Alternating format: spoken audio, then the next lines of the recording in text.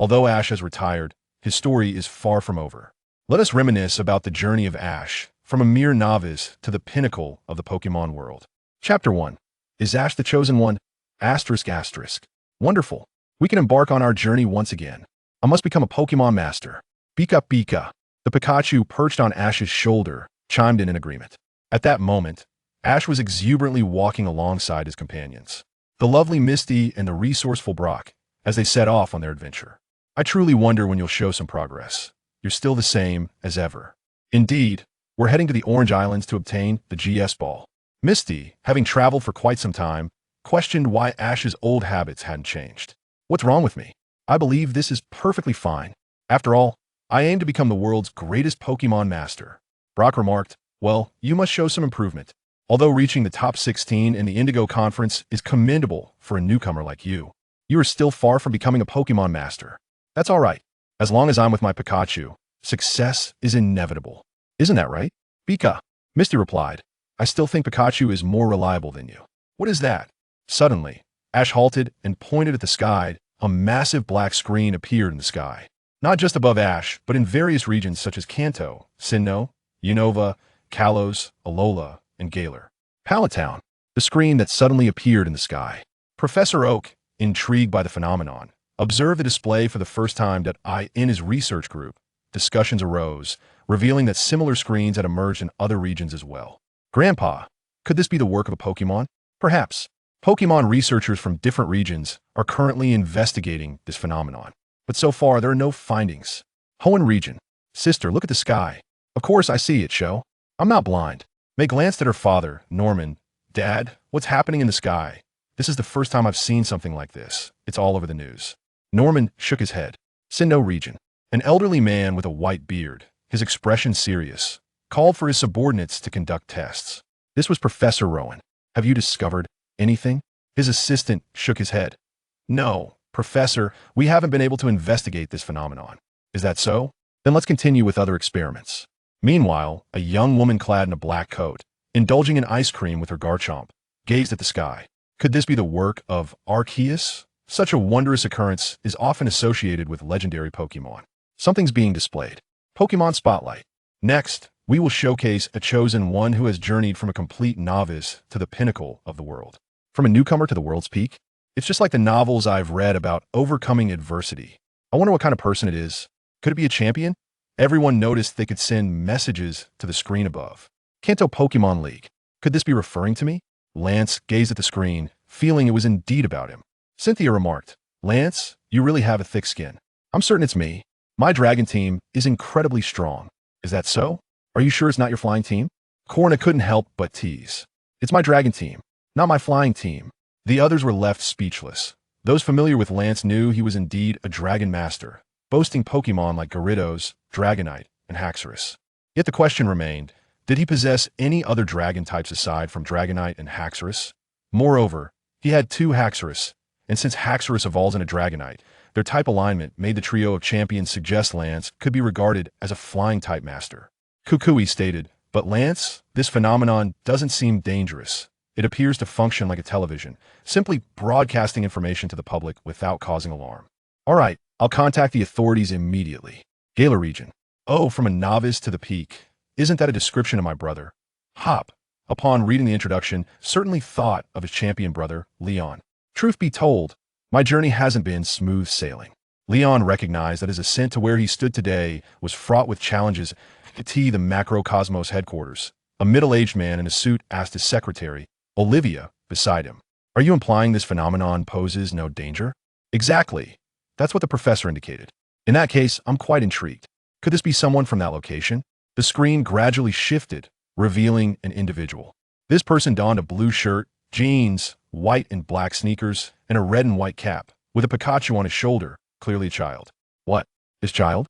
Though it's hard to believe, I can understand how this child is a newcomer. Is this the child who is stepping towards the pinnacle of the world? I eagerly anticipate to see what he is capable of. Professor Oak's laboratory. That's Ash. Gary could not possibly mistake this individual. What a joke. How could someone like him become the pinnacle? Gary would never admit that Ash was his rival. Professor Oak remarked, Gary, if I recall correctly, you lost to Ash in the Indigo Conference, didn't you? Ah, Well, Gary found himself at a loss for words, as he indeed lost to Ash, his Nidoking falling to Ash's Geodude, leading to his elimination. Grandpa, it's simply that Lady Luck did not smile upon me. Ash was fortunate to encounter opponents weaker than the ones I faced. Professor Oak chuckled, well aware of his grandson's character. However, it was not surprising. Gary and Ash were rivals, and who would wish to see their rival surpass them? Nevertheless, Ash, despite his recklessness, undoubtedly possessed a passion for Pokémon that could not be questioned. I wonder what the future holds for Ash. Kalos region. It's him.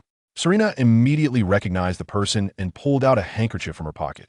Years ago, at a Pokémon summer camp, she had injured her leg, and it was Ash who used this handkerchief to bandage her up and safely led her away. But regrettably, she hadn't seen him since.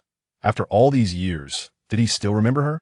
As she pondered, a smile crept across her face. Sachi noticed her daughter's unusual demeanor. This was the first time she had seen her like this in many years. Could it be that Serena knows him? Kanto Pokemon League. It's him. I never expected it to be Ash, exclaimed Kona and Shiba as they recognized him. Do you all know him? Dato inquired, glancing over. Indeed, he is a boy with an immense passion for Pokemon, replied Shiba. Truly, he possesses a profound love for Pokemon and harbors aspirations of becoming a Pokemon master, Shiba added. Chapter 2. The newcomer who was late on his first day, the arrogant Shigeru. Sinnoh region. Oh, from a novice to the pinnacle of the world? I must observe closely. Shinji was at home, dining with his brother, Riku. Witnessing such an event, he couldn't afford to miss it. What he sought was power. Was this young lad truly formidable? Riku was equally intrigued. Ash, a resident of Pallet Town. Ah, it's me? Ash was taken aback to find himself in the spotlight. Pikachu? It truly is Ash. No way. Can Ash really ascend to the world's pinnacle? Misty was utterly incredulous. Misty, whatever you say, I will undoubtedly become a master. Misty rolled her eyes in response. Isn't that so? We shall see as it unfolds. Brock stepped in to mediate, suggesting that the outcome would soon reveal itself. Let us witness how much of a novice Ash truly is. The first day of Ash's journey. The scene shifted. Caw-caw. A Doduo was crowing atop the roof. Ah, I'm late. My Pokemon. My Pokemon. Bulbasaur, Charmander, Squirtle, wait for me. Ash, clad in his pajamas, dashed out of his home, sprinting toward Professor Oak's laboratory. Alola. Doctor, do you know where Ash hails from? Marmain inquired of the professor. He should be from the Kanto region. These starters are from Kanto. The professor deduced from Ash's mention of Pokemon that it must be from this region. Kanto, you say? Yet, Ash seems quite careless, appearing to have overslept on his first day. Kaki quipped. Is this normal? After all, it's the first day. I remember being so excited that I nearly overslept. Indeed, it's a typical rookie mistake. Can one truly be late on the very first day? Most newcomers tend to be like this. Yes. Reflecting back, I recall being restless the night before. Had it not been for my alarm, I would have truly been late. Individuals from different regions, witnessing this scene, couldn't help but comment, though some found it oddly familiar, recalling their own tardiness for various reasons when they set out. By the time Ash reached the entrance, it was already crowded. Shigeru, go for it. You're the best, Shigeru. The audience erupted into cheers. A throng of girls rallying for Shigeru. Who is this? What a spectacle. Ash pushed his way through, colliding with a figure clad in deep blue, sporting a red, spiky hairstyle, who appeared to be of similar age. Shigeru, the grandson of Professor Oak. Isn't that Ash? How is he late on the first day? Shigeru, have you already obtained your first Pokemon? Well, of course. Ash is late on his first day. You are my rival, and you've already failed from the get-go. Look, this is my Pokemon. Shigeru flaunted a red and white Pokeball before Ash, then confidently hopped into a sports car, addressing the crowd. Thank you, everyone, for your support. I will undoubtedly become a Pokemon master. I shall make the name Pallet Town known worldwide. Ah, such arrogance. The crowd couldn't help but smirk, considering they had only learned of Pallet Town from Ash's introduction just moments ago. It seems you have yet to realize your ambitions. While having aspirations is commendable, your ostentation at the outset suggests your eventual downfall. Hoenn region. This lad is quite likely to fail in the future. The Dragon-type champion, Gunji, remarked. Having dreams is wonderful, but given this lad's arrogance, he is bound to falter. The Dark-type champion, Hanayuki, shook her head in disapproval. Others embark on journeys with nothing but a backpack. He arrives in a luxury car, something I certainly did not have when I set out. Arrogant individuals often meet with failure in the end. Meanwhile, Daisuke, who was excavating fossils, shared a similar sentiment regarding Shigeru. Unless he undergoes a transformation in the future, Shigeru's red sports car sped off, accompanied by the cheerleaders. Goodness. What a setup. A red sports car? When I set out, all I had was a backpack and a bicycle. You had a bicycle? I was left with just a backpack. Having a backpack is already fortunate. Have you ever seen anyone travel with a burlap sack? Oh. I didn't expect your family to be so. It's not that my family is poor. My first Pokemon ruined my backpack and being in the wilderness. I had no choice but to make do with a burlap sack. However, judging by Shigeru's setup, his family must be affluent. One can't help but feel envious. Is Shigeru truly alright? This cheerleading squad was likely hired by him. Alola, a red sports car? Is Shigeru so wealthy? At Pokemon School, aside from their classmate, Lily, who indeed comes from a wealthy background and has driven luxury cars. Kaki, what is so impressive about a sports car? Riding a Charizard is far cooler. Yet, he is the grandson of Professor Oak, which gives him a certain pride. I think riding a Lapras would also be quite enjoyable. Lily, alas, I cannot interact with Pokemon. Chisato's home. To be frank, if Shigeru doesn't tone down his demeanor, I fear his chances of success will be quite slim. Chisato shook his head, stating that when one boasts of their height, should they fail, the fall will be all the more devastating. Even his father shares this sentiment. You two must absolutely not emulate Shigeru's character. Do you understand? Understood. X2. Kanto Pokemon League.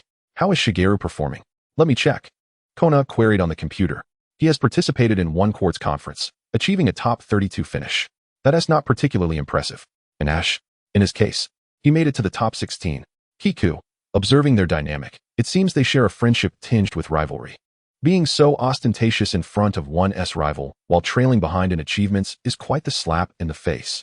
Such youthful impulsiveness. I cannot afford to lose to that guy. Ash's determination was ignited. Ash, you've arrived. An elderly gentleman in a white lab coat emerged. Professor Oak. Professor Oak, is it time for my Pokemon? How can you even say that? Look at the time. You are late, the last to arrive. Furthermore, Professor Oak cast a disapproving glance at Ash's attire. Are you planning to travel in your pajamas? Don't concern yourself with such trifles. What does clothing have to do with travel? I'm 10 now. I'm no longer a child. I'm practically an adult. Please hand over my Pokemon. Professor Oak ushered Ash into the laboratory, revealing 3 Pokeballs. Chapter 3. The Disdained Ash, the Retribution of Spearow. I've made my decision. It shall be you. Squirtle. Puff. The ball opened, revealing nothing. Huh. That has already been taken by someone who wasn't late. Alright. My mistake. Then it shall be Bulbasaur. Still empty. That one has also been claimed by the punctual one. Then it must be Charmander. Once more, nothing. The tardy individual was still unable to seize the opportunity. Ash exclaimed, how could this happen? Selecting Pokemon is akin to catching a bus. A mere second's delay could alter the outcome entirely. Are you suggesting I venture forth without anything? Well, there is still one left, but... Professor Oak hesitated at this thought, questioning whether it was truly wise to entrust that Pokemon to Ash. Then please, allow me to have it. Ash insisted, observing Ash's unwavering confidence. Professor Oak pressed a button nearby, causing another Pokeball to rise, adorned with a yellow lightning bolt emblem. This one is what was left behind. It does have some issues.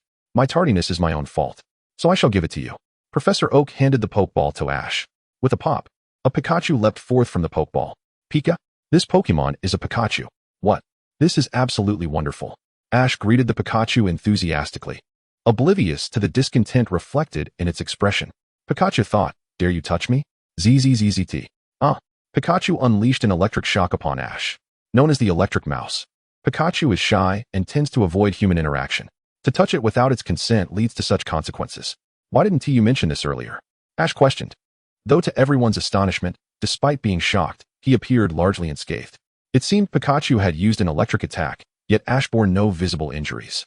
Remarkably, the human body can face serious peril from over 36 volts of electricity. How was Ash unaffected? Incredible.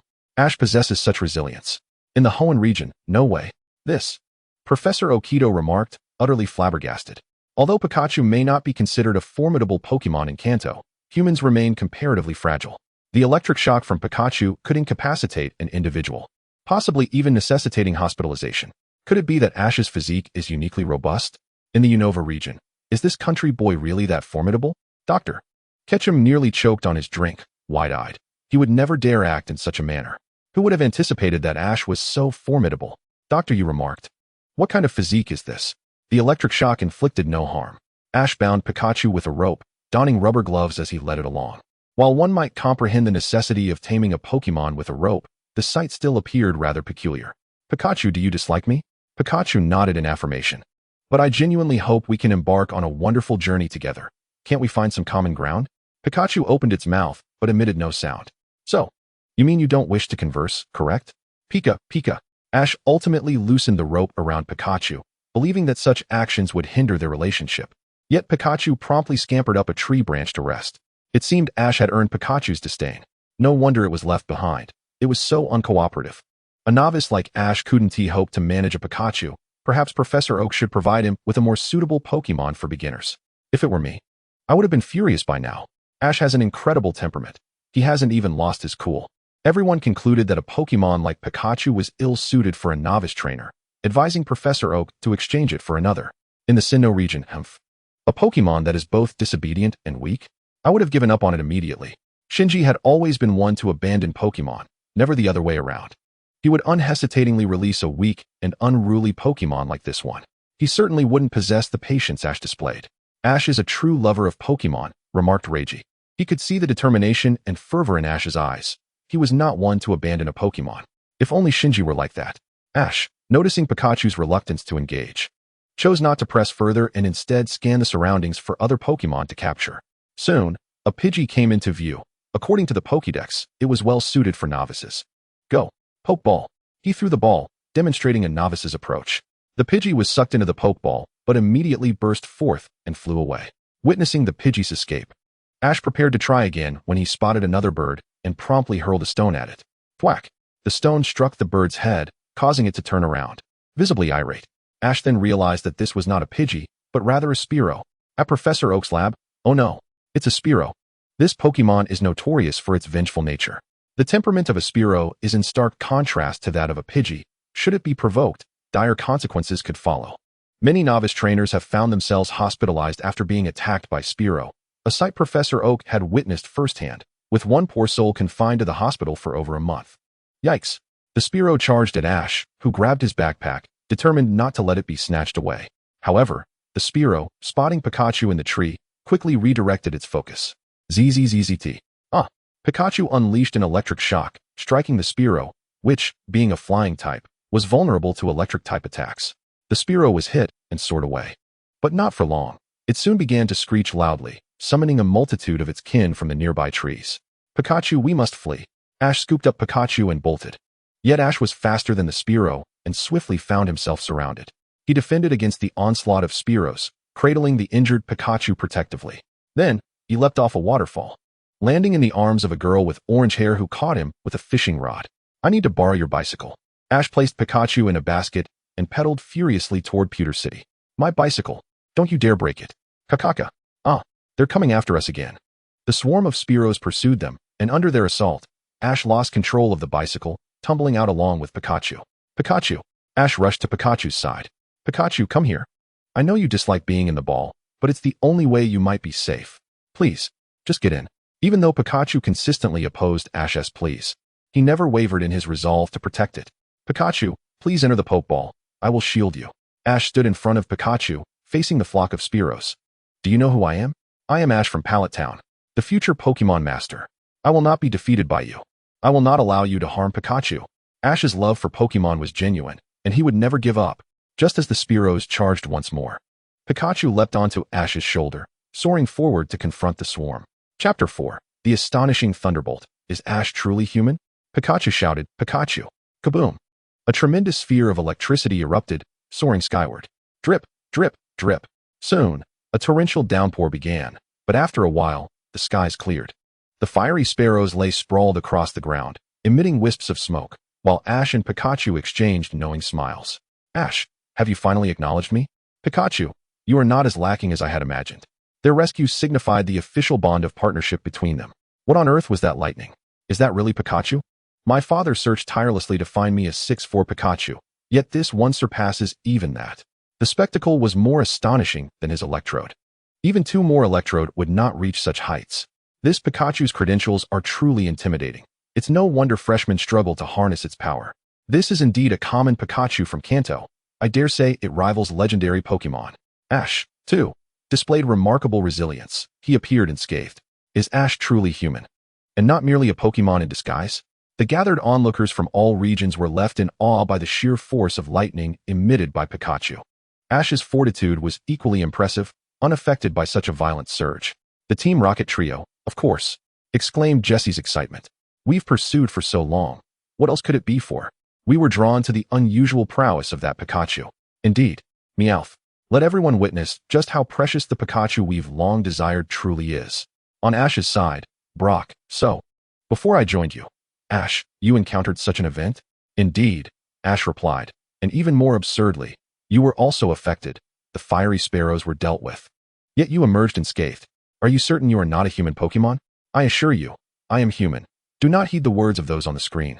Humph. My bicycle remains unpaid for. Upon hearing this, Ash was momentarily at a loss for words. I know. I will repay you one day, rest assured. At Ash's home, his mother, Hanako, observed the barrage of comments praising Pikachu's might and Ash's extraordinary constitution. Could her somewhat foolish son truly be exceptional? Above a power plant in Kanto, a large yellow bird circled, Zapdos, one of the 3 legendary birds of Kanto. Is that truly Pikachu? Zapdos pondered, having seen numerous Pikachu before, even in forests filled with them. The power exhibited by this Pikachu could rival its own, perhaps even surpass it. Could this Pikachu be a disguised legendary Pokémon? Inchingdu, Reiku, Nti, and Suicune observed the screen. Reiku, can you handle this? Of course, Nti, I can certainly manage though. If it were me, I would likely need to exert all my strength.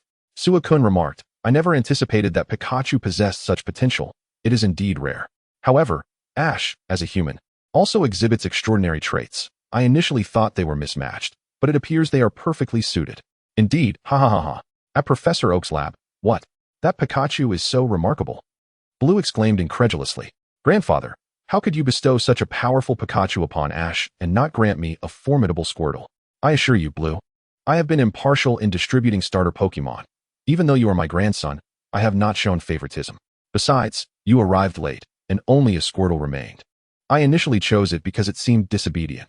Indeed, Blue had arrived late, with only Squirtle and Pikachu left. He had opted for Squirtle due to Pikachu's unruly nature. Yet this Pikachu was truly extraordinary. When I captured it, I had not witnessed such prowess. Professor Oak reminisced about the encounter, realizing he may have overlooked its potential. It could have been an excellent subject for study. Perhaps I should ask Ash to lend me Pikachu for a while. In the Alola region, Professor Kukui was queried by his students. Is Pikachu truly that powerful? I have encountered Pikachu before, but not one of this caliber. This surpasses even the ultimate Z-move, Volt Tackle. Professor Kukui was baffled by how Pikachu could unleash such extraordinary electrical power, surpassing even Z-moves. In Galar, this is even more impressive than Gigantamax Thunder. Chairman Rose could discern the phenomenon. This Pikachu had the ability to summon rain from the sky. Inchingdu, I must consult Professor Oak. Professor Koki promptly contacted Oak.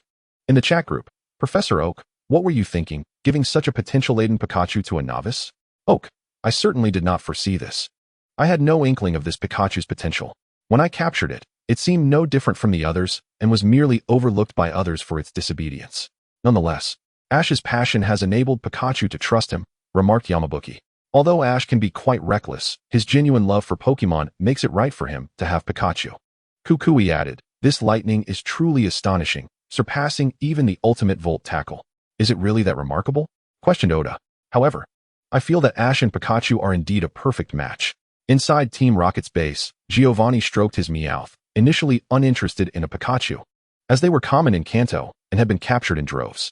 Yet, the recent display of lightning from this particular Pikachu left him in stunned silence. Apollo, how powerful was that lightning just now? I am currently analyzing it, boss. Researcher Apollo began calculations, arriving at an astounding figure. This cannot be. How much? It rivals the power of the Zapdos we previously captured. Oh, are you sure there's no mistake? Questioned Athena, another executive. Although it's an estimation, the margin of error should be minimal. Perhaps it is even stronger than Zapdos. Everyone in attendance understood the disparity in caliber between Zapdos and Pikachu. The notion that a Pikachu could emit electricity comparable to that of a legendary Pokémon was nearly unfathomable. If I recall correctly, those 3 were pursuing a boy named Ash, claiming he possessed a rare Pikachu. Giovanni suddenly remembered, having initially dismissed it. I seem to have a vague recollection. Boss, look at that. Apollo pointed towards the screen. Chapter 5. That is not a shiny Pidgeotto, but a challenge from Team Rocket. Ash and Pikachu stood together, with even a rainbow appearing. Pikachu gazed skyward. What is that? As Ash gazed up into the sky, he beheld a magnificent avian Pokémon, resplendent in golden light under the sun's embrace, soaring majestically overhead. Instinctively, he reached for his Pokédex, only to find it bereft of information. This world still harbored undiscovered Pokémon. What could this creature be? Ash felt a pang of frustration. Yet the bird had already vanished into the rainbow's embrace. With no means to ascertain its identity, Ash picked up Pikachu, preparing to head to the Pokémon Center in Viridian City. The mysterious bird ignited fervent discussions among the onlookers. Was that a Spearow? It was too far to discern clearly. Though its silhouette bore a resemblance to that of a Spearow, yet the colors were distinctly different. Could it possibly be a shiny variant? Shiny Pokémon are exceedingly rare, lamented Ash's inability to capture it. No, this could not be a Spearow. If it were, the Pokédex would surely contain its information. Ha ha, exclaimed the crowd. Everyone, that is not a Spearow. That is the legendary Ho-Oh. Are you jesting? That is Ho-Oh. Yet, such a creature was merely a legend, with no one ever having laid eyes upon it. Goodness, Ash actually encountered Ho-Oh. What incredible fortune. Could someone enlighten me about Ho-Oh? I'm not from the Kanto region. Me neither. Could that esteemed professor provide some insight? Unfamiliar with Ho-Oh's region, unaware of its significance. In the professor's chat group, Professor Oak exclaimed, by golly, this is truly remarkable. Suddenly, he recalled his conversation with Ash at the Pokémon Center, when Ash mentioned seeing a depiction of Ho-Oh on a stone wall. Oak's thoughts at the time were, Ash, are you in your right mind? Did Ash tell you this? Asked Yamanashi. Yes, he did, but would you believe him? All right, that is indeed curious, but I know Ho-Oh is a legendary Pokémon. I'm not well versed in its lore. Professor Oak, please enlighten us. Indeed, Professor Oak, do share with us, so we can disseminate the information in our respective regions. Very well. Ho-Oh is a legend that dates back a millennium. In ancient times, it was revered as a deity, resting for a time at the bell tower to communicate with humans. However, as people waged war to capture Ho-Oh, countless lives were lost, and even the tower was set ablaze. Ho-Oh resurrected 3 Pokémon, Suicune, Entei, and Raikou, to serve as guardians, after which it vanished, leaving only paintings behind. It is said that Ho-Oh will reappear when it finds a trainer with a pure heart. Thus, it seems Ho-Oh was moved by Ash's spirit, prompting its appearance. Kukui remarked, Ash is indeed a miraculous individual, and he is certainly deserving. I shall announce this forthwith. Soon, tales of Ho-Oh spread across various regions, and many began to comprehend the significance of its reemergence, astonished that Ash was the catalyst for it. Ash's companions, Brock and Misty, were equally incredulous. Brock clasped Ash's shoulder, saying, Ash, I must be dreaming. You saw Ho-Oh. You summoned its presence. I have no idea. I don't recognize it, and my Pokédex had no data. I later told Professor Oak, and he merely suggested I had misseen it. Ash expressed his disbelief in Oak's skepticism. Yet such incredulity was understandable given the existence of such extraordinary Pokémon. Ash has finally reconciled with Pikachu and embarked on his own journey. The newcomer Ash is also facing his first challenge. From Team Rocket. Team Rocket. Those from the Kanto region instantly recognized this notorious organization, infamous for their Pokémon dealings, a scourge that the Kanto League had long sought to eradicate. Yet, over the years, even the name of their leader remained unknown. They had apprehended some of Team Rocket's members, but regrettably, they were merely low-ranking operatives who had never encountered their leader. Even those of higher standing kept their lips tightly sealed. It's them. My Pidgey is gone. Indeed, my Nidoran too. I raise Pokémon, and Team Rocket has attacked before, capturing many Pokémon in my care. Alas, they capture wild Farfetch'd D in droves to sell. I used to see countless wild Farfetch'd D around here, but now spotting even one is a miracle. Regrettably, despite the years that have passed, they remain unvanquished. The banter allowed people from various regions to grasp the true nature of Team Rocket, certainly no good. It also evoked memories of malevolent organizations in their own locales. The scene shifted to reveal 3 figures. No, 2 individuals and a Meowth. Jesse, James. The duo donned Team Rocket uniforms emblazoned with the iconic red R. What do you intend to do? Meow? Of course, it's your Pikachu. It unleashed a move surpassing its own level yesterday. Impossible. I will not surrender Pikachu to you. The dialogue clarified their intentions, yet the crowd gasped in astonishment as the Meowth spoke human language. Talking Pokémon are a rarity, making Team Rocket's possession of such a creature all the more surprising. UNT, get your way. Go Arbok. Attack. Weezing. Jesse and James commanded their Pokémon to shield themselves in front of Ash. Ash glanced at Pikachu nestled in Misty's arms, which was struggling against the black mass obscuring its eyes. It appeared that the earlier surge of electrical power was not readily available, suggesting that Ash's Pikachu had reverted to a more ordinary state. This won't do. Pikachu cannot battle. I must. Ash reached for a Pokeball at his waist. Then it is decided. Pidgeotto. Ash released Pidgeotto. Defeat it. Weezing. James brandished a rose as he commanded. Weezing, go. Weezing lunged at Pidgeotto, but Pidgeotto deftly evaded. Arbok. Take it down. Arbok lunged forward, attempting to bite Pidgeotto, but Pidgeotto dodged with agility. Pidgeotto, use quick attack. Pidgeotto glimmered with white light as it struck Arbok. Weezing. Use smokescreen. Weezing exhaled a cloud of black smoke, which Pidgeotto hastily fanned away with its wings. Use mudslap. With a splatter, Weezing altered its attack, spewing toxic mud. Pidgeotto tried to evade with its speed. Suddenly, Arbok emerged from the ground below Pidgeotto, launching it into the air. Taking advantage of the opportunity, Weezing unleashed a barrage of attacks, causing Pidgeotto to plummet to the ground, gravely wounded. 2 against 1. How shameless. Evil organizations abide by no rules, indeed. Exactly. Jesse and James chimed in. Does Team Rocket adhere to any rules? Return, Pidgeotto, Ash commanded, recalling his Pokémon. Worry etched on Misty's face. She prepared to send out her own Pokémon. Do not fret, I still have one left. Go. Ash threw another Pokeball, which revealed a green Caterpie with pink horns. Caterpie? Meow? He is left with nothing but a Caterpie? Ha! This is hilarious. How could he dare to bring that out? The trio from Team Rocket was momentarily stunned before erupting into fits of laughter. The audience, upon hearing their mocking, felt a strong urge to retaliate.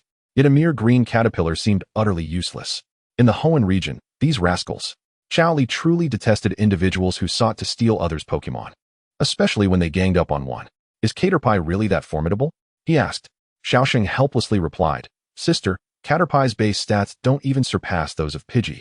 Need I say more? Does that mean Ash is in peril? Xiaoyao comprehended the precarious situation Ash found himself in. In the Unova region, at the Shiodi household. No way. A single Caterpie? Shiodi was taken aback as he witnessed Ash deploying a Caterpie in battle. It's over. It can't even defeat a Pidgey. And it's 2 against 1. Ash is surely doomed. In the Kalos region, Ash, you can do it. I believe in you.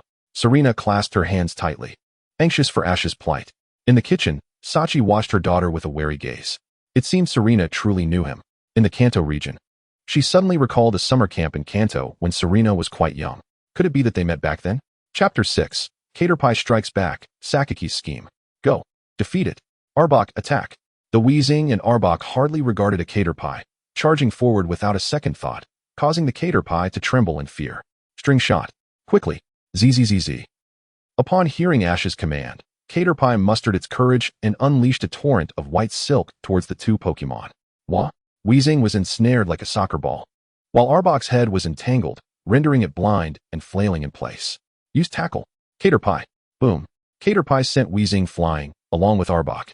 Wow. This is an unexpected turnaround. It was defeated by a Caterpie. Kojiro exclaimed in disbelief. Who would have thought a mere Caterpie could win? Meow, don't worry, I'm here too. Take this. Meowth displayed its claws, but was promptly ensnared by Caterpie's silk. Great. This rose will serve as a gift. No need to pay. We'll be back. Kojiro planted the rose in the ground and, alongside Musashi, fled with Meowth. I won. I really won. Ash exclaimed joyfully, leaping in delight. The audience cheered. Incredible. No wonder he has encountered Ho-Oh. He defeated 2 opponents with just a Caterpie, not to mention Meowth makes 3. In the Kanto Pokemon League, what? Caterpie actually won. Dato watched in astonishment as Caterpie knocked out 3 Pokemon effortlessly. This was truly absurd. The odds were already unfavorable with 2 against 1, and even Pidgey had been defeated. While Caterpie could be found aplenty in the forests of Kanto, yet it was at the very bottom of the food chain. Ash is truly remarkable. Achieving such feats with a Caterpie. Shiba praised. If it were me, I might have given up right away. I'd feel like I'd perform better than relying on a Caterpie. Take a look at the group chat. Kona noted the heated discussions among the elite members. Elite group. Yi. I can't believe my eyes. A Caterpie managed to take down Team Rocket's 3 Pokemon. Alu, what's wrong? Does that mean bug types have your number, and you look down on them? As the only bug type elite, Alu was determined to defend the honor of bug types. One long. Alu, of course not. It's just surprising. Dato C. Our Kanto region is impressive. Even with a Caterpie, we can achieve such results. There exists a competitive spirit among different regions, each vying to showcase their superiority. Yuansher, ISNT that the flying type elite? Your prowess ISNT tied to this. If you're capable, emulate Ash and battle with a Caterpie. Dato, hey, we are all dragon-type elites. Is it necessary to be so derisive? Wusong, I must say, Dato, your claim of being a dragon-type elite is somewhat hard to believe. Dato, just wait. I'll go capture a horde of dragon types to defend my title. In the Sinnoh region, what? Is Team Rocket that inept? Or does this Caterpie possess some extraordinary talent? Yet it merely employed a standard tackle.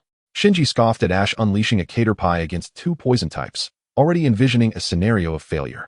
However, Caterpie demonstrated that one should never judge a Pokémon by its appearance. Shinji, there are no weak Pokémon. Even the smallest can become powerful with proper training. I don't need you to teach me. I know that myself, he replied, unwilling to heed his brother's advice on how to perceive Pokémon. In the Unova region, Groundhog. Why have you become like this? Look, even a Caterpie is brave enough to fight. Why do you cower? Alice persistently encouraged the curled-up Groundhog, yet it remained unresponsive. In Team Rocket, Apollo was furious. Useless. Useless. You can't even defeat a Pokémon as feeble as a Caterpie. Where is our dignity as Team Rocket? How could you lose like this? It's truly embarrassing for us. Boss, should we consider expelling them? Athena suggested, glancing at their leader, Sakaki. Are you instructing me on how to run things? Sakaki's cold gaze fell upon her.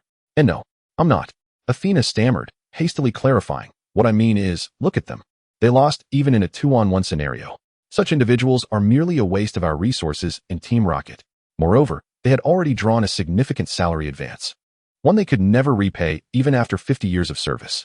Athena outlined the dismal achievements of the trio, asserting that to prevent further losses, their dismissal was the wisest choice. I know what I'm doing. You just focus on your own duties, Sakaki replied, disregarding his subordinates and gazing at the comments labeling Caterpie as a mere weak Pokémon. Weak Pokémon. Humph. Sakaki reminisced about his childhood, where he was once a boy who loved to catch bugs in the forest. He recalled encountering a Caterpie and felt an inexplicable connection, sensing that together they could achieve greatness. Now, his Caterpie had reached heights unimaginable to most. As for why he still retained those 3 in Team Rocket, Musashi's mother had once been a valuable asset to the organization, tragically lost during a mission. Out of respect for past bonds, Sakaki felt compelled to assist Musashi. Of utmost importance is Kojiro, who is, in fact, the sole heir of a prominent family. Subsequently, he ran away from home and joined Team Rocket. Notably, many members of his family discreetly fund Team Rocket, and the funds they provide are but a mere drizzle compared to the sums squandered by Kojiro and his cohorts.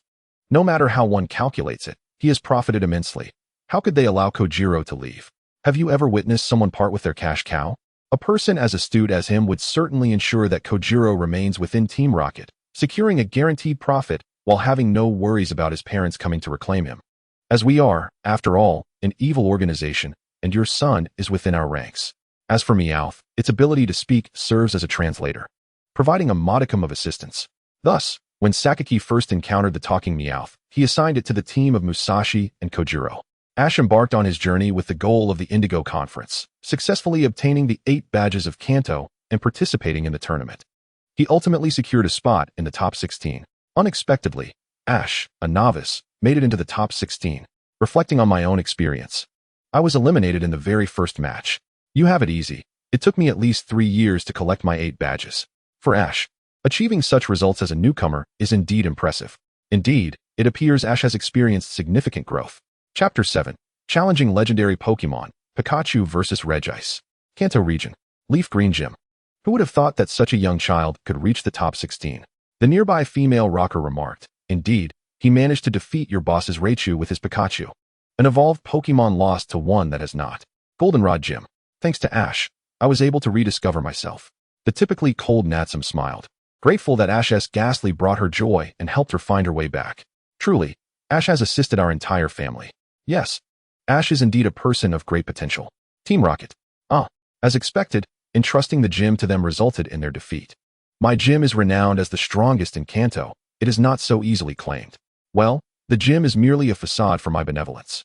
Such trifles can be discarded. Sigh. If only Charizard would listen to me. Ash sighed, reminiscing about the Indigo Conference. He recalled how obedient his Charmander had been, questioning why it became unruly after evolving into Charmeleon. He had hoped that its evolution into Charizard would bring about compliance, yet it proved otherwise. Still the same. Ash, you must strive harder. You must regain Charizard's recognition. Indeed. Brock, you are right. I must have Charizard acknowledge me once more. However, Ash, my gym badge was merely given to you as a courtesy. It seems my badge was as well.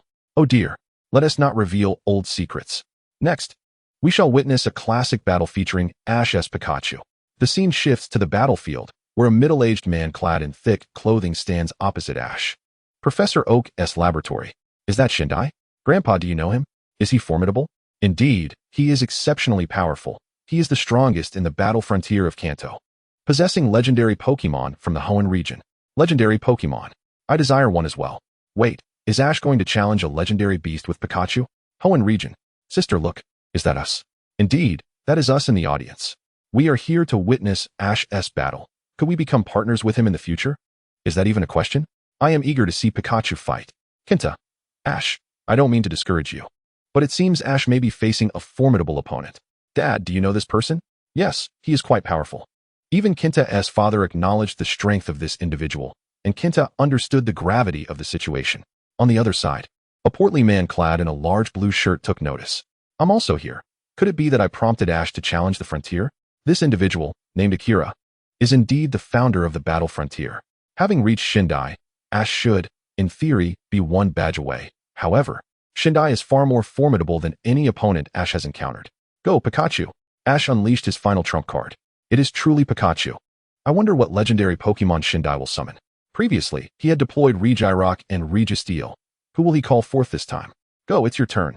Shindai released a Pokeball, yet what emerged was not the Pokemon Brock and the others had anticipated, but rather a creature entirely composed of blue ice crystals. Among the champions, that cannot be indeed. It is Regice, one of the 3 sacred pillars. It appears to be of the ice type. My Dragonite may face some difficulty. Let it go. Dato, do you even dare to claim your Dragonite? I have no desire to argue with you.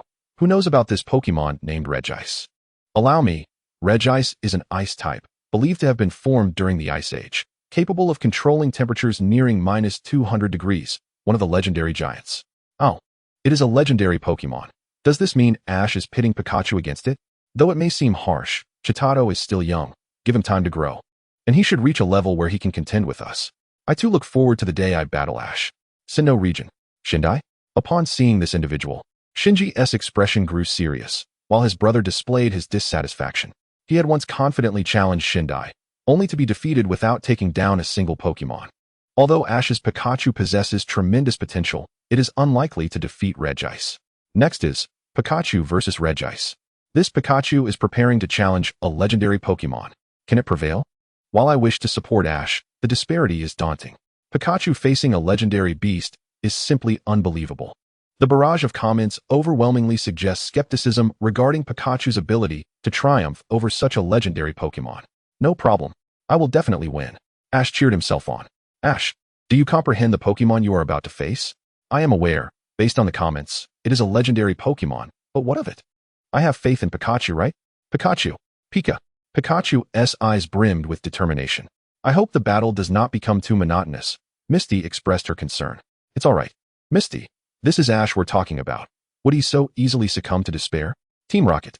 What? Using Pikachu to challenge Regice? Ha. Director Apollo erupted with laughter upon witnessing this. Children will be children. To think he would use Pikachu against a legendary beast. I wager Regice will end the match in a single move. If Pikachu wins, I shall eat an olive. Not even a fire type could possibly achieve victory. Indeed, it is not just them. Even Sakaki finds it hard to bear. After all, they are merely novices. To challenge legendary Pokemon with ordinary ones is a fool's errand. It seems certain they will be defeated. In the Sinnoh region, is this a joke? To send Pikachu into battle. Shinji must be thinking that Ash should at least deploy a trump card. But what does he do? He releases a Pikachu, and not even in its final evolutionary form. If it could unleash that kind of thunder, perhaps there might be a chance. But let us be realistic. If Pikachu truly had that potential at its disposal, it wouldn't have only reached the top 16 in the Indigo Conference. It seems that such power cannot be consistently harnessed. This is indeed an impressive Pokemon. Professor Oak in the audience also recognizes it. It appears that last time, Shindai captured this Regice. Akira understands now what Shindai was up to in the ruins. First, launch an attack. Pikachu Thunderbolt. Pikachu unleashes a powerful surge of electricity that strikes Regice. Chapter 8. Have they lost? Not yet. Come on, Pikachu. It hit. But it seems to have little effect. Regice remains steadfast and unmoving. Use Blizzard. A fierce snowstorm engulfs the arena, dramatically lowering the temperature, causing Hikari and the others to shiver uncontrollably. We cannot concede. Use Iron Tail. Pikachu's tail glimmers as it dashes toward Regice. Iron Tail, a Steel-type move, will have a significant effect on Regice. Ice Beam. The freezing beam hurtles toward Pikachu. It can only leap to evade, but before it knows it, the arena is frozen solid. Now the icy terrain works to our advantage. Unleash a concentrated strike. The icy ground favors Regice immensely, yet Pikachu, hindered by the slick surface, cannot move with the same agility as before. Quickly, use Thunderbolt. The electric surge strikes Regice, halting its motion as yellow arcs of electricity envelop its body. This is paralysis. Wonderful, there is hope. With Regice paralyzed, it may not be able to unleash its powerful moves. Hurry, Ash, attack now. Bam! Iron Tail connects with Regice, producing a noticeable impact, causing it to stagger. Use Ice Beam. Quickly dodge. Pikachu evades the Ice Beam, but becomes ensnared in the resulting ice. Use Sleep. Regice closes its eyes, beginning to recover its strength. In the Kanto Pokemon League. Oh dear. I thought Regice was paralyzed and that there was a chance for a comeback.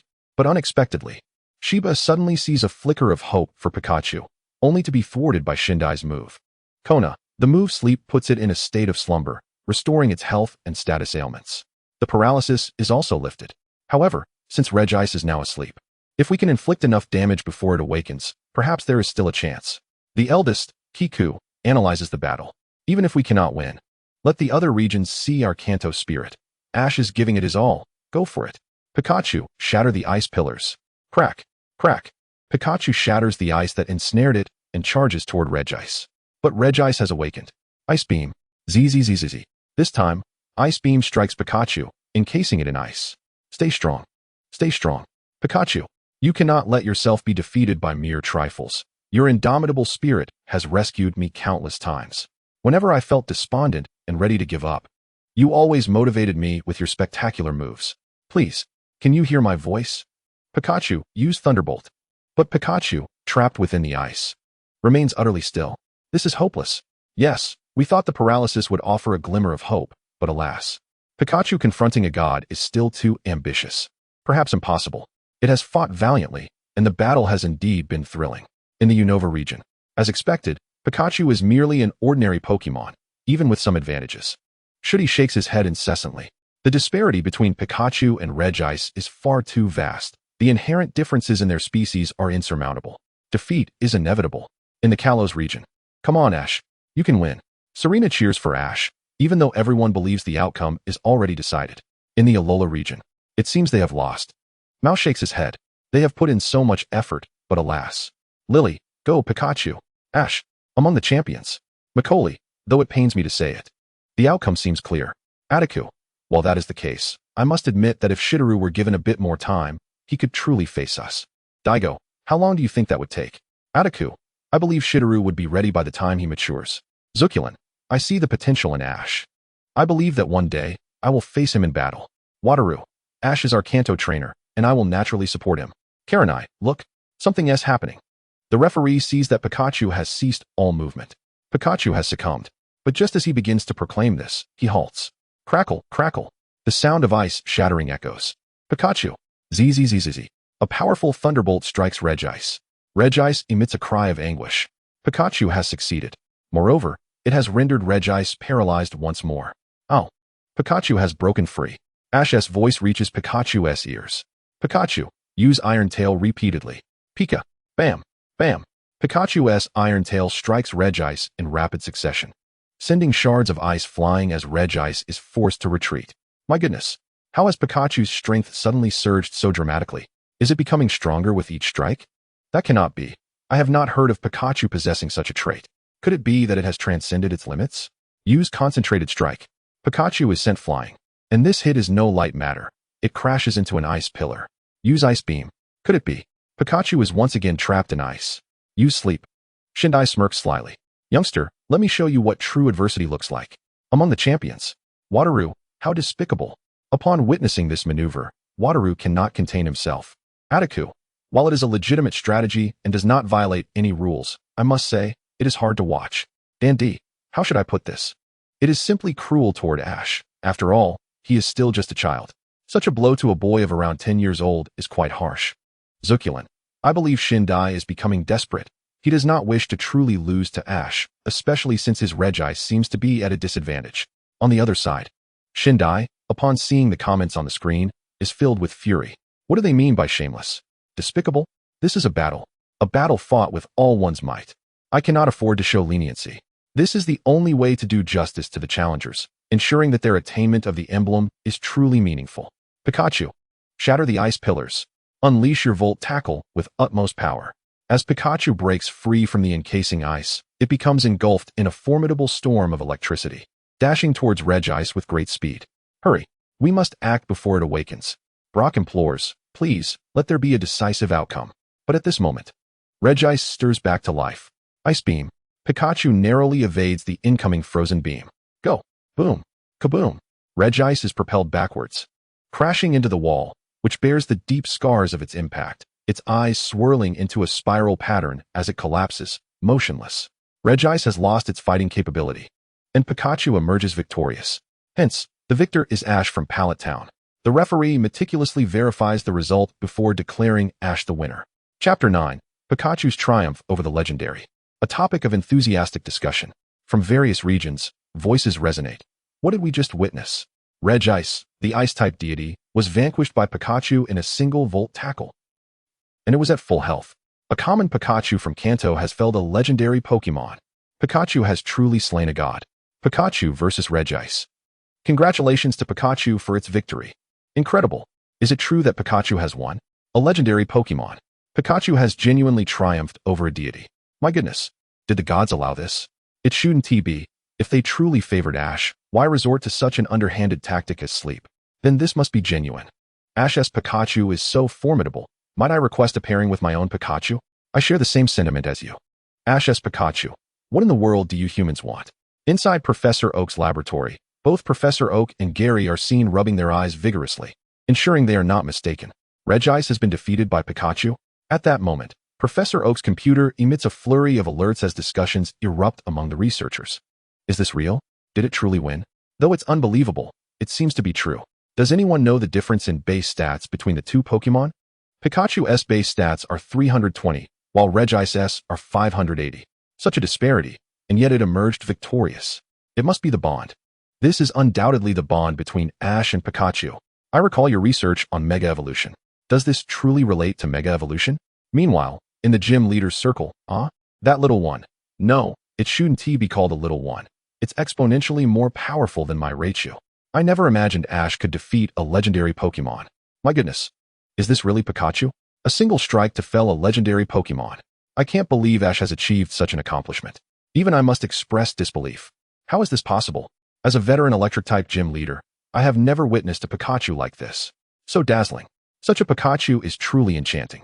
This is true spirit. I have high hopes for Pikachu. Impressive. Now I feel compelled to catch a Pikachu myself.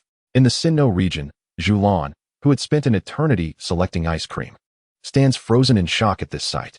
Even as her ice cream cone tumbles to the ground, she remains unresponsive. Did it really win? At Shinji's residence. How can this be? This is impossible. Shinji exclaims, astonished that Regice, which even his brother could not defeat, has truly been bested by a mere Pikachu. This is Raichu is equally dumbfounded, rendered speechless.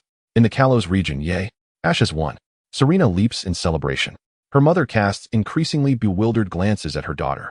Team Rocket exclaims, this cannot be real. It truly won. All members of Team Rocket are ridiculing Ash's ambition to have Pikachu defeat a deity, only to have it obliterate Regice in an instant. The embarrassment is palpable. Why are you all silent now? Giovanni's cold voice cuts through the air, leaving those around unsure of how to respond. Yet, deep down, Giovanni is equally astonished. However, he quickly regains composure. I have a Beedrill here in Kanto that is far more common than Pikachu. Let us see anyone challenge it and determine who the true fool is. This kid seems to be no ordinary opponent. If Ho-Oh has appeared, it seems this child must possess some miraculous potential. I won. Although Ash professed confidence in his victory, uncertainty gnaws at him, especially considering the legendary status of his opponent. Ash, you truly won. This is utterly surreal. Even Brock and Misty cannot contain their disbelief.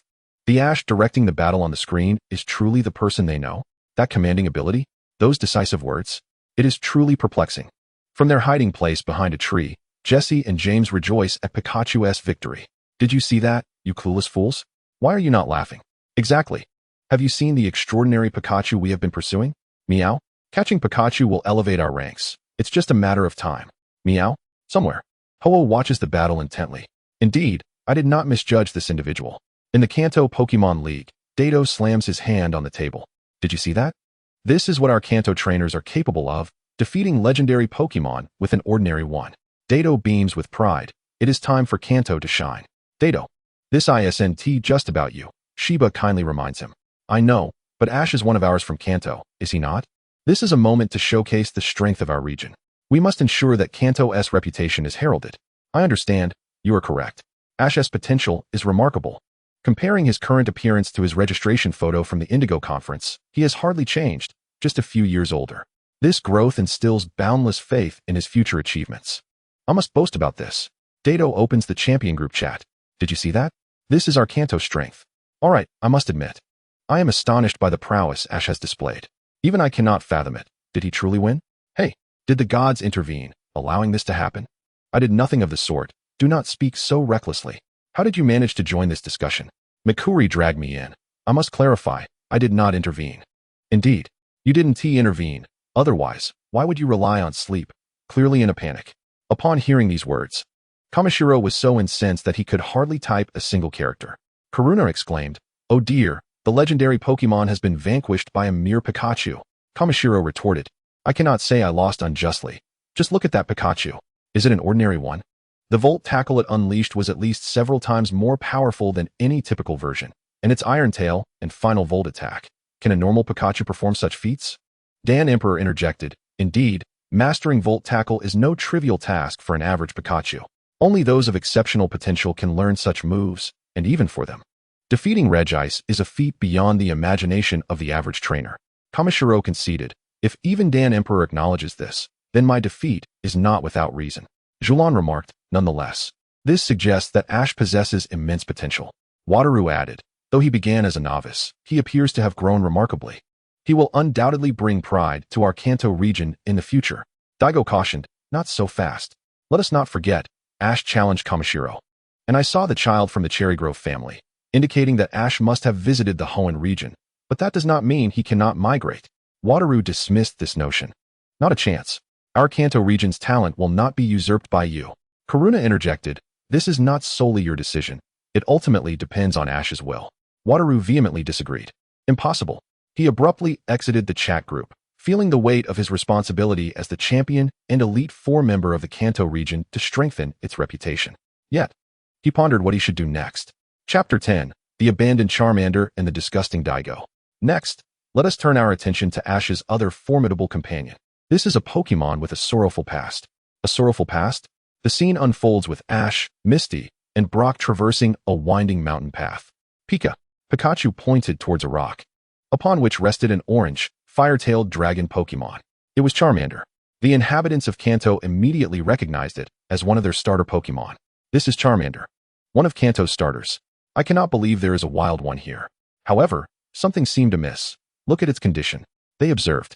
Charmander lay on the rock, gasping for breath, clearly in distress. Wow, it's Charmander. I had longed for one from Professor Oak, Ash exclaimed, but it appears to be utterly devoid of vitality. Misty remarked, "It looks terribly weak and emaciated. Ash, perhaps you should catch it and bring it to the Pokemon Center." "All right, go Pokeball."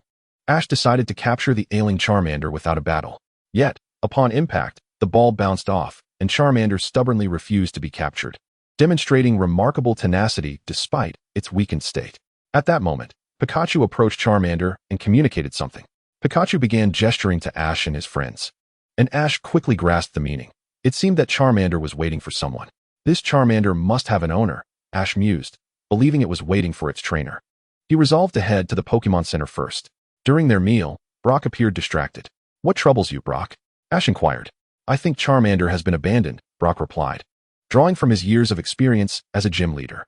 "But if it were truly abandoned, it wouldn't wait so faithfully, would it?"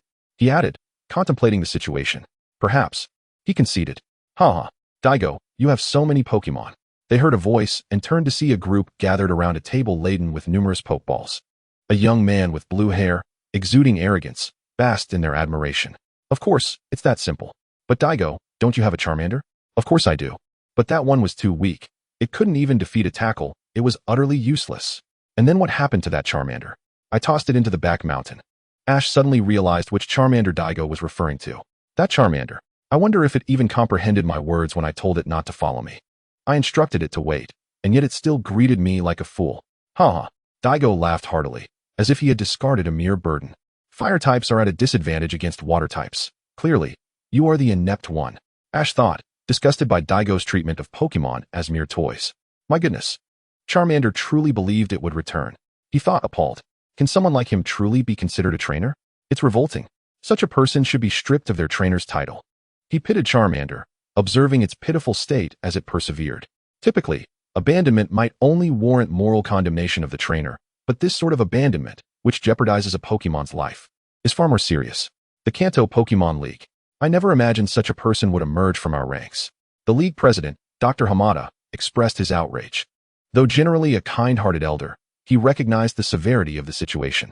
As the president of the Kanto League, he felt compelled to act against such egregious abandonment. And it was evident that this individual named Daigo was a scoundrel. Such a person should have their trainer's rights revoked, suggested Shiba. Yes, investigate. Wataru, look into his background. We must address this promptly. Understood, President, Wataru replied. In the Unova region, at the Plasma headquarters, the leader, Regice, observed, do you see? Such individuals call themselves trainers? This reinforces my argument for liberating Pokémon. He found this trainer's behavior perfectly aligned with the rhetoric he had long espoused. Treating Pokémon this way is no better than liberating them. Indeed, sir. You speak the truth. His followers chimed in. Yes, the Plasma team exists to rescue Pokémon. We will make this a reality. In another location, quietly mused, indeed, Pokémon and humans should maintain their distance. In the Kalos region, a red-haired middle-aged man scoffed. Look at this ugly world. It is in dire need of a reset. We shall create a new world. Only our Flare team's world. Inside a bar on Route 24, a henchman remarked, TCH. What use is a weak little Charmander? Of course, it's natural to discard something so weak. Another chimed in. Right. Daigo. A weak Charmander has no future. I don't believe that Ash Kid can raise it well. Exactly. If it can defeat gods alongside Pikachu, I will eat my hat. They declared. You all are correct. Finding such a creature benefits both me and it. Unbeknownst to Daigo, trouble was soon to befall him. So it was you who discarded Charmander. Do you even consider yourself a trainer? Ash confronted him, unable to contain his anger. Who are you? What gives you the right to meddle in my affairs? Get lost. Watch out, or we'll beat you up. You want to fight? Shao Gang harbored a palpable disdain for such individuals, and now they dared to threaten him. He cast aside his garments, revealing his robust arms, prominent pectorals, and visible abdominal muscles. In an instant, Diyu and his lackeys wilted beneath his imposing presence. Shortly thereafter, Miss Joy arrived, issuing a stern warning that any further disturbances would result in the revocation of their trainer licenses. Having worked in this establishment for an extended period, she was well acquainted with Diyu's character, and frankly, she found him repugnant. Consequently, Diyu and his entourage could only mutter a few harsh words before retreating in disgruntlement. Suddenly, a torrential downpour began outside. Oh no, Charmeleon! Exclaimed Xiaoxia. Shao Gang, we must find Charmeleon. Indeed, let us go, he replied. The trio donned raincoats and set out to locate Charmeleon, only to discover it under attack by 3 Spearows. Pikachu immediately unleashed a thunderbolt. Chapter 11. The Comedic Team Rocket. Charmeleon's insight into Diyu. The Spearows were swiftly routed, yet Pikachu overlooked a critical detail. Rainwater conducts electricity. Consequently, the trio accompanying Ash, who relied on Pikachu's power, found themselves jolted as well. Pikachu, why did you electrocute all 3 of us? Pikachu apologized, my bad. Charmeleon, you must be all right. Do not worry, Ash exclaimed, wrapping Charmeleon in his clothing and sprinting toward the Pokémon Center. Is this little Charmeleon? Indeed. Miss Joy had been abandoned by Diyu, and now it was in grave danger. Hurry, save it. I will do my utmost. Miss Joy commenced her treatment, and fortunately, within an hour, she managed to revive it. By the following morning, however, Charmeleon had vanished again, clearly having returned to its previous environment. It could not alter its feelings until it recognized that it had been utterly forsaken. Miss Joy understood all too well why Charmeleon chose to return. It had yet to realize it had been deceived, for Diyu would not come for it. Alas, how tragic. She hoped Charmeleon would soon see through Diyu's true nature. The trio prepared to embark on their journey, acknowledging that Charmeleon had chosen this path of its own volition. Yet, as they ventured forth, they suddenly encountered a gaping hole. Whose is this pit? Indeed, is there no sense of public decency? Ash and his friends tumbled into a concealed, deep pit, though Pikachu remained unscathed. Pikachu, surrender. Team Rocket reappeared. ZZZ. Ha ha ha, futile. This time, we are clad in rubber suits, which are non-conductive. Pikachu found itself trapped within a rubber ball, its electric abilities rendered ineffective. Cursed be this predicament. Pikachu. Ash attempted to climb out, but the height was insurmountable. Ha ha ha. Kid, we will take good care of your Pikachu. As the trio removed their rubber suits, feeling the oppressive heat, they turned to leave and were met with the sight of a Pokémon. It was Charmeleon. Yulo Yulo. Charmeleon shouted at them. Meowth translates. It demands we release Pikachu. What an arrogant little creature. I shall not comply. What can you do about it, you insignificant thing? Meow. If you dare, come and try. Team Rocket, undaunted, retorted. Come on. If you have the ability, make us release Pikachu. You said it. Let us see. Charmeleon closed its eyes, as if conjuring something within. What is it doing? PFF. Then, a fierce flame erupted from its mouth. Flamethrower. Ah, help. I'm on fire. My fur, meow. The trio abandoned Pikachu and fled. For Pikachu, ensconced in the rubber ball, remained unharmed. How despicable. Why did it suddenly breathe fire? Cursed Charmeleon. The audience erupted in laughter. Ha, this is too amusing. Did you not challenge Charmeleon to show its prowess? Moreover, as a fire-type Pokémon, it naturally breathes fire. How entertaining. These three are quite the jesters. Though, Meowth is not human. In the Hoenn region, the Magma Gang. Is this truly Team Rocket from the Kanto region? The leader, Maxie, looked down upon them. Having heard of Team Rocket as a business syndicate exploiting Pokémon, with a presence in many regions. However, he dismissed them, for their ambitions were grand, aiming to expand land for Pokémon's benefit, and they posed no threat. It's rather amusing. But that Meowth is quite adorable. How does it speak? The pink-haired girl, Flannery, was quite taken with Meowth. A stout officer, Hiker, added, I find this Meowth quite convenient. It can understand Pokémon language and converse in human speech. Serving as a Pokémon translator. Maxie pondered, should we contact Team Rocket to see if we can procure that Meowth? In the Aqua Gang, laughter erupted from a burly man. Warang. Ha ha ha, this is too funny. A Chow remarked, it seems we need not worry about Team Rocket interfering with our operations in the future. With such prowess, they can't even handle a mere Charmeleon. Despite this, they appeared to be quite the clowns. A beautiful woman, Aqua, felt as if she were watching a comedy film. In the Sinnoh region, the Galactic Gang. Indeed, this is what a business organization has come to. Cyrus spoke blandly. A red-haired member, Mars, concurred, yes, boss. It seems our concerns were unfounded. Our Galactic Gang will ultimately achieve our goals. A purple-haired woman chimed in. Enough, Mars, there's no need to voice doubts. I know. I don't require your reminders, Jupiter. At the Kanto Pokemon League, is this truly Team Rocket? Daisuke questioned, feeling skeptical, as they seemed quite different from the Team Rocket bases he had previously encountered. So weak. These three are likely low-level members. No, it should be two. Meowth is a Pokemon, albeit one that can speak human language, Kona reminded him. Daisuke mused, if all of Team Rocket were like them, they would have been dismantled by the League long ago. Team Rocket, what a disgrace. Apollo lamented as the comments inundated the screen with mockery. Boss, are you truly not considering expelling them? Calm down. Are you truly distressed by those comments? We in Team Rocket are destined for greatness. Do not let these insignificant flies distract you. Sakaki remained unfazed by the remarks, unfurling his composure. Finally, Ash and his companions managed to rise, witnessing Charmeleon tear open the rubber ball to liberate Pikachu. Charmeleon, thank you. Ash exclaimed. Charmeleon, you will not come for you. Why not join us? Oh, I heard you've grown stronger. Do you? The detestable figure had arrived. Xiao Gang interjected. What do you want? Certainly, it is as per our agreement that I shall retrieve it. After all, it has acquired a formidable technique. Indeed, its intentions were far from honorable. It has proven to be a despicable individual. How hypocritical of him to feign interest in seeing the little Charmeleon learn a new move. Such a person is utterly unworthy of being a trainer. Everyone was filled with righteous indignation at the sight of Charmeleon encountering such a person. Charmeleon glanced at Ash. Then at you. It was he who abandoned you. Have you forgotten? Regardless, I was the first to capture it. Ash replied, but you said you abandoned it. That was because it was weak. It is only natural to discard a feeble Pokémon. Charmeleon exclaimed, what? How could you think of me this way? Tears welled in Charmeleon's eyes, realizing that indeed, you had cast me aside. I had foolishly clung to a glimmer of hope. In that moment, Charmeleon's last vestige of fantasy shattered. Although I had no desire to come and retrieve it, seeing its apparent progress spared me the trouble of nurturing it. Misty interjected. How could you say that? Nurturing Pokémon is a trainer's responsibility. You are utterly unworthy of that title. Enough of your prattling. Come inside. You tossed a Pokeball toward Charmeleon, and its gaze hardened with resolve. With a resounding smack. Charmeleon struck the ball back, hitting you squarely in the face. What a brilliant move. Charmeleon has finally awakened to the truth. Chapter 12. After evolving, it became disobedient and was defeated by a Frogadier. How infuriating. I shall deal with you all.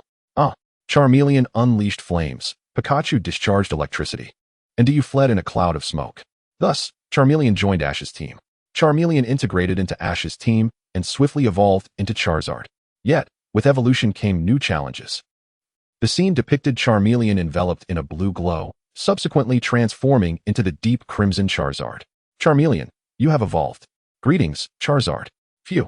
Charizard immediately unleashed fire at Ash's face. This startled the audience beyond the screen, but fortunately, Ash only bore a minor singe. Charizard regarded Ash with an utterly nonchalant demeanor, sprawled on the ground in slumber. Indeed, after evolution, Charizard became disobedient to Ash. Charizard's defiance mirrored Pikachu's prior insubordination towards Ash. Subsequently, Ash repeatedly summoned Charizard, hoping it would heed his commands and engage in battle. Yet Charizard resolutely ignored Ash. At Professor Oak's lab, Grandpa, why does Charizard refuse to listen to Ash after evolving? Professor Oak replied, this is indeed a possibility. Evolution signifies growth, and it is entirely normal for a Pokemon's appearance and temperament to change. It is quite feasible for a Pokemon to become disobedient post-evolution. This is not something outsiders can rectify. It is solely up to Ash to earn Charizard's respect. For now, all they could do was hope that Charizard would eventually listen to Ash. After some time, Charizard evolved into a Dragonite, yet it remained unchanged. The scene showcased Dragonite facing a Pikachu named Rain, amidst what was evidently a Pokemon tournament. However, when confronted by an approaching Pikachu, Dragonite merely lay on the ground, fast asleep. Dragonite, for heaven's sake, get up. In response to Ash's pleas, Dragonite yawned. Dragonite had lost its fighting spirit. The referee promptly declared Dragonite the loser, as it exhibited no intention to battle. This was during the league conference. Thus, Ash lost the tournament due to his Pokemon's disobedience. Alas, if it were me, I would undoubtedly be furious. Losing a match in such a manner is a pity. Moreover, have you noticed that Ash's Dragonite appears somewhat diminutive? Indeed, it seems a tad shorter than what I typically encounter. Could it be stunted in growth? With such a temperament, if a trainer of lesser caliber were to handle Dragonite, they would likely abandon it. True, Shinzi remarked. Indeed, I would 100% give up. A Dragonite that is disobedient, lazy, and physically underdeveloped is merely a waste of my time. On Route 24, I told you that this little Charmeleon, once it exhibits a modicum of ability, would become insufferable. Evolving into Charizard, what more could it do? See how prescient I am. You boasted, relieved to have abandoned this troublesome burden to Ash. Such a Pokemon was better left alone. You must be you. Suddenly, a swarm of police officers surrounded them. We are the police. You are under arrest for Pokemon abuse. It was only right. Weak Pokemon ought to be discarded. You shall have to wait until you are in custody to discuss that. Miss Junshaw produced a silver handcuff. I just remembered. I left my gas on at home. I must leave now? Oh dear, I haven't finished my homework. I must go too. I need to return home for dinner. So I'll take my leave. Upon seeing the police, Du and his cohorts fled in haste, fearing they would be implicated. You disloyal scoundrels. Enough chatter. Let us go. Du even attempted to charge out, but was promptly subdued by the officers. The silver handcuffs clamped around him. Now you have an additional charge against you. Remarkable. With Ash, the trio rested in an open area after a tiring journey. Sigh. When will Charizard ever heed me? Ash gazed at the Charizard lounging beside him. Perhaps, if we continue, there may yet be a turn of fate. A single battle transformed their relationship. A young man named Xiaoying issued a challenge to Ash. A Frogadier, adorned with a large golden belt, stood before him. This is Frogadier, a Pokemon favored by water-type trainers. What is that golden belt? This is the prize for winning the Pokemon Championship in my hometown, the Champion's Belt. As I mentioned, I have a fondness for powerful Pokemon. This symbolizes strength. Ash summoned Charizard, yet it refused to listen, soaring into the sky. No way, this Charizard doesn't heed you. Are you really using it to challenge the Orange League? A Pokemon that disobeys its trainer? Are you serious? Frogadier, use Water Gun. Whoosh. The water jet struck Charizard, inflicting pain, and Charizard retaliated with Flamethrower. However, it was ineffective. Misty observed, "That Frogadier seems to be of a high level. Use Water Gun repeatedly." Charizard endured several Water Guns, clearly sustaining severe injuries. "Use Ice Beam." Roar. Charizard became frozen and plummeted to the ground. "Come back when it learns to listen. And then you may challenge me," Xiaoling declared before departing. Ash broke the ice encasing Charizard and positioned it by the campfire, hoping to raise its body temperature. "Are you alright, Charizard?" Soon, recovery was imminent. Ash diligently rubbed Charizard with his hands, even to the point of wearing his skin raw, yet he persevered unwaveringly. This scene tugged at the hearts of onlookers. Ash steadfastly refused to relinquish hope. He still yearned for the day when Charizard would acknowledge him. Team Rocket scoffed at the boy's stubbornness, remarking on Charizard's small stature and rebellious nature. "If it were me, I would have given up long ago and raised a different fire-type Pokémon," one of them commented. Lance added, "The boy is merely a child, expending tremendous effort on a worthless Charizard. Can this creature possibly evolve into something as formidable as that Pikachu?" Laughter echoed around them. But the atmosphere shifted when Giovanni's voice cut through the noise, commanding silence with just 2 words. "There are no useless Pokémon, only incompetent trainers." He recalled the ridicule he faced when challenging others with a Caterpie, which ultimately led to their regret. Chapter 13. Charizard finally obeys. The first comprehensive battle. Sinnoh region. "I think Ash should just switch Pokémon," suggested Shinji. "Not so fast. There may still be a turning point," replied another. "I don't have the luxury of time," Shinji retorted, opting to step outside. At Dawn's home, she expressed her hope that Ash and Charizard would soon battle together again. Indeed, Ash is a true Pokémon enthusiast, Keiko remarked, growing increasingly fond of Ash. Gradually, Charizard's body relaxed, though it still could not breathe fire. "Charizard, you mustn't push yourself. Wait until you are fully recovered, and then you can unleash your might. I eagerly await your fiery breath." The audience gasped at the audacity of Ash wanting Charizard to breathe fire at him. "This boy is truly extraordinary," they murmured. Charizard, absorbing Ash's words, experienced a shift in its gaze. "I understand you may doubt my abilities, leading you to disregard me. But I wish to convey that my dream is to fight alongside you one day. I want us to battle together and emerge victorious." Memories flooded Charizard's mind. Its first encounter with Ash, the warmth of the flames it had once kindled, and its defiance after evolving. A slight smile curled at the corners of Charizard's mouth. With the assistance of Misty, Brock, and Pikachu, the flames on Charizard's tail gradually returned to normal. In the real world, Charizard reflected on those memories as it observed the scenes on the screen. "I will earn your recognition once more," Ash declared, his resolute gaze piercing Charizard's heart. "At last, this is my trainer," Charizard thought. Suddenly, Ash was met with a blast of flames from Charizard, causing him to chuckle. "Charizard, you," he said, shaking his head in disbelief, before embracing Charizard. "Ah, Charizard, could it be?" Brock exclaimed, "Indeed. That little fire type has returned. But who is this Kaido? I don't recall him being here." Brock suddenly realized someone had taken his place, perplexed by the presence of this unfamiliar individual. "Misty, do you know him?" he asked. "I don't. Ash, do you?" "I don't recognize him either. This is curious. Why has Brock left the team?" Suddenly, a drilling machine emerged from the ground, swallowing Pikachu whole. Laughter erupted in response. "Since you have so sincerely inquired, we shall graciously enlighten you. To prevent the world from ruin, to safeguard peace on this planet, and to spread love and truth, we are the delightful yet charming villains of Team Rocket, Jesse and James. The white hole, a bright tomorrow awaits us." The audience groaned. Not them again. Are they still pursuing Ash? They are relentless, all for a Pikachu. No, it should be referred to as Pikagod. As the drilling machine prepared to flee, Ash mounted Charizard and pursued. What a splendid success. They cheered. Suddenly, the drilling machine jolted, revealing that Charizard had firmly grasped it with its feet, yanking it free. With a powerful strike, Charizard shattered the drill, rescuing Pikachu. At that moment, Ash witnessed Charizard unleash a furious roar, followed by a surge of purple energy. Ash's Pokédex chimed in, Dragon Rage, one of Charizard's signature moves. Capable of inflicting tremendous damage, a dragon-type finisher. "Ugh, this is so annoying," the trio exclaimed as they were blasted away, transformed into twinkling stars in the sky. Evil deeds come with their own punishment. "You are incredible, Charizard. Absolutely magnificent," Ash praised. "Ash, fantastic. Charizard has finally recognized you," Dawn exclaimed. "Congratulations, Ash. Shall we have another battle?" "I wouldn't want anything more," Ash replied, eager for Charizard's response. Roar. Dawn sent out her Frogadier. "Here we go." Charizard has finally acknowledged Ash. Though fire may struggle against water, I am eager for this battle. Frogadier, use water gun. Ascend Charizard. Charizard soared into the air to evade the water attack. You've improved, but that alone won't secure victory against me. That remains to be seen. Use flamethrower. Charizard unleashed a fiery assault while Frogadier defended with water gun. Charizard descended, colliding with Frogadier, but was met with a powerful flying kick. Ice Beam. Quickly dodge. Charizard. Use seismic toss. Charizard seized Frogadier, soaring high before diving toward the ground. Boom. Frogadier was rendered unable to battle. With that one seismic toss, Charizard triumphed, overcoming its elemental disadvantage. At long last, Ash had earned Charizard's recognition, successfully acquiring 4 badges from the Orange Archipelago.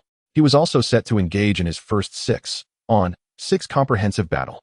This time, Ash's opponent was a tall, muscular youth, the premier trainer of the Orange Islands, known as Kaido. In the Kalos region, Serena cheered for Ash. Go, Ash. I believe in you. You can win. Unbeknownst to her, her mother seemed to have caught on. Oh my, could this be the person Serena has feelings for? As a mother, I must observe closely. In the Alola region, the Orange Islands? Doctor, do you know what this place is? Professor Kukui replied, the Orange Islands? I recall they are islands much like ours. Unexpectedly, they all possess badges and hold their own league conferences. While we in the Alola region, if we speak of challenges, there certainly exists the Island Challenge, culminating in the acquisition of Z crystals, but a league conference is indeed absent. I am aware of what everyone is thinking. Do not fret, as in the future, I can confer with the various island kings to see if we might establish a league here in Alola as well. Really? That would be splendid. I will definitely participate. In a certain open space, the Orange Islands? Isn't that where we are supposed to obtain the GS Ball? Ash recognized the location. It seems that after acquiring the GS Ball, you should challenge the Orange League. Misty, I wonder what kind of results you will achieve. Just don't embarrass us. Rest assured. How could I? My first Pokemon is this. Ash threw a Pokeball, releasing a pink, soft-bodied Pokemon. It was a rare Ditto. Ditto has the ability to transform into various Pokemon, acquiring their skills and traits, aside from their health points. Chapter 14. A fierce battle with the champion trainer. Announcer. The champion trainer sends out Ditto as their first Pokemon. This is a Pokemon capable of transforming at will, a formidable adversary. Misty. They are starting with a Pokemon unrelated to type and attributes. This could be troublesome. After all, its ability allows it to become whatever it faces. Pikachu. Unleash a powerful Thunderbolt to defeat it. Ash decisively called upon one of his strongest Pokemon. Ditto transform. Ditto morphed into Pikachu. Go. Use Thunder. Although Thunder struck Ditto, it had now transformed into an Electric-type Pokemon, rendering the effect minimal. Use Volt Tackle. We will also use Volt Tackle. ZZZZ. Both sides unleashed their electric attacks, striking each other, causing the ground beneath them to fracture. Pikachu, caught off guard, was hit by falling debris, while Ditto managed to evade. A miscalculation. Quick Attack. Ditto. Use Quick Attack. The two Pokemon collided, yet Ditto fell to the ground, allowing Pikachu to concentrate its electric power into its tail and unleash it. Bam! Ditto reverted to its original form. Ditto has lost its fighting capability. Pikachu emerges victorious. Ash has won the first round. Champions Circle. Steven. Though there was an initial blunder, Ash's calm judgment turned the tide. Alder. I have a question. Just now, Pikachu directed its electric power from its tail against Ditto. What was that technique? I have not seen such a move before. Makuri. Sorry. I have never witnessed it. Zinnia. I have not seen it either. Charging electricity in its tail. It resembles Thunder Punch, somewhat. Shinji.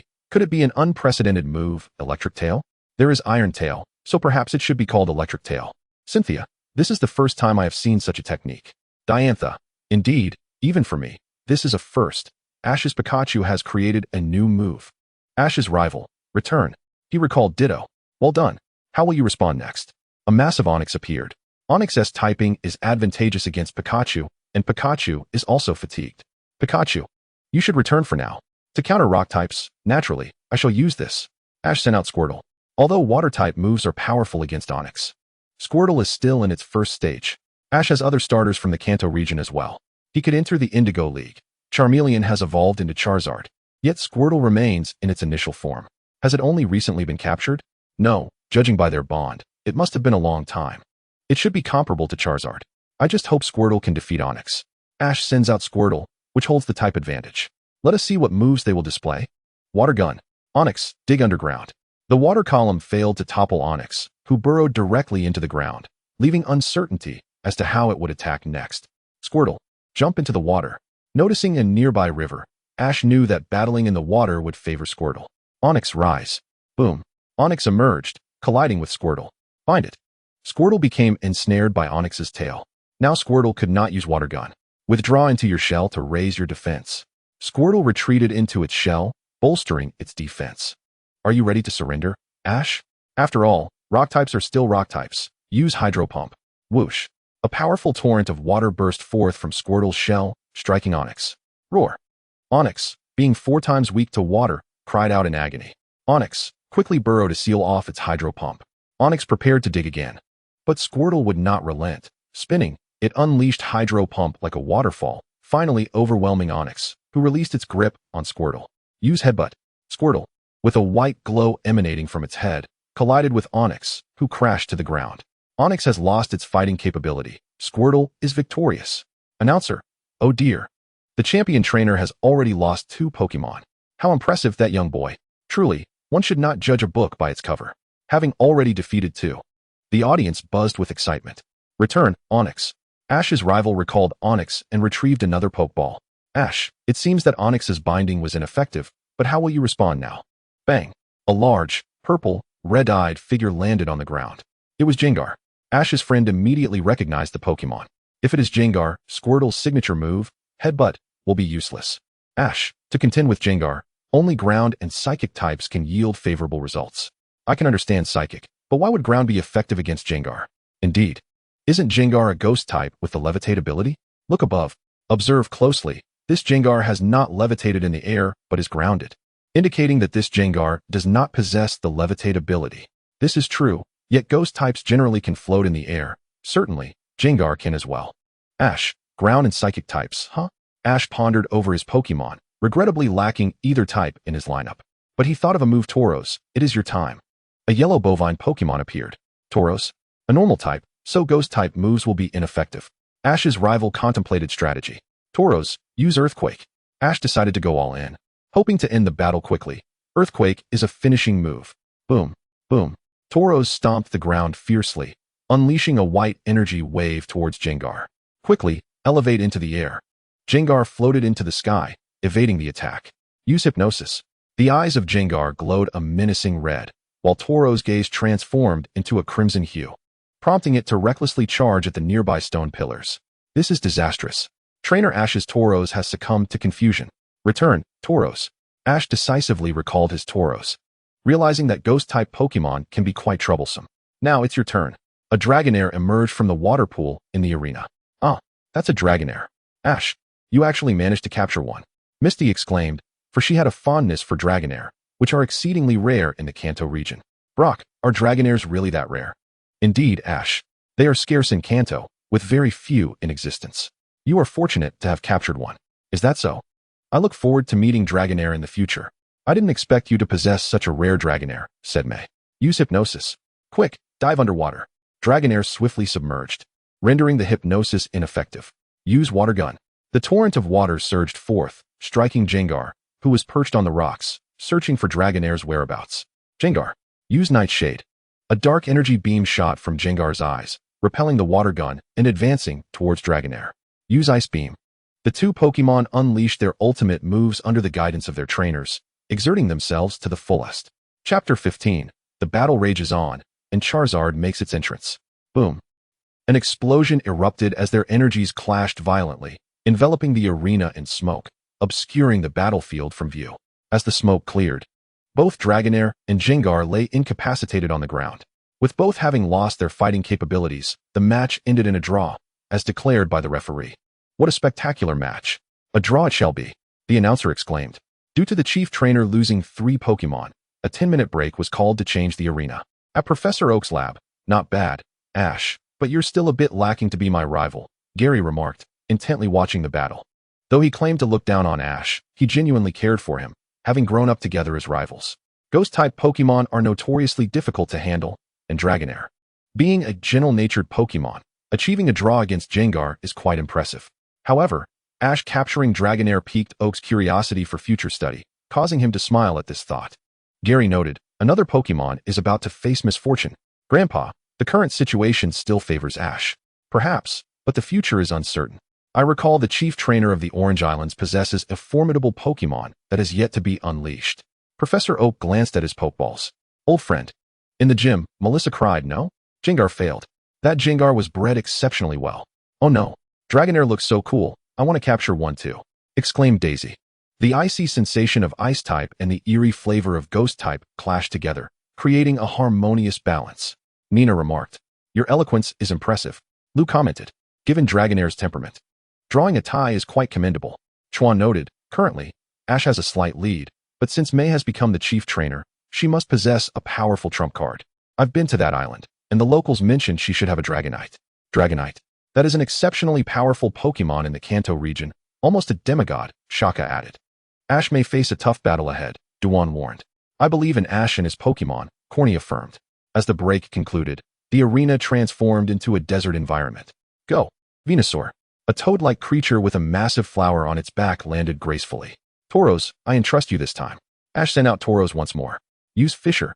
It seemed Ash was ready to take a gamble, but as Tauros stomped on the sandy ground, its front legs sank into the sand, rendering the Fisher move ineffective. Venusaur. Use Solar Beam. Particles of light began to gather in the flower atop Venusaur. Stop it. Tauros, charge with your horn. Ash knew that was a grass-type move that required time to charge. Boom. With a mighty effort, Tauros dislodged its front legs and charged toward Venusaur, eliciting a cry from the creature, just as the light particles reached their peak. Launch Venusaur into the air. The solar beam was unleashed. Tauros propelled Venusaur skyward, and Venusaur struggled to orient itself in midair. Whoosh. Boom. A white energy beam shot toward Tauros. As the smoke dissipated, Tauros shook off the dust and debris, having narrowly avoided the misfired solar beam. Use Vine Whip. Slap. Tauros was caught off guard and sent flying by the vines. Tauros, don't give in. Use Tackle. Tauros rose and charged forward, colliding with Venusaur, who collapsed to the ground, rendered unable to battle. Ash successfully defeated his fourth Pokémon. It's been a long time since I've encountered such a strong challenger, May remarked. Return, Venusaur. Now it's your turn. A yellow and black-striped Pokémon with electric currents swirling around its head appeared. The chief trainer's fifth Pokémon was Electabuzz. Huff, huff. Tauros breathed heavily. Having expended considerable energy in the previous battle, the recoil from the tackle had taken its toll. You've done well, Tauros. Return. Ash wisely recalled Tauros. Bulbasaur. I'm counting on you. Bulbasaur made its entrance. Ash had finally gathered all three Kanto starters. Another basic form? Why does Ash prefer to battle with initial forms? The level disparity was significant. Although grass types resist electric types, Ash's starters were only at their initial stages. Why hasn't T-Ash properly trained them? He loves Pokemon so much. If he evolved all three starters, his power would surely soar. Use Thunderbolt. Use Razor Leaf. The electric currents and sharp leaves struck simultaneously, injuring both Pokemon. Use Tackle. Bam. Bulbasaur collided with Electabuzz's belly. Use Thunder Punch. Electric Shock. Electabuzz's right fist crackled with electricity before landing a direct hit on Bulbasaur's forehead, causing it to become dazed. Bulbasaur lost its fighting capability. Although Bulbasaur had a type advantage, the level difference was too great. At Shinli's home, we lost. Isn't grass type supposed to resist electric type? Sister. Battles between Pokemon cannot solely depend on type advantages. Exactly, Xiaoyao. While the type advantage holds true, the significant level disparity allowed Electabuzz to overpower Bulbasaur. Nevertheless, the situation still favored Ash. Shinli, I have just learned in the dojo group that Xiaoyong possesses a Dragonite. Dragonite, a quasi-legendary Pokemon. Upon hearing the mention of Dragonite, Xiaosheng is aware of its formidable prowess. Xiaoji has also made a strategic decision, summoning his Charizard. Wow, why has he brought out Charizard? The ace should ideally be reserved for the final showdown. Indeed, the type matchup is not in his favor. The type disadvantage? Is Charizard not a dragon type? Excuse me. You must be from another region. Charizard is not classified as a dragon type. It isn't, but it looks so much like a dragon. While its appearance may resemble that of a dragon type, Charizard is, in fact, a fire and flying type. It is vulnerable to electric type attacks. Kanto Pokemon League. Why did Xiaoji bring out Charizard? That should be reserved for last. Dato is astonished to see Xiaoji deploying his ace right away. After all, this is currently his most powerful Pokemon, fully evolved. Moreover, it is at a disadvantage against the electric-type Electivire. Shiba no? Despite the type disadvantage, the outcome remains uncertain. Previously, the water-type Frogadier also had an advantage over fire types, yet Charizard emerged victorious. Indeed, Sheba is correct. The battle's outcome has yet to be determined, and it is premature to draw conclusions. Jushi begins to speak slowly. Chapter 16. The arrival of the bug dragon. Charizard has fallen.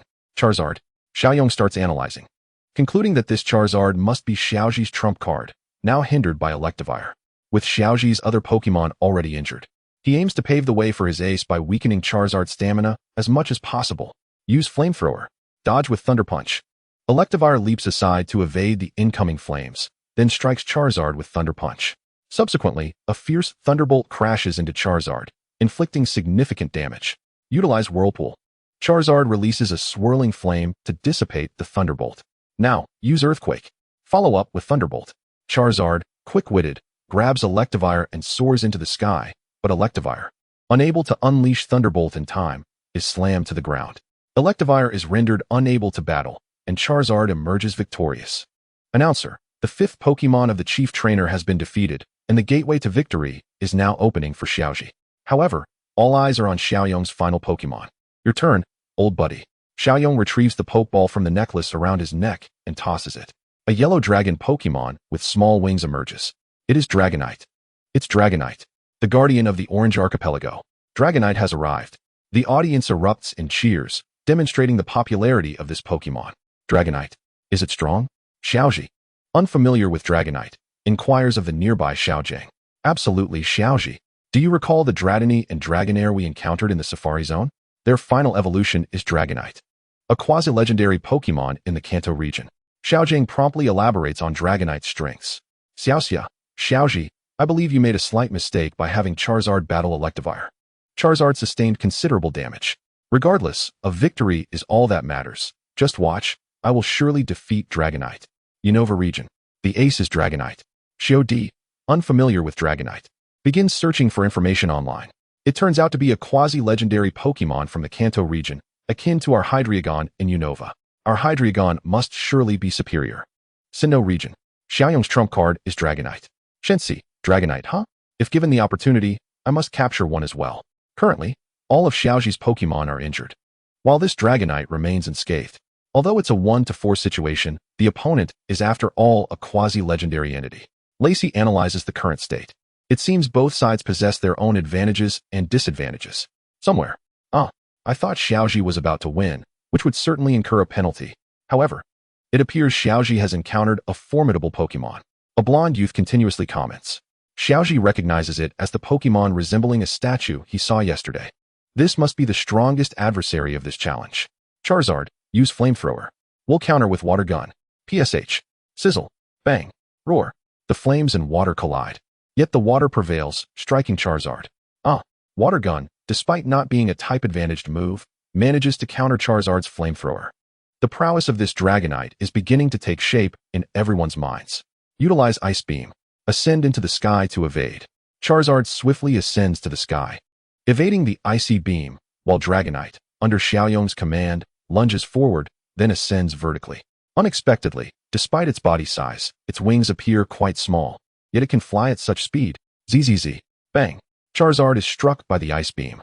Charizard, rally yourself, seize it, and use Earthquake. Charizard flies towards Dragonite in an attempt to grasp it, but is preempted by Dragonite, which seizes its neck. Use Dragon Tail. It's over. Chomp. Charizard is slammed heavily to the ground, but manages to stand strong, albeit gasping for breath. While Charizard has not lost its ability to battle, it appears gravely injured. The announcer notes Charizard's dire condition. Block it with Dragon Rage. In that case, we shall use Dragon Rage as well. PSHX2. Boom. The dragon rages from both sides erupt in a violent explosion, enveloping the battlefield in smoke. As the smoke clears, Dragonite and Charizard are both left panting. Roar. Charizard collapses to the ground. Charizard has lost its fighting capability, and Dragonite emerges victorious. Indeed, Xiaoji's ace has been defeated. Among the Elite Four, alas, Charizard, having previously endured the electric-type attack from Electivire, had already expended some stamina, and after being struck by Water Gun, coupled with Dragonite's fierce assault, it was ultimately insufficient. Paki-La, however, I witnessed Charizard's flames. It persevered until the very last moment. Jushi, it appears we are now entering a war of attrition. Yuanshi, precisely. With Xiaoji's remaining Pokemon all injured, Dragonite also seems to have sustained considerable damage. It now hinges on who can deplete the other's stamina first.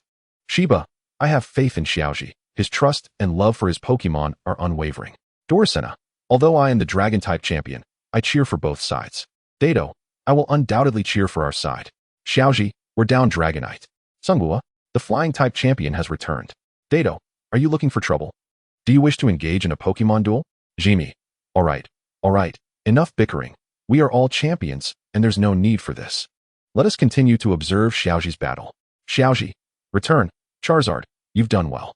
Xiaoji first recalls Charizard, beginning to analyze the situation. Observing Dragonite. It too has taken some damage, and with no retreat left, he must now resort to a rotational strategy. Squirtle, I entrust you once more. Ash summons Squirtle. Use Hydro Pump. Squirtle withdrew into its shell, spinning and unleashing a jet of water, but it was struck first by Dragonite's water gun. This is not good. Ash's Squirtle had not yet recovered from its prior injuries. Use Thunderbolt. A crackling sound erupted as the electricity from Dragonite's head struck Squirtle.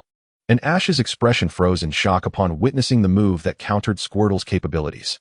Fortunately, Squirtle managed to endure and retaliate. Now use Body Slam. Dragonite swooped down. And Ash countered with Bubble Beam. Dragonite was hit but continued advancing, resulting in a thunderous collision that left Squirtle unable to battle. Ash was left with only 2 Pokémon. What is that? Exclaimed the commentator in surprise as a large net suddenly descended from the sky, ensnaring Dragonite. It was a Meowth hot air balloon. Once again, the infamous Team Rocket trio. Chapter 17. Pikachu versus the legendary Pokémon. Farewell to Charizard. Musashi and Kojiro exchanged a few lines. You shall not desecrate this sacred arena. Dragonite, use Rocket Headbutt. With a resounding crack, Dragonite tore through the net effortlessly. What, Meowth? It still has strength. Then, with its head glowing white, Dragonite charged forward, crashing through the hot air balloon and soaring into the sky. What an annoying sensation, exclaimed Shin. What are they even here for? In the Alola region, Team Skull appeared. TCH, do these 3 always come out for comedic relief? Their leader, Guzma, wore a mocking expression. Indeed, they are utterly weak. Ha ha ha, it appears that Team Rocket from Kanto is not impressive at all. Absolutely. We, Team Skull, are the strongest. Silence. A woman with long pink braids commanded, her voice silencing her subordinates. She was the second in command to Guzma, known as Plumeria, akin to a sisterly figure. The boss dislikes noise. Watch the video quietly. Yes, understood, the subordinates replied softly. Ladies and gentlemen, a rather inexplicable occurrence just transpired, but it has been resolved. Now, let us return to the battle. Ash sent out Tauros, hoping it could endure a bit longer. Use Tackle. As Tauros took to the air, Dragonite prepared to Body Slam. With a resounding crash, the 2 Pokémon collided, sending sand flying in all directions. What? Exclaimed Koyao. To everyone's astonishment, Tauros withstood Dragonite's charge, lifting the creature above its head before tossing it to the ground. Don't be afraid, use Thunder. A surge of electricity far more potent than Thunderbolt struck Tauros, causing it to cry out in pain and collapse, losing its ability to battle. Ash was now down to just 1 Pokémon. It's match point. Go, Pikachu. The rest is up to you. Pikachu dashed onto the battlefield. Ash's final Pokémon, Pikachu, was already wounded from its previous encounter with Ditto. Could it still muster the strength to resist? Although Pikachu had previously showcased its prowess by defeating Regice in an instant, it seemed uncertain if it could triumph against a legendary Pokémon now. Pikachu, use Quick Attack. Knock it away. Pow! Pikachu was struck by Dragonite's tail and sent flying. Use Hyper Beam to finish the battle. Dragonite gathered yellow energy in its mouth. Hyper Beam is a powerful normal-type move. Phew. The yellow beam shot towards Pikachu. Would this determine the victor? Boom. Suddenly, Pikachu appeared in the sky, having used its tail as a spring to propel itself upward. You're such a genius, Pikachu. I thought you were finished. Impressive. So clever. Acting without the trainer's command, responding in the nick of time. Enough of this. Attack now. It's time to counterattack. Exactly. After using Hyper Beam, Dragonite is temporarily unable to act. Strike now and take down Dragonite. Pikachu leaped onto Dragonite's head, but after using Hyper Beam, Dragonite was unable to deploy any other moves. Pikachu used Thunder. Crackle. Dragonite was struck by Pikachu's Thunder attack and began to shake violently, trying to dislodge Pikachu from its head. Both Pokémon were panting heavily, staring at each other. Thud. Dragonite collapsed with its eyes closed. Dragonite lost its ability to battle. Pikachu emerged victorious. Thus, the winner is Ash. The referee declared the outcome. Well done, Ash. Having defeated the reigning champion, Ash stepped into the spotlight as a new trainer, receiving a trophy. Ash successfully completed his first full 6v6 battle, but soon a dilemma arose. Ash must part ways with Charizard. Parting? Why? This question lingered in everyone's minds. Why would Ash choose to separate from Charizard? In the Sinnoh region. Humph. I wouldn't even want an underdeveloped Charizard. Regice remarked. No, Shinji, Ash is definitely not the type to abandon his Pokémon. TCH. That little Charmander is lucky to have such a compassionate trainer. I'm off to train. In the Unova region, Team Plasma. Hee. I see Ash is preparing to abandon Charizard. This is the nature of the bond between humans and Pokémon. Quakian immediately inferred from the headline. Boss, are you sure Ash would really abandon Charizard? He doesn't strike me as that kind of person, one underling questioned. Whose side are you on? He must think Charizard is inferior to other Charizards, and that's why he wants to let it go. Meanwhile, En held a different perspective. Ash, why must you part ways with Charizard? En believed in Ash, unlike Daisuke. In a detention center somewhere in Kanto. Ha, look. That guy Ash is also preparing to discard Charizard. You all hurry and catch him. Daisuke shouted from within. Bang. Miss Junsha slammed her hand on the table. You should be more concerned about your own affairs rather than others. You are the one endangering Pokémon lives by abandoning them. Damn it. Why is everyone siding with that idiot Ash? The scene shifted to a valley filled with numerous Charizards. Charizard Valley, a training ground for Charizards. Charizard. What will you do? Ash gazed at his own Charizard. In their shared gaze, Ash's expression grew increasingly resolute. Go. It seems I no longer need you. Ash. Misty gasped at Ash's words. Weak Charizard, I don't need you. This place is better suited for you. Roar. Charizard understood Ash's intent, to leave him here for training, which would benefit him more. All right, you should go. Ash's voice wavered slightly. Listen well, Charizard. The place you belong is not here, but there. Ash pointed towards the Charizard Valley. Charizard understood, nodding slightly. Charizard, you must grow stronger. Ash exclaimed before dashing into the distance, with Misty and Brock following closely behind. Charizard, my beloved Charizard, we shall meet again when you become the world's strongest. With a puff, Charizard responded by unleashing a stream of flames. Wait for me, Ash. I will grow stronger. Tears welled up in Ash's eyes. He felt that Charizard could not reach its full potential while being by his side, thus allowing it to train in the valley. The thought of separation weighed heavily on him. I cannot fathom how sorrowful that moment will be. Champion Dan, observing this, pondered. Is this parting truly for Charizard's growth? He gazed at his own Charizard, knowing he could never bear to be apart from it, empathizing with Ash's anguish. My Garchomp, lamented Sharona, reflecting on past battles. She recalled her journey with it, realizing that her path to becoming the Sinnoh champion was fraught with challenges. The thought of separating from Garchomp was unbearable. Old friend, sighed Alder, the Unova champion. As he looked at a cherished Pokeball, inside it resided a partner he could only recall through memories. Chapter 18. The Internal Battle in Pallet Town, Ash vs. Gary. Meanwhile, Ash's Charizard felt anxious at the prospect of their future separation. Ash glanced over. If that time truly comes, go ahead. I believe in you. You will grow stronger in that valley. Tears glimmered in Ash's eyes as he bit his lip. In response, Charizard playfully blasted flames at Ash's face. Now I can rest easy knowing that. However, in the detention center, why? That guy let Charizard go, yet he still receives everyone's approval? This is so unfair. Daisuke shouted in frustration, seeing the supportive comments on the screen. A male officer, wielding a baton, struck the iron bars. Is this what you call abandonment? It's merely a temporary separation for Charizard's self-training. Unlike you, if you continue to misbehave, your sentence may be extended. The thought of spending more time in jail made Daisuke comply. Charizard has only temporarily left the team, but Ash's journey continues. Through his efforts, Ash successfully earned the badge from the Chengdu region and participated in the Silver Conference. He also encountered both friends and rivals. Next up is Ash vs. Gary. A showdown in Pallet Town. Gary? That arrogant guy with the sports car? At Professor Oak's lab. This is my battle with Ash. Watch as I defeat him. Gary seemed to envision himself triumphing over Ash. I hope so. Grandpa, I'm your grandson. You should support me. Both you and Ash hail from Pallet Town. So I can only cheer for both. It's a true internal battle of Pallet Town, and I must remain neutral. Go, Ash. You can do it. Channel the courage of your childhood. Serena continued to cheer for Ash. The scene shifted to the Silver Conference. Now, let us observe the battleground. The arena transformed into a rocky terrain. Referee, Gary will attack first. The match begins. Go, Nidoking. Nidoking, is it? Then I will send out Tauros. Ash called forth Tauros to battle. Gary sent out Nidoking first, while Ash opted for Tauros. Ash turned to Brock, asking, Brock, do you know Nidoking? Of course. It's a ground and poison type Pokemon, while your Tauros is normal type. Misty added, there's no type advantage. It will come down to the power of their moves. The battle continued. Nidoking, use Rock Smash. Nidoking's right hand glowed white as it struck the ground, causing it to crack and a shower of rocks to rain down upon Tauros. That's clever use of the terrain, Ash thought, surprised that the attack did not directly hit Tauros. Tauros, don't be afraid. Use Horn Attack. Tauros charged at Nidoking, preparing to strike. But Gary commanded it to catch Tauros' horn. How can it possess such strength? Brock and Ash gasped, astonished that Nidoking could withstand Tauros' force. Use Hyper Beam. Gary unleashed a powerful normal-type move.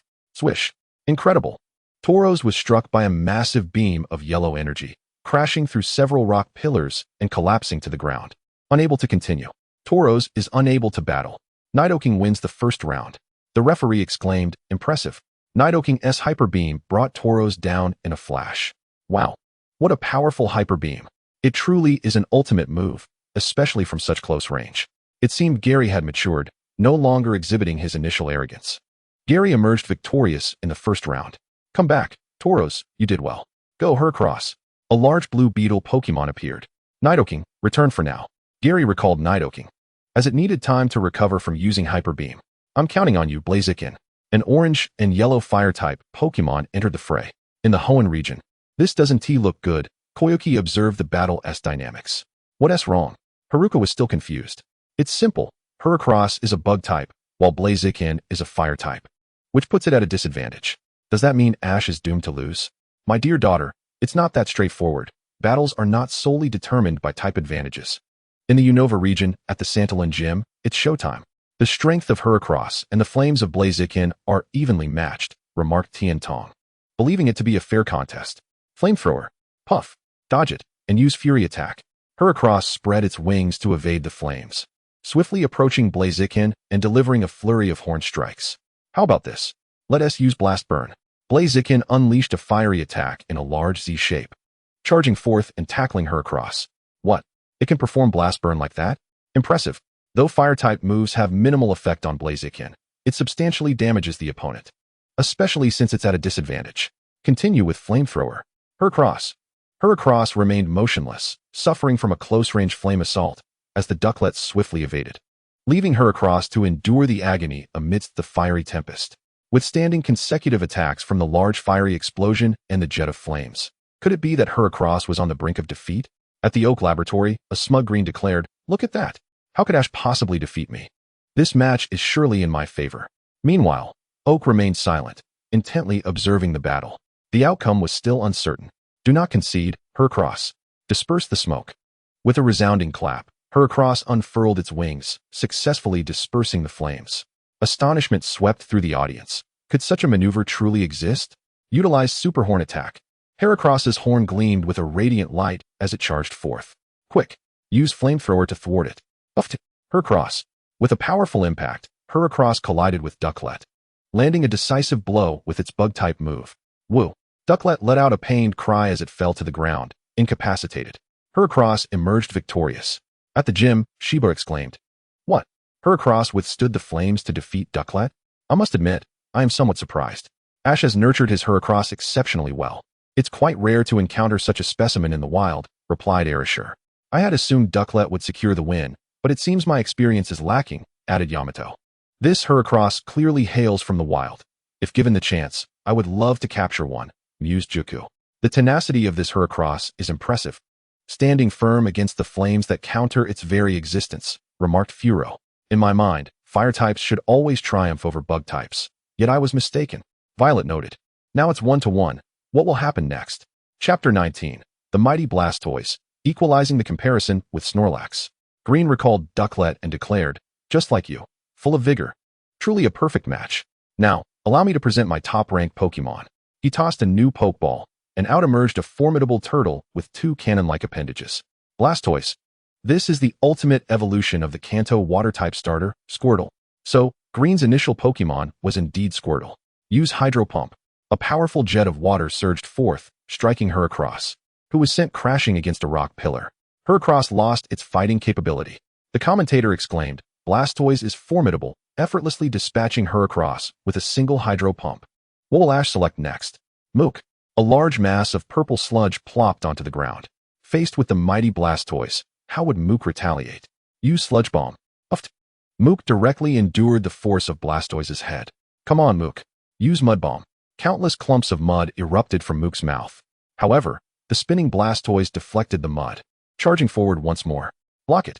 Mook spread its body to absorb Blastoise's impact. What? Ash commanded. Now wrap Blastoise up. Mook utilized its unique physique to envelop Blastoise. That maneuver appears quite impressive, remarked Hanako, capturing the moment with her camera. Of course, I've often been at the receiving end of that attack. Now, unleash Hydro Pump to break free. Mook sensed a tremendous force pushing against it, but was unable to withstand the onslaught of the water jet, being propelled away. Return. Mook. Ash recalled Mook, relieved. That was close. Blastoise possesses an exceptionally well-rounded ability. To defeat it, one must employ the appropriate strategy, noted Brock. What will Ash do next? Go. Bayleaf. Ash released a Grass-type Pokémon. Using a Grass-type, are you? Do you really think that will suffice against me? How naive. Hydro Pump. Leap up with Vine Whip. As the torrent of water surged forth, Bayleaf struck the ground with its Vine Whip, launching itself into the air. Green remarked, you always devise the strangest tactics. Use Leaf Blade. The sharp leaves soared toward Blastoise, striking true. Now use Body Slam. Bite it. The leaf atop Bayleaf was caught in Blastoise's jaws, and it was slammed to the ground. Oh no, it's caught. Throw it away. Boom. Bayleaf crashed against the wall, losing its fighting capability. As Ash had already lost 3 Pokémon, a break was called. At the Kanto Pokémon League, oh dear, Ash miscalculated. How could he let Bayleaf rely on brute strength against Blastoise? Shiba shook his head. Despite the type advantage, the size disparity between the 2 Pokémon was considerable. Kona added, Ash is at a disadvantage now. Green still has 5 Pokémon left, while Ash has only 3 remaining. Though Blastoise has taken some damage, Ash's situation is dire. Indeed, 3 of his Pokémon have already fallen, and Mook has suffered considerable harm, Dato mused. Ash has previously created miracles. Perhaps he can do so again. In the Kalos region. Go, Ash. You can do it. Serena prayed earnestly.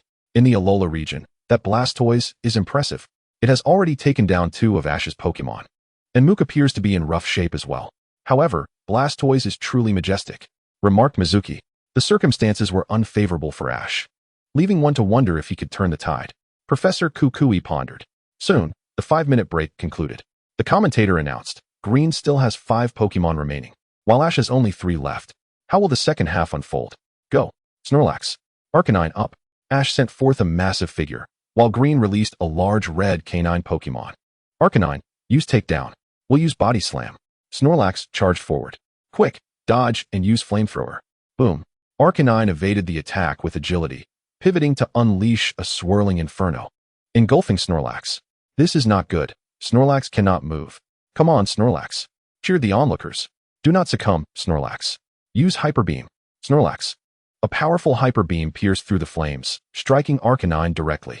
Arcanine. The fiery canine fell, losing its fighting capability. Snorlax secured the first knockout. Impressive. One move and Arcanine was taken out.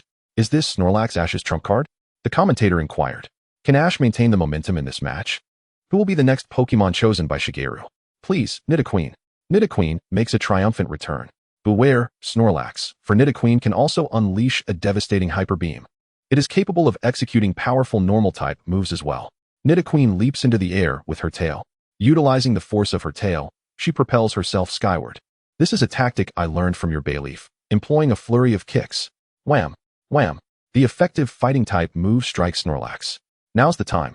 Unleash Hyper Beam for the finish. Dodge it, use Ice Punch. A beam of yellow energy hurtles towards them, but Snorlax swiftly reclines backward, leaping towards Nidoqueen. The ice-infused punch collides with Nidoqueen's chest. Nidoqueen collapses. Nidoqueen is rendered unable to battle. Another swift defeat. Everyone is astonished at how powerful Ash's Snorlax is, having taken down 2 opponents, thus leveling the score. Many trainers with Snorlax, or its unevolved form, the lesser Snorlax, are left in disbelief at the stark contrast between Ash's Snorlax and theirs. My goodness, did you see Snorlax's movements just now? So fast. Is that really Snorlax? My Snorlax sleeps nearly every day, only awakening when it's hungry. My lesser Snorlax is particularly lazy, preferring to remain still whenever possible. How did Ash train it to achieve such speed? Inside Professor Oak's lab. Could it be? Is that truly Snorlax? Shigeru has encountered Snorlax before, but deemed it too lazy to capture. Initially, he thought he had the advantage with a 5-3 matchup, believing victory was assured. Yet now Snorlax has effortlessly taken down 2 Pokémon before him. Oh dear, Ash's Snorlax is indeed extraordinary. Professor Oak is witnessing such agility in a Snorlax for the first time. I eagerly anticipate our future encounter. But such a large Pokémon requires an exceptionally large amount of food. And I do mean a substantial amount. Grandpa, your focus should not be on that. Chapter 20. The Final Showdown. Charizard vs. Blastoise. Snorlax has successfully defeated 2 opponents, leaving Shigeru with 3 Pokémon remaining. Shigeru, I never expected Snorlax to possess such speed. However, can you match it in speed? Shigeru throws a new Pokeball, and a red, pincered Scyther emerges. A flash of lightning. Bam! Scyther transforms into a streak of red light, relentlessly attacking Snorlax, who cannot keep pace with Scyther's speed. Use Hyper Beam. After dodging, utilize Metal Claw. Bam! Snorlax. Scyther again evades with its speed, and its metallic claws strike Snorlax's head. Snorlax. Snorlax collapses, unable to withstand the damage from the earlier battle, and now this brutal assault from Scyther. Mook, I count on you. Mook enters the fray, but immediately appears to be panting heavily. Announcer, this is not good. Mook seems to be suffering from prior injuries and excessive fatigue. Continue with quick attack. Scyther charges forward, but Mook absorbs the blow with its body, then strikes with a glowing hand. In that case, use Sludge Bomb. Bam, bam, bam. Mook is bombarded by countless white star-shaped energies, collapsing motionless. Mook is unable to battle, and Scyther emerges victorious. Shigeru's Scyther has successfully dispatched 2 weakened opponents, leaving Ash with only 1 Pokémon remaining. Ash, you have just 1 left. Scyther's speed is overwhelming, and Snorlax couldn't keep up, while Mook's poison-type attack was ineffective, especially considering its weakened state. Pikachu in the audience cannot possibly take the stage. Therefore, Ash's final Pokémon must be Ash. I'm counting on you. Charizard.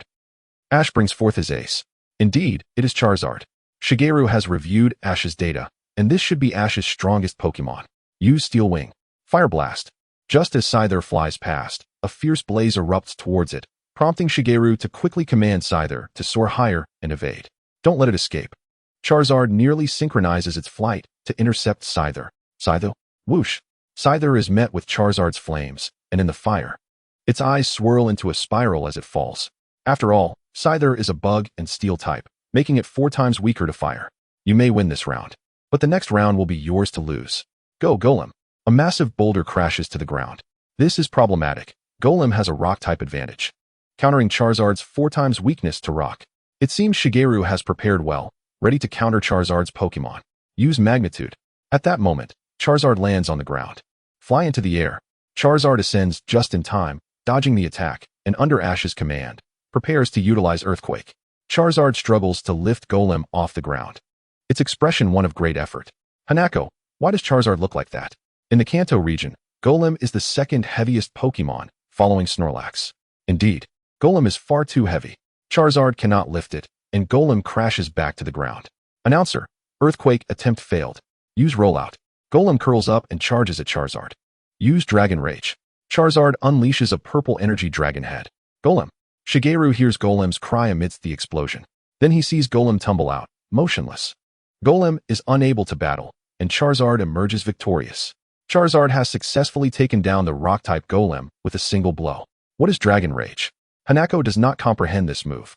Professor Oak, that is a dragon-type attack, which indeed causes substantial damage to Golem. Direct fire-type attacks are ineffective. And since the Earthquake attempt failed, the dragon-type move proved superior.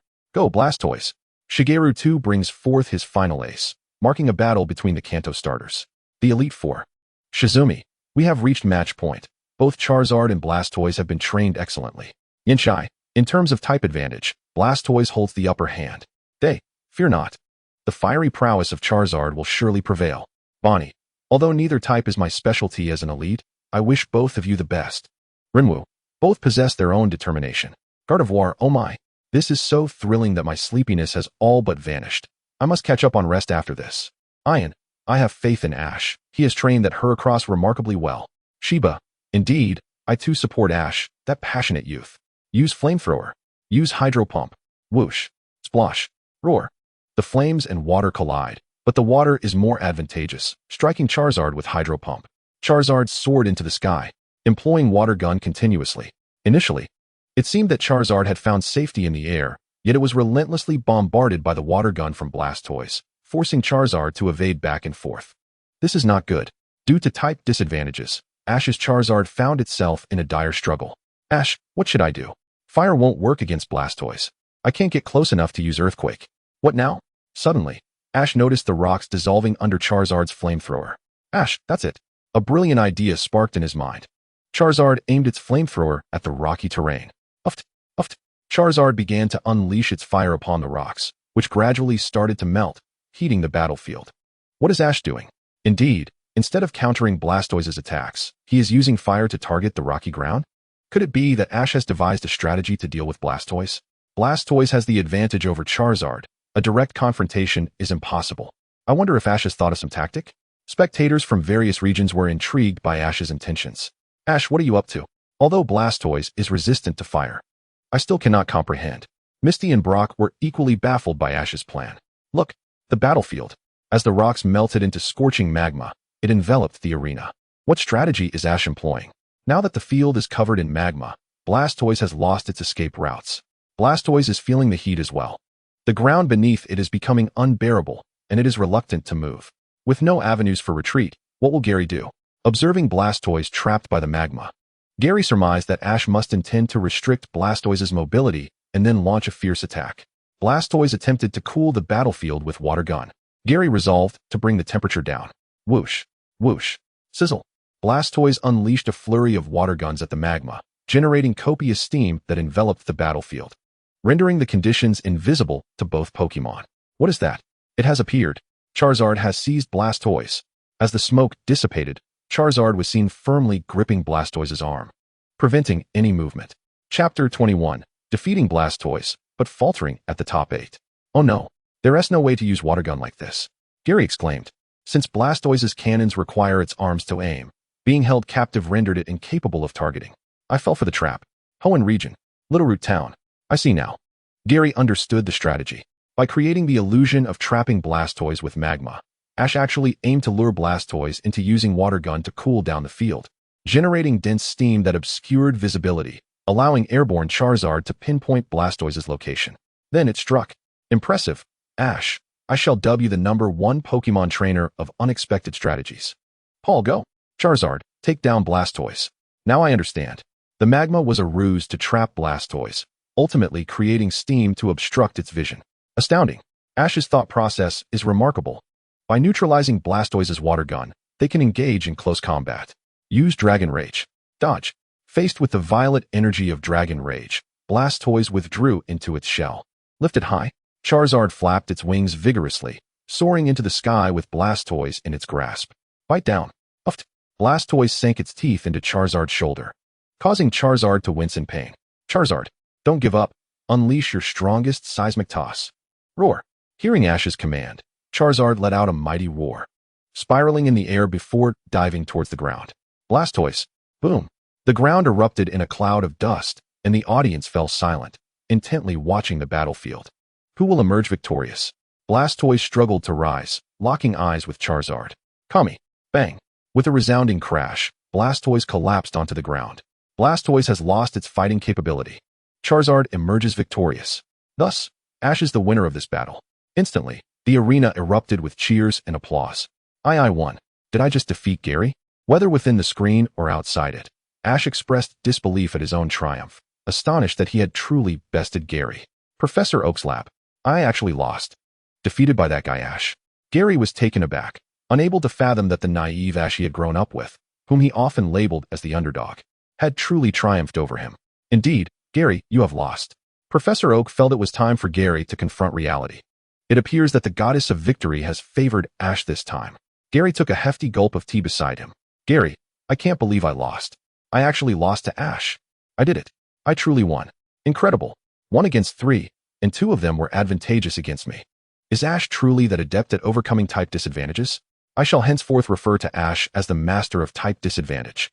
Indeed, facing battles with unfavorable types is exceedingly challenging. Yet he emerged victorious. Unova region. This is utterly absurd. Shoda watched in astonishment as Ash's Charizard achieved an extraordinary victory over 3 opponents, 2 of whom had type advantages. Ash, he doesn't seem like an ordinary country lad. Once I procure a Pokémon, if you come to Unova, I will surely battle you. Sinnoh region. Penalties. Penalties. Ash's Charizard is extraordinarily powerful.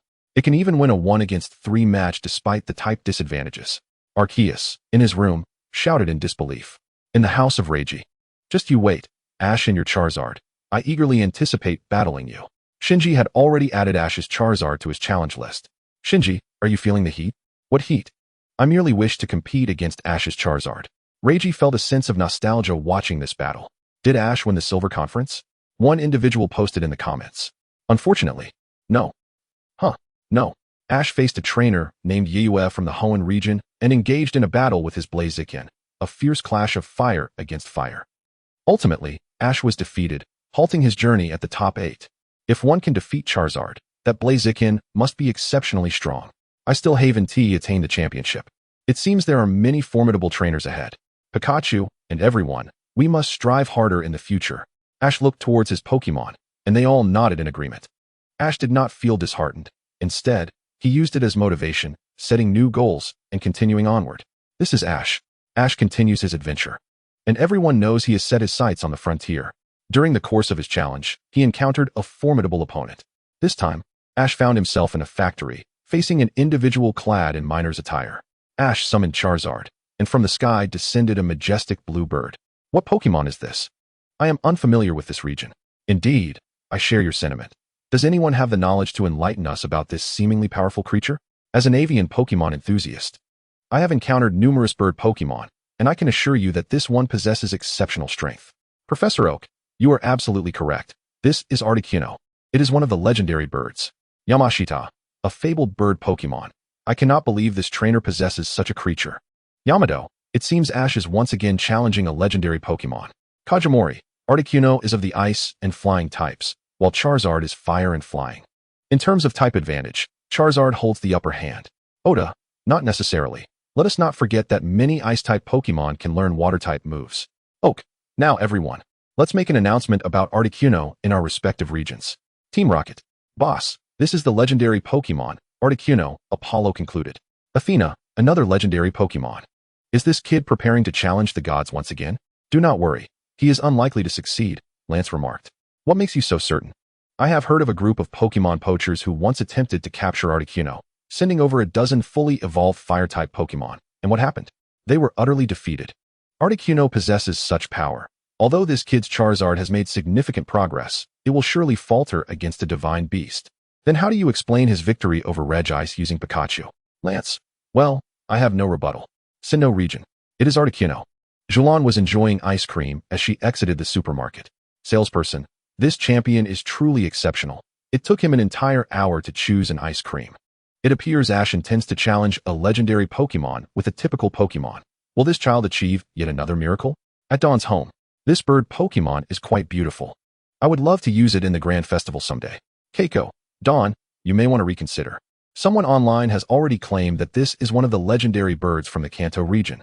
A legendary Pokémon. What a pity, Dawn lamented. Somewhere at a power plant. It is Articuno. As another of the legendary birds, Zapdos naturally recognizes Articuno. Do not disgrace us. We cannot be defeated by a mere Charizard. Although his Charizard is strong, we are legendary Pokémon. This sentiment was echoed by Molters, residing in a nearby cave. Chapter 22, The Clash of Fire and Ice, Charizard vs. Articuno. This battle. Charizard vs. Articuno. Just as the two were prepared to battle, a skylight was opened, and 3 individuals fell through. Everyone was already well acquainted with them. It is the infamous Team Rocket trio. We are, of course, here to capture Articuno. The audience exclaimed, Capture Articuno? Do you even know what kind of Pokémon Articuno is? As expected, they were frozen by an ice beam and subsequently blasted away by Flamethrower and Thunderbolt. How irritating. X3. Indeed, they are the comedic trio. Sakaki, honestly, even as their leader, I am reluctant to acknowledge them as Team Rocket. Are these 3 minions truly lacking in intelligence, arriving unprepared to confront a legendary Pokémon? Alright, the match begins. Ascending into the air, Charizard. We shall follow suit. Ice Beam. Flamethrower. The 2 Pokémon's signature moves collided, but fire overcomes ice.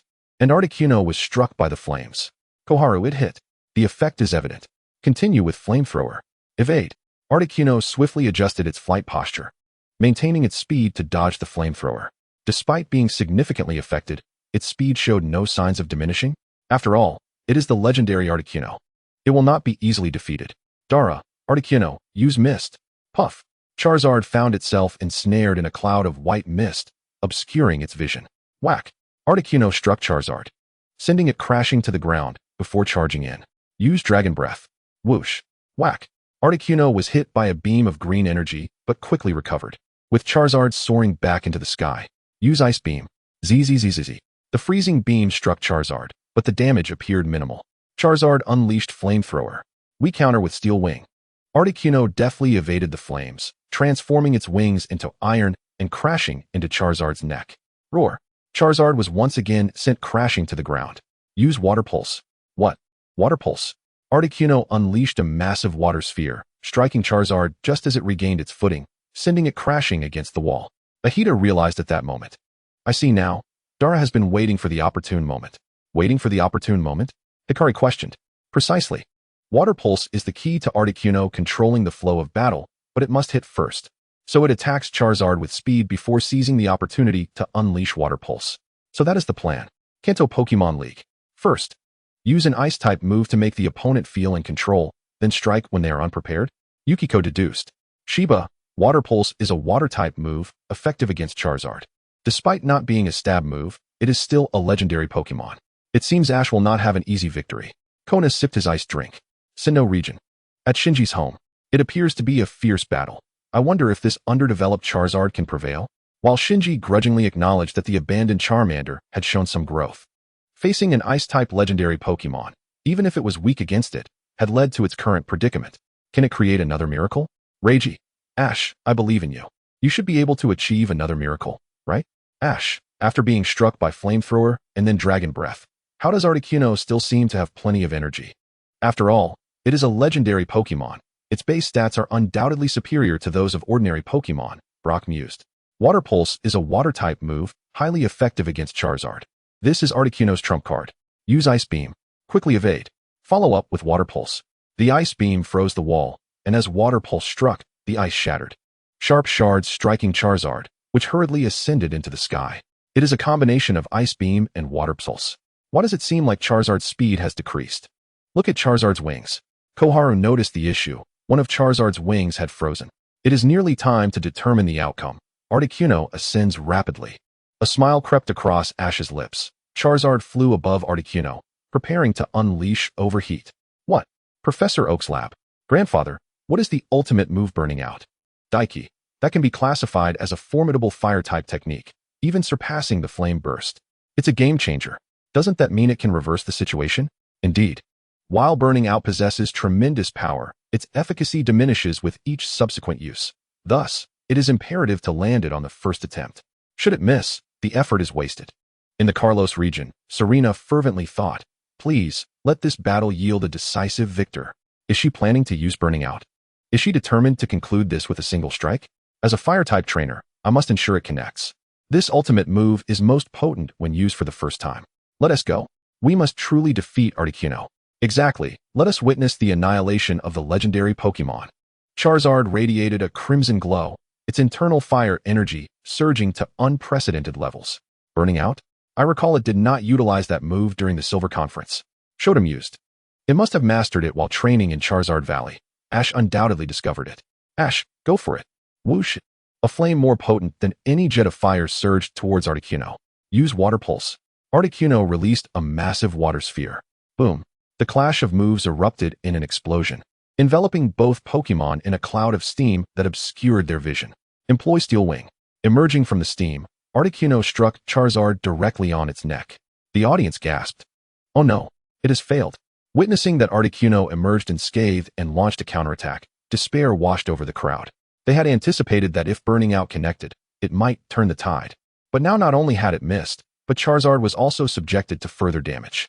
This is dire. Burning out has failed, and Charizard is already severely fatigued. What should we do?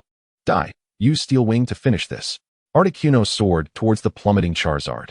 Was defeat truly imminent? Charizard, rally yourself. Charizard, hearing Ash's voice, opened its eyes.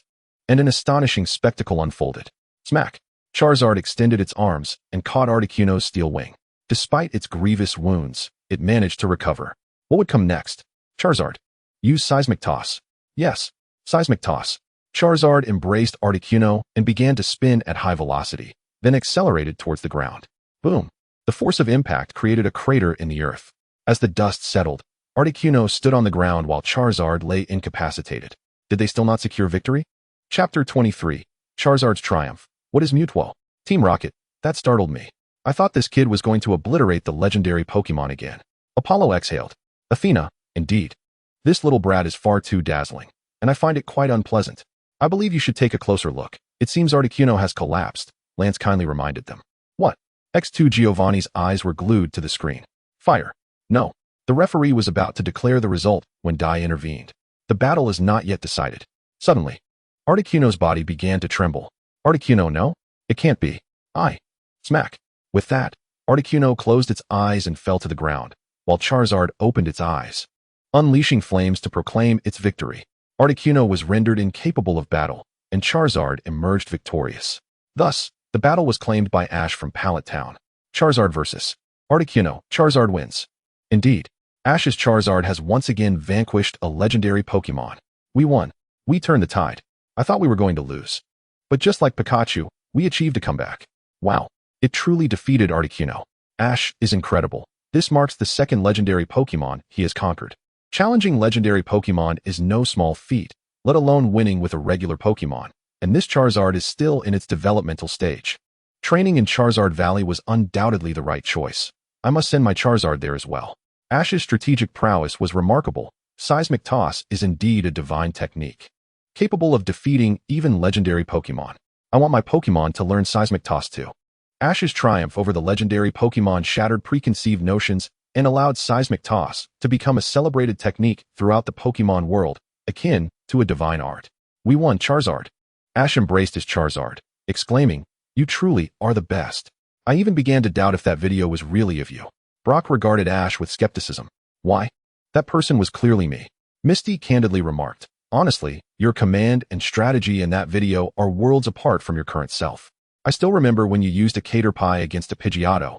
I couldn't help but want to slap you for not understanding basic type advantages."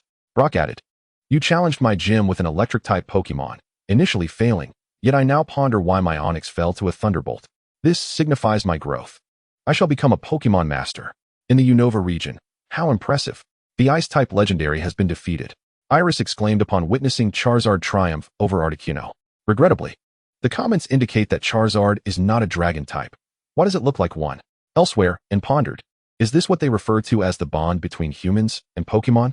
In a situation where defeat was imminent, Charizard persevered upon hearing Ash's voice. Have we perhaps defined the liberation of Pokémon too early?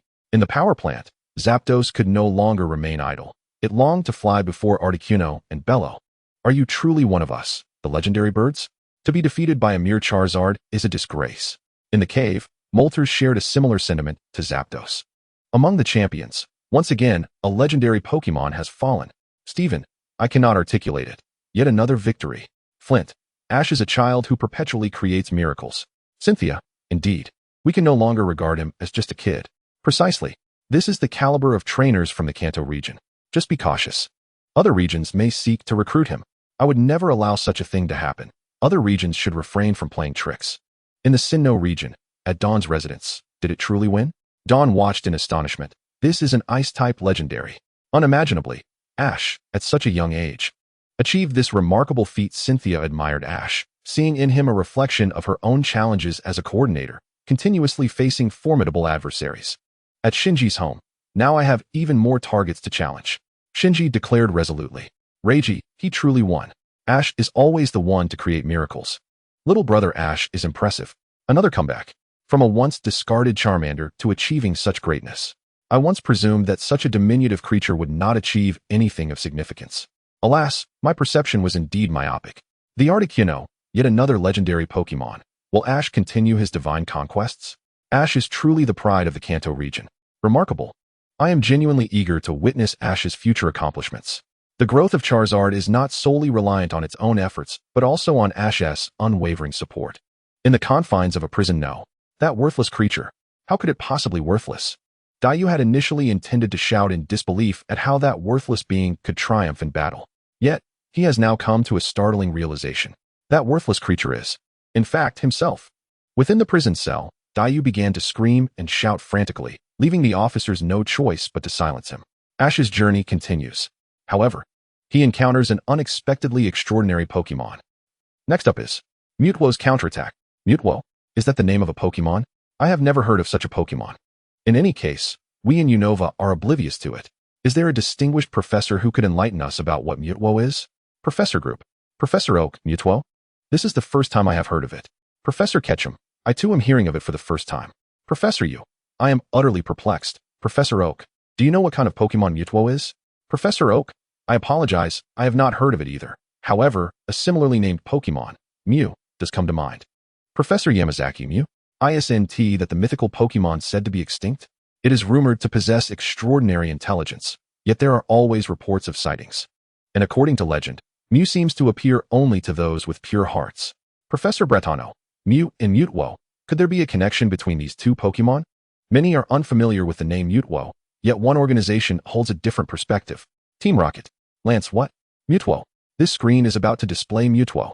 Indeed, Mewtwo was created by Team Rocket, utilizing the genes harvested from Mew, originally intended to forge a controllable weapon, thus eliminating any threats to their dominance. What happened next? To their astonishment, Mewtwo developed self-awareness and escaped, and has since remained elusive. Leader, it appears Mewtwo's existence is about to be revealed. Let it be revealed. Sakaki replied nonchalantly while holding a glass of red wine.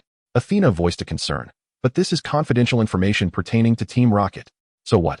Can you prevent this screen from broadcasting? Sakaki retorted. Do you possess the capability to halt this presentation? Well, it appears we cannot, given our inability to obstruct it. We can only accept our misfortune. Fortuitously, I am curious to observe what that entity has been up to since its escape. Sakaki harbored expectations for its future. Chapter 24, Unscientific. How could an electric type move possibly defeat a Geodude? Somewhere, Mewtwo pondered. Am I being broadcast? Who could possibly be behind this screen? Capable of revealing future events? Even Mewtwo's exceptionally intelligent mind could not fathom it. What is the purpose of my existence? Why do I live? What distinguishes me from my original? The scene shifts to Ash engaged in a Pokémon battle with a young man clad in a tank top. Regardless of weather and fire, water or grass, in forests, earth or clouds, despite the considerable challenges, I shall capture this Pokémon. A background music begins to play, and soon a song emerges. As it does, the inhabitants of the Pokémon world find themselves singing along involuntarily. Strange. What is this song? How can I indeed? This is my first encounter with such a melody, yet my lips move of their own accord. How delightful. Is this a song created by the screen? Indeed. It is marvelous. Could you reveal the title of this song? This song is titled, I Have Captured a Pokémon. The opponent sends forth a Dunsparce, while Ash dispatches a Bulbasaur. Ha ha ha. You dare to use a starter Pokémon? Dunsparce, use Rollout.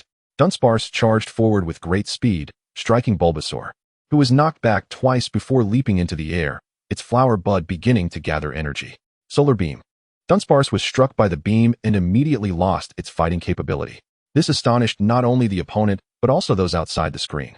If I am not mistaken, Bulbasaur just executed a Grass-type move. That was indeed Solar Beam, I am certain of it. Good heavens. Is it possible for a Pokémon in such a basic form to learn that? Yes, at the very least. It should have to evolve into Ivysaur to acquire that move. My Venusaur learned it only when it was on the verge of evolution. Could it be that Ash utilized the Everstone? It is plausible. An Everstone can prevent a Pokémon from evolving. After recalling Dunsparce, the young man sent forth a muscular Machoke. This is the final evolution of Machop. Ash countered with a Squirtle. That was a moment of carelessness. This time, I shall not underestimate you. Machoke, grab it. Machoke extended its forearms in an attempt to seize Squirtle, but Squirtle adeptly evaded. Then unleash a dynamic punch. Machoke lunged forward, its fist aglow with white light as it aimed to strike Squirtle. Use Bubble. Whoosh. Machoke was pelted by the bubbles and staggered back. Giving Ash the opportunity to command a water gun, Squirtle withdrew into its shell and unleashed a spiraling jet of water. Machoke. Machoke's eyes rolled back, and it collapsed. Return. The young man recalled Machoke. Darn it. I shall abandon all semblance of honor. This young man, in a fit of frustration, threw out 3 Pokémon at once. Beedrill, Venomoth, and Geodude. This action drew the disdain of many, as it was evident he could not win and resorted to such tactics. Yet Ash remained undeterred, promptly sending out his Pikachu. Thunderbolt. Crackle. Boom. With a fierce display of lightning, all three Pokémon fell scorched to the ground.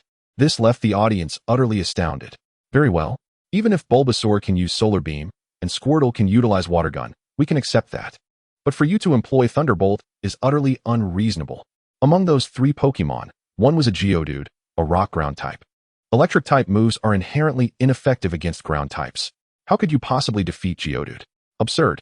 Thunderbolt might take down Beedrill and Venomoth. I can accept that. But how could it defeat a Pokémon with a ground typing? Am I still half asleep, mistaking what I saw?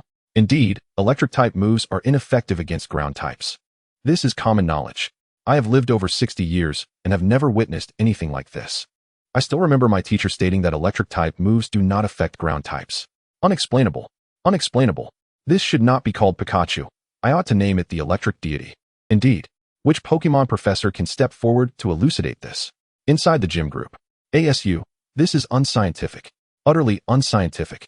As the flying gym leader, I possess a profound understanding of the strengths and weaknesses of electric types. Do on. Indeed, as the rock gym leader, I have numerous Pokémon with advantageous ground type attributes. Hence, such an occurrence should be impossible. Majiji. This is indeed absurd. I never anticipated that Pikachu could perform such extraordinary feats. Taishien. Quite so. Electric type moves are supposed to be ineffective against ground types. Xiaoju Air. The brilliance is blinding. I can hardly behold it. Qianli. What could possibly be the reason for this? Xiao Gang. In fact, a similar incident transpired in the past. That rascal Xiao Ji used his Pikachu against my Geodude, and I thought victory was assured, only for it to be defeated by a Thunderbolt. Piao Tai. I can only say that Xiao Ji is truly remarkable. DNCI, goodness. I am eager to discover how Xiao Ji trains his Pikachu. Kuan Air. I am looking forward to the day I battle Xiao Ji's Pikachu. I must prepare my Lucario. Mei Li Sha. Unbelievable. This is truly astounding. Shi Long. I too am intrigued. I am tempted to capture a Pikachu. In the Sinnoh region, Zhulan paused mid-bite of her ice cream, even the cone beginning to melt. Her partner, the fierce Garchomp, could not help but remind her, snapping her back to reality. Among the champions, Mi Li what? How can this be? This defies all logic. Zhulan. Indeed, while Bulbasaur and Squirtle can utilize their signature moves due to innate talent, how could Thunderbolt possibly defeat a Golem? A Daika? Haha, though I do not fully comprehend, I can only commend Ash Ketchum. Shindai Si. I told you Ash's Pikachu is no ordinary Pikachu. It is only natural that my Regice would falter before it. For an electric-type move to incapacitate a ground-type Pokémon, it must be an exceptional Pokémon. Even legendary creatures would struggle. Do enough. You were the one who was defeated by a mere Pikachu, harboring resentment and resorting to sleep. Shindai was infuriated by Du's remarks. Dandy. This situation is indeed perplexing, even to me. Kalunai, precisely. As Dandy stated, at Professor Oak's laboratory, Xiao Mo's eyes widened in disbelief. How could an electric-type move possibly defeat a Golem? Professor Oak furrowed his brow. Indeed. Xiao Mo, as you mentioned, electric-type moves are generally ineffective against ground types. Yet there seems to be a peculiar circumstance at play. Circumstance? What do you mean? Xiao Mo queried. Puzzled. While electric currents are indeed ineffective against ground types, they contain substantial energy, which often generates heat. You may have observed those struck by electric currents, their bodies emitting smoke. That is the energy of the current. Professor Oak continued. Therefore, Golem was not defeated by the electricity itself, but rather by the immense heat generated. It is akin to a fire-type attack. However, for this to occur, the electrical intensity must be exceedingly potent. Who would have imagined that Ash's Pikachu could be cultivated to such an extent? Oh, I must share this in the professor group to prevent any misunderstandings. Professor Oak hastily sent a message to the group. Chapter 25. Let the semi-legendary Dragonite deliver the message. The Grand Pokémon Trainer Banquet. At Ash's location, Xiao Gang, observing the gym group chat, asked curiously while Ash munched on a sandwich. What is going on? In the group chat, it was discussed that the reason the electric-type move could defeat Golem was due to the immense heat generated by Pikachu's electricity, implying that Pikachu's current was exceptionally powerful. See, I told you Pikachu would be fine. I will surely become a Pokémon master. Pikachu, they could lose to this. The young man opposite was utterly flabbergasted, never expecting even Golem to succumb to Pikachu. I will remember you, and I will return for revenge. The young man recalled his Pokémon and fled. Xiao Gang remarked with a hint of sarcasm. Humph. Clearly outmatched, yet he remains so arrogant. Suddenly, Ash heard a voice from the sky and saw a yellow object swiftly approaching. Boom. It crashed into both Musashi's observing group and Ash's lunch group. A Dragonite, adorned with a small backpack, landed before them. Who are you? Ash rubbed his head, bewildered by the Dragonite's actions that had ruined their lunch. The Dragonite retrieved a letter from its backpack and presented it to Ash. Is this Dragonite a mail carrier? Delivering a letter? Which delivery service employs a Dragonite? Incredible. Utilizing such a semi-legendary Pokémon for delivery. Shouldn't a bird Pokémon be used for such tasks? Indeed, I have a Pidgey nearby that specializes in delivering letters. And a larger one would be a Pidgeotto. This scene left everyone wide-eyed, astonished that a semi-legendary Pokémon was being used for such a trivial task. Ash opened the envelope to find a card-like item, which suddenly began to project a video. A figure cloaked in a cape, completely obscured. Spoke. I sincerely apologize for the abrupt delivery. Please forgive me. You are trainers with promising futures, and I wish to invite you to my Master's Grand Pokémon Trainer Banquet. The location is New Island Pokémon City. The projection even provided the coordinates of the island. Enclosed was a postcard. Should you wish to attend, please fill it out, as the decision lies with you. With that, the figure vanished. A Grand Pokémon Trainer Banquet? Upon hearing of such an event, Ash exclaimed, "Of course we must go." Xiao Gang. From the voice, it is undoubtedly an older sister. How could we possibly decline? Then let us confirm on the postcard. Xiao Xiao, seeing both of them in agreement, opted to remain silent. After pinning their acceptance on the postcard, they entrusted it to Dragonite. The scene abruptly shifted to what appeared to be a cockpit, where a white hand spun in the air, enveloped by blue energy. Soon, the ocean in that region began to churn violently. Who could have done this? This is surely beyond human capability. Could it be a Pokémon? In the Professor group, Professor Oak inquired, "Does anyone recognize that hand as belonging to a Pokémon?" I certainly do not. Despite my many years as a Pokémon researcher and having encountered countless Pokémon, this hand is entirely unfamiliar to me. Shanli, I do not recognize it. Xiao Tianwan. Neither do I. Kong Mu. This is my first encounter as well. Professor Oak, to think a waving hand could cause the ocean to churn. This appears to be a psychic ability, likely of the psychic type. Hongdo Shan, I concur. Bulata Nua, could it be Mewtwo? The hand does not resemble the images of Mew found in the ruins. Kukue, if it is Mewtwo, what could it possibly intend? Team Rocket, this is undoubtedly Mewtwo. The higher-ups in Team Rocket would never mistake it. This is definitively Mewtwo's hand. Apollo, so? Does this mean the letter was sent by Mewtwo? What could it be planning? Organizing the most formidable Pokémon trainer banquet? Sakamaki released his Meowth from his arms and gazed at the video, pondering, I wonder what you truly aspire to, Mewtwo? Ash and his companions were caught off guard by the sudden downpour, swiftly seeking refuge at the dock, preparing to embark on a boat to the new island. Upon their arrival, they noticed a multitude of individuals had already gathered, evidently all invited by a summons. You cannot leave, exclaimed Miss Junsha. Indeed, given the torrential rain outside. For safety reasons, all ferry services have been suspended. A woman with flowing blue hair spoke up. My name is Pokeja. I grew up by the docks. And this is the first time I have witnessed such colossal waves. Just look at the clouds above. Do you think any ship could set sail in this weather? The tempest loomed ominously over the new island. Junsha continued. Thus, the voyage of this ship has been cancelled. Fear not, for I possess a water-type Pokémon. A burly man interjected. It shall surely manage. No, such actions would endanger both you and your Pokémon, and at present, there is no one at the Pokémon Center to assist with treatment. Ash interjected, suddenly bewildered. Why is the Pokémon Center not treating Pokémon? He asked, incredulous. Isn't that the very purpose of the Pokémon Center? Chapter 26. Ash and his companions arrive on the island, and Mewtwo appears. Because Nurse Joy has gone missing. One individual shouted, I must reach the new island. Indeed, we shall bear the consequences ourselves. A young man with short blue hair dispatched his Pidgeot, mounting it as it took flight. The burly man then released his Gyarados. Do not go. Otherwise, I shall have to arrest you. Junsha exclaimed, taken aback. Such folly. Pokeja shook her head. They are Pokemon trainers and adventurers. If they could be deterred, they would not be congregating here. We can only hope they remain unharmed. Adventurers who do not dare to venture. What then do we call them? Observing someone take the initiative, trainers began to devise their own methods, either summoning flying types or water types. But we do not possess any water types capable of ferrying us. The issue is how do we cross over? They lamented. We do not have Pokemon that can accommodate all three of us. Would you like to hitch a ride? A small boat approached, and the three individuals aboard greeted Ash and his companions.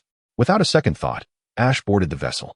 Suddenly, a wave crashed against them, revealing the identities of the 3 individuals aboard. What are you doing here? Since you. The wave is coming again, Misty exclaimed. Boom. This time, the small boat capsized, throwing everyone into the water. Come forth. Stereo. Brock and Misty brought Stereo to the surface. Phew. Ash. Ash released Squirtle, who helped pull Pikachu to safety. Hold on tight. Everyone be careful. With a series of waves crashing upon them, they finally saw the skies clear, the torrential rain subsiding. Pikachu pointed towards a structure in the distance. It was the new island. Thank goodness. We survived. However, the trio of Team Rocket was nowhere to be seen. They couldn't have. In Pallet Town, Hanako was nearly stricken with a heart attack. Her foolish son dared to venture forth amidst such a storm, lacking even a suitable Pokémon. Miss Magius, quickly, bring me a glass of water. This rascal, when he returns, I shall have words with him. This reckless behavior is unacceptable. In the Sinnoh region, at Hikari's home, my goodness. Such towering waves. Hikari lamented as she watched Ash brave the storm. Oh dear, do you think Ash is being reckless? Well, he certainly possesses a great deal of courage, her mother replied. Mom, are you certain this is not mere folly? In the Kalos region, thank goodness he is safe. Serena sighed, relieved upon learning Ash was unharmed. It seems my daughter is quite concerned about Ash, Shauna remarked. Squirtle, let us traverse to the island. Stereo guided them to the dock, where the cloaked woman awaited. Upon closer inspection, is that not Nurse Joy? I am not Nurse Joy. I grew up here. Serving my master, she replied, her eyes vacant as she led Ash and his companions to the castle. Moments later, Team Rocket emerged, climbing ashore, only to be confronted by a Pokémon with a long pink tail floating behind them. Could that be? Indeed, that is Mew. However, Mew soon drifted away. Somewhere, Mewtwo, observing Mew's arrival, narrowed its gaze. You have indeed come. Let us see who is the mightiest Pokémon. At Professor Oak's lab, he quickly retrieved images discovered within ancient ruins, comparing them with those in the video, finding a remarkable resemblance. This must be Mew. Is this the legendary Mew? It truly exists. Gary exclaimed. But why has it come here? Could it be because of Mewtwo? Let us continue watching. We should uncover the truth.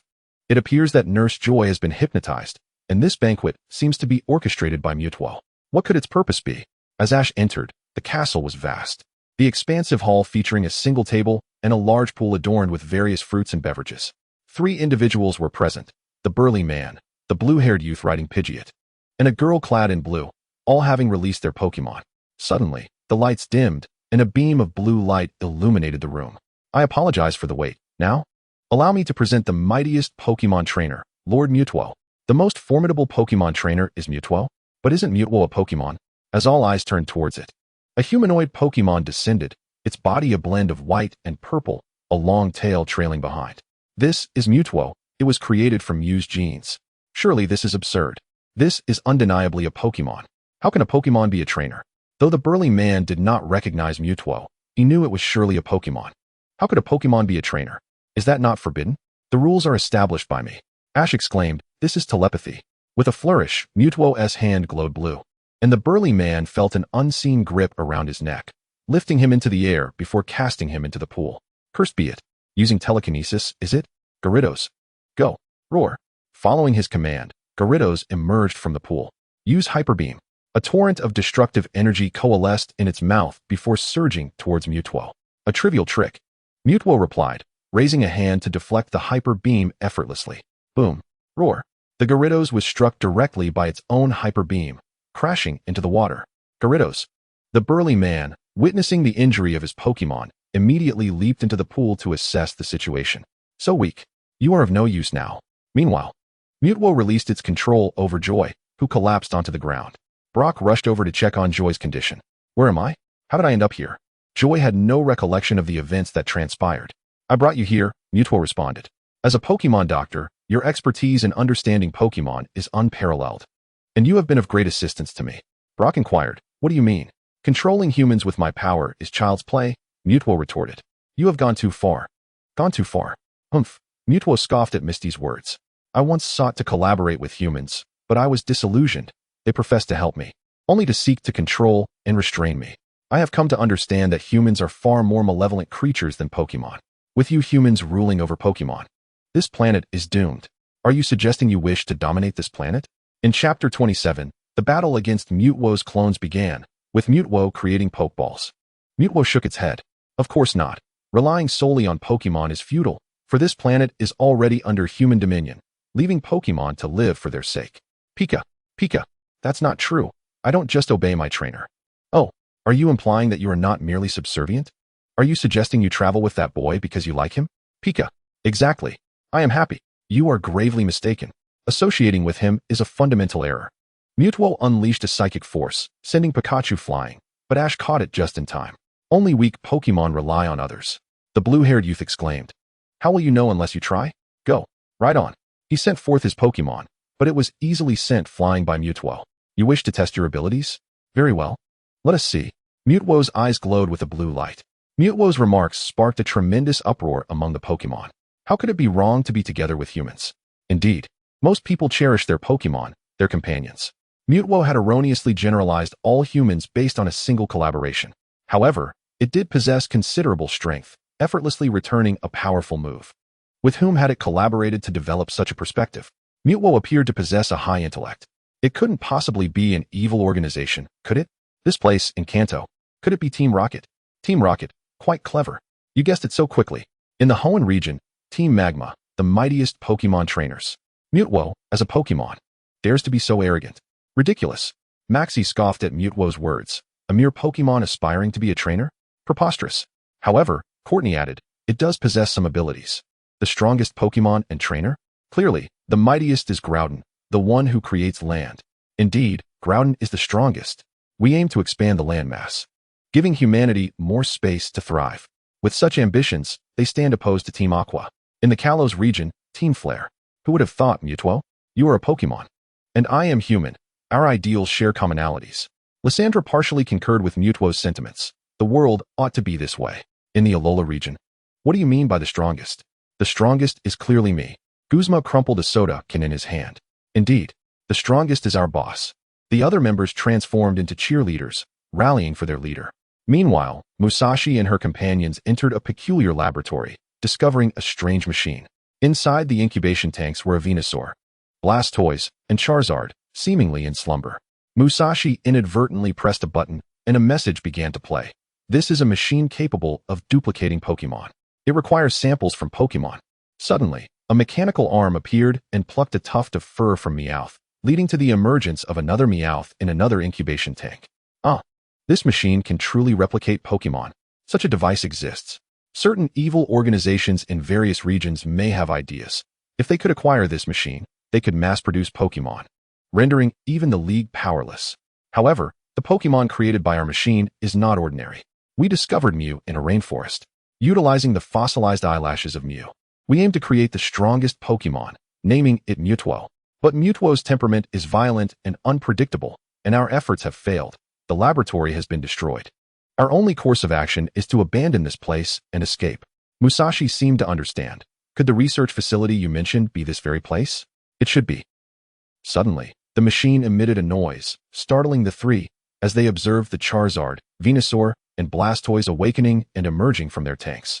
They quickly made their way to the hall. Those aspiring to become Pokemon trainers initially sought to acquire starter Pokemon. This was precisely the final evolutionary stage of the starter trio in the Kanto region, my research on evolutionary clones.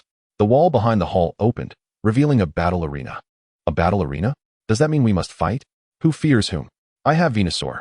I have Blastoise. Ash, I have Charizard. The blue-haired youth sent forth his Venusaur, and Mewtwo signaled for its clone Venusaur to battle. Venusaur, go! Use Leaf Blade. The sharp leaves flew forth. Use Vine Whip. The clone Venusaur extended its vines, shattering the leaves, then seized Venusaur and hurled it away, rendering it incapable of battle. So powerful. Now it's my turn, go Blastoise. The girl sent forth her Blastoise, and Mewtwo switched in its clone Blastoise. Use Hydro Pump. A powerful jet of water surged forth. Mewtwo, use Rapid Spin. Facing the formidable water jet, the clone Blastoise withdrew into its shell and spun rapidly, countering the water jet and knocking Blastoise down in a single blow. Ash, be careful. The opponent's moves are incredibly strong. Misty noted that the opponent's attacks were not even major moves, yet they were defeated so easily. I understand. Charizard. We cannot rely solely on strength. We must win with speed. Charizard soared into the air, unleashing Flamethrower, but the clone Charizard was struck, yet seemed largely unscathed. soaring into the sky. Keep using flamethrower. Puff. Charizard continued to unleash flames, but the clone Charizard moved with extraordinary speed, evading every attack. Bang. Bam. Roar. Charizard was relentlessly struck, then ensnared by a doppelganger Charizard, plummeting directly towards the ground. Boom. Charizard collapsed, gasping for breath. Even Ash's Charizard could not emerge victorious. Thus, you are deemed failures. Mewtwo conjured 3 black Pokeballs, and an astonishing scene unfolded. These 3 orbs effortlessly captured Charizard, Blastoise, and Venusaur. Impossible. This cannot be. It defies the laws of science. How could Pokemon that have already been captured enter other Pokeballs? These cannot be standard Pokeballs created by the League. Could it be that these are Mewtwo's creations, capable of disregarding capture status? The audience watched in disbelief as the already captured Pokemon were drawn into Mewtwo's orbs. Brock exclaimed, "Are you attempting to steal other people's Pokemon?" Steal? No. I am merely creating stronger doppelgangers. Mewtwo produced even more black Pokeballs, which swiftly targeted the Pokemon present, leading to a rapid annihilation of the Pokemon. Oh right, I can just recall my Pokemon. Come back, Squirtle and Bulbasaur. Ash called back his 2 Pokemon. Mewtwo, naive. The black orbs then absorbed even those Pokemon contained within standard Pokeballs. The Pokeballs I have created are invincible. They are utterly useless. Chapter 28, Pokemon Stolen. Ash rescues Pokemon. Team Rocket, perfect. Absolutely perfect. Mewtwo's Pokeballs. Lance. This is even more effective than a Master Ball. Previously, Team Rocket had attempted to coerce a company into manufacturing Master Balls, which could capture any Pokemon. But now they realized their vision was too narrow. These Pokeballs created by Mewtwo can even contain captured Pokemon. If we obtain this, capturing Pokemon will become significantly easier. We are an organization that thrives on Pokemon. These Pokeballs perfectly fulfill Team Rocket's needs. Mewtwo, you continually surpass my expectations. Giovanni could not help but praise the remarkable creations of Mewtwo. In the research group, Professor Okito, how can this be? These black Pokeballs are utterly invincible. Professor Yamamoto, indeed. How can they even absorb captured Pokemon? Professor Kukui, and it doesn't stop there. Even if you recall your Pokemon, the balls are useless. Professor Oak, this is terrifying. Such Pokeballs must not fall into the hands of evil organizations. I concur. This will undoubtedly result in calamity. These orbs completely overturn everyone's assumptions. Kanto Pokemon League. Shiba, is this for real? Can such things truly be accomplished? Mewtwo is achieving what humanity cannot. Kona adjusted his glasses. Who could have possibly created Mewtwo to possess such intelligence? No, Mewtwo must be captured. It cannot be allowed to run rampant. Kikuko observed that Dato was becoming agitated. Calm down. Dato, setting aside the question of whether you can even find Mewtwo, can you defeat it? Mewtwo's power has been showcased. It is certainly not comparable to an ordinary Pokemon. What are you afraid of? Even if I cannot win, I can contact champions from other regions. This concerns the Pokemon world, not just myself. It appears to be a psychic type.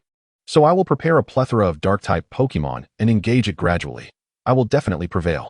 Dato had even devised a battle strategy. And what about those black Pokeballs?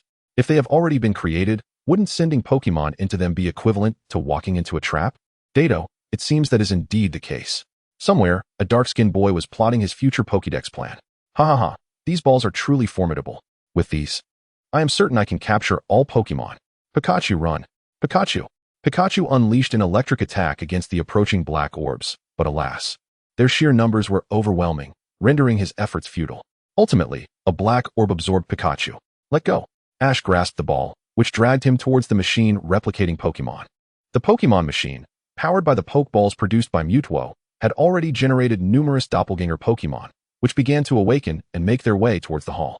Among them were Vileplume, Glaceon, and Scyther. James watched as Pokemon emerged one after another.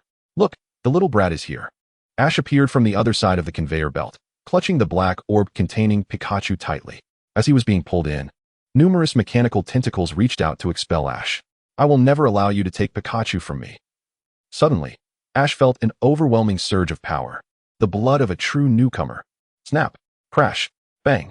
Ash, barehanded, engaged in combat with the mechanical arms, striking with his fists and kicking, even biting the mechanical appendages and pulling with all his might.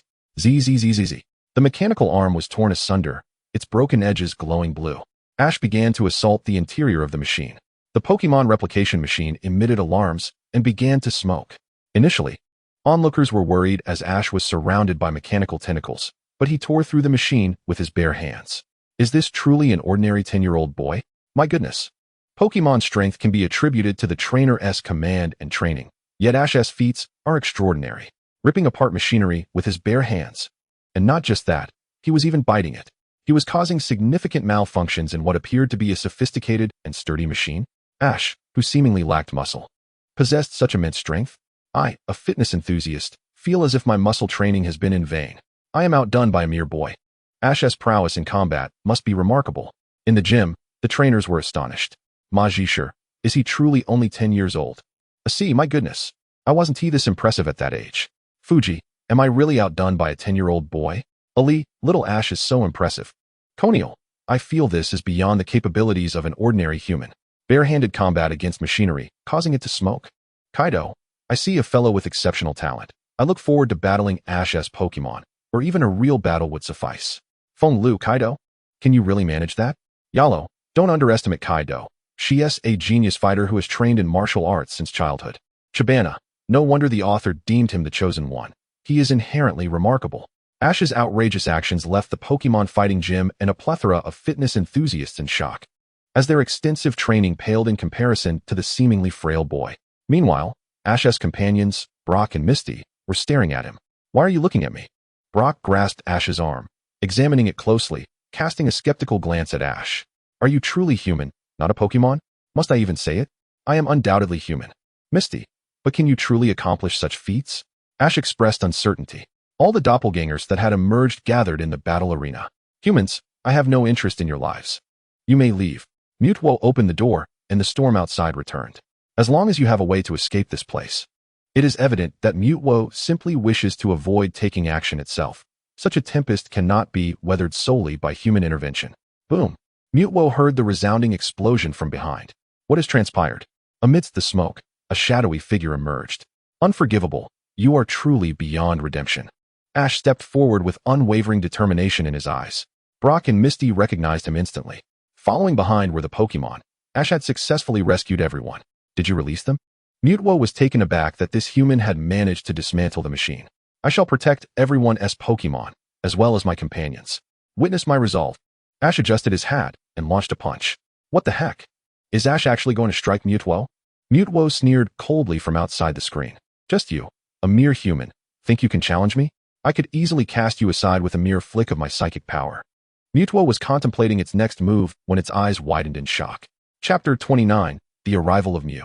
Does this battle truly hold significance? The scene unfolded. When Ash's fist collided before Mewtwo, and it was clear that Mewtwo had activated a protective shield. What am I doing? I could have easily sent him flying with psychic force, yet I resorted to a shield? Am I afraid? A more shocking turn of events followed. Ash raised his left fist once more. Crack. The protective shield shattered. Bang. With a resounding thud, Ash's fist landed squarely on Mewtwo's face, sending it crashing to the ground. The audience erupted in jubilation. Ash has truly injured Mewtwo. Team Rocket. What? Impossible. This shield was calculated to withstand even the destructive force of Gyarados' Hyper Beam. How could this happen? Athena. Mewtwo faced the assault not with psychic force, but with a shield? Is it afraid? Lance's lips twitched. Mewtwo is actually afraid? Giovanni was finally unsettled. Is Mewtwo truly afraid of a mere boy like Ash? Quickly compute the strength of Ash's punch. Yes, boss. You actually. Mewtwo, enraged by the fall, immediately unleashed its psychic power to hurl Ash toward the audience. Ash. Suddenly, a pink sphere appeared behind Ash, catching him as Mew floated before him. Giggle. Mew let out a joyous laugh. Is that a Pokemon? I've never seen one before. No one in attendance had encountered Mewtwo, but some recognized it. Mewtwo Mew. Mew conjured another pink sphere and began to bounce upon it. Whoosh. Crack. Out of nowhere, a black energy sphere pierced through the pink sphere. It was a shadow ball. Mewtwo was on the offensive. Mew, renowned as the world's most precious Pokemon, was created from your very genes. However, I am stronger. I am the true original. Whoosh. Whoosh. Crack. Crack. Mewtwo unleashed a barrage of shadow balls at Mew, yet Mew swiftly evaded each attack, prompting Mewtwo to pursue. Why do you not strike? Are you afraid? Mewtwo observed Mew merely dodging, hiding behind a pillar while giggling. Wait, doesn't this situation resemble a game? Indeed. It seems Mew is not engaging in battle at all. It feels as though Mew is playing hide and seek with Mewtwo. Whoosh. Mew. This time, the shot connected. sending Mew soaring into the sky, disappearing from sight. As expected, I am the superior being. Boom. Before Mewtwo could finish its sentence, a blue energy sphere descended from the sky and struck it, sending it crashing into the wall. It was a wave bomb. Finally, this is more like it. Mewtwo crawled from the rubble, gazing at the approaching Mew. At last, you are willing to fight me. I shall see whether my clone is superior, or if you, the original, hold the advantage. Today shall serve as the moment of truth. Mew. Mew spoke continuously in the air. I see. Meowth listened intently to Mew's words. Meowth. What is Mew saying? Jessie asked curiously. It claims that the original is the original, and if we do not compete in skills, the original will undoubtedly triumph. Mewtwo's expression sharpened further as it listened to Mew. Very well. You have spoken. Then let us not measure skills, but strength. Charge at me. With Mewtwo's command, the clone Pokémon surged forward. Pikachu. Pikachu. Wait, you all hold on for a moment. Just as Pikachu attempted to interject, the original Pokémon, seeing the fierce charge of their counterparts, immediately assumed battle stances and charged headlong into the fray. Meanwhile, Ash rushed to the audience's seating.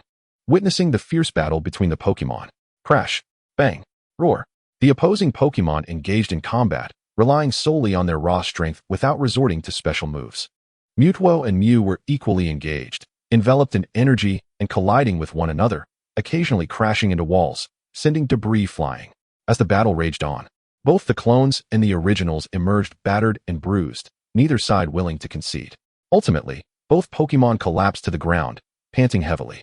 A poignant melody played. Does this truly hold significance? Whether original or clone, they are all vibrant lives. Both sides are life. Is this truly necessary? The spectators present at the battle suddenly felt a wave of sorrow. Does this battle truly hold meaning? Do you all believe such a battle is truly necessary? The author posed this question to the Pokémon world. Hoenn region. Fortune House. This is too cruel. Kind-hearted May watched the battle, which was starkly different from the usual Pokémon battles. Max could hardly bear to close his eyes. Regardless of being the original or a clone, they are all life. Is it truly worth risking one's existence to determine who is superior? You are right, Max. It holds no meaning. Fortune Chandin. Unova region.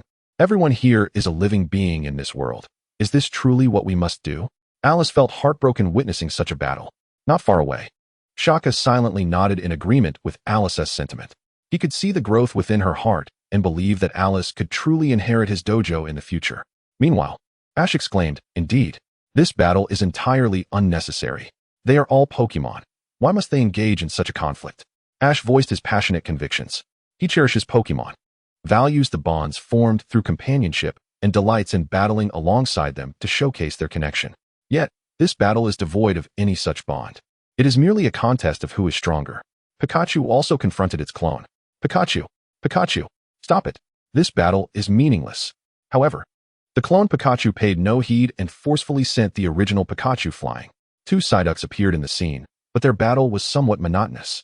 Their distinction lay in one being rather oblivious, while the other bore a fierce glare. Crack, snap, crack, snap. A Psyduck launched an attack with its paw, slapping its opponent with a resounding smack, prompting the other to retaliate.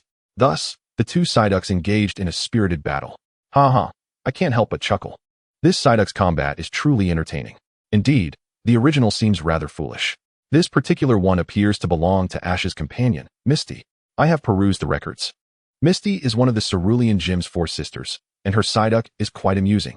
It's no surprise that their family runs a water-type gym, as water Pokémon possess such unique attributes. Misty, what do you mean? I aspire to become a master of water-type Pokémon. Upon witnessing the others teasing Psyduck, Misty became visibly upset, yet a glance at the Psyduck beside her, munching on Pokémon food, elicited a sigh. Alas, what could I do? Who could resist capturing it with my Pokeball? My own Pokeball had fallen out after I stumbled, but unexpectedly. This foolish creature was captured simply by nudging it with its head. There's no choice. The path I have chosen must be traversed, even if it means kneeling in the process. Chapter 30. Is Ash dead? The departure of Mewtwo. You. Meow? As Meowth encountered its doppelganger approaching, both instantly revealed their claws, preparing for a clash, but then they lowered their weapons. I can't do this. It hurts, Meow. Meowth, fearing pain, inquired why the other had ceased its aggression. Meowth, I can't be bothered to fight. What? You simply don't wish to engage? Meowth, what about you? You're asking me why I stopped. Because being clawed is painful, not just for me, but for you as well. To my surprise, Team Rocket's Meowth managed to persuade its counterpart, perhaps merely out of fear of pain. Meanwhile, Pikachu was also attempting to dissuade its double. Pika, Pika, please stop. I don't want to battle you. Pika, quit the chatter. Pikachu had already sustained injuries from colliding with its doppelganger, yet refrained from retaliating. On another front, Ash was scaling a rocky cliff with bare hands. Descending step by step, the boy possessed commendable agility. Smack, smack. The doppelganger Pikachu relentlessly slapped its counterpart while questioning its reluctance to fight. Sinnoh region. Shinji's residence. What is going on? Pikachu isn't fighting back. Regice, it's because Pikachu doesn't want to engage in combat.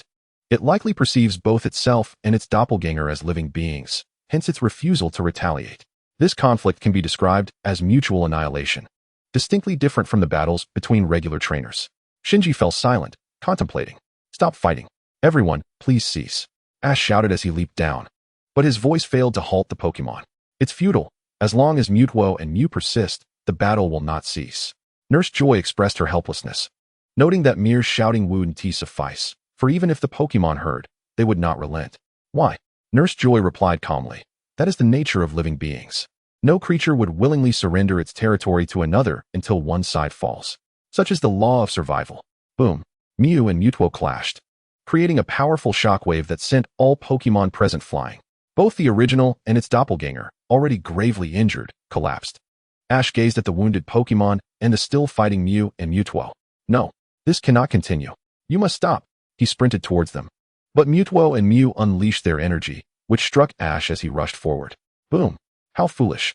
A human dares to interrupt our war. Mewtwo scoffed, astonished that Ash would risk himself to block the might of two such formidable Pokémon. As the smoke from the explosion cleared, Ash lay on the ground. Then, clatter, clatter. He transformed into a stone statue. Indeed, a genuine stone statue. The audience gasped. Has Ash perished? The one who always brings miracles? Is it true? He has gone. Kanto region. Ash is home. Ash. Ugh. Hanako witnessed Ash turn into stone and promptly fainted, her eyes rolling back. The Mr. Mime hurriedly performed artificial respiration, employing techniques learned from television. Bunny, Bunny, please wake up. Don't let anything happen to you. Professor Oak's lab. What the heck? Shigeru was astonished at Ash's recklessness. He is still the same. Surely Ash cannot be truly. Professor Oak dreaded the worst outcome. It cannot be. Ash would never die so easily. I haven't even defeated him yet. Kalio's region. No. Wah. Serena wept profusely. No. I haven't returned your handkerchief yet. Champion's circle. Steven. No. Takashi, no? How could this happen? Ash is heralded as the chosen one by the author. He was meant to become a Pokémon master. How could he fall here? Wake up. I am still counting on you to uphold Kanto's honor. Zhu Clan. But to block the ultimate moves of such powerful Pokémon with his body, this is akin to courting death. Alder, this is unacceptable. He should not fall so easily. In the area where Ash was camping. Could it be? How could Ash? Brock and Misty struggled to accept this grim reality.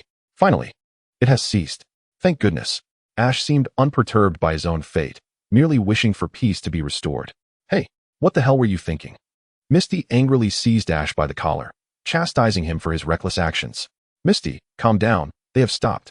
Listening to Ash, Misty continued her tirade. Do you think I'm blind?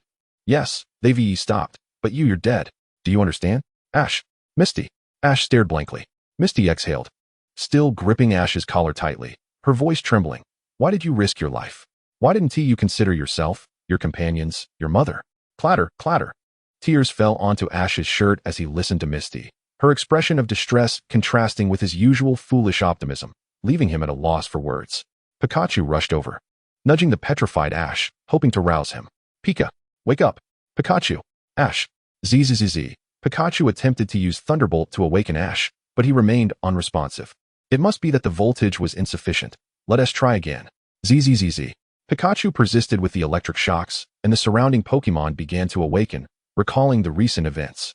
Tears welled in Pikachu's eyes. Pika, Pika, please wake up, Ash. Pikachu could scarcely fathom the thought of Ash leaving him. This cannot be true. How could Ash, my brother, simply fall? Indeed, you are the chosen one. How can you succumb so easily? Stand up, Ash. To halt the battle. Ash found himself amidst a torrent of tears from the many people across different regions. Could it be that such a passionate and devoted young trainer of Pokémon simply fades away? Drip, drip. Pikachu's tears fell to the ground, resonating with every soul present. Drip, drip. Wow. Roar. Genesect. Both the original and its clone shed tears, for even the clone possessed emotions. They were indeed beings of flesh and blood. What is this? Mewtwo noticed the tears drifting towards Ash. Ash. The petrified Ash emitted a faint blue glow. The ominous clouds above dissipated, allowing the sun's rays to pierce through. And Ash transformed back to his former self. A cheer erupted from those gathered, grateful for this unknown force that had saved Ash. In the distance, a bird-shaped Pokémon with a golden crown and a crimson body observed Ash's revival, nodding in satisfaction before taking flight. Mewtwo surveyed the crowd and finally comprehended. Indeed, we are all Pokémon. Mewtwo turned to Mew. Yes, perhaps it is best that this incident remains a secret, to be forgotten. Mewtwo, using its psychic powers, levitated the clone Pokémon surrounding it. Where are you headed? Ash inquired of Mewtwo. To seek a world that belongs to us, to continue our existence. Mewtwo Mew. And the clone Pokémon gradually vanished from the spectator's sight, the video concluding at that moment. All beings inhabit this planet, whether original or clone. Such warfare is brutal and merciless. It is devoid of meaning. May everyone remember this. Team Rocket, astonished, realized that Ash had truly altered Mewtwo's perspective. Giovanni noted the stubborn Mewtwo had indeed transformed. There was no need to distinguish between the original and the clone. Mewtwo led the clones in search of their rightful home. Apollo mused, I wish to acquire a Pokeball crafted by Mewtwo. If we study its creation, our success in capturing Pokémon will significantly increase. Indeed, even captured Pokémon could be stored within it. Mewtwo's intellect is remarkable, Lance concurred. Alas, they were unaware of Mewtwo's whereabouts, pondering how it might have reacted to the video. On a remote island, Mewtwo contemplated whether this was the conclusion. All life forms exist, such conflicts are futile. Reflecting on the events from the video, Mewtwo realized that even Mew had considered resolving matters through combat. It was unexpected that the human boy could achieve such feats. Perhaps I should follow the example from the video and search for a suitable home for myself, Mewtwo contemplated, nurturing an idea. Chapter 31. The Tree Branch Embracing Trico. Team Rocket prepares to capture the Swablu. We continue with new content. This time, we focus on Ash's Pokémon, an aloof creature. A lizard-like Pokémon clutching a twig appeared on the screen. I don't recognize this. It's neither from Unova nor Johto.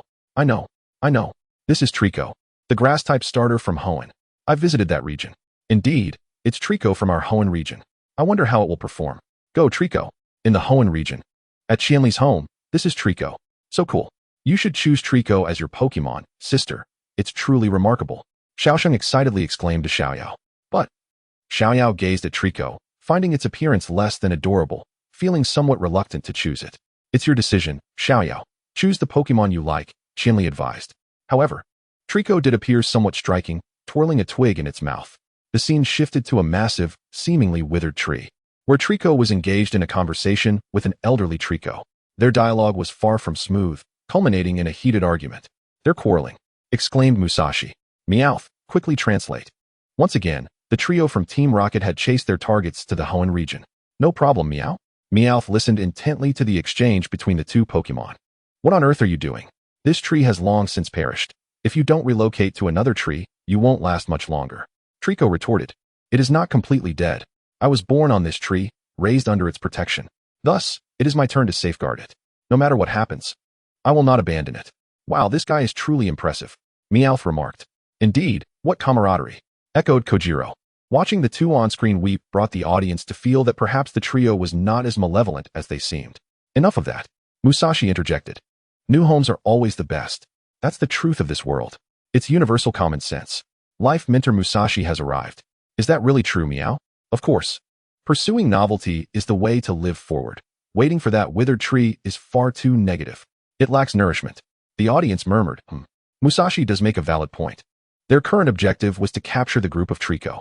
The elder Trico, unable to convince the younger one, departed with the other Trico, while Ash remained behind, nurturing the withered tree alongside Trico. Suddenly, a bulldozer emerged from the forest, followed by the three members of Team Rocket, now accompanied by a Swablu. Team Rocket. Then, a balloon adorned with colorful lights floated up, tethered to an iron cage filled with the earlier captured Trico. We are taking these Trico with us. Pikachu, Thunderbolt. Crackling electricity struck the balloon, yet it inflicted no damage. As usual, we equipped the balloon with an anti-electric device. Here comes a net. An iron net swooped down, capturing Pikachu. Ash attempted to release his Talonflame, but it had already been dispatched to find Brock and the others. Trico leaped onto a tree, hurling twigs at the balloon. But they merely bounced off. Useless. Such things cannot pierce our balloon, Musashi laughed. Go, Cacturn, use Pin Missile. A cactus Pokemon appeared, launching spines at Trico. Trico jumped to evade, landing on the balloon, and with a swift tail swipe, sent Musashi flying. Musashi collided with the opening, causing the cage to swing open, allowing the Trico to escape and start dismantling the device holding Pikachu captive. Trico leaped onto the balloon, sticking out its tongue and taunting Cacturn. Come on. If you have the guts, come and fight me. Darn it. Pin Missile. Infuriated, Cacturn retaliated with Pin Missile. Bang. The balloon was punctured. Team Rocket exclaimed, oh no. Whoosh. The balloon careened out of control, plummeting away. Indeed, they had failed once more. Later, Ash successfully captures Trico, embarking on a new journey. With Trico growing stronger, they encounter their first challenge. Ash, May, Brock, and Max are enjoying a meal, but Trico prefers solitude, perched alone on a branch. This Trico possesses a rather solitary disposition. Perhaps it simply revels in its own company, embodying the essence of a lone wolf. Nonetheless, such a trait lends it a distinctive character. But what lies ahead? From the nearby grass, a serpentine head gleaming in purple and gold emerges. Its elongated crimson fangs fixed intently on the Pokemon indulging in their meal. At Professor Oak's lab, what Pokemon is that? Gary pulls out his Pokédex, only to find no information. That Pokemon hails from the Hoenn region, he explains. The Kanto Pokédex cannot provide any data on it. This creature is called the Surskit, a relatively dangerous Pokemon in the wilds of Hoenn, known for its aggressive nature. A Torchic, clutching a morsel of Pokemon food in its beak and bearing an apple on its back, inadvertently draws the Surskit's attention, appearing as a solitary, vulnerable target. The Surskit extends its tail, tripping the Torchic, causing the apple to tumble away. The Torchic, startled, rushes after it, only to collide directly with the Surskit. Huh. The Surskit opens its jaws wide, preparing to bite, which sends the Torchic into a panic, though the Surskit merely devours the apple. Torchic. Torchic. The Torchic, witnessing its food being consumed, cries out in alarm, inadvertently provoking the Surskit. Having already consumed the apple, the Surskit was ready to depart, but now, with the Torchic's outburst, it felt challenged. As the Surskit prepared to strike the Torchic, a sudden weight on its head interrupts its attack. It is Trico. Upon sensing the disturbance from its perch, it leaps down to shield the Torchic. Stop! Ash and his friends rush over, shouting, Go Pikachu! Swallow! Now Flareon! Suddenly, the Surskit unleashes a thick cloud of smoke, shrouding the area in darkness. It's a black mist. May exclaims, Oh no, the Torchic is missing. Trico swiftly ascends to the treetop, quickly spotting the Torchic ensnared by the Surskit's tail. Release her. It strikes with a powerful blow, striking the Surskit on the back of its head, causing it to loosen its grip, and Trico catches the Torchic in time. Huh. Poison Tail. The Surskit's knife-like tail radiates toxic energy as it swings toward Trico, who, unable to evade due to its protective stance over the Torchic, endures the attack, crashing against the tree. Subsequently, Ash's Pokemon launch a barrage of counterattacks against the Surskit, which, sensing its impending defeat, makes a hasty retreat. Ash and his friends rush Trico to the Pokemon Center, but unbeknownst to them, their struggle has been observed from a distance by Team Rocket. Did you see that? Jessie exclaims. Indeed, Meowth replies. The Surskit managed to escape despite facing so many attacks, showcasing its formidable prowess. Absolutely, James adds, just look at its fierce appearance. It would be the perfect addition to our Team Rocket. The trio devises a plan to capture the Surskit. Chapter 32, Super Rocketman. Jessie dishes out a beating to the Surskit. In Team Rocket's hideout, a blonde-haired woman scoffs at Jessie's ambitions. Uft, do they really think they can catch the Surskit? A green-haired man beside her chimes in. Exactly. They couldn't even capture a Pikachu when they ventured into Hoenn. These two are none other than Butch and Cassidy, fellow members of Team Rocket, with a rather contentious relationship with Jessie and James. After all, that Pikachu has the potential to vanquish gods, a nearby Team Rocket member reminds them. They are foolish to believe they could capture such a powerful Pokemon. Meanwhile, in another section of Team Rocket, Jessie and James express confusion over the absence of their Pokemon. Weezing and Arbok. Where could they have gone? James wonders aloud. Did we leave them at headquarters? Jessie speculates. Could we have accidentally released them? They ponder various scenarios. Meowth. Let's set aside our concerns for now and focus on the task at hand, capturing that Surskit. Meowth emphasizes. After the Surskit's departure, it resumes its usual antics, terrorizing the weaker Pokemon of the forest to pilfer their food. Spotting a nearby fruit basket, The Surskit approaches. Prepare the trap. Weavy dug a hole ahead, just waiting for it to fall in. Jesse announces as the trio hides in the bushes. The Surskit advances closer, but halts before the pitfall trap. Why has it stopped? Did it sense something? After surveying its surroundings and finding no one, the Surskit simply uses its tail to snag the fruit basket and continues on its way. No way. It's leaving. James exclaims. That fruit basket was incredibly expensive. Suddenly, as they leap from their hiding place, they unwittingly step into their own trap, tumbling into the hole. This spectacle elicits laughter from onlookers, witnessing the irony of their own folly. What a bunch of clowns. Determined to capture the Surskit, they adjust their strategy and attempt to ensnare it with a net. However, the Surskit easily bites through the net, rendering their plan yet again a failure. I'm starving. Jesse whines. Why don't we just have lunch? The trio's meal consists of simple, triangular rice balls. Do you think we wouldn't prefer something better? But upon opening their wallets, their hopes are dashed. Alas, our stomachs are suffering. We splurged on that expensive fruit basket and ended up losing money. What is our next step? James questions, munching on a rice ball. I don't know. That Surskit is intelligent and incredibly strong. Yet, we must capture it. As they reach for the last rice ball, their expressions shift. Their teammates suddenly become rivals. Ladies first, do you not understand? You've eaten the most. This one is mine. I'm still hungry. They argue, resulting in the rice ball falling into a nearby pond. No, my rice ball. Jesse exclaims. It's just a rice ball. Don't be so petty, James retorts, only to pull out another rice ball he had hidden away.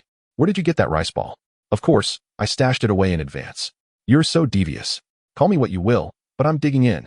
As Jessie bites into the rice ball, she finds only air. It has vanished. Huh.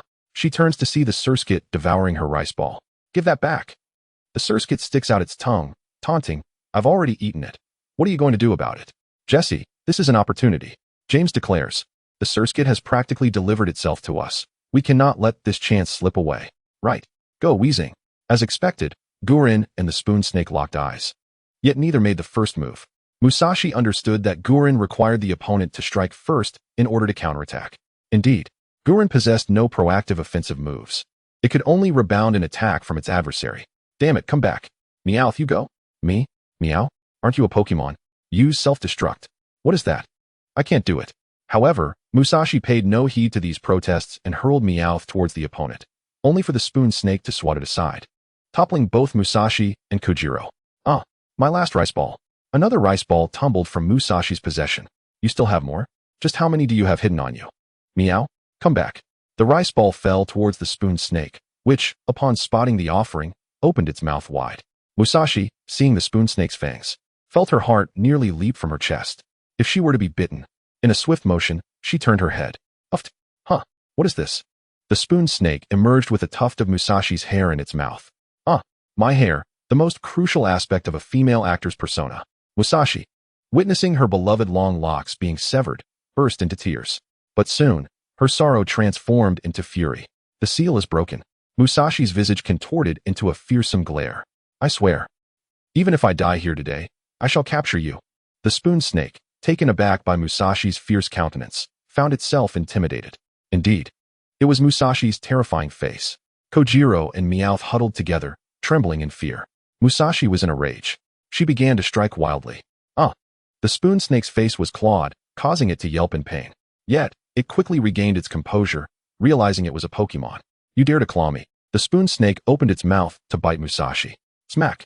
Before it could seize her, Musashi landed a powerful punch to its jaw, causing tears to spring from its eyes. That was a critical concentrated strike. Quite effective, Meow. Toxic tail.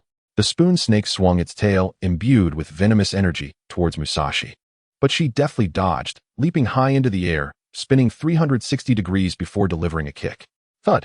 Thunderous impact. Her heel struck the spoon snake's head. That was the million-ton flying kick. The force was utterly terrifying. I can't take it anymore. The spoon snake's eyes spiraled as it collapsed to the ground. What the heck? Did we just witness that? Musashi defeated the spoon snake with her bare hands. A Pokemon battle, and she emerged victorious? This ferocious Pokemon was utterly powerless against her. Finally, we see someone more formidable than Ash. I never expected Musashi to be this strong. Goodness. Are you certain this isn't a joke? Wild slashing? Concentrated strikes? Million-ton flying kick? Aren't these all Pokemon moves? How can Musashi wield them? Is it possible for a human to truly execute Pokemon techniques? I shall henceforth refer to Musashi as the Super Rocket Woman. Chapter 33. The Return of Trico in Combat. Ash teaches Trico Seed Bomb. Team Rocket. Yamato and Saburo. Initially, the two had been mocking Musashi and Kojiro for their attempts to ensnare Pokémon with traps, even incurring personal losses. But upon witnessing Musashi prepare to take matters into her own hands, they were reduced to tears of laughter. Yet, when they saw Musashi actually defeat the Spoon Snake, they were left dumbfounded. Could Musashi really be this formidable? They had known her for quite some time. She had a foul temper, did not possess my looks, and constantly boasted of being an actress. They could hardly fathom how Kojiro and Meowth tolerated such a partner. But today, Musashi demonstrated the adage that one should not judge by appearances.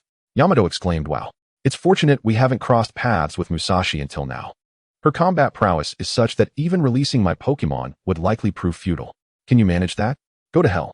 You're a big man. And you want me to let a woman handle it?" Saburo received a harsh kick in response. In the command room, is Musashi truly this powerful? Athena observed the trio with a mix of hope and disdain, wishing they would leave Team Rocket soon, as she had not spared them any ridicule. Lance teased Athena. "Haha, you better be careful. If you truly provoke Musashi, even if you bring out both your Venusaur and Honchkrow, you might not stand a chance against her." Sakaki chuckled. "Haha, she is indeed her daughter. Kanto Pokemon League. Wow." Data was left speechless. Team Rocket's Musashi was astonishingly strong.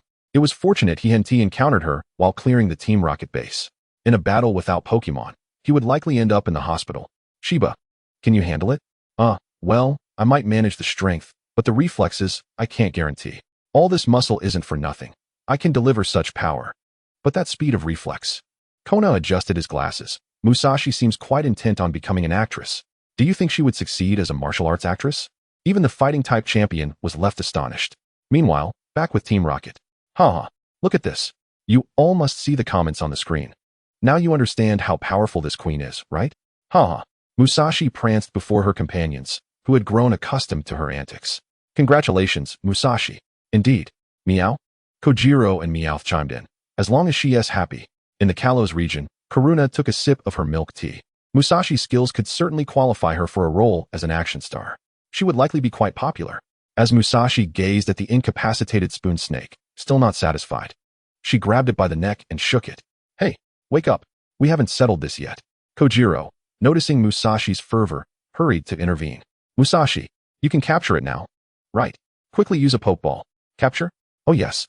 I must capture it." Finally realizing, Musashi tossed the Pokeball, shaking it 3 times before it ceased. Team Rocket successfully captured the Spoon Snake, and Trico commenced special training. The two Pokemon faced off once more. Team Rocket had indeed sought out Ash. "Let us show you the new strength of Team Rocket." "New strength? Go." Spoon Snake. Musashi hurled the Pokeball. It's the Spoon Snake. It was indeed the same Spoon Snake that had just attacked them, now captured by Team Rocket. Trico stepped forward. "Trico?" Ash felt a twinge of concern over Trico's injuries. However, upon seeing Trico's resolute gaze, he understood. "All right. Trico, use Quick Attack." The wood gecko approached the Spoon Snake with an imperceptible speed. And although the Spoon Snake attempted to strike with its tail, it was unable to land a hit due to the wood gecko's swiftness. With a resounding slap, the Spoon Snake received a substantial blow from the wood gecko. "What are you dawdling for? Use your poisonous tail." The Spoon Snake's blade-like tail swung towards the wood gecko. The wood gecko was about to showcase the fruits of its rigorous training. It leapt into the air, evading the attack, and then spun rapidly as it descended, harnessing the force of gravity to propel itself. Bam! Hooray!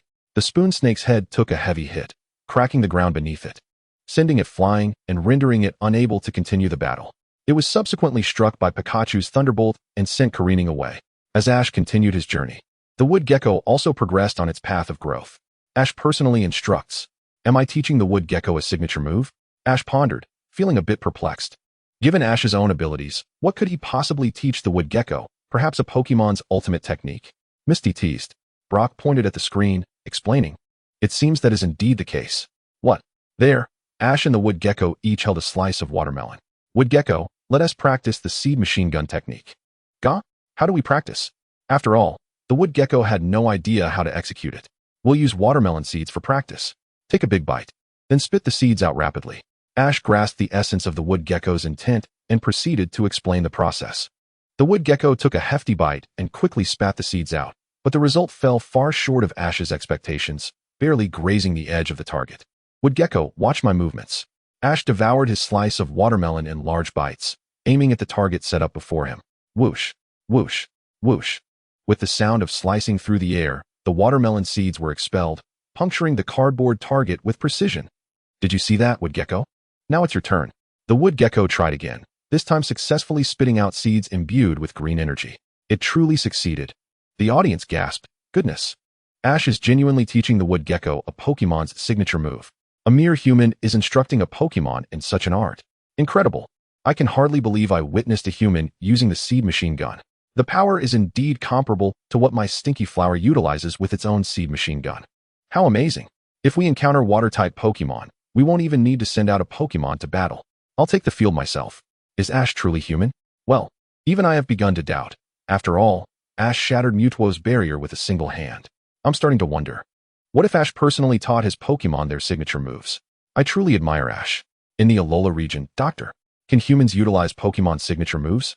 Professor Kukui found himself at a loss to respond to his students' inquiries. Perhaps, maybe, it could be possible. But Ash is no ordinary person. So it is only natural that he differs from everyone else. I see that everyone seems quite intrigued by Ash himself. So let us take a moment to explore some of the outrageous things Ash has done. There is more. Chapter 34. Ash's extraordinary physique. For he is a true prodigy. Put down that land shark. Ash was sprinting down the path when he spotted a robot ahead. No way. We're not going back.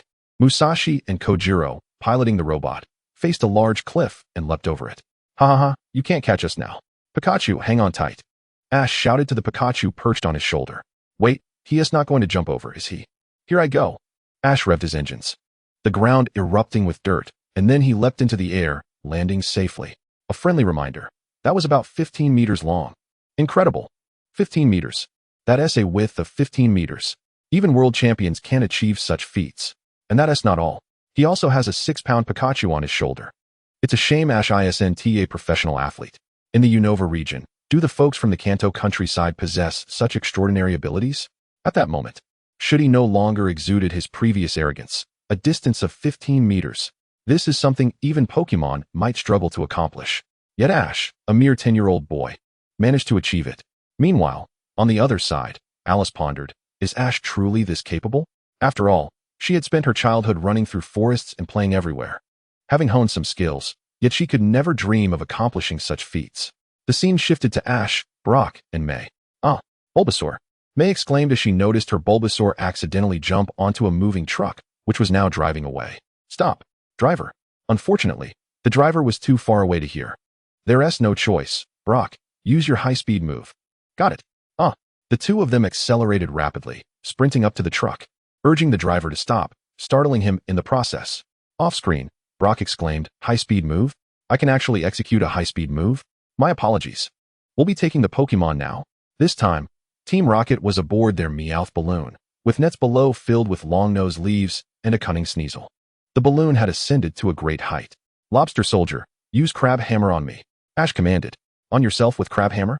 What does Ash intend to do? The Lobster Soldier, momentarily confused, nonetheless delivered a punch. Bam! Ash soared into the sky, grasping the net. This time, I'm actually flying. Somewhere over the ocean. Lugia widened its eyes in astonishment. What the heck? Did I just wake up? The world has changed so drastically. Have humans evolved to such an extent? A human boy possesses such strength, and now he is using Pokemon signature moves. Now he is flying too. In a volcanic region, a dragon-like Pokemon, entirely submerged in lava, expressed its discontent. Why can a human fly? I am a divine beast, and yet I cannot fly? I object. I, a proud divine beast, have lost my dignity. Above a shrine, Ho-Oh circled, slightly opening its mouth. The person I chose is truly exceptional. They have even learned to fly. The scene shifted to a Froakie and a Hawlucha, being pursued by a massive Trevenant. You shall not succeed. The Trevenant hurled blue flames at them. Ash immediately shielded them. Boom! The blue flames struck Ash, creating a considerable cloud of smoke. It seemed quite powerful. Would Ash be alright? As the smoke dissipated, Ash stood with his arms crossed, revealing some scratches on his arms, yet his expression remained impassive. As Ash remained oblivious, his two Pokemon behind him gazed in disbelief. Their eyes wide open. Goodness, you are even more formidable than us. Just moments ago, we were thoroughly beaten by that Trevenant. The sheer strength of that body, to withstand such attacks, while both Froakie and Hawlucha bear numerous injuries from the Trevenant's onslaught, Ash barely seemed to suffer any harm at all. Haha. Just look at their expressions. Even they are awestruck by Ash's prowess. Incredible. Is there anything more impressive than this? The crowd became increasingly captivated by Ash's extraordinary feats. Hanako remarked, "Does Ash truly possess extraordinary qualities? I've been his mother for so many years, yet I've never noticed." Meanwhile, Ash's companions, Misty and Brock, shared similar sentiments. "Is this really the Ash we know, the one who couldn't even grasp types at first?" Brock exclaimed. "Wait, am I truly that remarkable?" Pikachu chimed in. "Pika, are you sure you're not a Pokémon? Look, there's more." A Dragonair had fallen into the raging river, with several Gyarados pursuing it. The Dragonair clambered onto a rock. Just as a Gyarados leaped, mouth agape to attack, a thunderbolt struck. The Gyarados plunged into the water. "Dragonair, don't be afraid. We're here to rescue you," Ash called out. "Look behind you, Ash." May pointed out, as more Gyarados approached. "Dragonair, use that to climb over." Spotting a large log nearby, Ash effortlessly lifted and hurled it several meters away, landing it in the water, allowing Dragonair to successfully make it to shore. Such strength.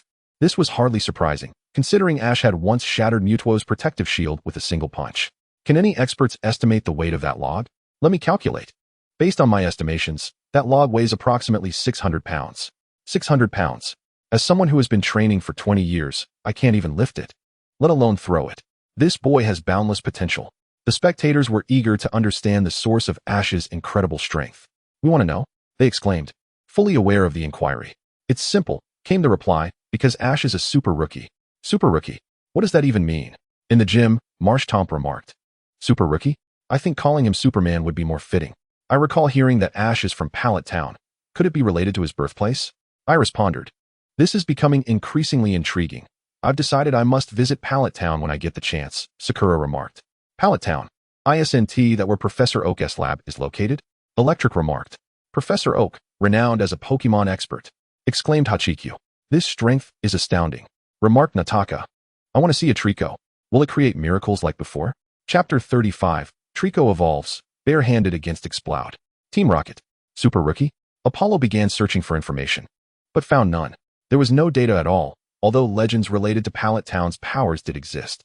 He discovered that not far from Pallet Town lies the Viridian Forest, where very few individuals are believed to gain the power known as the Viridian Force, enabling them to communicate with Pokemon and heal their wounds. Athena remarked, "But that doesn't relate to this kid's display of strength at all." Super Rookie? Quite interesting. Sakaki no longer underestimated Ash.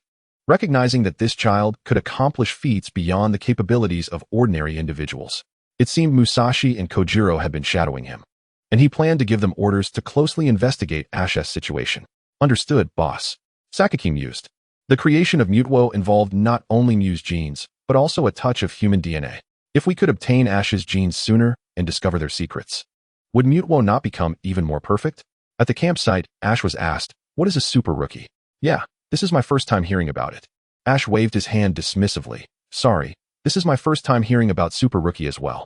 I grew up in Pallet Town and have never heard of it." "Why don't you try that big tree over there?" Misty suggested, pointing to a tree that could not be embraced even with both arms. "Go on, Ash, but be careful." Brock initially intended to caution him to act within his limits, but then witnessed something astonishing. Ash sprinted towards the massive tree and, with a resounding crash, uprooted it effortlessly. "Oh my goodness, I actually lifted it," Ash exclaimed, holding the tree aloft as if it were weightless. Misty and Brock were astounded, realizing that their usually goofy friend was far from ordinary.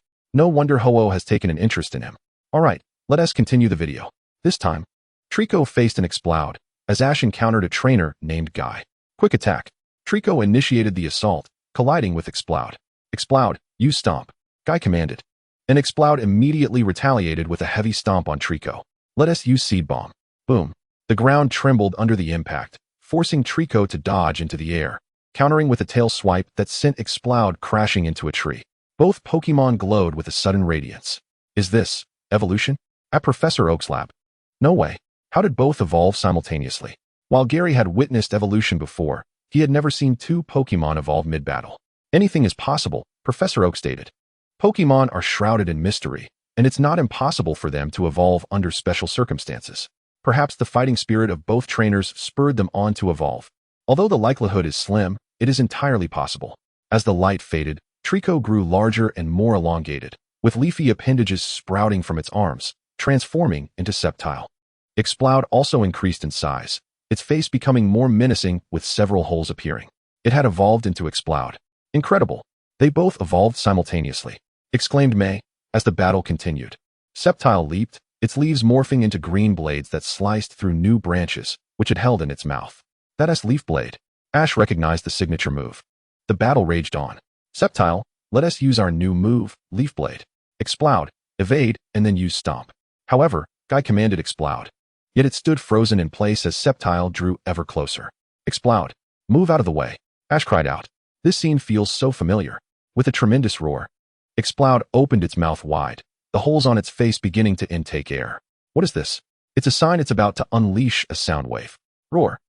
The explosive Pokémon emitted a sonic wave of blue destruction, causing the forest lizard to crash to the ground. That was a high-pitched sound. Yet it was not the command I issued. I distinctly instructed it to evade. Roar. The explosive Pokémon began to run amok, wreaking havoc among the trees. Guy found himself unable to intervene. The explosive Pokémon dashed into the depths of the forest, disappearing from sight. Everyone, does this scene seem familiar? This mirrors Ash's Charmeleon evolving into Charizard. Indeed, it has ceased to heed its trainer's commands. This is quite troublesome. A Pokémon may disregard its trainer's orders post-evolution. Trico, having transformed into a forest lizard, has also become increasingly obstinate, scouring the area for the missing explosive Pokémon. No amount of persuasion from Ash and his companions has been effective. Could it be that a Pokémon's personality changes upon evolution? Certainly. A Pokémon undergoes significant physical transformation upon evolving, to the point of appearing entirely different. Brock is quite knowledgeable about Pokémon behavior.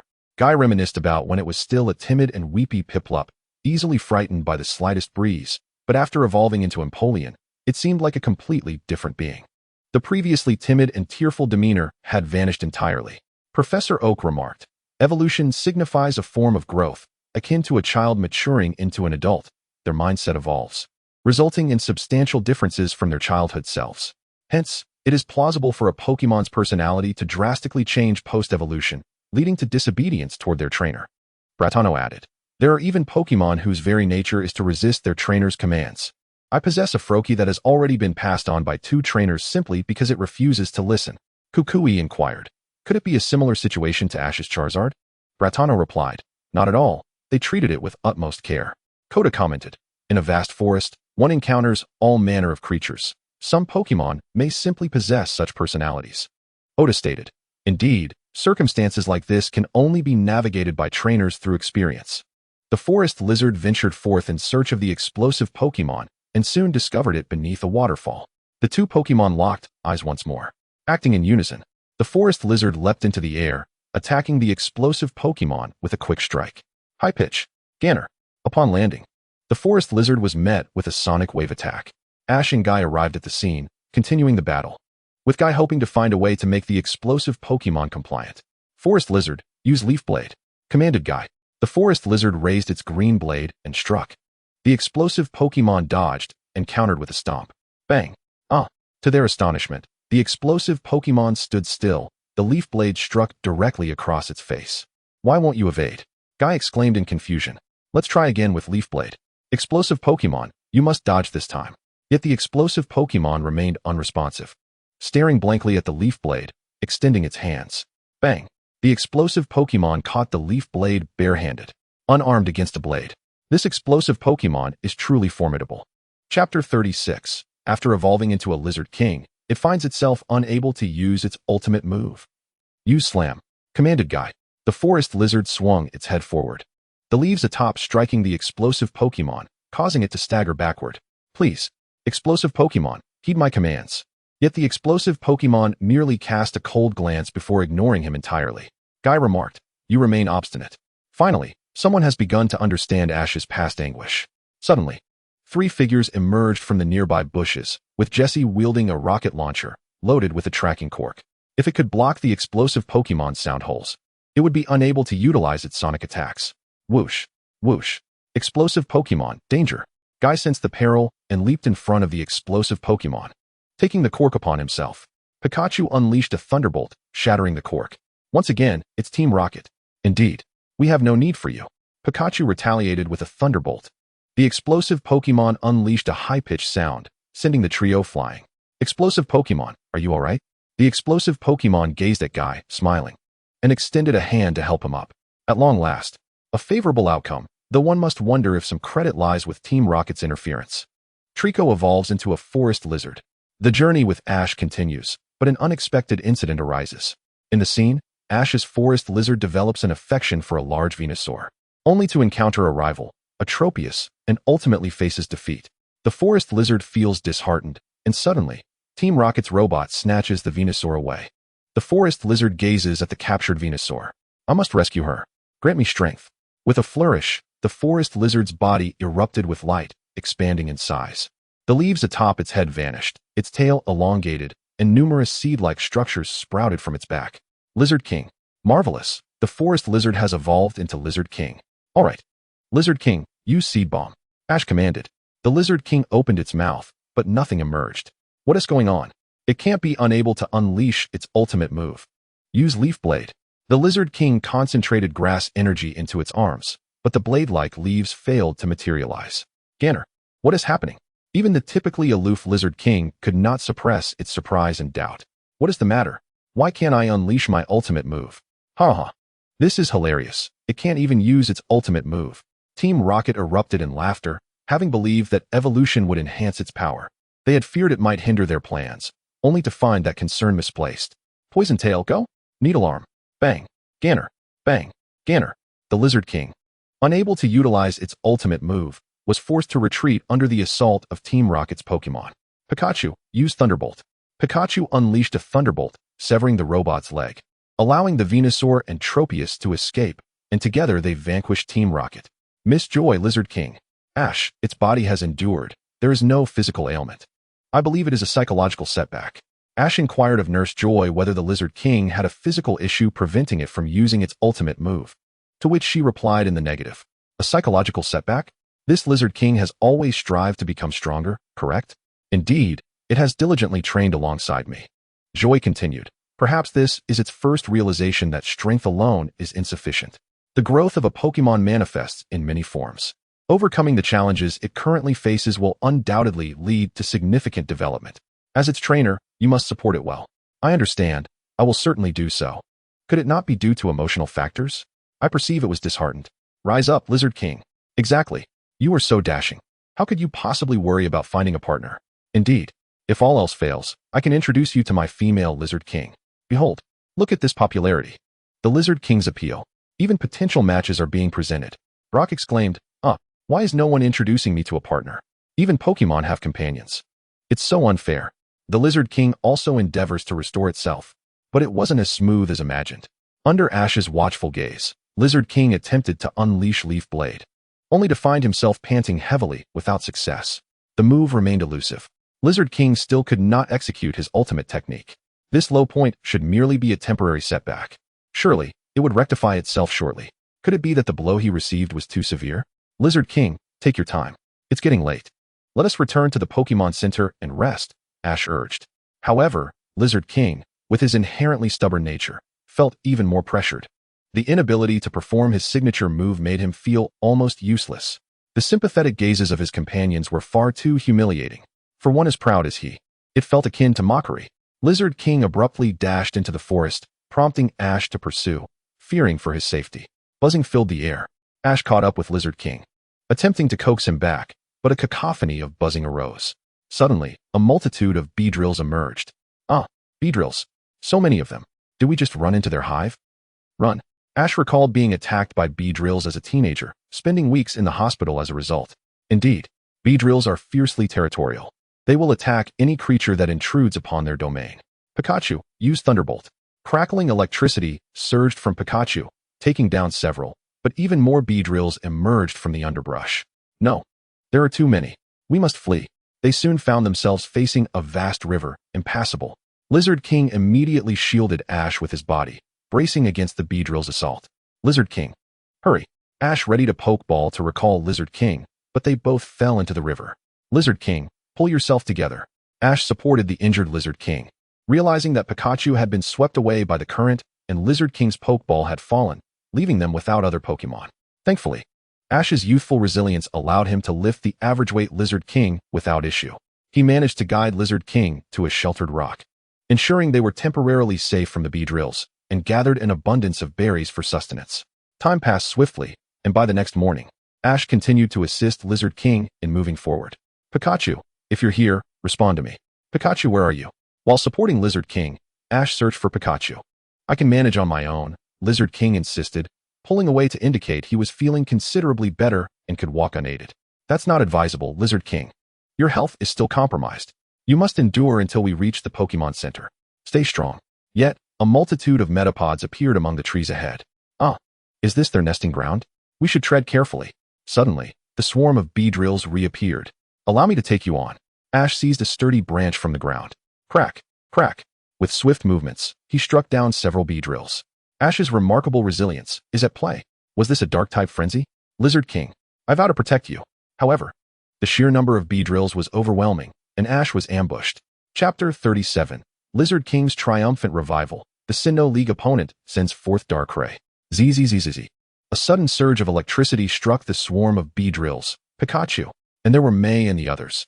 At that moment, a sweet scent wafted through the air. An elderly gentleman with a cane, followed closely by a Venusaur, approached, and the bee drills, attracted by the aroma, calmed and returned to their nest in the forest. This is Mr. Kongyu, one of the pioneers. Crack, crack. Suddenly, two mechanical arms shot out from behind, capturing Lizard King and Pikachu. The familiar Meowth balloon made its appearance. Pikachu, Lizard King, we shall take you. You shall not succeed. Ash leaped onto a thick branch, springing into the air to grasp one of the mechanical arms. The return of the super rookie. Damn it. Venomoth, use your poison needle. Whoosh, whoosh. Ash was struck by the poison needles, but clung on resolutely. Knock him down. Bang. Ash was thrown off. I'll save you. Lizard King unleashed a blade-like energy from his arm, severing the mechanical arm, and with a flash of electricity, successfully brought Pikachu and Ash back to solid ground. At long last, Lizard King could use his ultimate move. Blissey, use Heal Bell. Kongyu released his Blissey to mend Lizard King's wounds, and as Lizard King's injuries healed, he picked up a stick from the grass and held it in his mouth. The Lizard King has truly returned. Damn it, we were so close to succeeding. Team Rocket, consisting of Jesse and James, unleashed their Pokemon. Use Leaf Blade. Crack. The Desert Whalemare and Venomoth were sent flying, followed by a barrage of seed bombs that whisked them away. He's back. He is truly back. Lizard King could finally execute his ultimate move, still holding the stick with undeniable charisma. So cool. So impressive. The audience erupted in cheers. Lizard King has finally made a comeback, and soon he would face the pinnacle of his life. The scene shifts to a Pokemon League conference. This is the Sinnoh League venue. Would Ash be attending Sinnoh in the future? In her villa, Dawn recognized the venue immediately, being the champion of Sinnoh herself. It appeared Ash would soon venture to the Sinnoh region. Rayquaz's house. This is the Sinnoh League venue. Shinji also recognized it, having attended matches before. Ash, is it? Excellent. Since it's confirmed you will come to Sinnoh, I shall await our battle. Shinji had resolved to challenge Ash in the future. It seems my younger brother has found his fighting spirit. Welcome, everyone, to the semifinals of the Sinnoh League. The announcer's voice rang out as Ash stepped onto the stage. Although his attire had changed since before, he remained the same, with Pikachu perched on his shoulder. Oh, the semifinals. It hasn't been long. And Ash's appearance hasn't changed much. I remember Ash reached the top 16 in the Indigo League and the top 8 in the Silver Conference. Now he has advanced to the semifinals. He is at least in the top 4. Ash has grown so quickly. Indeed, he appears to be only a year or two older at most. He truly deserves to be the one to create so many miracles. Kanto Pokemon League. Shiba marveled, This young man, Ash, has grown rapidly, already reaching the semifinals. Being a Pokemon trainer is no easy feat. Many newcomers give up after facing hardships. Indeed. I wonder what kind of results he will achieve this time. Is his opponent that person? A scene unfolds featuring a young man draped in a cloak. His hair strikingly handsome, named Darkdo. The cloak is quite impressive, and his hairstyle is equally dashing. One cannot help but wonder about his prowess. Can Ash secure the championship in Sinnoh this time? Dado considers Ash to be quite the prodigy, albeit initially unreliable. However, after challenging various regions, Ash's mind should have matured. Darkdo, in previous contests, has triumphed over all his opponents using only a single Pokemon. The author's words immediately capture everyone's attention. Surely this is no jest. Has he truly engaged in a full 6v6 battle, yet relied solely on one Pokemon? I could accept one Pokemon in a 3v3, but in a full battle. Could his strength be that extraordinary? What manner of Pokémon could this be? Could it be that Darkdo possesses a legendary beast? Utilizing a legendary in the Pokémon League seems rather underhanded. This has also piqued the interest of some nefarious organizations who dream of acquiring legendary Pokémon, as they are far more powerful than ordinary ones, capable of expanding their influence. The competition commences, with Darkdo and Ash set to face off. Each competitor has 6 Pokémon at their disposal, freely interchangeable. Darkdo takes the initiative, and the match begins. With the referee's signal, Darkdo releases a Pokeball. A Pokémon with white hair and a black body hovers in the air, its blue eyes filled with disdain. Long strips of black fabric dangle from its shoulders, and its white hair sways gracefully in the air, presenting an undeniably striking appearance. In the stands, Ash is perplexed. What Pokémon is this? It looks formidable. He does not recognize it, but Brock does. This is the Dark-type mythical Pokémon, Darkrai, a powerful creature from the Sinnoh region, capable of standing alongside some legendary beasts. Misty is taken aback. I've never seen such a Pokémon showcased at the league before. Can Ash possibly win? Trust me, I will prevail, Ash asserts. Among the champions, Dato queries, does anyone recognize this Pokémon? Takashi replies, that is the mythical Pokémon, the Dark-type Darkrai. Macaulay adds, I've heard of it. It is known as the god of nightmares. Nights graced by its presence bring forth nightmares. Danji remarks, so Darkdo has defeated all his opponents with this Darkrai? Karanai muses, it seems this Darkrai is quite formidable. I wonder how Ash will counter it. Dato responds, just watch. Our Kanto representative will demonstrate how to triumph with a standard Pokémon against a mythical one. Macaulay retorts, here we go again. Dato, don't act like it's all about your glory. Daigo interjects, everyone, let us remain calm. We are here to witness a battle, not to squabble. What Pokémon is this? I've never seen it before. Here's the data. It's Darkrai, the mythical Pokémon. Wow, it's on par with legendary beasts. The crowd is astonished that such a Pokémon is in play. How will Ash respond? The revelation that Darkdo possesses such a Pokémon raises concerns among the spectators. Ash, deep in thought, decisively tosses a Pokeball. Chapter 38. The Mighty Darkrai, first to take down 3 Pokémon. Heracross, you're the one. Hera. The Heracross from the Silver Conference takes the stage, a favorable choice, as bug types are strong against dark types. Heracross, use Hyper Beam. Darkrai, employ Ice Beam.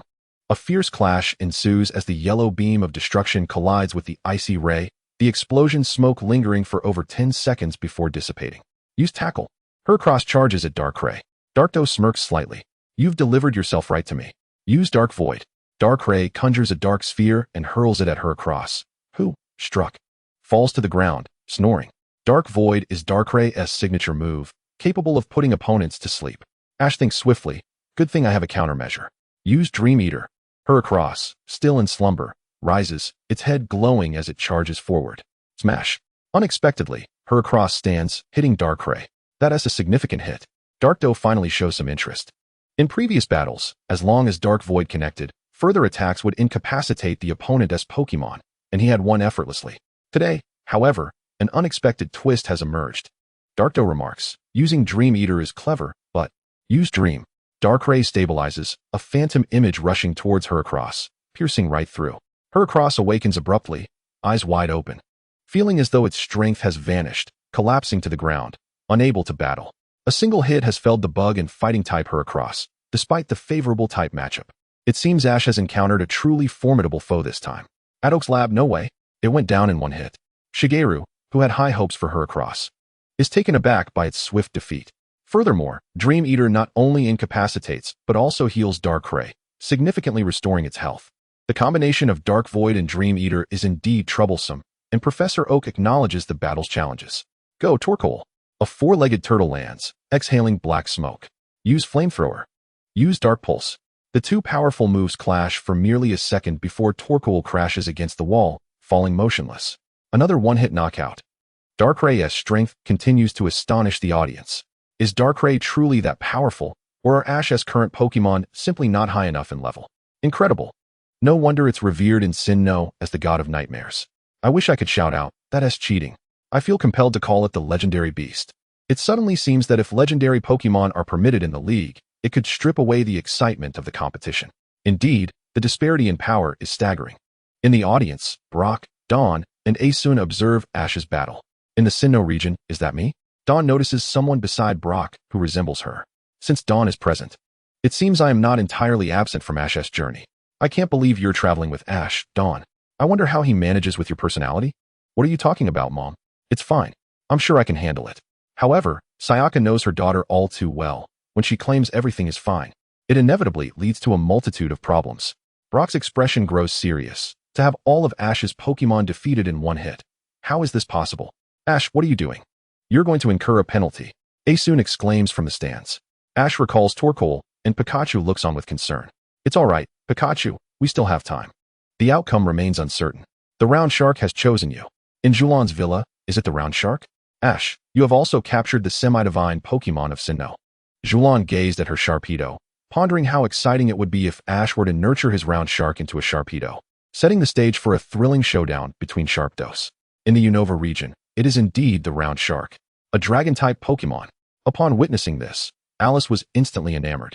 Having grown up in the homeland of dragons, I have made my decision. I too shall capture a Round Shark in the future. Go, Yaya.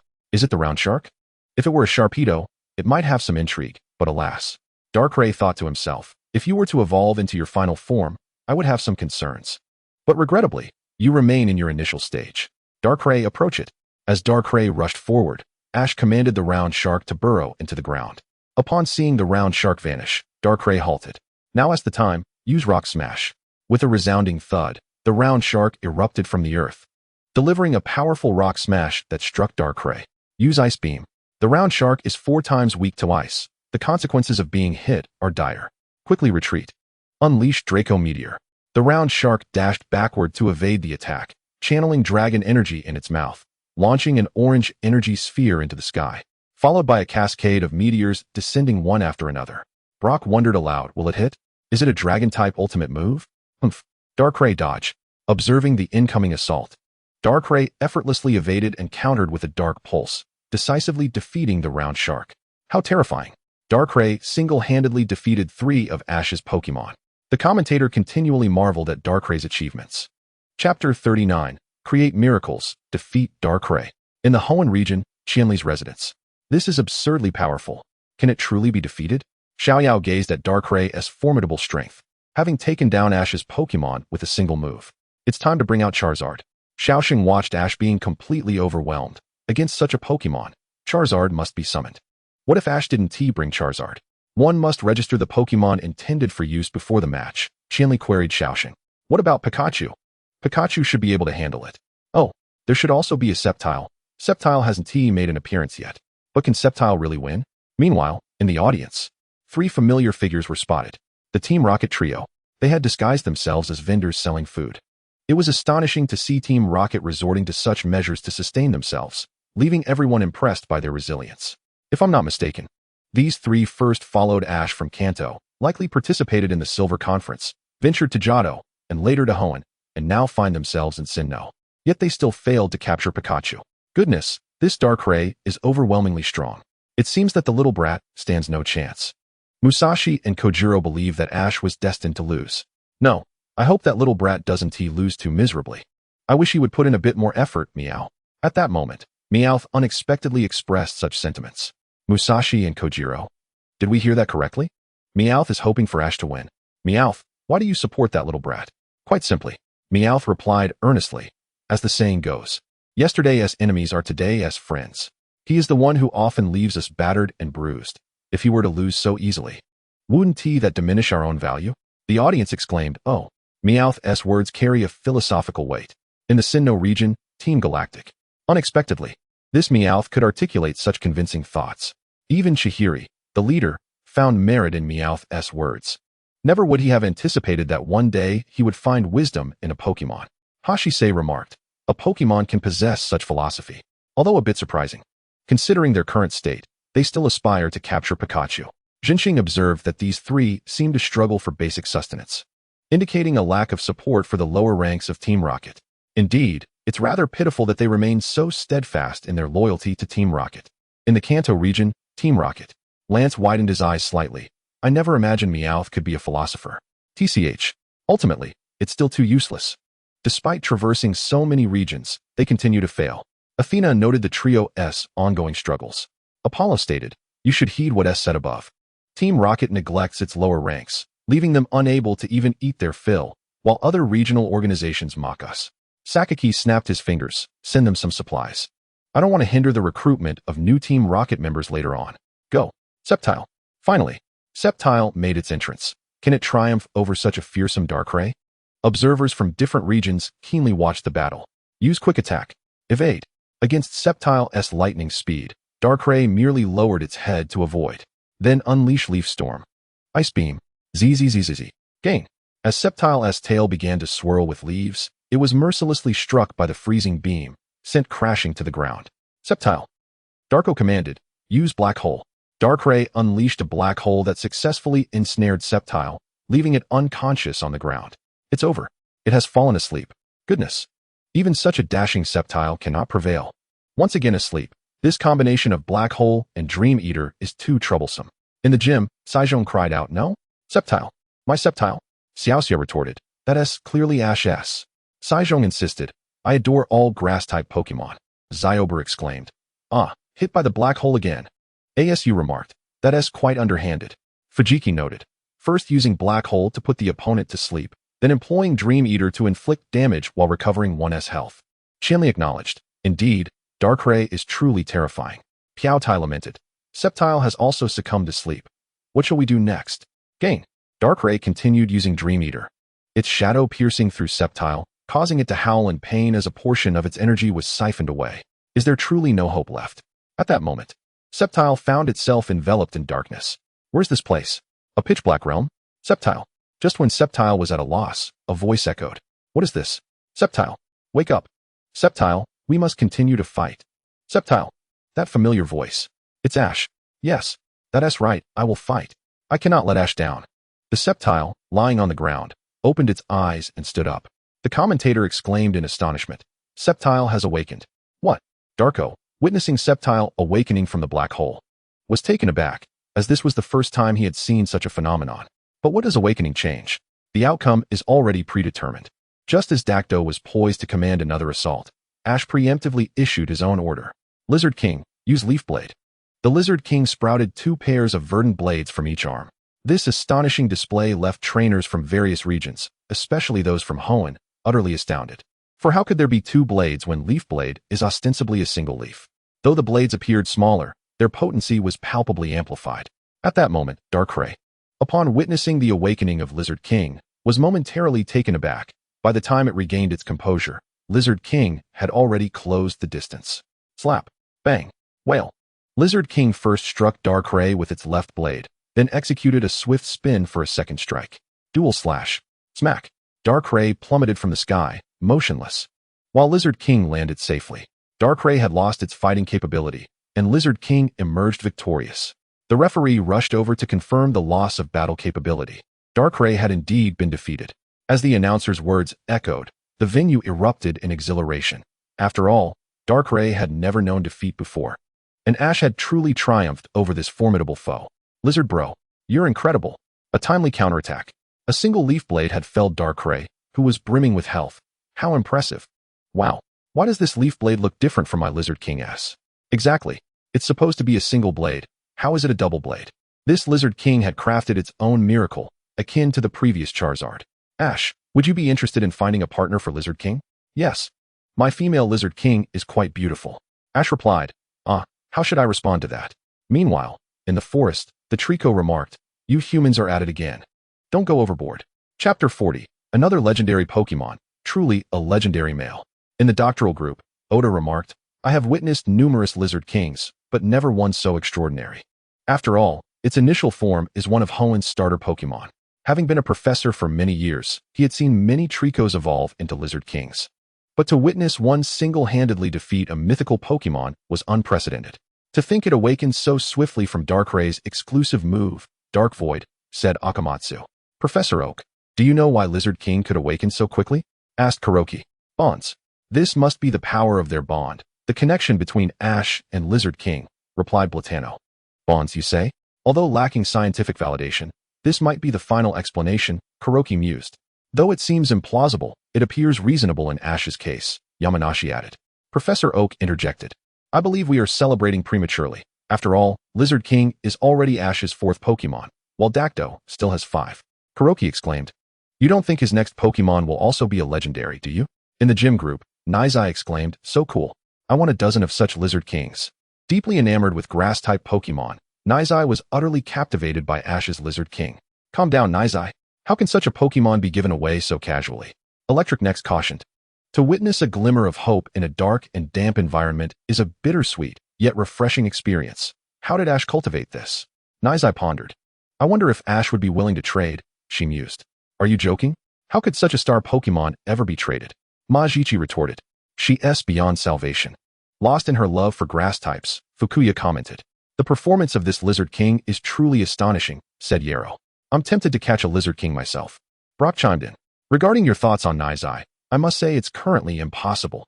Ash hasn't even encountered a Trico yet, let alone a Lizard King, Brock noted. Is that so? My Lizard King. But that's clearly Ash's.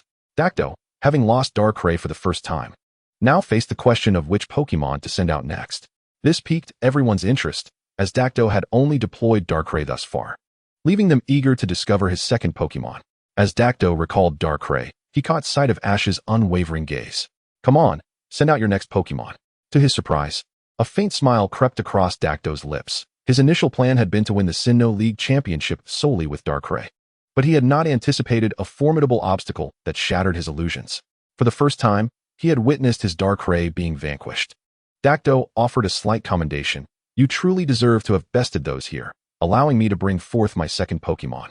So, how will you handle this one? Dacto tossed a Pokeball into the sky. Ko-Oh, a blue and white Pokemon, reminiscent of a jet, descended rapidly, flew upward at a 90-degree angle, executed a grand turn, and elegantly landed on the battlefield. To everyone's astonishment, Dacto's second Pokemon was none other than Latios. This revelation left everyone speechless. Another legendary Pokemon had appeared. Oh my, another legendary.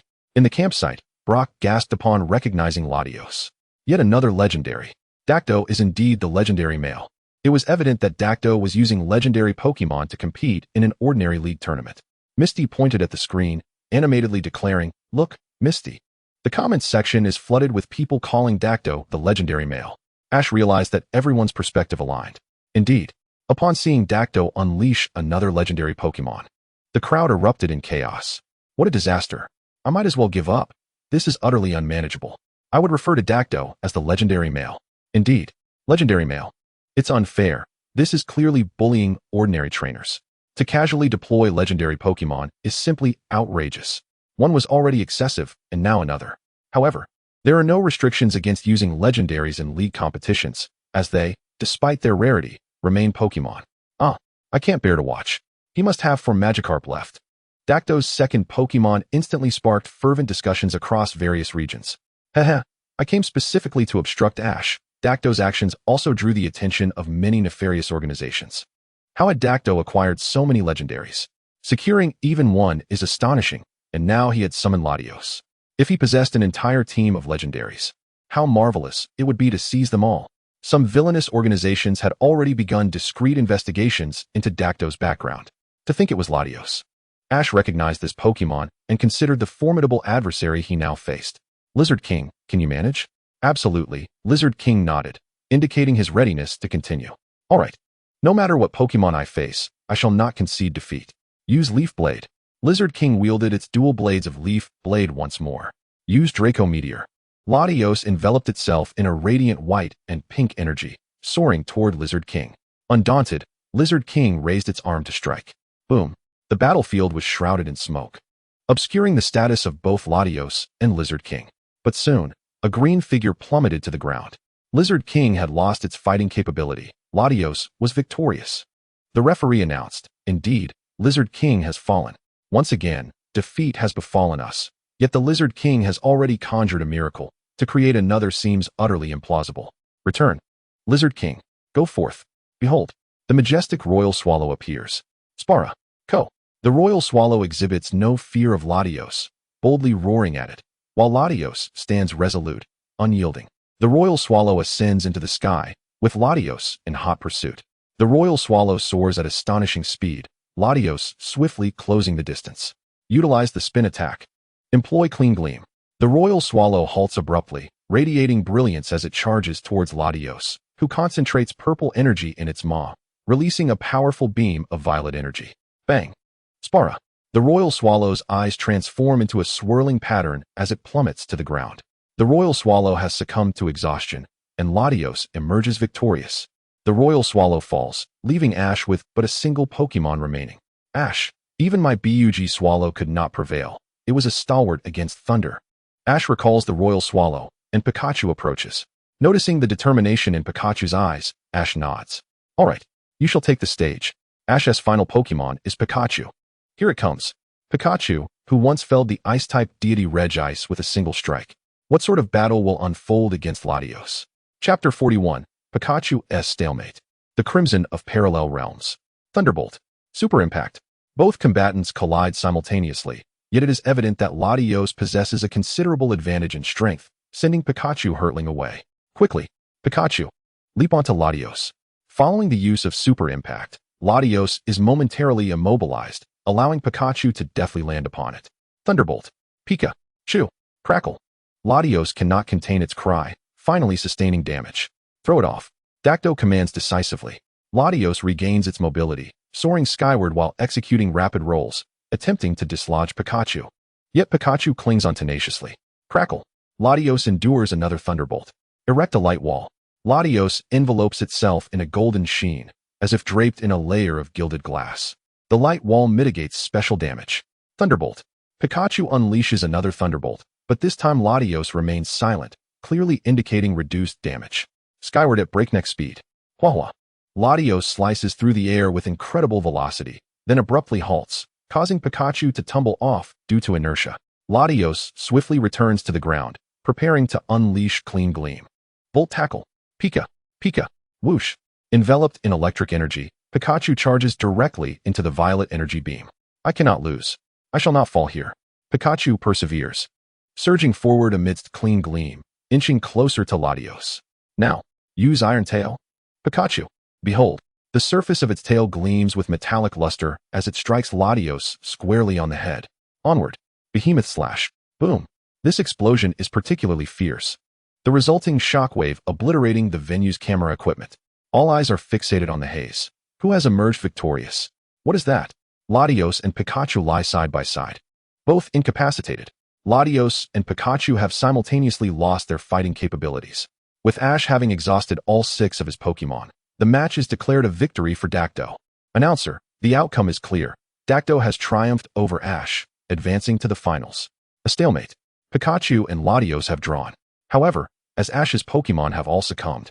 The match is ultimately a loss for Ash, yet applause erupts from the audience across various regions. Ash's Pikachu has once again vanquished a deity. Although this time it resulted in a draw with Latios, it is truly remarkable. Latios has also fallen. The opposing side undoubtedly comprises a formidable deity, and upon witnessing Ash's roster, one might even ponder surrender. Yet Ash chose to press on, successfully defeating one mythical Pokémon and a secondary deity, utilizing only common Pokémon. This speaks volumes about their prowess. Still, defeat has befallen you, Ash. Yet it was spectacular. Indeed, although defeated, Pikachu has still managed to bring down Latios. Yes, we must encourage Ash. He has truly delivered an exhilarating match. At Professor Oak's lab. No way. Another deity has been felled. Gary tumbles from his seat. Ash, your Pikachu's extraordinary abilities are truly remarkable. First, it defeated an ice-type deity, and now another dragon and psychic-type deity. Haha. It seems giving that once maligned Pikachu to Ash was indeed the right choice. They are perfectly suited for one another.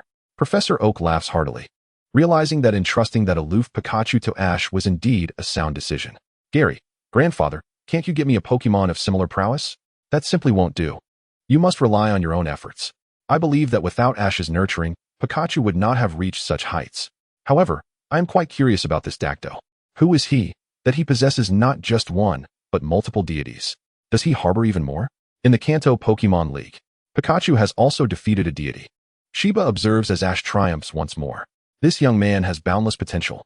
If I were to encounter a deity, I would ponder whether to engage or retreat. Could I emerge victorious? Haha. Now, other regions shall no longer underestimate us from Kanto. Dato, feeling self-satisfied, is eager to boast in other regions. I've got it. We can use Ash as a promotional tool to showcase our Kanto region. Let us proceed with that. Dato promptly calls the president. At the campsite. Pikachu, we have drawn against Latios. Ash is unfazed by his loss, focused solely on his battle with Latios. I truly doubt that was Ash.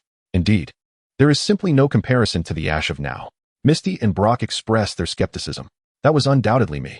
I will grow and evolve. Next, let us pause our discussion on Ash's exploits. We shall now delve into a parallel world, similar to yours, yet with distinct differences. You will encounter an individual reminiscent of Ash. The screen shifts. Professor Oak materializes, albeit with a slightly different appearance than the one previously seen. Is that you, Grandpa? Gary inquires, pointing at the figure of Professor Oak in the video, recognizable despite the subtle differences in his visage. It is somewhat reminiscent of myself, in a parallel universe. This would be entirely normal. This grandfather appears to have aged a bit, yet he seems younger somehow. Thwack. Ah, that hurts. Professor Oak has just given a light smack to Red's head. How could you speak to your grandfather like that? Perhaps you should simply acknowledge him as such. Truly filial. Aren't you, grandson? My name is Professor Oak, and I am a Pokémon researcher. In the world we inhabit, creatures known as Pokémon coexist with us, and we regard them as our companions, coexisting in myriad ways. Professor Oak produced a Pokeball, and an Eevee leaped out. Are you interested in the world of Pokémon? If so, allow me to introduce you to the realm of adventure. Listening to Professor Oak speak, everyone felt a peculiar sense of déjà vu. Doesn't this sound just like the introduction they receive before starting their games? Red. Today is the day you receive your Pokémon. You mustn't be late. A housewife shouted from inside a home, calling up to a room above. I lost track of time. A 10-year-old boy rushed out. But he stumbled and fell from the upper floor. Red? His name is Red, and the audience observed closely this boy named Red. Don't you think he bears a resemblance to Ash's younger brother? Indeed. While the resemblance isn't overt, his attire and that hat are nearly identical to Ash's. Moreover, he is also late in collecting his Pokémon. Could this Red be equivalent to our world's Ash? Will he achieve the same accolades as Ash in the future? Indeed. Red corresponds to another world's Ash. Chapter 42. Red begins his journey, suffering defeat at the hands of Green. Kalos region. Is he the Ash of that world? Serena scrutinized Red, and, to be honest, although he doesn't look it, his clumsy personality and tendency to lose track of time are remarkably similar to Ash's. Serena, who do you think is more handsome, Red or Ash? Oh, Mom, how could you ask me that? Serena flushed crimson, caught off guard by such a question. Oh, Serena, I am your mother. I believe I know your preferences. You and Ash. Serena, upon hearing her mother's words, covered her face and fell silent. The Team Rocket trio. A little rascal from a parallel universe? Jessie, I don't see much resemblance in appearance, but their outfits are nearly identical. Do you think this Red will have a Pikachu like Ash? Meowth. Well then, I'm off. Red dashed out of his home with a piece of toast in hand. Sprinting through Pallet Town, heading straight for Professor Oak's laboratory. Suddenly, a person who bore a striking resemblance to Green approached. Green. Red, I thought you would be late. But it seems you made it just in time. Green spoke with a hint of sarcasm. How could I be late? This is a significant day. I wouldn't miss it for the world. All right, let us proceed inside. At the lab. Green. Ash pointed at the screen displaying Green, who looked remarkably like Blue. Brock analyzed. No, that is not Blue. Red has already mentioned that he is named Green. It just so happens that he looks similar. However, it seems this Green is likely as capable as Blue. Ash observed that this individual was not merely similar in appearance. It seemed likely that their personalities were alike as well, judging by his tone, which was reminiscent of Blue's snarky demeanor. Blue, achoo. Who is speaking ill of this young master? It must be Ash. One can easily deduce that. After the two entered, they met Professor Oak. Everything is prepared. Here is the Pokédex. It is now entrusted to you. Professor Oak handed over 2 red devices. A Pokédex? This instrument automatically records and preserves the data of captured Pokémon. It will document your Pokémon, creating the most comprehensive Pokédex. This has been my dream, and now it is time to pass it on to you young ones. Red's eyes sparkled with excitement, and he resolved to capture every Pokémon. Grandfather, in return, may we have that? Certainly. 3 Pokeballs appeared on the table, and Professor Oak introduced them in turn. Charmander, Squirtle, and Bulbasaur. Well then, choose one that you like. I am an adult now. Red, you may select first. Very well. I shall choose first then. Green, if you choose first, I can select a Pokemon that counters yours. Unbeknownst to Red, he had already walked into a trap. I have made my choice. I will take this one. Red chose Charmander. You have chosen the Fire-type Charmander. Indeed, my name, Red, embodies my father's hope that I become a man as fervent as flames, hence my choice of a Fire-type Pokemon. Red explained to Professor Oak. Green, is that so? I'll extinguish you in no time. Green, what about you? Are you going to choose Bulbasaur? That seems fitting given your name, Professor Oak inquired. Apologies, but I do not appreciate such juvenile reasoning. I choose you. Green opted for Squirtle, of course selecting a Pokemon that counters Charmander. Everyone, has Red fallen into a trap? Indeed. Green feigned nobility to let Red choose his Pokemon, all the while planning to select one that countered it. No matter how he adjusted his choice, he could always select one that had a type advantage. Brilliant. Green is quite cunning. Red embarked on his journey, capturing several Pokemon. However, an astonishing scene unfolded. Red battled a boy, and he attempted to throw a Pokeball to capture the other's Pokemon. Hey, you can't capture someone else's Pokemon. Don't you have any basic knowledge? Furthermore, that is theft. The boy couldn't help but retort. Goodness, Red is even more clueless than Ash was at the start. Exactly. How could one capture another's Pokemon unless it was released? In my years of teaching, I have never encountered a student so lacking in common sense. Nevertheless, he is still somewhat different from Ash. After all, he doesn't have a Pikachu but rather a Charmander. Look, it's Green. As Red prepared to capture a Nidoking, he encountered Green. Green, seeing Red, taunted. Haha, isn't that the slowpoke Red? Took you long enough to get here. Have your Pokemon grown stronger? Red, my goal is to complete the Pokédex, not merely to strengthen my Pokemon. However, to fulfill the Pokédex, one must inevitably battle strong Pokemon. Though that serves as a convenient excuse for avoidance, doesn't it? What did you say? Do you want to battle me? Alright, let us go. Red sent out Charmander, while Green sent forth Squirtle. Unbeknownst to them, someone in the nearby forest was observing the battle. With a cry, in response to Charmander's call, Squirtle's attack power diminished. What a weak cry, tackle. Charmeleon was sent flying, and Red commanded with urgency, use grab. However, the attack proved ineffective against the formidable shell of the opposing Pokemon. Get up quickly. Use Spark. Use Bubble Beam. The sparks emitted by Charmeleon were effortlessly extinguished by the Bubble Beam, resulting in Charmeleon being struck by the Water-type move. The impact was significant. Squirtle seized the opportunity and tackled Charmeleon. Use Bite. The sharp fangs of Squirtle clamped down on Charmeleon's face, eliciting a pained cry from the Fire-type Pokemon. Return. Seeing the inevitable defeat, Red recalled Charmeleon. The spectators murmured, he doesn't even understand type advantages. Fire is weak against water. Huh, how pathetic. You lack even the most basic knowledge. Can't you grasp that fire is countered by water? You should return to Pallet Town sooner rather than later. After recalling Squirtle, Blue walked away, leaving Red with a sense of dissatisfaction as he watched her retreating figure. What are we lacking? Red pondered. We set off at the same time. Sitting by the stream with a Pokeball in hand, he was lost in contemplation. What am I missing? It's quite simple. That boy possesses far more experience than you. A figure emerged from the woods behind Red. Who are you?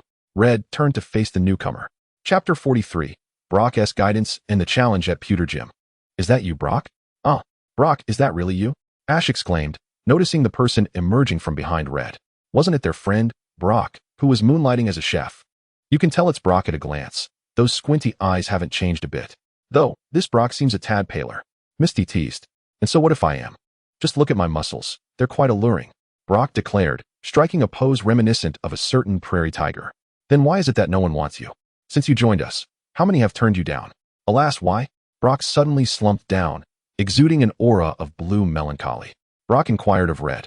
Do you truly understand the attributes and characteristics of your Pokemon? What? From any perspective, it's clear that your heart and that of your Pokemon are completely misaligned. What do you mean? Red still did not comprehend Brock's intent. Brock continued, explaining how his Squirtle responded swiftly to commands and could even discern its own attack strategies. This synergy is only achieved when a trainer and their Pokemon are in tune with one another. Squirtle had acknowledged its trainer. A trainer lacking sufficient strength cannot tame their Pokemon. The strength of a Pokemon is directly proportional to the trainer's experience. Red nodded in agreement, preparing to depart. Where are you headed? Of course, I'm off to find more Pokemon or trainers to battle. Red resolved to continue challenging other trainers to enhance his Pokemon's capabilities. Are you planning to send your severely injured Charmeleon into battle? Brock interjected. Are you really going to disregard your injured Pokemon? You should first take it to a Pokemon Center.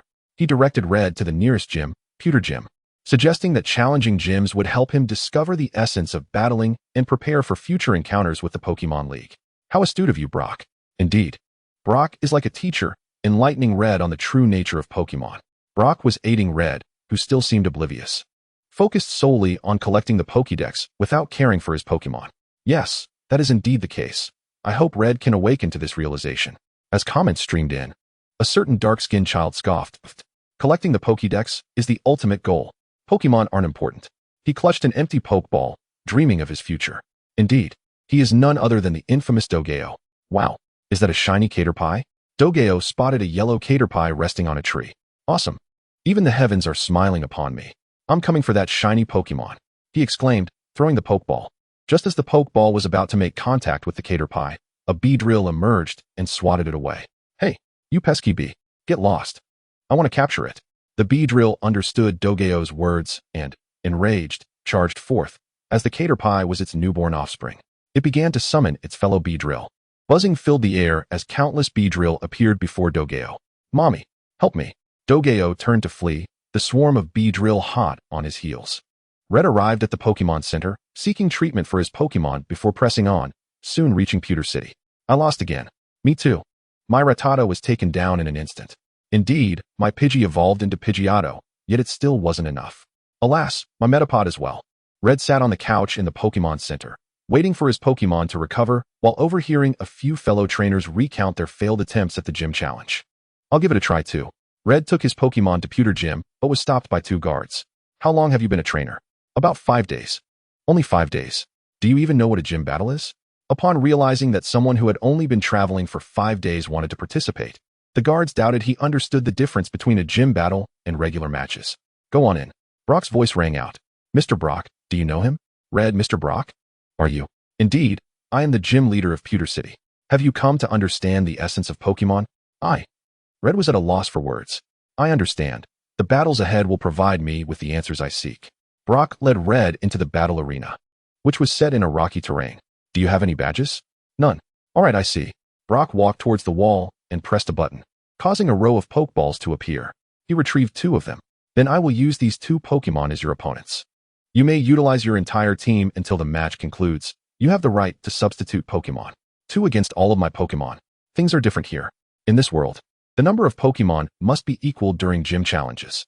If the gym leader uses 3, the challenger must also use 3, but only the challenger can substitute Pokemon. The gym challenge rules in this parallel world differ somewhat from yours. The gym leader first inquires about the number of badges the challenger possesses and then selects Pokemon of corresponding levels based on that number, allowing the challenger to use all their Pokemon. Brock remarked, this world is indeed different. Judging a challenger's strength by their badge count is quite innovative. ASU, but having fewer Pokemon against more could still seem unfair. Xiaobo. However, there are advantages. After all, the strength of our gyms varies greatly. Some gym challenges are exceedingly difficult, while others are relatively easy. Tai Xian, my electric-type Pokemon, is exceptionally powerful. 80. There are indeed places to learn. Hitron, nevertheless, we must not let our guard down. After all, our opponent is the gym leader. The challenge commences. Brock sends forth Geodude, while Red calls upon Charmander. Use Ember. Use Scratch. Red continues his relentless assault, oblivious to the fact that normal-type and fire-type moves have minimal effect on Geodude, who suffers little damage. Geodude charges forward, and soon, Charmander is wounded. This isn't working. Although Charmander's attacks are feeble, the attendant observes that Red resembles many others who have previously challenged the gym. Hey, Red, have you not considered the attributes and characteristics of Pokemon? Can you bear to watch Charmander suffer? In light of Brock's words, Red ponders for a moment. Return. Charmander. Go. Nidorino, use Double Kick. Red commands a fighting-type move. Wham! Wham! After taking 2 hits from Nidorino, Geodude collapses, being at a disadvantage. It seems victory is within Red's grasp. However, Brock warns him that it is still too early to rejoice. Go Onix. A colossal serpent composed of rock appears. Chapter 44.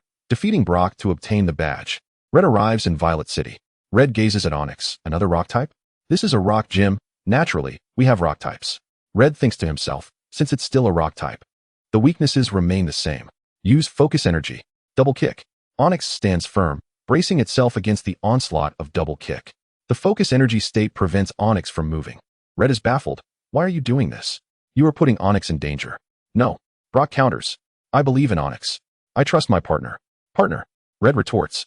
Use Double Kick again. Bam. Bam. Onix endures the assault. It retaliates. With a crash, Onix channels the fury from the damage it sustained into its tail, sending Nidorino flying against the wall, incapacitating it. The Focus Energy technique allows it to double the damage returned to the attacker. Go Spearow. Red commands, maneuvering around Onyx. Yet is still struck by a tail. Return. Go. Rattata. Rattata scurries up Onyx's body, racing toward its head, but is flung off by Onyx's powerful tail. We need to slow it down. Go, Metapod. Red thinks. String shot. ZZZZ. Metapod unleashes a torrent of string, ensnaring Onyx. It's not over yet. Brock shouts.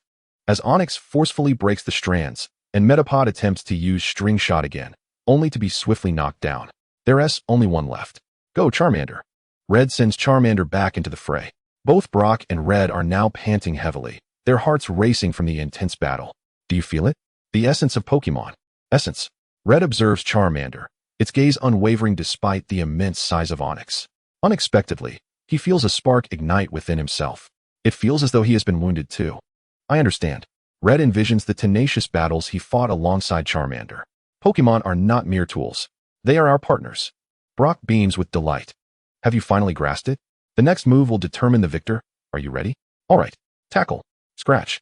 Onyx and Charmander charge toward each other, brushing past simultaneously. Ah, did they hit at the same time? The attendant notes that both Pokémon acted in unison. Roar. Onyx lets out a pained cry before crashing to the ground. Charmander emerges victorious. Is this Metapod string? The attendant discovers a strand on Onyx. He thought all had been removed, but it seems otherwise. Brock hadn't anticipated that the strands on Onyx had not been entirely severed. During the charge, Onyx hesitated due to the string, leading to its downfall. I won. This is fantastic. Charmander. Red embraces his companion. Congratulations, Red, take this. Brock hands over a silver hexagonal object. What is this? This is proof of your victory over me, the Boulder Badge. I hope you continue to strive forward. I understand. Thank you for your guidance. Red finally realizes his true objective and resumes his journey.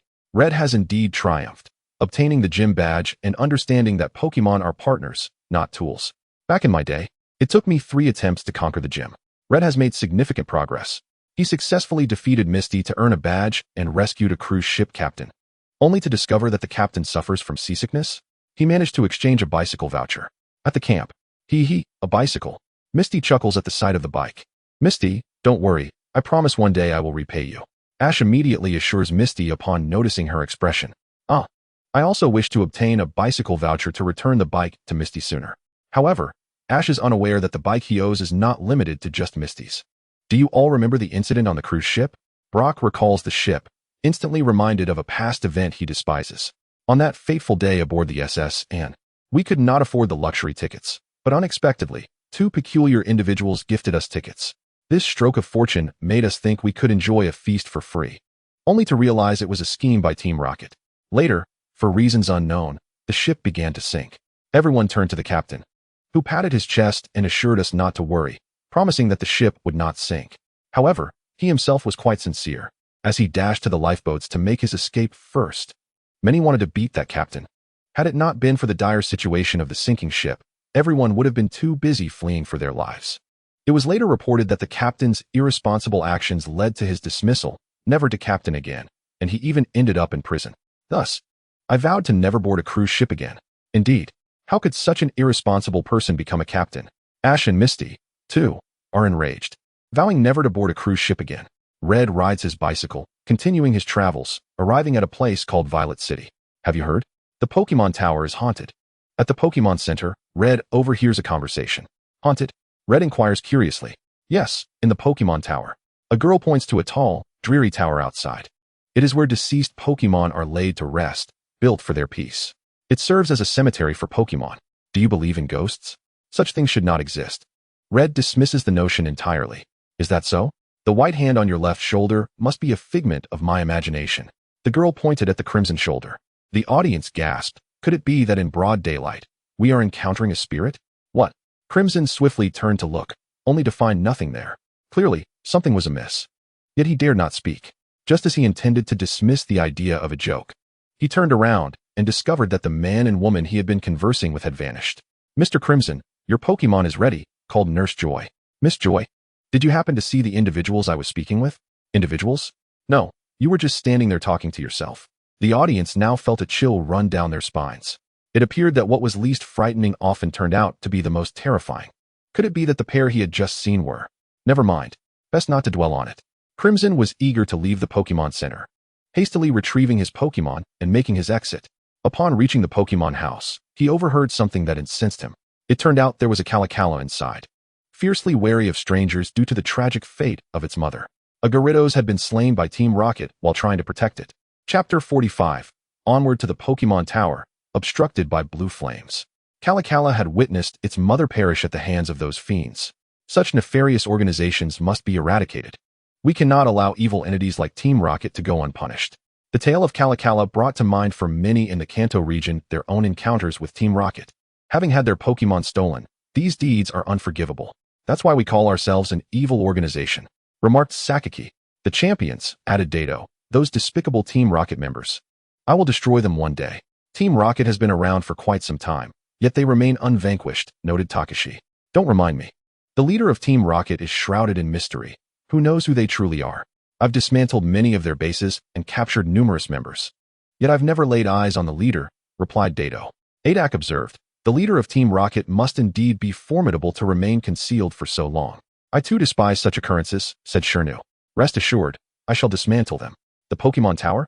Isn't that the place we went to capture ghost-type Pokémon to defeat Naoko? Recalled Takashi. Due to Naoko's abilities, Ash's Pokémon were rendered useless, and later, they learned from an elderly man that he was Naoko's father, guiding them to search for ghost-type Pokémon to challenge her. I remember it being an abandoned house. Is this world truly a cemetery for Pokémon? Mused Kasumi, recalling a terrifying incident when she was suddenly pulled into the sky, surely the work of a spirit. Ash chuckled. Actually, it was just me messing with you. To toughen your resolve. Crimson also heard that the caretaker of the Pokémon house, Fuji, had been captured by Team Rocket and imprisoned at the top of the Pokémon Tower, which was now occupied by the Rockets. Now, even the act of commemorating their Pokémon was becoming a challenge. I shall go rescue him, Crimson exclaimed, unaware that Green was outside, overhearing their conversation. If I can oust Team Rocket first, I can prove my strength, Green resolved, promptly making his way to the Pokémon Tower. It felt rather ominous as Crimson approached the tower, its appearance casting a somber aura that invoked a tinge of fear. Yet, he decided to enter. For the sake of rescue, he had to try. Crimson took out his flashlight and stepped inside, greeted by an oppressive darkness. As he ascended to the second floor, he heard a distinct sound. Suddenly, a disheveled woman appeared before him. Oh my, a spirit. I am no spirit, she replied. Upon closer inspection, he saw a pale woman with long hair who appeared somewhat frail. I am here to pay my respects to my Nidoran. My sincerest apologies, she nodded before walking away. Crimson paid little mind. After all, it was quite normal to visit a place to honor a deceased Pokémon. I must have been mistaken. I thought there was truly a spirit. Yet, something felt amiss about this woman. What could be strange about visiting one's deceased Pokémon? It's entirely normal. But come on. In such darkness, why isn't she carrying a flashlight? Doesn't that seem odd? And then, he discovered something unsettling. He directed his flashlight toward her, and to his horror, she cast no shadow. Oh my goodness. What did you just say upstairs? In the Shirnu region, at Hikari's home. Ah, but that woman is Keiko. Well, I must admit, I am somewhat frightened. Could there truly be spirits in this world? The scene shifted to an elderly man bound and surrounded by 3 Team Rocket members. Have you heard? There are legends of spirits haunting this Pokémon Tower, remarked a portly member to his companions. Uft, do you really believe such childish tales? Scoffed another. You're an adult. You shouldn't be afraid of such things. The other 2 companions dismissed the rumors entirely. I'm just saying, what if? There is no what if. Even if they were true, it would surely be the ghost-type Pokémon playing tricks. This kind of place is a breeding ground for ghost-type Pokémon, and what they love most is to scare people. Look at this. It's a pair of glasses developed by headquarters that can reveal ghost-type Pokémon, so you need not fear. At that moment, Green was nearing the top floor, arriving before Crimson. All this talk of spirits is nonsense. I've yet to see anything unusual as I approached the top. Complaining, he ascended the stairs. Once I reach the top, I'll defeat Team Rocket. What is that? Green halted abruptly, for he saw a swirling mass of deep blue flames floating in the air. Leave. Get out of here. A voice echoed, and the blue flame rushed toward him. One must commend Green's quick reflexes. Within a second, he hurled his flashlight and sprinted away at top speed. Ha! That Green. Ha! Ash laughed at the sight of Green's disarray, reminiscent of his old friend Shigeru. It was inevitable. The two were nearly identical. Ash imagined Shigeru in a state of fright, fleeing in terror. That is simply too amusing. Uft. Takashi and Kasumi could hardly contain their laughter, and people from various regions joined in, flooding the chat with comments. That arrogant young Master Shigeru has truly fallen from grace. One must say, Green's reaction was indeed swift. With such speed, he would surely place in the top 3 of any running competition. At Professor Oak's lab. Ah, I broke it. Stop. That's your grandfather's new television. Shigeru's face turned an array of colors as he witnessed the scene, and upon reading the comments, he raised a chair, ready to smash the television showing the footage, but Professor Oak restrained him, ultimately managing to wrest the chair away. That is not you. Why are you in such a hurry? Who told him to resemble me so closely?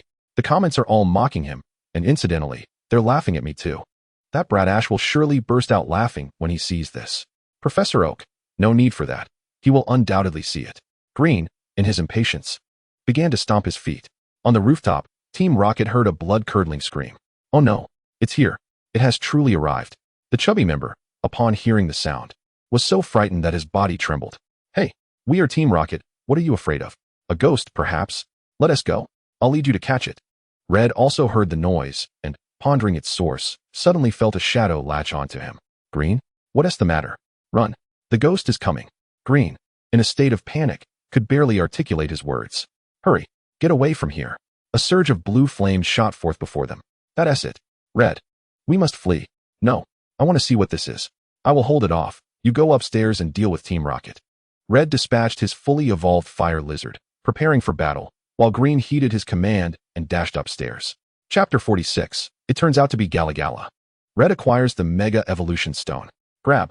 The claws of the fire lizard swiped through, yet passed right through. Normal type moves are ineffective. Flamethrower. Whoosh. The searing flames flew forth, but still proved futile. Even flamethrower is ineffective. We must leave. We must leave this place. The blue flames continued to shout, yet made no further actions. Why does this flame insist on urging Red to leave? Red, quickly put this on. It will reveal its true form.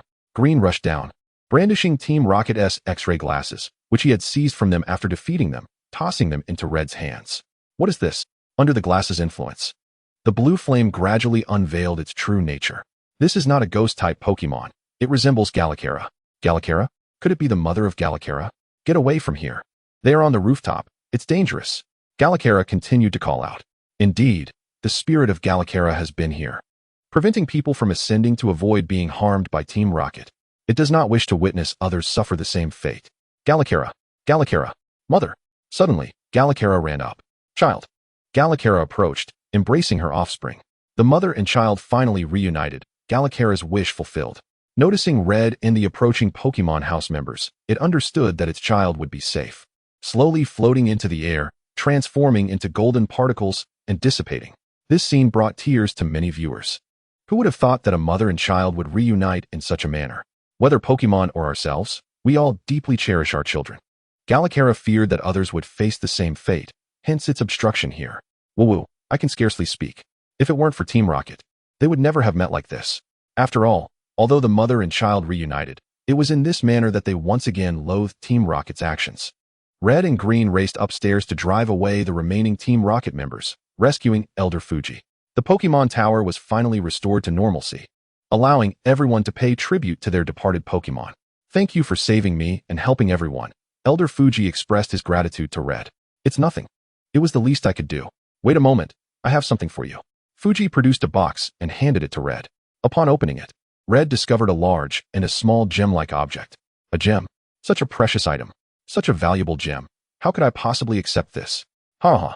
This isn't just any gem. Take it.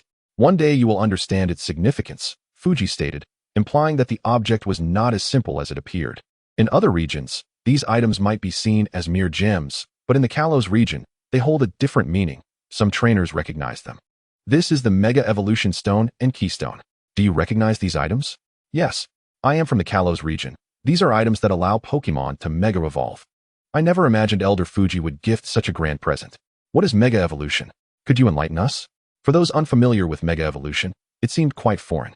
At Professor Oak's lab, Grandpa, what is Mega Evolution? Green queried Professor Oak. It was initially discovered in the Kalos region. The Mega Evolution Stone and Keystone enable certain Pokémon to evolve once more. Evolve again. Indeed, I have witnessed it. For example, Charizard is already its final evolutionary form. But with the aid of a Mega Evolution Stone, it can evolve once more. Wow, that is incredible. However, Mega Evolution is temporary. It reverts after the battle concludes. Ah, I almost forgot. I need to inform other regional professors about this information. Oak promptly sent messages to professors in other regions. Soon, news of Mega Evolution spread across various regions. How marvelous. It enables Pokémon to evolve again. I wonder if Pikachu can Mega Evolve. Ash exclaimed with excitement. Brock and Misty remarked, does he not read the entire message? Setting aside whether it can Mega Evolve, your Pikachu hasn't even reached its final form yet. I read that this should be Charizard's Mega Evolution Stone. Charizard can Mega Evolve? Ash looked at his Charizard. What would Charizard look like if it evolved again? Ash, do you recall challenging the Rainbow Gym? Misty raised an eyebrow, her tone laced with a hint of mockery, as the scene of Red challenging the Rainbow Gym appeared. Ah, that. Brock, I must say, Ash, you were impressive. I didn't notice it. Indeed, when challenging the Rainbow Gym, due to Ash's inappropriate comments, he couldn't even enter the gym without cross-dressing. Eventually discovered, it was fortunate that the gym leader did not dwell on past events, allowing the challenge to proceed. However, to be fair, the Rainbow Gym trainers awarded you the badge because you saved her Pokémon. We only gave you the badge to save face. You make a valid point. Misty. Brock and Misty reminisced about Ash's novice demeanor during his gym challenge. I am not the same now. You all have seen my future, haven't you? I will surely become a Pokémon master. At Team Rocket headquarters, Athena expressed her dissatisfaction. That was a parallel universe, not us. We, who thrive on Pokémon as our business, would never harm them so easily. Do not attribute the actions of other universes' Team Rockets to us. Exactly, if their quality is poor. We can't sell them for a good price, Lances bluntly stated.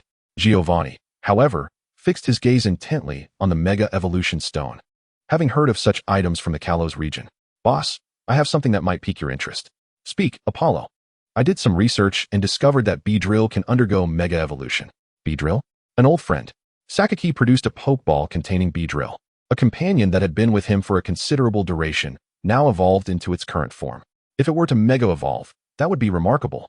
You should issue a bounty in the Kalos region, offering a handsome reward for any Megastones pertaining to Beedrill. Understood, I shall take care of it immediately. Red's growth was once again manifesting. Not only did he secure badges in the ensuing battles, but he also successfully evolved his Charmeleon into Charizard. A development that garnered the respect of many seasoned trainers. One day, Red and Green rescued a woman who was being pursued by Team Rocket. Chapter 47. Red storms the company. The leader of Team Rocket makes his entrance. She was the secretary of Sylph Company. The company has been seized by Team Rocket. How could this happen? It was astonishing that such a renowned corporation in the Kanto region had fallen into the hands of an evil organization. The secretary was aware of their intentions. They sought to acquire the Master Ball. What is that Pokeball? For years, Sylph Company has been researching the ultimate Pokeball, which could capture any Pokémon.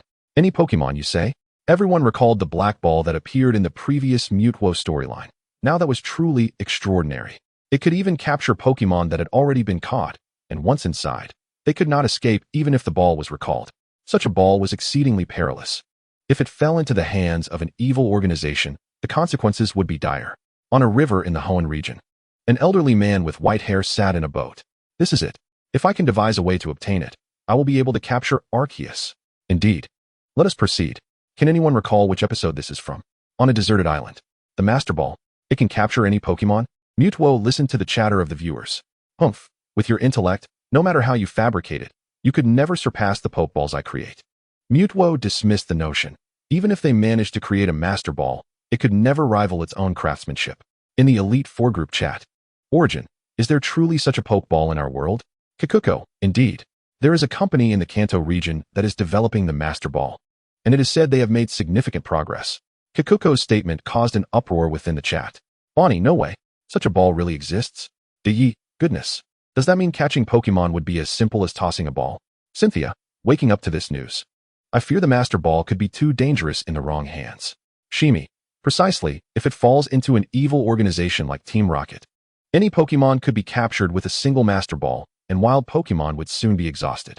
Kona, rest assured, although it has been researched, creating a Master Ball is no simple feat. Failures are common, and even if produced, it may not guarantee the capture of Pokemon. It is still in the testing phase. Yinkai, but it still raises concerns. You in the Kanto region must safeguard it and ensure it does not leak. Red, witnessing the existence of such a Pokeball, was equally astonished. However, as the research was still underway, Team Rocket and their scientists broke into the company. using force to take control and compel them to continue their research. I barely found a way to escape. Yet I was discovered. If it weren't for you, if the Master Ball is completed, Green interjected, then countless Pokémon would be captured and sold. Green, we must rescue those Pokémon and the individuals held captive. Please escort her to the police station. I'm afraid I have no interest in that. What? What are you saying? Green turned to leave. My goal is to become the champion of the Pokémon League. This matter is of no concern to me. Red grasped him by the collar. What do you intend to do? Are you truly so indifferent? So many Pokémon and people are under Team Rocket's control. And you plan to turn a blind eye? Are you even a Pokémon trainer? Green met Red's gaze and reluctantly softened his stance. Fine, but let it be known. I will only escort her to the police station. I won't involve myself further. That will suffice. Green's response immediately stirred reactions among the others.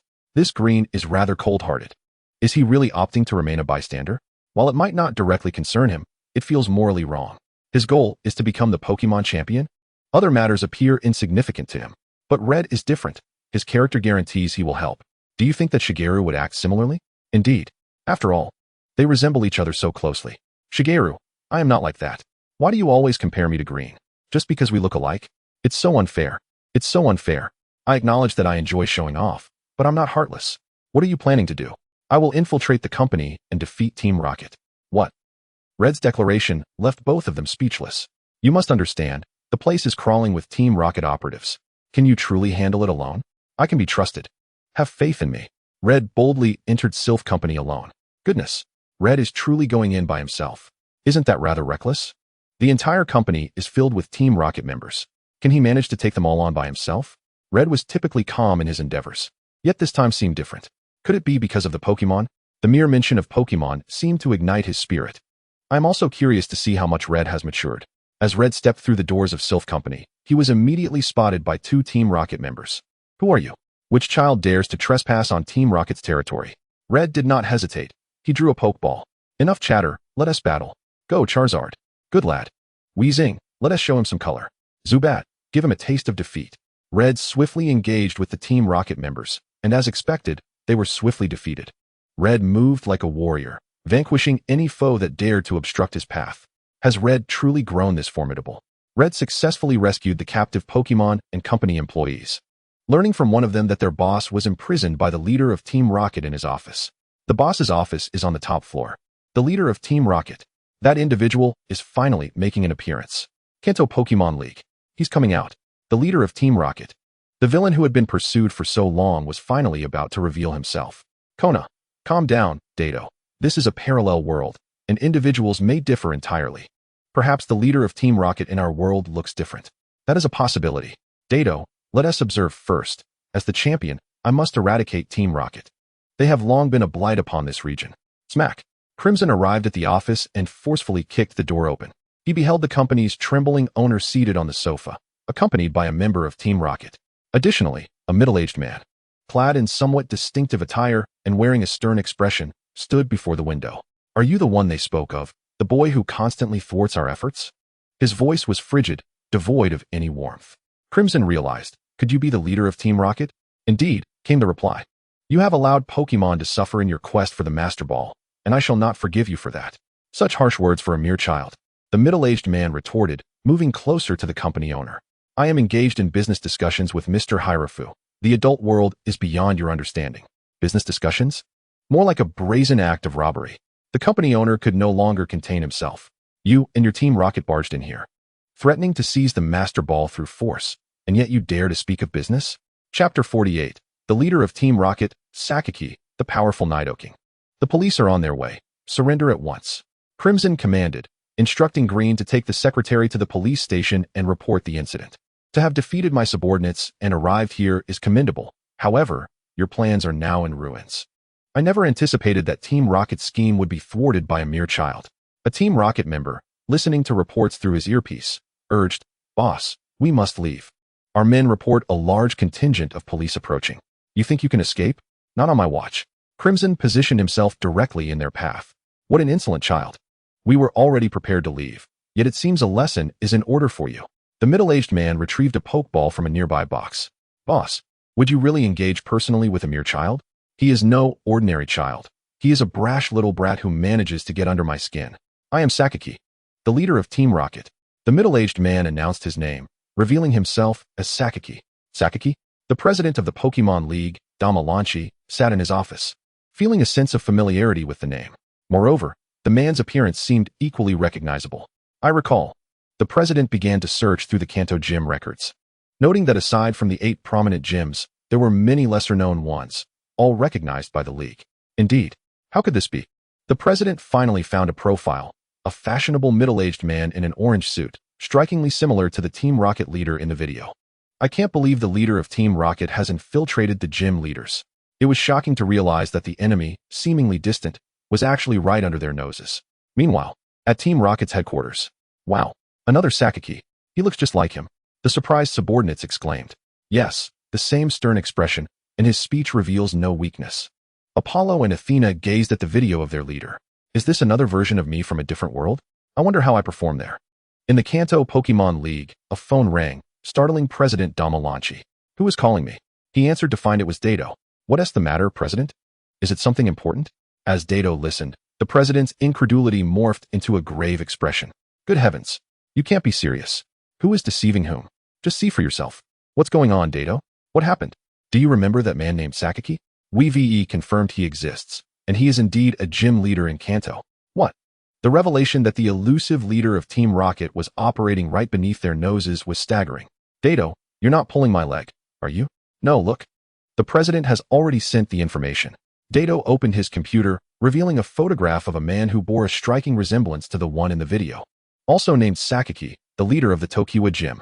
The Tokiwa Gym is renowned as Kanto's strongest, though it had been closed for a long time due to an unexplained explosion and remains abandoned to this day.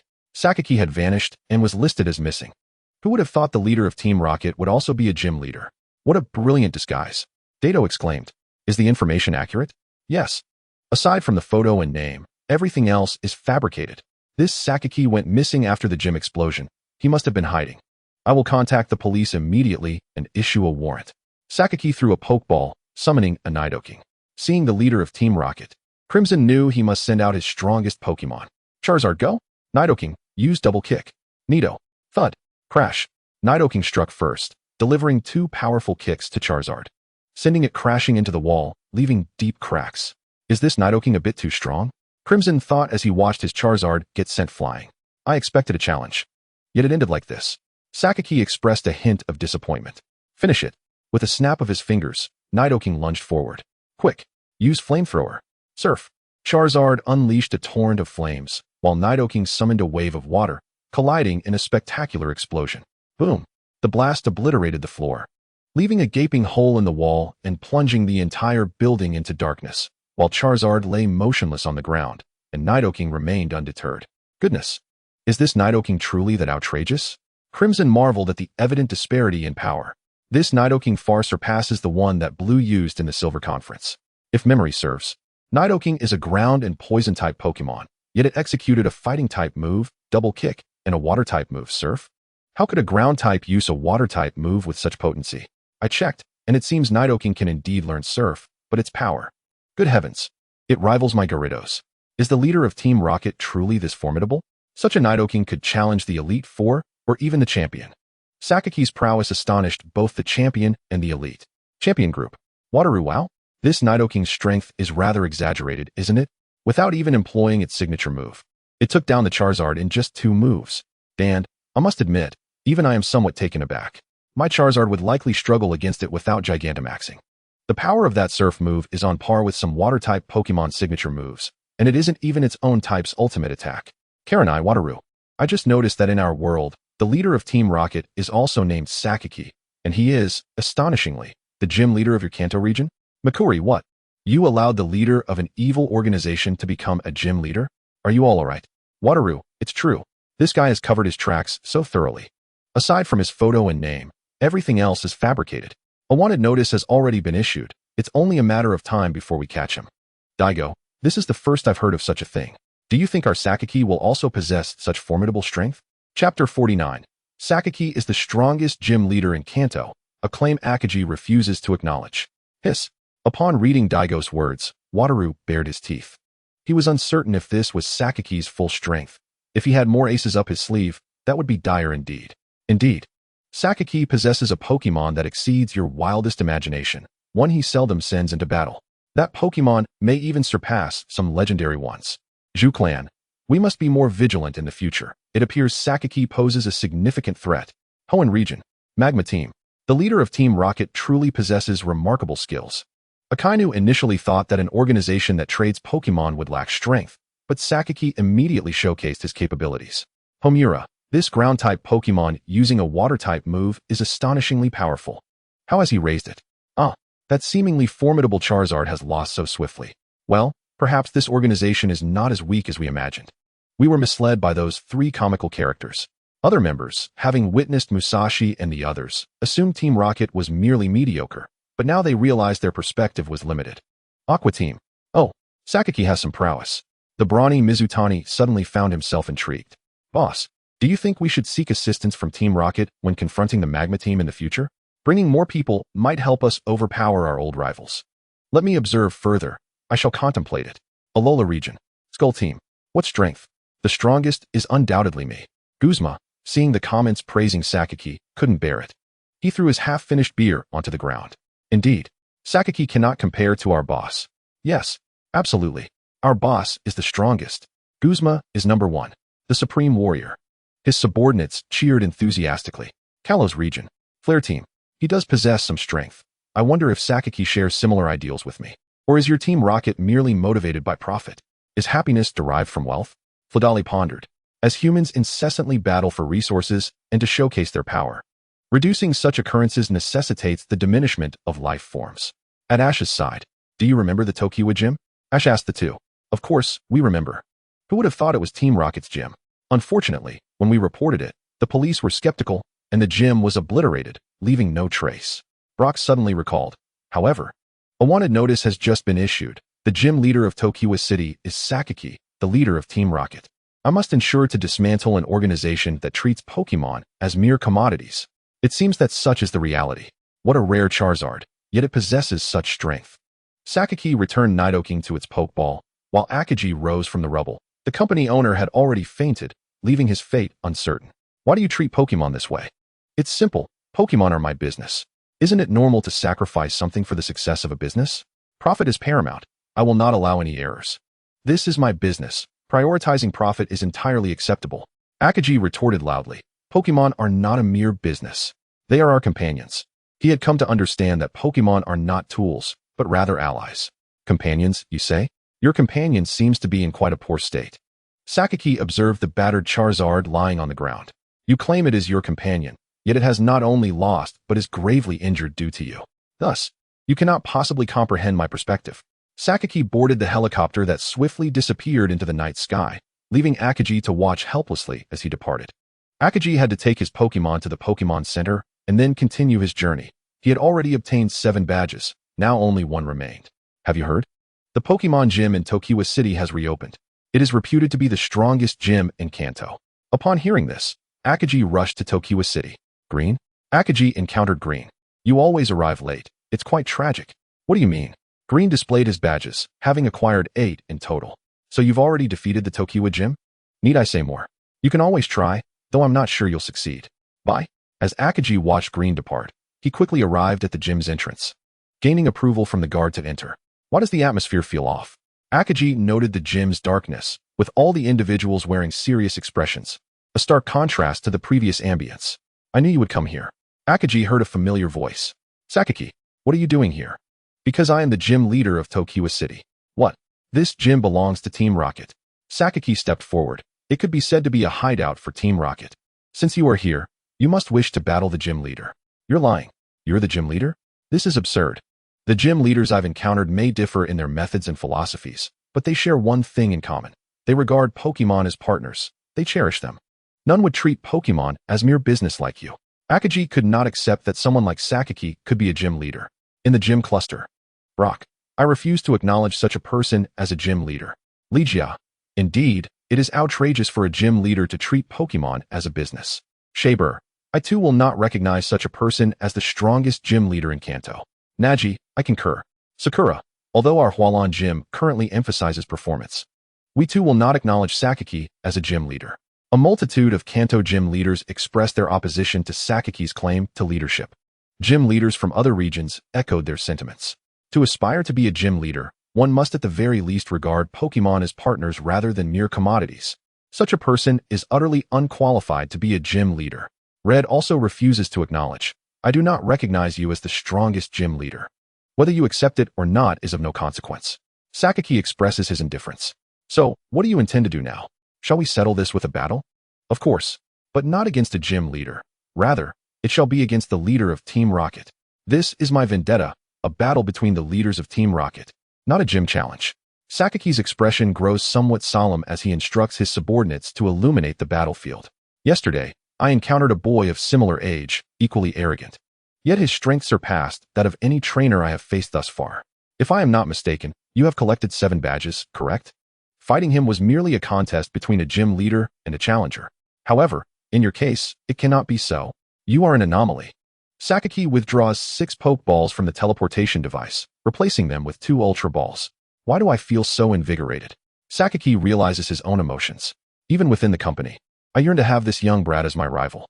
Chapter 50. Red's Pokemon continuously fall, reminiscent of Sakake's days as an impassioned bug catcher. I shall use these 2 Pokemon as your adversaries. Sakaki sends forth a Rhydon, while Red counters with a Victory Bell. Here it comes. The Battle of Vengeance. Sakake's Pokemon, housed within Ultra Balls, are likely to be of considerable level. That Nidoqueen was already remarkably powerful. I wonder how formidable the ones he sends out now will be. In terms of type advantage, Victory Bell has the upper hand. Sakaki claims to feel a rush of excitement. Is it possible for someone who treats Pokemon as mere business to feel such emotions? Was it Red's words that stirred him? Upon seeing Red's Pokemon, Sakaki offers a compliment. Oh, a Grass-type Victory Bell? It appears you have done your homework on my Ground-type Pokemon. Unlike before, you are not recklessly charging in with your Charizard. It seems you have made some progress. Use Leaf Blade.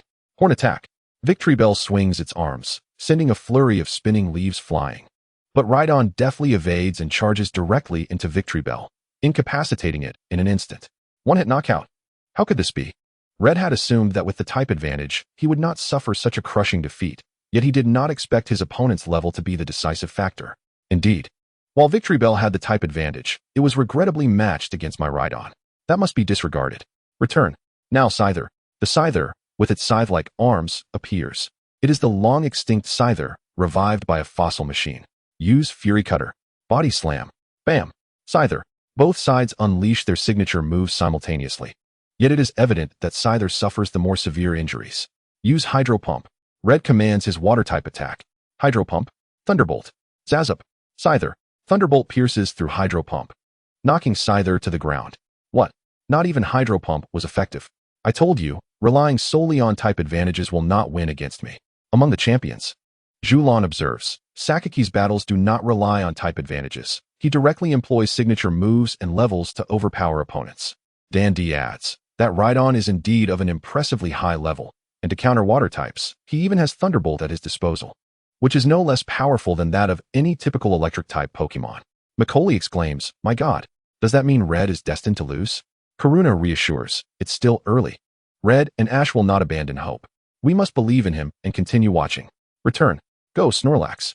A hefty figure lands on the battlefield. A normal type, is it? Sakaki observes Snorlax. Use Hyper Beam. He launches a powerful attack. Dodge it. Use Horn Drill. Rhydon leaps aside, evading the yellow energy beam. Then Horn Drill strikes Snorlax. One-hit knockout. Return, Snorlax. Go. Jolteon. What? Jolteon. Is Red attempting to mimic Ash's strategy of type disadvantage battles? What? You have already used Grass, Water, and normal types. Now you are resorting to Electric? Are you prepared to fight to the bitter end? Sakaki finds the battle increasingly intriguing. Your Pokemon, which should counter my types, cannot win, and now you present me with a Pokemon that is completely ineffective. How disappointing. What is this? Disappointment? Am I feeling anxious? Is this merely because this brat does not understand how to battle? Sakaki, off-screen. This feels rather odd. Double kick. Thunderbolt. Jolteon cries out in agony, collapsing to the ground. Motionless. An electric-type Pokemon falling to an electric-type attack in a single blow. Are you intending to use fighting-type moves? Yet alas, the level disparity is still too great. Red withdraws Jolteon. You still have 2 more. What will come next? Is it Charizard? Or perhaps another method to counter my ground types? Go forth. A sock appears. A fighting type. This should be interesting. Use high jump kick. Bam. Sock delivers a kick to Rhydon's face, sending it flying. Horn attack. Rhydon steadies itself and retaliates. Now I feel a surge of excitement. This sensation feels reminiscent. Flying knee strike. Body slam. Both sides continue their assault, and then they collapse simultaneously. A draw. Sakaki withdraws Rhydon. So now we are down to just one Pokemon each. Your last must be Charizard, correct? Let me give you a heads up. Sakaki retrieves another Ultra Ball. Inside is a Tyranitar. It is the evolved form of Rhydon, and it has a significant advantage over your Charizard. It seems your strategy is lacking. To place Charizard last is truly disappointing. Using Charizard alone would suffice. What? Not using Charizard is utterly meaningless. I am here for revenge. Such delusions. Sakaki appears to be growing irritated. I shall defeat both your mysterious confidence and your Charizard. Red declares, I will not lose. This Pokemon is a testament to my journey thus far. That gesture? Sakaki recognizes the motion Red makes with the Pokeball, feeling a sense of familiarity. Go, Charizard. Roar. I remember now. I recall the exhilaration I once experienced. Sakaki reminisces during the battle. This is the essence of my former self. An overwhelming excitement surges through me, igniting my very blood. I too used to throw my Pokeballs in this very manner. The image of a child appears on the screen. This child bears a striking resemblance. Indeed, this is Sakaki as a child. Back then, he was a bug catcher. One can see the young Sakaki clad in a t-shirt and shorts, wielding a net. Charge. Charge. Off to capture bug-type Pokemon. Sakamaki ventured alone into the depths of the forest, embarking on a quest to seek out bug-type Pokemon, dispatching his Charmeleon to engage them in battle. Ha ha ha. What purpose is there in capturing such feeble bug-type creatures? A young boy scoffed at Sakamaki. Not at all. If you have the courage, let us compete. Very well. Bring it on. Sakamaki recalled fondly the days of his youth, mimicking the motion of tossing a ball. Back then, he infused his Pokemon with emotion, treating them as companions. He, too, was once as fervent as that young boy. Alas, at some juncture, he had come to regard Pokemon merely as a means of business. Go forth, Tyranitar. The reminiscence of Sakamaki sparked lively discussions among the onlookers. They were astounded to learn that someone who viewed Pokemon as mere business had once been so passionate about them, akin to Red himself, which was quite bewildering. In the gym, Shaber exclaimed, what? Sakamaki was so devoted to Pokemon in his youth. Brock added, indeed, he was no less fervent than Red. Misty inquired, then why did he change so drastically? Shinli speculated, could it be that some incident altered his perspective entirely? Jishin laughed, indeed. Sakamaki was once a youthful bug catcher. How fascinating. Hamaga remarked, I'm still curious. He began as a lover of Pokemon. Fenglu pondered, does this signify that the dragon-slaying youth ultimately transformed into a malevolent dragon? Makes you questioned. What kind of past does Sakamaki possess? Chapter 51. After defeating Sakamaki, a single sentence from Red prompted Sakamaki to disband Team Rocket. In the camp, I can't help but see Ash's shadow in him, Misty exclaimed, her eyes widening as she observed the excitement Sakamaki displayed upon encountering Pokemon, reminiscent of Ash. Sakamaki. He too once regarded Pokemon as allies, yet now could it be that some change had taken place? The once valiant dragon-slaying warrior had ultimately become a dragon of malice? Meanwhile, the trio of Team Rocket found themselves in tears, realizing that their leader had once been so passionate in his youth. Indeed, Meow, the boss must have experienced something tragic to have turned out this way. Boss, it seems you have faced harsh realities in the past. The trio began to imagine various tragic events that could have led their leader to assume such a cold, unapproachable demeanor. At Team Rocket's headquarters, Sakamaki felt an odd sensation, as if someone were speaking of him. Nearby, his subordinates observed the video of Sakamaki and his memories. Exclaiming in surprise, who would have thought that our usually stern and emotionless boss was once a passionate bug catcher, a fervent lover of Pokemon? They glanced at their leader, who quickly sensed their gaze. Do not associate me with that Sakamaki. I am not him. And mind your eyes. His chilling words silenced their scrutiny, yet in their hearts, they were united in thought. The boss must be feeling shy. Come now, young man. The final battle commenced. All right. Red noted a distinct change in Sakamaki's tone. 1 million punch. X2. Charizard and Tyranitar concentrated their strength, striking each other simultaneously in the face. 1 million kick. The frenzied assault ensued. Tyranitar crouched to evade the attack, delivering a barrage of blows to Charizard's abdomen, sending it soaring through the air. Ultimate move. Horn drill. Sakamaki observed Charizard faltering and decided to unleash the finishing blow. Buzzing. Tyranitar's horn spun rapidly as it charged at Charizard like a drill. Earth throw. Charizard propelled itself off the ground, vaulting onto Tyranidar's back and soaring to the rooftop before diving forcefully towards the ground. Boom! The earth erupted as Tyranitar lay motionless in the crater. Clearly, Charizard emerged victorious. Victory! Victory! Red has truly triumphed over the attribute mismatch. The revenge battle was a success. Sakamaki has been defeated. Incredible! Truly defeating the leader of this evil organization. Red's strength has skyrocketed. Indeed, Earth Throw is a miraculous technique for Charizard. I must ensure my Charizard learns this ultimate move. A thought strikes me. What will Red do now that Sakamaki has been vanquished? Need it be said? Call the authorities and have him arrested. As the discussions unfolded, the author interjected, "Let us speculate. Can Red persuade Sakamaki to disband Team Rocket?" Disband Team Rocket. This assertion captured everyone's attention, especially in the regions severely affected by Team Rocket's activities. Could it really be that Red would compel Team Rocket to dissolve, allowing Sakamaki to do so personally? In the Kanto region, Team Rocket's rampant activities had caused countless trainers much distress, engaging in the theft of Pokémon and capturing them en masse for profit. These actions, however, paled in comparison to the potential devastation they could wreak upon cities, leading to significant financial losses. If Team Rocket were to vanish one day, the populace would undoubtedly celebrate with fireworks and feasts. In the champion circle, Wataru gasped, "What? Sakamaki is to disband Team Rocket?" He was astonished at the notion of dismantling such a colossal Pokémon crime syndicate, especially with their leader at the helm. Surely, Red would call the authorities and have Sakamaki incarcerated, Karuna mused. But do you think Red would rely on force or merely words? A Dike countered, "No. I believe Red would be more inclined to use negotiation rather than force." Takuru quipped, "Is Red's verbal prowess truly that formidable?" In a certain ninja world, a yellow-haired boy with a hedgehog hairstyle scoffed, "Is there anyone better at verbal persuasion than me?" The video continued. Mr. Sakamaki, witnessing the fallen Tyranitar, was utterly astonished. He had lost to this fervent young man with a reverse attribute. Yet, he accepted the reality and recalled Tyranitar. "Well done. You have managed to defeat my Tyranitar. It is evident how well you have nurtured Charizard. This is yours." Sakamaki produced his badge. "I will not accept it." "Why not?" "I have no need for the badge of Team Rocket's leader." Sakamaki glanced at the badge, then at Red. "You truly stimulate my nerves more and more. As long as it is not Team Rocket, it suffices." Sakamaki turned to the nearby Team Rocket members and declared, "Relay this to all branches. Team Rocket shall be disbanded as of today." What? The astonishment was palpable among the Team Rocket members, both on-screen and off, as well as in the general populace. "Boss," they gasped, incredulous. "Are you joking? I have made myself abundantly clear. Team Rocket is disbanded today, and I wish to express my gratitude for your hard work all this time." Sakamaki turned once more to Red. "Is this satisfactory now? This is no longer the badge of Team Rocket's leader, but that of the Tokiwa Gym leader." Red finally grasped the badge as Sakamaki continued to speak.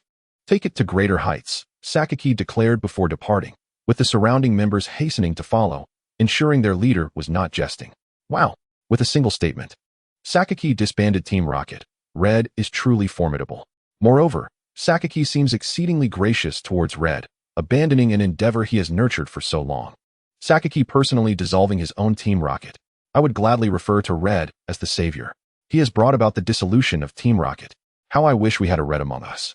Wait, I recall the author once mentioning that Red is another Ash.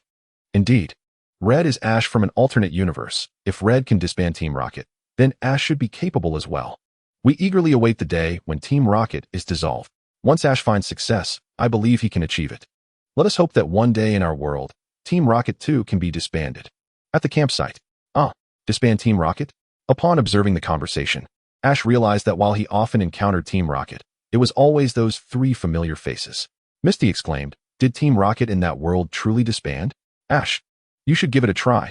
After all, Red is another version of you. If you manage to disband Team Rocket, you would be a great benefactor in the Pokémon world." Brock glanced at Ash, acknowledging the significance of the matter.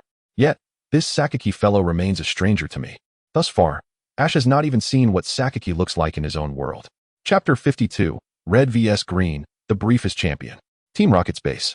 Sakaki was utterly restless, particularly upon witnessing the barrage of comments suggesting that this world's Sakaki disbanded Team Rocket due to a mere utterance from Red. Now, the comments were rife with speculation about the imminent dissolution of Team Rocket. He could no longer contain himself. Even his beloved Meowth sensed his owner's unusual agitation and stepped a few paces away. Secretary Jirachi remarked, Boss, this is mere folly. Daydreaming. Sakaki smashed his wine glass to the floor, internally screaming. The trio of Apollo, Athena, and Lance, senior members, stared wide-eyed in disbelief. Could it be true? Their boss, Sakaki, disbanded Team Rocket at Red's behest? If they were to follow suit, after years of toil to attain their positions, would it all be in vain? No. Boss, please do not disband Team Rocket. They pleaded. Indeed, we would be rendered unemployed. How could we find such gratifying work again, where we can bully others? I am on the verge of ascending to a leadership position. It would all be for naught. The clamor echoed throughout the base. Nonsense. Do not conflate me with that individual. I am the true Sakaki. That alternate version is not me. Disband Team Rocket? What utter nonsense. I have painstakingly organized Team Rocket. I would never relinquish it so easily. This Sakaki has utterly tarnished my reputation. Red finally acquired the 8th badge and headed towards the Indigo Plateau, ready to challenge the League. In this world, once you obtain 8 badges, you may challenge the Elite Four directly. Defeating them grants you the title of champion. So that is how it works. Red commenced his battle against the Elite Four, with his Raichu facing off against Koga's Weezing, Scyther battling Sabrina's Alakazam, and Doodly squaring off against Agatha's Jengar. Remarkably, Red mirrored Ash's strategy of type advantage. Scyther against Jengar, followed by a confrontation with the Dragon type, Flying, Elite Lance. Dragonair versus Dragonite. Use Ice Beam. ZZZZZ. Roar. Dragonair unleashed a freezing beam that struck Dragonite, who, being 4 times weak to ice, collapsed instantly. Red emerged victorious. I never anticipated my Dragon team would fail so swiftly. Lance recalled his Pokémon and approached Red, placing a hand on his shoulder. Congratulations, Red, you have defeated me. And now you are the champion of the league. Red's eyes widened. His dream had truly come to fruition. He had indeed become the champion. However, Lance abruptly shifted his tone, introducing a dramatic twist. As much as I would love to declare you the champion, you still have one opponent remaining. What do you mean? Red questioned, perplexed. There are only 4 of you in the Elite Four. Having defeated you, I should have no more adversaries. 5 minutes ago, someone defeated me and became champion. To claim that title, you must first defeat him. Red entered the final arena, where a familiar figure emerged. Green. Green had beaten him to the punch and claimed the title of champion. At last, you've arrived. I was beginning to think you wouldn't make it. Green? Could it be? Indeed. I am now the champion of the league, and I can remain ahead of you.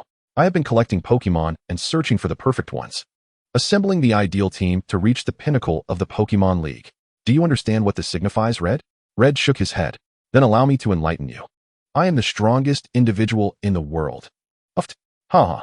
Upon hearing Green's impassioned proclamation, particularly the concluding statement, everyone burst into laughter. You are the strongest. Huh. Hee hee, you can only claim to be the strongest in this region. There are champions in other regions as well. It seems Green believes his prowess is unparalleled. Ha ha. I cannot help but laugh out loud. I am the strongest. Ha ha ha, no way. I am over 30 and have never referred to myself in such a manner. Goodness, this Green is more arrogant than Gary. Indeed, he exceeds Gary's ego. Gary, when will this video ever conclude? I cannot endure it. Raichu, Thunderbolt. Pidgeot. Evade. Quick Attack. Alakazam, Defend. Tyranitar versus Dragonair. Exeggutor versus Doodly. Meowth versus Blastoise. After a series of battles, Red still had 2 Pokémon remaining while Green was down to just 1. Use Rocket Headbutt. Bam! Raichu was sent crashing into the wall, losing its ability to battle. You are down to 1 Pokémon now. As expected, you cannot defeat me. Green, we are only just beginning to determine the victor. Go. Charizard. Roar. Charizard took to the skies, unleashing flames. Oh, it suddenly dawned on me. You and I had our first Pokémon battle back then. Your Charmander couldn't possibly defeat my Squirtle. Indeed, back then, Charmander suffered a humiliating defeat. That was then. Things have changed. Now that we have evolved, we should be able to endure a bit more. 1 million punch. Boom. The powerful fist struck Blastoise squarely in the face, yet Blastoise remained utterly unfazed. My Blastoise is not so easily defeated. Charizard, steer clear of it. Too late. Hydro Pump. Splish. Splosh. Just as Charizard flapped its wings to ascend, 2 powerful jets of water surged towards it. Charizard evaded one, but the other struck true, delivering a significant impact. Remarkably, Charizard managed to endure the blow, but it was not unscathed. Another Hydro Pump is coming. Fire Spin. Charizard, moving with swiftness, unleashed Fire Spin first, ensnaring Blastoise within a vortex of flames, steadily draining its strength. Seizing the moment, Charizard executed his most powerful attack, Hyper Beam. Comma. Blastoise, caught off guard, was struck head-on by the hyper beam, its eyes spiraling into a daze as it collapsed to the ground. Blastoise lost its ability to battle. Thus Charizard emerged victorious. Therefore, the victor is the challenger, Red. Ecstatic, Red embraced Charizard, while Green stood in disbelief. I lost. After all my efforts to reach the pinnacle of Pokémon, the shortest reigning champion, merely over 5 minutes. Haha, a 5-minute champion. Green is truly unfortunate. At Professor Oak's lab. Hey Blue, are you alright? Professor Oak observed Blue sulking in a corner, silent. So humiliating. That Green. What can I say? They look so alike that everyone immediately thinks of him. Chapter 53. Red completes the Pokédex. Green suffers a heavy blow. I lost, and it turned out like this. After all my hard work to reach the top, Green still could not accept reality, yet it was undeniable. He ultimately resigned himself to it. Red, I didn't expect you to catch up. You are now the new champion of the Pokémon League. Green acknowledged Red as the new champion, once trailing behind. Red had indeed surpassed Green. You all are here. Professor Oak arrived. Green, I heard you became the champion, but I didn't expect you to lose so soon after my arrival. TCH, that was merely Red's good fortune. If we faced off again, the outcome might be different. Green's inherent pride remained unshaken. Baka, do you think it was just luck? Red's victory was not solely reliant on the strength of his Pokémon, right, Red? Indeed. Red nodded. Your transformation is remarkable. After all, it has only been about a year since you obtained your Charmander. A year. Such a rapid growth rate. An 11-year-old champion. Even the Elite Four has not achieved such a feat. Red surpasses even the Elite Four. A year. I took 3 years just to gather the 8 badges. To be honest, I initially aimed to acquire the renowned 8 badges of our region, but my strength was lacking, and 2 were from minor gyms. Indeed. It's incredibly challenging to defeat the first-tier gyms. I resorted to battling small gyms just to participate in the league. Some regions still have many lesser-known gyms, but their badges are still recognized by the league. However, the prestige of first-tier gyms is undeniably higher, and if necessary, some even specifically target these minor gyms. It appears we share the same path. I too, we are in the same boat. Red is truly a genius trainer. An 11-year-old champion, what a sight to behold. Moreover, it seems that Red received little assistance along the way. Aside from Brock's initial guidance, he has entirely relied on his own exploration. Alright Red, let us enter the Pokémon Hall of Fame. This chamber is adorned with numerous photographs of trainers alongside their Pokémon. According to Professor Oak, it houses the likenesses of those who have previously claimed championship titles. The Hall of Fame. Hey, I never knew a place like the Pokémon Hall of Fame existed. After all, in their region, achieving success in the Pokémon League merely entails receiving a trophy and taking a photo, with no equivalent of a Hall of Fame. Cynthia, we should take a cue from this. I find this place quite admirable. Adrian, though I am unsure of what to say, I concur with Miss Cynthia's sentiments. Stephen, this place is quite sacred and possesses a sense of ceremony. Reaching this point is indeed a remarkable achievement. Misty, indeed. I too agree that we should construct a Pokémon Hall of Fame similar to this. Even champions from different regions appreciate this place and are considering building one of their own.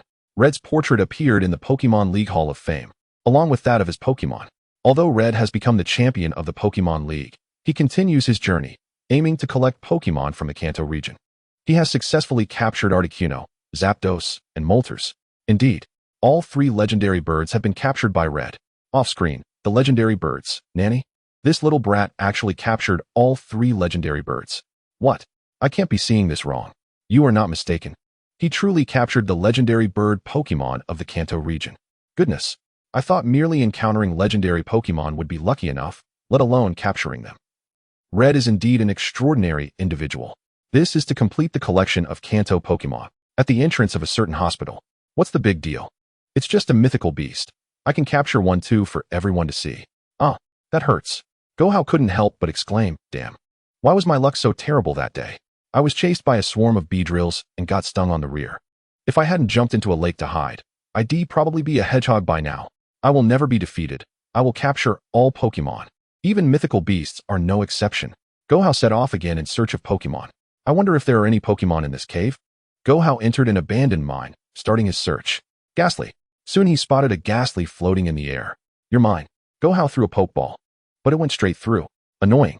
Ghastly, initially out seeking food, was disturbed by Go-How's antics and grew irate.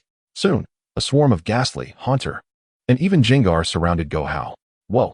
After poking the beehive before, Now I've stirred up a ghostly nest. Go-How grinned. Brothers, meeting you today is fate. Let me go, and I promise to bring you delicious food in the future. But were the ghastly so easily fooled? Confused Ray. Go-How was struck by the confused Ray and began dancing uncontrollably. A haunter even rummaged through Go-How's backpack and found a camera to start recording, as the ghostly Pokemon began dancing alongside him. Haha, this is amusing. That day, Red burst into Professor Oak's lab, for he had finally completed the Pokédex. Professor, I did it. Is the professor not here? Red noticed the lab was empty. Ordinarily, Professor Oak would be present. Are you Red? A staff member approached. Indeed. Where might Professor Oak be? You should head to Green's residence. Professor Oak is there, and Green has sustained severe injuries. What? Green is injured. He was once a champion, albeit for only about 5 minutes. Red dashed to Green's home, where he found Green bandaged and lying on the bed, with Professor Oak attentively watching over him. Green, how did this happen? Who did this to you? Red, you needn't fret. I am fine. And you? Be quiet. Your noise is giving me a headache. Green reassured Red. Yet his haughty demeanor remained intact. Professor Oak interjected, It's nothing to worry about. Red, you know Green well enough, don't you? It's merely a minor injury. A minor injury? You're entirely wrapped in bandages and appear to have a cast on your arm. Goodness gracious. Moreover, I wasn't beaten. I encountered a Pokemon in the Azure Cave that I'd never seen before. I battled it, and as a result, I was pinned down by a Blastoise. Pinned down by a Blastoise? Anyone familiar with Blastoise knows it weighs approximately 855 kilograms. Being knocked over and then struck by it must have been quite something. Green is fortunate to have survived with just injuries. A Blastoise was knocked over? That Pokemon must be formidable. Do you have a photo?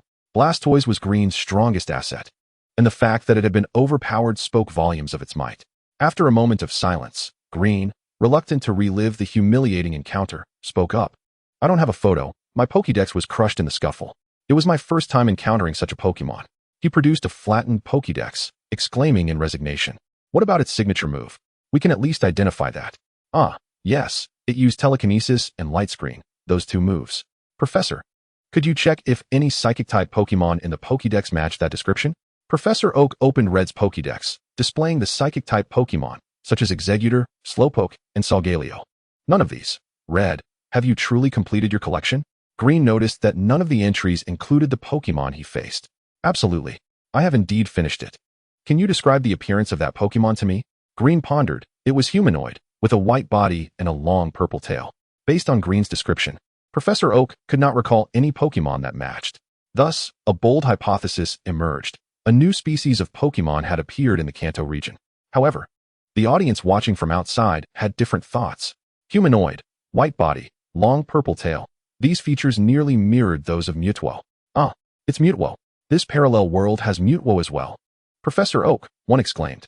Green's description aligns almost perfectly with the Mewtwo we've encountered before. I suspect that the Pokemon Green encountered is indeed Mewtwo. If it is Mewtwo, it could easily overpower Green's Blastoise, which makes sense. Is Mewtwo in this world also a creation of Team Rocket? Do you think Red will attempt to capture Mewtwo? Surely. I misheard. Capture Mewtwo? Is that even feasible? Well, in the previous video, Ash didn't attempt anything of the sort. After all, Ash isn't known for collecting Pokemon. But Red is likely to make that attempt. Capturing Mewtwo?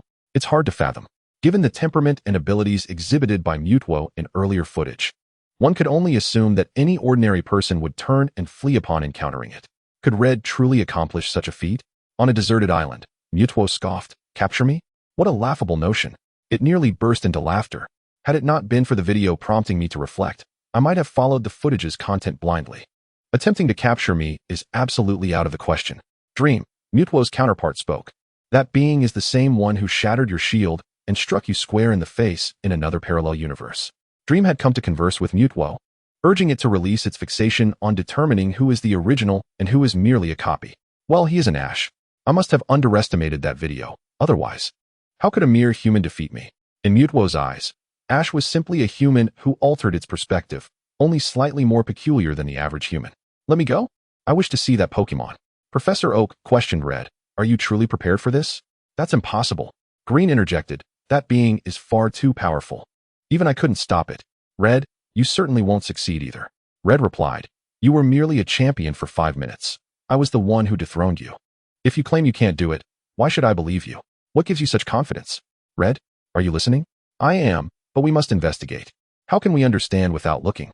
Though I say this, I witness that Pokemon's strength and wish to prepare for capturing it. Next time we battle, I intend to win against you. Green had stumbled upon it while wandering in the Azure Cave, initially planning to capture it, only to be bested instead. Given his personality, it was too humiliating. Red, prepare yourself. Let us visit the lab together. Professor Oak exited the room, making his way to his research facility. The scene shifted to Pokemon Center. Old Man Fuji, have you heard the recent rumors? What rumors? A girl approached and spoke. It is said that a powerful psychic-type Pokemon has emerged in the South Cave, one that even a former Pokemon champion could not defeat. Psychic-type? And quite strong indeed. Old Man Fuji gazed out the window, pondering, could it still be alive?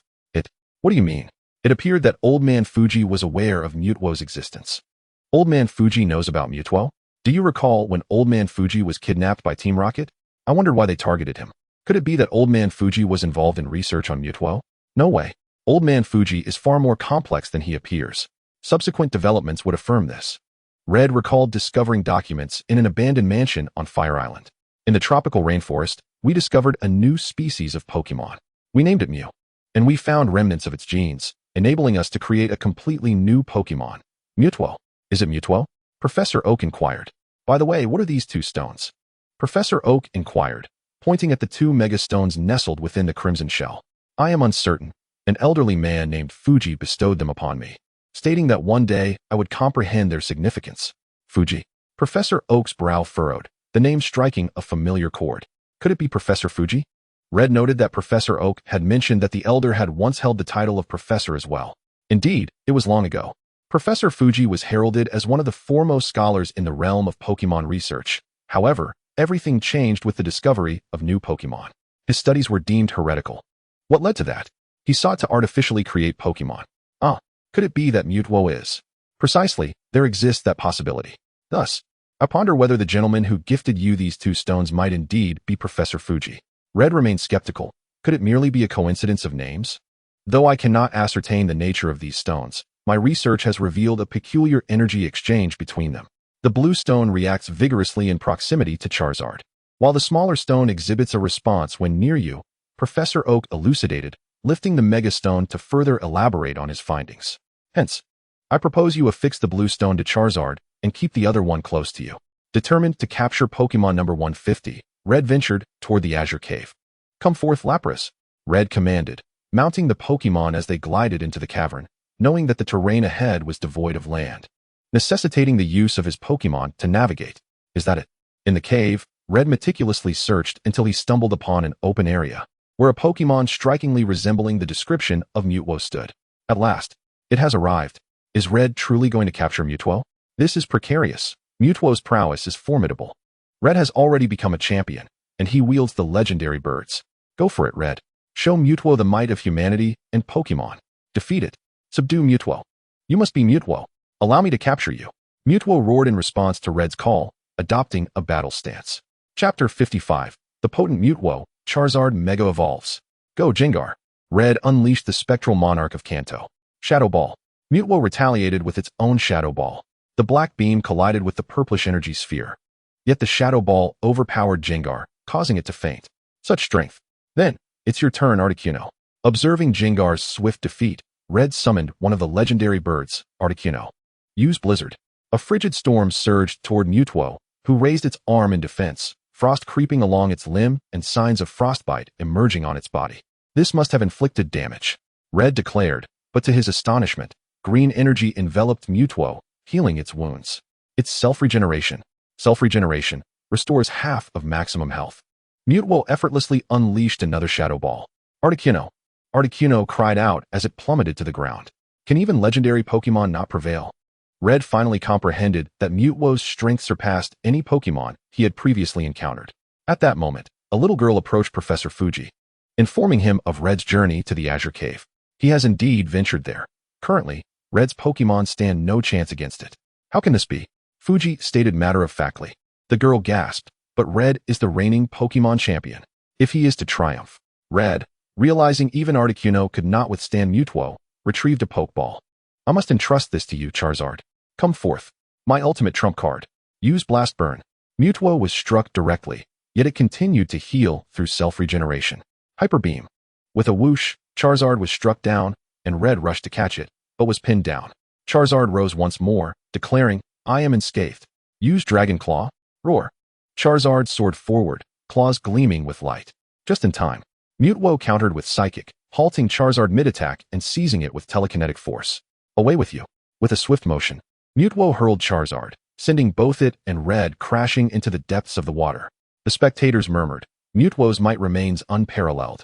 Outside the screen, Mewtwo mused, "Thus, the notion of capturing me is nothing but a fanciful delusion. It still isn't enough. Mewtwo's power is insurmountable. Even Red, the Pokémon champion, falters. What can possibly follow? After all, even Red's strongest Pokémon was so easily vanquished. Wait, have you all forgotten about the Megastones? Indeed, the Megastones given by Fuji can enable Charizard to Mega Evolve. Its power will ascend to new heights. Here it comes. Look, as Red sank beneath the water. He glimpsed his Charizard beside him, its spirit unyielding. Damn it, is there no attack that can harm that creature? Roar. Charizard's eyes gleamed with unrelenting determination as it gazed at Red. Yes, I cannot give up. If Charizard has not surrendered, what right do I have to yield? My steadfast companion has not faltered. As its trainer, I am unworthy of doing so. Fuji analyzed the situation. If I am not mistaken, the stones I entrusted to him will bestow upon them newfound strength. From the moment he witnessed Red's fervor for Pokémon, Fuji felt assured that bestowing the Megastones upon him was indeed the right choice. Newfound strength? Indeed, it is a special phenomenon discovered in the distant Kalos region. It is known as Mega Evolution. A crackle resonated as the keystone in Red's backpack reacted with the Megastone on Charizard, intertwining their fates with luminous threads. Charizard, Red exclaimed, noticing a transformation taking place. Is this evolution? How can this be? Charizard is already in its final form. As Mewtwo observed the surface, anticipating Red's defeat, it prepared to depart when suddenly, a colossal water spout erupted. What is that? Emerging from the torrent was a dark blue figure, its eyes glowing red. Charizard. No, that cannot be. Charizard does not appear like this. Before him stood Charizard, now adorned in deep blue hues, its eyes aflame with crimson, and blue fire dancing at its maw. Roar. This is Mega Evolution, Mega Charizard X. The author's note sparked fervent discussions across various regions. Charizard has truly evolved. So magnificent. Mega Charizard. What does the X signify? I do not comprehend. Allow me to clarify.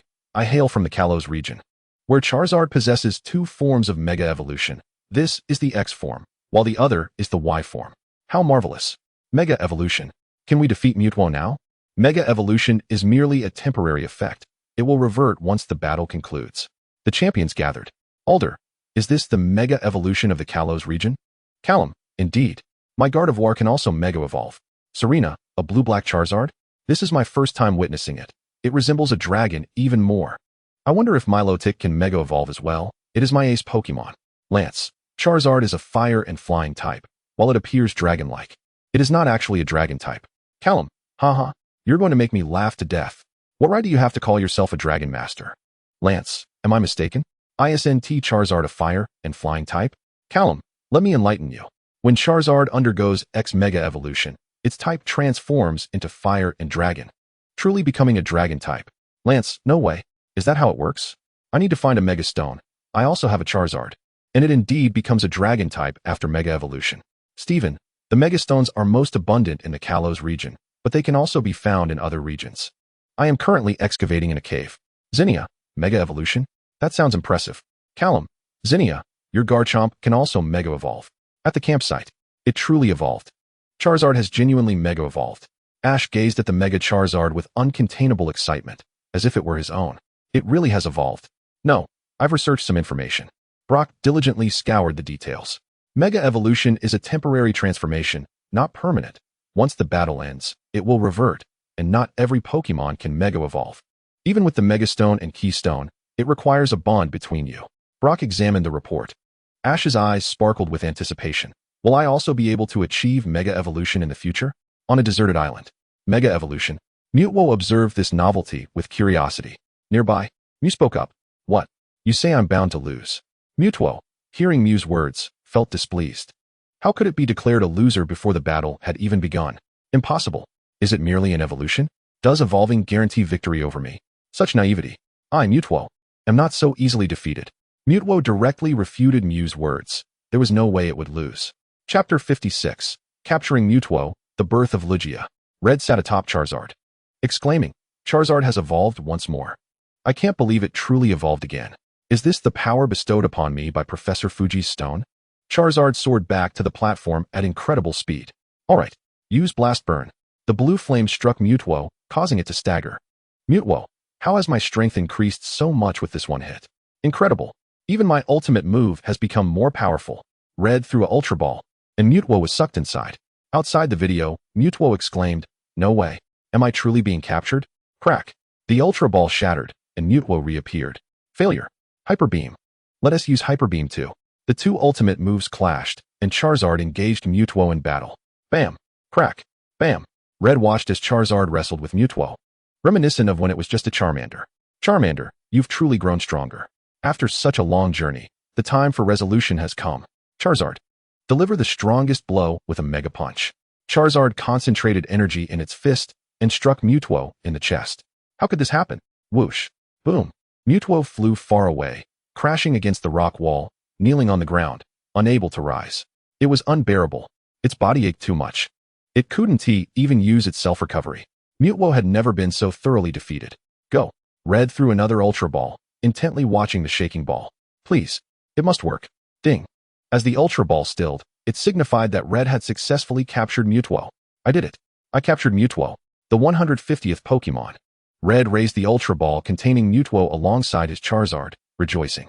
At Professor Oak's lab, you actually captured it. I can't believe it. Blue was astonished that Mewtwo had indeed been captured. Such power had genuinely been defeated. However, considering that Red is another Ash, if Red could capture it, do you think Ash would manage to capture Mewtwo in the future? Professor Oak shook his head. I doubt it. Ash loves Pokémon not for their power, but from the heart, and the Mewtwo he encounters will be accompanied by the Pokémon he has created himself. Ash is unlikely to capture it. On the deserted island. At this moment, Mewtwo's eyes seemed ready to pop out. I truly lost. I, hailed as the strongest Pokémon created by artificial means, was defeated by a mega-evolved Charizard. The footage showed Mewtwo truly being captured by Red. Mewtwo felt its breath quickening. No. I need to find a quiet place. Observing Mewtwo flying deep into the island, Mew followed closely behind. At Team Rocket's base. What? Mewtwo was actually captured. They had invested an immeasurable effort into creating Mewtwo, only for it to escape without a word, destroying the research facility in the process. Even Giovanni was shocked. Although this Mewtwo wasn't theirs, it performed just as well as theirs. Back then, Giovanni had attempted to control Mewtwo, but had failed. That Red is different. He should be called Ash. You have successfully entered my sight. Among the Elite Four. Drake, it was genuinely defeated. And captured. Sydney, no way. It was really captured. Incredible. Flora, this is astonishing. Red. Corna, by the way, ISNT Red another Ash? Do you think Ash will be able to capture Mewtwo like Red? Wally, probably not. Earlier in the video, Ash showed no intention of capturing Mewtwo. Kinta, perhaps this is the difference between Ash and Red. Diantha, nevertheless, I am truly impressed. Capturing Mewtwo is no small feat. The scene shifts to Red, Green, and Professor Oak sharing a meal. I can't believe you succeeded in capturing the 150th Pokémon. Green scoffed. If it weren't for my mistake that time, I would have certainly captured Mewtwo. Alright, stop bragging for a day. Red suddenly paused his eating. What is wrong, Red? Is the food not to your liking? Mewtwo is created from the genes of a Pokémon called Mew. So, Mew, another Pokémon. The 151st Pokémon. At this moment, Mew appeared outside the window, chuckling softly before soaring into the distance and vanishing. The video concluded here. Well, although the video has ended, Red must have a new objective. Indeed, it is surely to capture Mew. If he can catch Mewtwo, encountering Mew should pose no difficulty. If I were to capture Mew, I would undoubtedly laugh in my sleep. Go for it, Red. You're doing great.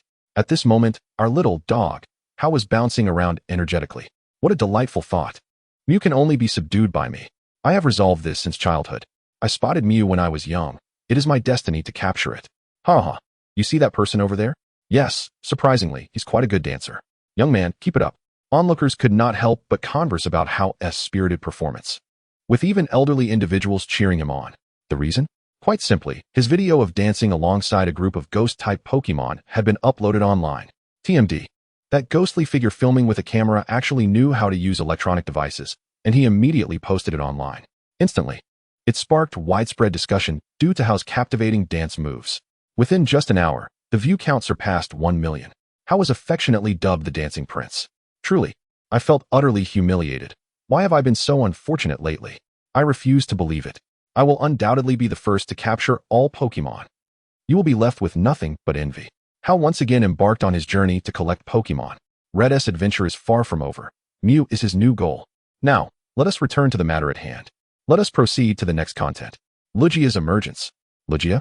The professors chimed in. Professor Oak, Lugia? The legendary large bird Pokémon, revered as the Sea Guardian, said to be visible only during powerful storms. Professor Elm, it is indeed a rare Pokémon. Professor, you wait. Could it be that Ash appears again? So far, aside from Red, who exists in a parallel universe, all other videos showcase Ash's presence. Professor Sycamore, I believe the likelihood is high, considering this child possesses boundless potential. Professor Kukui, I share the same sentiment. I have a premonition that if he were to visit our Alola region in the future, we might battle together. The scene shifted to a ship. Pikachu stood at the bow, admiring the scenery, while Kenta leaned against the wall with his sketchpad. Misty and Ash released their Pokémon. Chapter 57, Strange Weather on Asia Island. At this moment, Ash and his companions were on their journey. By the way, who is this Kenta? Do you know him? Brock noticed his companions were absent and that this individual had joined them. However, Ash and Misty shook their heads, indicating they did not know him. Could it be that they would recognize him later?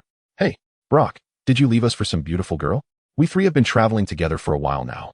And Misty, knowing Brock well, suspected he might have abandoned them for his own sake, leading to Kenta joining them later. Brock vehemently denied it, shaking his head. How could I? I'm not that kind of person. Please believe me. Ash and Misty replied. We believe you are indeed that kind of person. Suddenly, Pikachu, standing at the bow, adopted a serious expression, small sparks crackling on its cheeks. What's wrong, Pikachu? Ash noticed Pikachu's unusual behavior, sensing it was on high alert. Boom. The once azure sky was shrouded in dark clouds, and the sea began to churn with towering waves, causing the ship to shake violently. It certainly appeared that a downpour was imminent. Everyone hold on. Yes. Stay steady. Quickly, bring everyone back. The three swiftly recalled their released Pokémon. As the waves were too formidable, and the small vessel was unable to withstand them, leaving them at the mercy of the tumultuous sea. We have indeed arrived here. The woman piloting the ship spotted an island. Ash inquired, do you recognize that island? Asia Island, the end of the Orange Archipelago. The ship was battered by the waves as it drifted toward Asia Island. Meanwhile, Hanako was tending to her garden, weeding the vegetables she had planted, while a Miss Smagius swept the area nearby. Oh, Ash's mother, it seems your garden is thriving. Professor Oak happened to ride by on his bicycle. Indeed. The weather this year has been splendid, allowing for such a quick harvest. Hanako admired the flourishing fruits in her garden. What good fortune. The weather has indeed been favorable this year. Suddenly, a strong wind swept through, and dark clouds gathered. Crash. Then, heavy rain began to fall, prompting the Miss Smagius to scurry inside for an umbrella. Just as I mentioned the fine weather, it started to pour, but the heavy rain soon dissipated, giving way to snow. What is happening? It's supposed to be summer. How can it be snowing? Professor Oak looked bewildered, as summer is typically associated with heat, making snowfall seemingly impossible. Yet, it was indeed strange. Both looked to the sky, where bizarre lasers appeared, alternating between blue and yellow, before the sunny weather returned. Pidgey, Diglett. They then observed flocks of Pidgey and Diglett beginning to migrate. Something must be amiss. Nature must be in turmoil. Although Professor Oak did not comprehend the situation, he knew Pokémon were undoubtedly more sensitive to changes in nature than humans. This peculiar weather and the mass migration of Pokémon surely signified a disturbance in the natural order. Did I see that incorrectly? It was just sunny. How could it suddenly rain heavily? Oh no, now it's snowing. Now it has stopped. And these small Pokémon have begun to migrate. Professor Oak has a point. Once, my Rockruff was sleeping and suddenly became alert, and I was curious about what was happening, only for an earthquake to occur moments later. That day, I was playing in the yard when my Yamper came over and urged me to go inside, and shortly after, it started pouring rain. Indeed, Pokémon are quite sensitive to changes in nature. Speaking of which, this weather is truly strange. It was sunny, then it rained heavily and snowed. Something is definitely about to happen. Ash and his companions had already disembarked. It seems they can only stay here for the time being. Observing the relentless waves outside, Ash concluded they were unlikely to depart today. Well, at least we have been rescued. Misty remained optimistic, noting they had successfully made it to the island. Kenta curiously pointed out, are we really safe? The reason for Kinta's skepticism was due to the sight of several individuals wearing peculiar masks and strange clothing, armed with spears. Watching them intently, they are approaching. Kinta quickly hid behind Ash and Misty upon seeing the approaching figures. Is that you, May? You've returned. The person at the front removed their mask. It's May. How many years has it been since we last met? The female captain recognized her childhood friend after so long. Why are you all dressed like that? Ash remained curious, wondering if the inhabitants of the island always adorned themselves in such attire. Captain May explained, of course, it's all for the festival, as tonight marks the celebration. Are you still responsible for playing the flute? Ash's companion, Yuki, replied, I've grown up now. I've passed that responsibility on to my sister. What sister? Who is the festival girl? A girl with long red hair, distinctly dressed differently from the others, protested indignantly. Your sister is truly unfortunate. What are you wearing? Is that festival attire? May glanced at her sister, who was not dressed for the celebration, and felt a twinge of displeasure. Such garments are terribly gaudy. And the festivities begin only at night. There's no need to rush. As usual, this is my sister Flora. By the way, May, who are they? They are my passengers. This is Ash, the Pokémon trainer. A Pokémon trainer? The individuals before them erupted into a dance upon hearing Ash's title, leaving the onlookers momentarily stunned. Why are they so thrilled that Ash is a Pokémon trainer? A figure adorned with a bluebird-shaped mask approached slowly. It is said that when the world is on the brink of destruction, the sea god will appear and, alongside a worthy conductor, quell the god's wrath. The conductor refers to the trainer. You are that conductor. The mask was removed to reveal an elderly man with a white beard, proclaiming Ash to be the conductor. Chapter 58. The shock of past heroines. Ash remains unchanged. Hoenn region. The Cheery family. When the world faces annihilation, the sea god will appear to pacify the god's fury alongside the conductor. Cheery pondered the elder's words. World destruction. How terrifying. Haruka contemplated the ominous forecast. She recalled the strange weather that had appeared in Shinshin Town prior. The sea god? Could it be referring to Lugia? I saw in the comments that Lugia is hailed as the sea god. Could Ash command Lugia? Team Aqua. The sea god? Lugia? Kyogre is the true sea god. The leader of Team Aqua, Kyogre, dismissed the notion. Kyogre is the Pokémon that created the oceans. What can a mere Lugia do? Our Team Aqua is prepared to expand the ocean for the Pokémon's habitat. Their rivals, Team Magma, shared the same sentiment. Groudon is the better choice for expanding land for Pokémon. Professor Oak's laboratory. He claims Ash will be that conductor? How could Ash possibly be?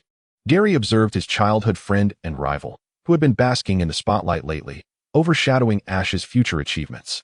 Why can't such fortune fall upon me? Professor Oak speculated. Could the strange weather seen in the video be a portent of the world's impending destruction? Can the sea god and the conductor truly appease the god's anger? The professor analyzed these statements, realizing that something significant was indeed unfolding.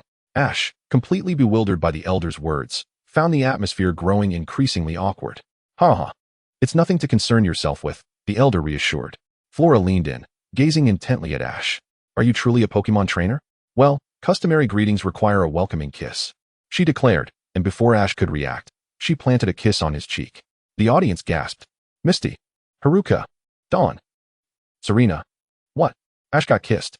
Is this a local custom? It must be. Look at the calm expressions on the locals. Could this be their way of welcoming guests? Haraha. Look at Ash's expression. I bet this is the first time he's encountered such a thing. By the way, Ash has no experience in this regard. Ash's trio was bewildered. What does this welcoming gesture mean? Why did she kiss me?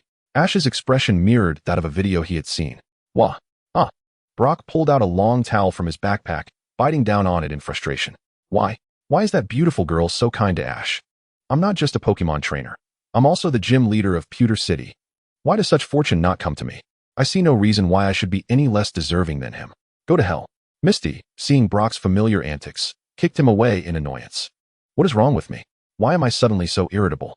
I just want to hit someone. Hoenn region. The Cheery family. Ah, how can this be? This could be someone who might become my future brother-in-law. Masato stood up, directly opposing the situation. Haruka hesitated upon hearing this, but then turned crimson as the realization struck. What nonsense. You're asking for a beating. Ah, sister is striking. The Cheery couple merely exchanged a glance at the bickering siblings and decided not to intervene. This is life. Sinnoh region. Dawn's home. Ah, how can it be? No, not me. Dawn stood abruptly with her teacup, then reconsidered. Wait, why am I so agitated? But, for reasons unknown, she envisioned a future journey with Ash, and an odd sensation washed over her, as if she had experienced it before. Oh dear. I do quite like Ash. My mother and I should become close friends. Mom, please don't. Kalos region. Serena's home. Serena, what are you doing? Sachi questioned as her daughter dashed into the kitchen, wielding a fruit knife. Nothing. I just had a sudden craving for fruit pie. Sachi sensed an underlying tension in her daughter's tone. What are you up to, young lady? The scene caught Misty's attention in the video, causing her hair to bristle. Is this your sister? Not at all. Misty retorted. Oh, so she's your girlfriend. It's quite amusing that you came here with him. Both Ken and Ash shot a warning glance at Misty, signaling her to cease her comments. All right, the festival has begun. The islanders began to beat drums and gongs, initiating the festivities, as the residents danced with the banners of the Gyarados, set up markets, and hosted feasts to welcome Ash and his companions. How ridiculous. Misty bit into a piece of meat with fervor. Who is his sister? Who is his girlfriend? How could I possibly be so tasteless? Ash, oblivious to Misty's complaints, scanned the surroundings. Huh, where did Flora go?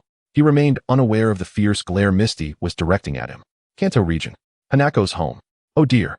Ash is still the same, as clueless as ever. I thought traveling would enlighten him.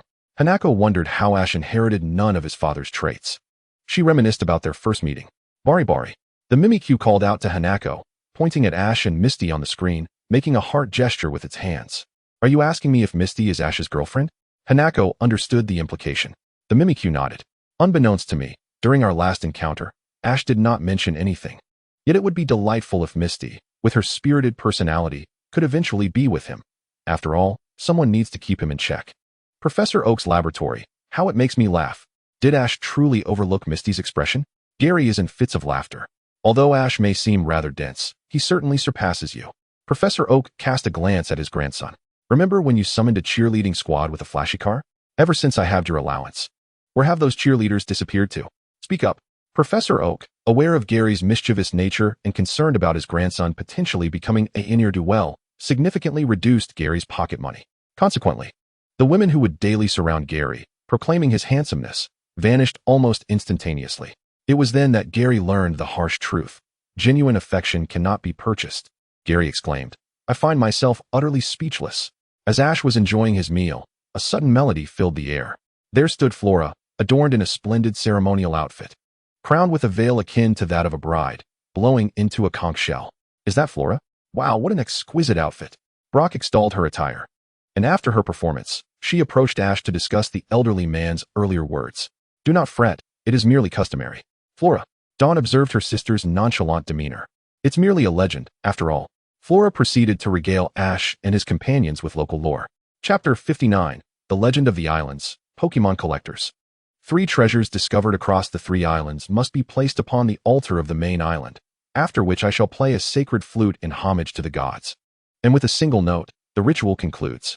Where are these treasures located? At the altars of each island, accessible only by a long staircase. Ash exclaimed, Misty, Brock, let us go and investigate. While it may only be a legend, it would not hurt to have a look. In truth, there is no need to rush. For the festivities shall continue until tomorrow, we could visit then. However, Ash detests procrastination. If we are to go, I can navigate the boat. Let us head to Fire Island first, suggested May. I shall not accompany you. I am neither your sister nor your girlfriend, and certainly not your bodyguard, Misty replied. Still somewhat irked, Pikachu suddenly seized Ash's hat and dashed away, prompting Ash to chase after it.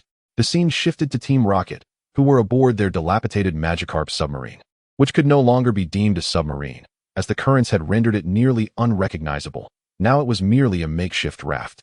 Their resolve is truly commendable. Indeed, it is astonishing how their submarine has deteriorated. This should be referred to as a pedal boat instead. Keep it up. Do they not tire from chasing after a single Pikachu across such vast distances, yet still fail? What is happening? Oh no, the ship is approaching. It was Ash's vessel, which collided directly with Team Rocket's craft, and soon the skies opened up with rain. The trio was, as usual, beset by misfortune.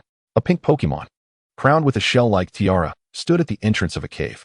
The god of fire, the god of thunder, the god of ice. These entities are beyond reach. Alas, what a conundrum. The Pokémon expressed its concern. This Pokémon can speak. Well, Meowth from Team Rocket can also converse. What Pokémon is this? It resembles a Hippowdon. This is called Hippowdon, the evolution of Psyduck, discovered in the Chengdu region. It is said to possess high intelligence. Thus speaking should not pose a challenge. It mentioned that the gods of fire, thunder, and ice are untouchable. Could it be akin to a deity like Ligia? These three attributes, aren't they reminiscent of the legendary birds? Oh, why can we not approach them? The video continued, showcasing the tumultuous ocean waves as Ash's ship struggled against the tide. It certainly appeared to be a formidable endeavor. Meanwhile, news reports began to broadcast unusual weather phenomena. Abruptly, the entire world faced erratic conditions, attributed to changes occurring deep beneath the ocean's surface. These deep-sea currents are believed to govern the planet's weather patterns. The epicenter of this anomaly is located in the Orange Archipelago. Professor Oak mused, "The Orange Archipelago? Isn't that where Ash resides?" Beep, beep, beep. Professor Oak recognized the voice of Professor Inuki from the Orange Archipelago. "I am Professor Inuki. Pokémon in the Orange Archipelago are exhibiting strange transformations."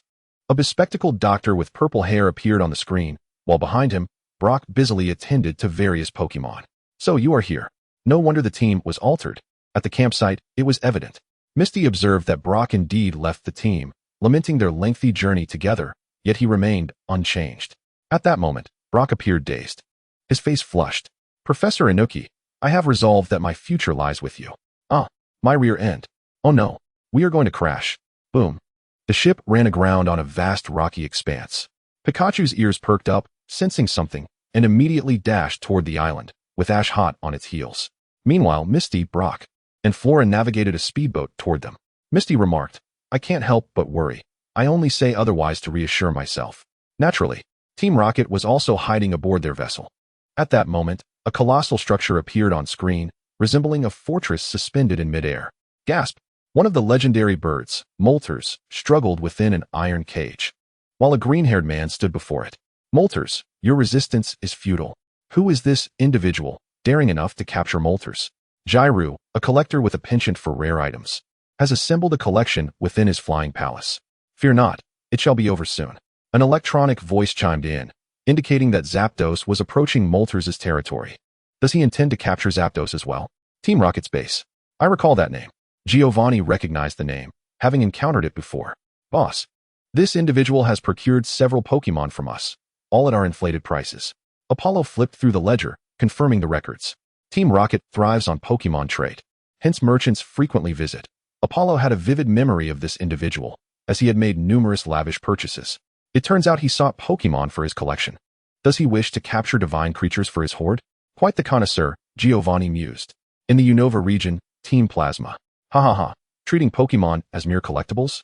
This encapsulates the current state of affairs between Pokémon and humans. The leader, N, began yet another oration, advocating for the separation of Pokémon from humans, for they were never meant to coexist, urging their return to the wild. This is indeed the most prudent choice. And now, we shall claim dominion over them. In another location, N. Ash, you will stop him, won't you? Misty, their ship was capsized by the waves on the shore, and Team Rocket members were thrown off, landing on the island. Ouch, that hurts. Shoo, someone else coming. Kojiro reminded. Then Ash and Pikachu passed by them, oblivious to their presence. Little imp. Pikachu. Meow. What a perfect opportunity. The trio chuckled, reminding themselves not to forget their old antics. Ash hurriedly approached an altar, where a stone was engraved with the image of a bird-like Pokémon. Pikachu. Over here. Pikachu leapt up and pointed, revealing a red orb. Could this be the treasure they spoke of? Ash reached out to retrieve it, but found it wedged tightly. Pikachu. Pikachu. Come on. Pull with all your might. With a click, Ash successfully extracted the red stone and stowed it in his pocket. So, you were here all along. Musashi and the others had also chased after them. What? Then Team Rocket launched into their usual introductory spiel. Are you not weary of this? I have no time for you today, Musashi declared. While the weather is still favorable, I advise you to surrender Pikachu. Buzz, buzz. What is that sound? The group looked up to see a speedboat with a large sail soaring towards them. Ah, quick, take cover. Boom. The speedboat landed safely, and Musashi and Ash's group successfully dodged it. Chapter 60. The Capture of Zapdos, the Birthplace of Life. Misty, did you not say you wouldn't come? Upon recognizing the figures on the boat, Ash exclaimed, Did you not say you wouldn't follow us? You promised. In this weather, are you out of your mind? Flora quipped. It's normal, he often does such things. Now you see how exhausting it is to travel with him, right? Ash's antics were all too familiar to Misty. Haha, look, I told you you like him. I said no such thing. Musashi interrupted. Hey, little girl, let us not delve into likes or dislikes. Musashi, who had fallen to the ground, could not help but interject. You are at least a decade too early for that. In truth, we are only 5 years late. Therefore, you are all destined to be loveless. Meow? Meow meow bluntly exposed the two. Zzz. Zzz. A bird-like Pokemon enveloped in lightning streaked across the sky. Is that Zapdos? Ash recognized it as Zapdos, which began charging towards them. Pikachu immediately unleashed an electric attack, but at that moment, Pikachu's electricity proved insufficient against Zapdos, which retaliated and sent Pikachu flying. Zzz. Yet Pikachu persisted, directing electricity towards Zapdos. Hey, this attack is utterly ineffective. What is Pikachu doing? Musashi was baffled by the vast disparity and wondered why Pikachu continued its futile assault on Zapdos. No, Meow Meow listened to Pikachu's words. Pikachu is not attacking, Meow. It is communicating with Zapdos. It inquires why it has come to this territory, which clearly belongs to Moltres. At that moment, Zapdos emitted a surge of electricity upon Pikachu, and Pikachu felt its strength partially restored, continuously calling out to Zapdos. Meow Meow, translate. It states that the original master of this island is no longer present. And since the master is gone, it shall now govern this island. This island belongs to me now. If that is the case, then these 3 islands represent the domains of Moltres, Zapdos, and Articuno. Now that Moltres has been captured by that individual, with no one left on the island, is Zapdos preparing to claim it as its own? All 3 legendary birds, are they truly vying for territory? Oh no, Giratina's floating castle has arrived.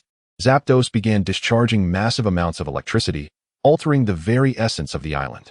Suddenly, the bolts of lightning released by Zapdos shot skyward, and Zapdos looked up. There. The floating castle of Giratina hovered in the heavens, currently siphoning Zapdos' electric energy. The electric power of Pokémon is an artificial beauty born from their very life essence. Praise Giratina in the command chamber. Whoosh, whoosh, whoosh. Zapdos could no longer keep up with the energy output, slowing to a pant. Is it time to commence capture? The computer inquired. Let it begin. The castle unleashed several iron rings that soared towards Zapdos. Sensing the threat, Zapdos ascended into the sky, unleashing an electric attack, while the iron rings countered with a special energy assault. Ugh! Zapdos was ensnared within an energy dome formed by the rings, unable to break free. Ash and his companions were also captured and whisked away to the castle. Giratina smiled. Zapdos is now captured. Next, we shall target Articuno. That master has not only captured Zapdos, but also some extras. Extras? What are they? In the storage room, Ash discovered that Moltres was also present, and Flora noticed a stone tablet inscribed with the legends of this place.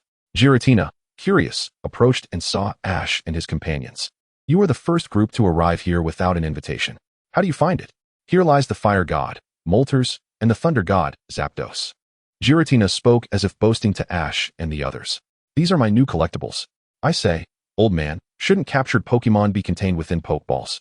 Keeping them locked up here is nothing short of a humiliation. Misty lamented, observing the pained expressions of the trapped Zapdos and Moltres. This is hardly the behavior of a trainer. Giratina explained. It is quite simple. I am not a Pokemon trainer. I am a collector. Only those things that can be appreciated in detail are true collectibles. Take a good look, but do not touch. It is basic courtesy. Giratina released Ash and his companions. Master, Articuno has begun to make its move, the computer reported. It seems the ice god has emerged. I shall not accompany you any longer. Kanto Pokemon League. Dato fumed. This is a clear case of Pokemon abuse. A collector, what a peculiar individual. Treating Pokemon this way is utterly despicable. Indeed. It is as though Pokemon are mere objects, not companions, concurred Kona and Shiba.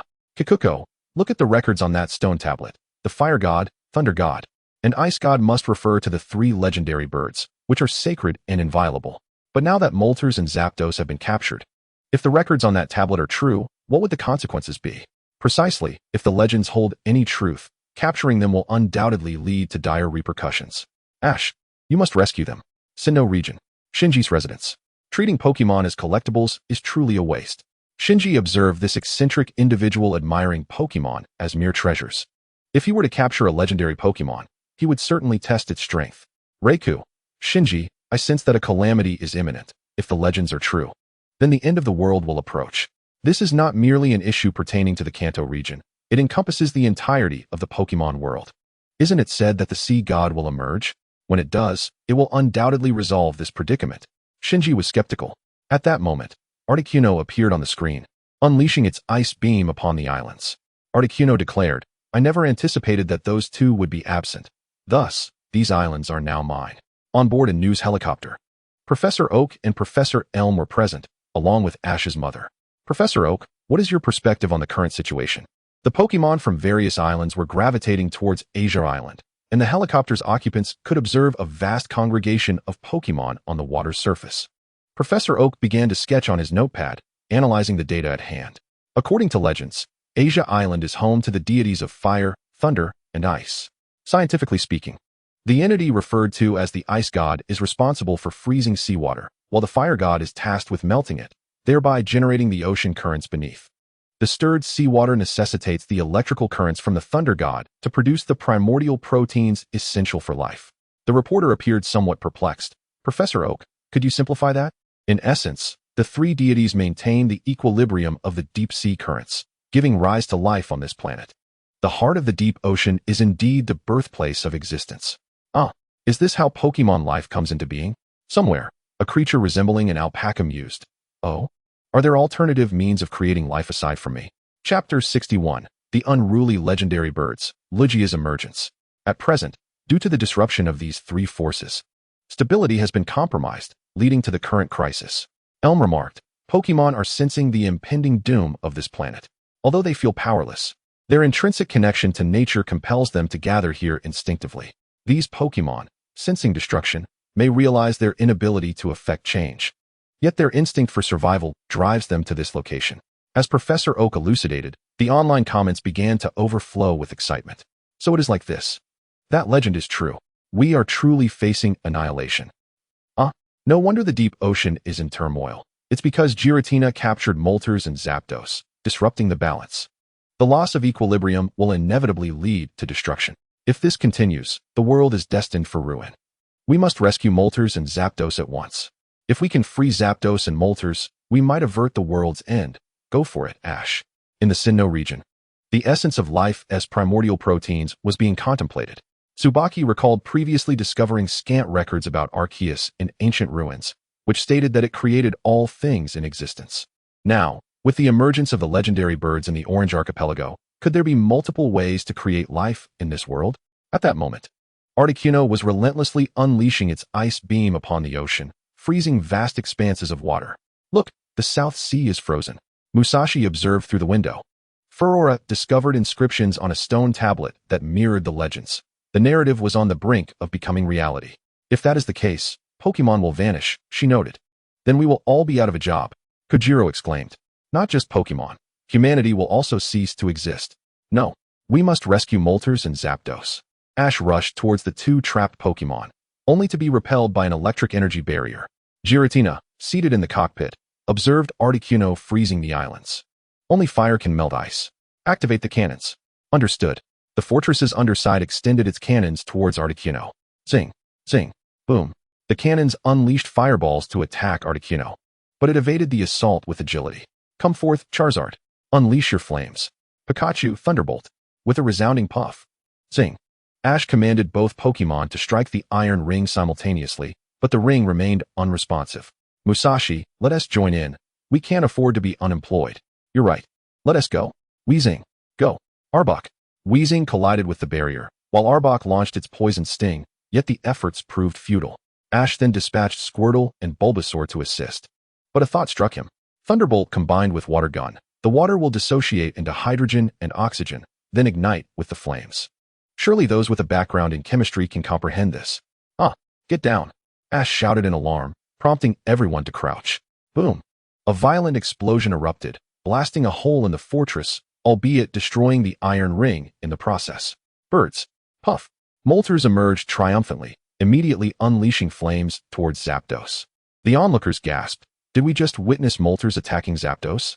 Moltres' fiery might obliterated the iron ring restraining Zapdos, who retaliated with electric discharges upon realizing it was under attack. The two avian Pokémon clashed, soaring out of the fortress. At the gym leaders' gathering, Shaber remarked, Is Moltres truly attacking Zapdos? You are not mistaken. It is indeed true.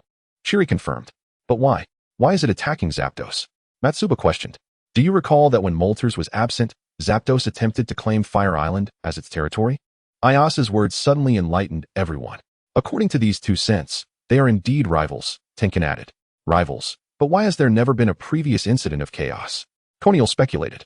It's possible that their strengths were previously equal, rendering them incapable of overcoming one another, but now both are injured. Thus, look, they seem to have lost control.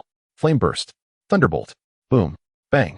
Once Moltres and Zapdos broke free, they first targeted the fortress that had ensnared them. What? The apparatus has been compromised. Giratina exclaimed, witnessing Ash and his friends dismantling the proud device. This was a miscalculation. Master, the fortress is damaged. It cannot maintain flight and must make an emergency landing. The computer began to sound alarms. The airborne fortress began its emergency landing on Thunder Island, allowing Ash and his companions to escape. What is this? Ash discovered a stone resembling the red stone found on Fire Island. Only this one was yellow. At this moment, Zapdos, Moltres, and Articuno began indiscriminately attacking, oblivious to friend or foe, striking outwards and at each other. At this moment, the three legendary birds are entirely enraged and uncontrollable. Initially, it was believed that liberating the legendary birds would quell the turmoil, yet the reality proved far more complex than anticipated. It truly mirrors the legend. They have lost control, and the next step is the world's destruction. Where is the sea god? Come forth and quell their fury. We still lack a commander. Wait, Ash. It must be Ash. Indeed, the only one capable of acting as the legendary commander is Ash. Everyone, be careful. Zing. Bang. Ash retreated onto the speedboat. But a bolt of lightning from Zapdos struck, sending the vessel flying. Just as it was about to plummet onto the icy surface, an enormous column of water erupted, catching the boat and transporting them to an island. Treasures. A peculiar sound caught Flora's attention, reminiscent of a Pokemon's voice. Hippowdon. Xiaojian spotted a Hippowdon nearby. It gestured towards a nearby altar. Is this the treasure? Ash wondered aloud, retrieving a round stone from his clothing, noticing that the altar aligned perfectly with 3 islands. 2. We're still missing one. Hippowdon glanced into the altar, revealing only 2 stones, prompting Ash's realization. Boom. The sound of continuous explosions resonated as the attacks from the legendary birds drew nearer. Stop. Suddenly, the water column reappeared, repelling the 3 legendary birds. What is that? Everyone beheld a white figure within the water column, which unfolded its wings to reveal a white Pokémon with a blue belly and a long neck. It was none other than Lugia. This must be Lugia. Has Lugia appeared to thwart the legendary birds? Could Lugia be their adversary? Lugia surely cannot harm them. After all, the legendary birds are essential for maintaining balance here. Chapter 62. Ash, I will save the world. The god of the sea, Lugia, Hippowdon proclaimed. The god of the sea? In the ruins of the fallen fortress. Giratina also noticed Lugia. Is that the Lugia renowned as the god of the sea? I desire that Lugia. Damn, has this guy not learned enough lessons already? Fire spin. Thunderbolt. Ice beam. The legendary birds shifted their focus to Lugia, initiating an all-out assault. Lugia dove into the water, spiraling upward in a massive column aimed at the 3 Pokémon, but they evaded it. Articuno attempted to freeze the column of water to trap Lugia. With a powerful struggle, Lugia broke free, but the legendary birds continued their relentless pursuit, causing explosions to erupt throughout the area. Flora observed the battle. The god of the sea only appears when the world is on the brink of destruction. It cannot avert the impending doom. Lugia appears solely in times of calamity, but it cannot single-handedly prevent the world's annihilation. With a resounding crash, Lugia gradually succumbed to exhaustion under the relentless attacks of the 3 Pokémon and fell into the water. Has Lugia been defeated as well? At that moment, footsteps echoed all around, accompanied by the chattering of nearby Pokémon, who had gathered as the scene transformed into an icy landscape due to Articuno's freeze. These Pokémon, witnessing the chaos caused by the legendary birds, felt powerless to intervene. What a conundrum. Only the emergence of an exceptional commander can quell the wrath of the gods. Hippowdon remarked. An exceptional commander? Flora echoed, turning to Ash. You have already acquired 2 treasures. You are merely 1 short. Do you mean? Misty suddenly realized. Indeed, it can only be Ash now. Me? Ash was taken aback, pondering if he could truly be the exceptional commander. Wait. My goal is to become a Pokémon master, but now I must save the world? He stepped back, grappling with the weight of such a colossal responsibility. Camp. Am I truly that commander? Yet, the fear of failure loomed large in his mind. Ash contemplated the consequences of failure, knowing how heavy this burden was for him. Ash, you still have us. Brock reassured him, placing a hand on Ash's shoulder. Exactly, we will always stand by your side. Pikachu affirmed, echoing the sentiment. Everyone, Ash looked at his companions, a smile beginning to form. We understand this is a tremendous responsibility. However, at this moment, you are the only one who fits the role. Flora continued, if the legends are true, then the flute should suffice. She produced a conch flute and began to play. As Lugia descended into the depths, it heard the enchanting melody and opened its eyes. With a resounding roar, Lugia emerged once more, enveloped in a radiant spectrum of colors. Thank you for your soothing melody. Was that Lugia speaking? Yet, a mere flute tune would not pacify the three legendary Pokémon. Why? Only when the treasures of fire, lightning, and ice islands harmonize with the sea flute can their fury be quelled. Only an exceptional commander can achieve this, a human. Lugia turned its gaze toward Ash. Are you referring to me? You have already secured 2 treasures. Now only the ice island's treasure remains. You are now at the closest distance to saving the world. Ash lowered his head, questioning his own capabilities. Pikachu, I believe in you. Pikachu tugged at Ash's pants, while his other Pokémon emerged to offer encouragement. Just like Pikachu, everyone, Ash felt the support of Misty, Xiaojian, and Flora surrounding him. He adjusted his hat, determination igniting in his eyes. Let us go make a difference and save the world. Go for it, Ash. Indeed, you are the legendary commander. I understand the weight of your burden. But now it rests solely on you. You can do it, Ash. Encouragement poured in from every corner, gazing toward the distant ice island, now covered in ice. Ash realized time was of the essence. Wait, I can do this. He inspected the damaged speedboat, disassembling a metal panel and using rope to construct a makeshift sled. With Charizard, Squirtle, and Bulbasaur pulling him along. Why not just fly with Charizard? You might ask. Because the legendary birds were soaring overhead, and should he be spotted, they would attack immediately. Ash had no Pokémon capable of standing up to them at that moment. Moreover, engaging in aerial combat with the 3 legendary birds was a daunting prospect. Amazing. Look at Ash's ingenuity. Truly, he is the master of unexpected tactics. This is the proper use of the starter Pokémon. Squirtle and Bulbasaur are pulling the sled, and Charizard is soaring above. Go, young man. Jessie watched Ash with admiration as he ventured forth. That little brat really knows how to show off. How could he forget about us? Are we just going to stand here and watch? James questioned. Look, a helicopter. A news helicopter was caught in the storm and was forced to land, carrying Professor Oak and Professor Elm. The rocket team, eyeing the damaged helicopter, suddenly had a brilliant idea. Let's show you just how skilled Team Rocket can be. Ash meticulously surveyed his surroundings from the sled. Behold, they have arrived.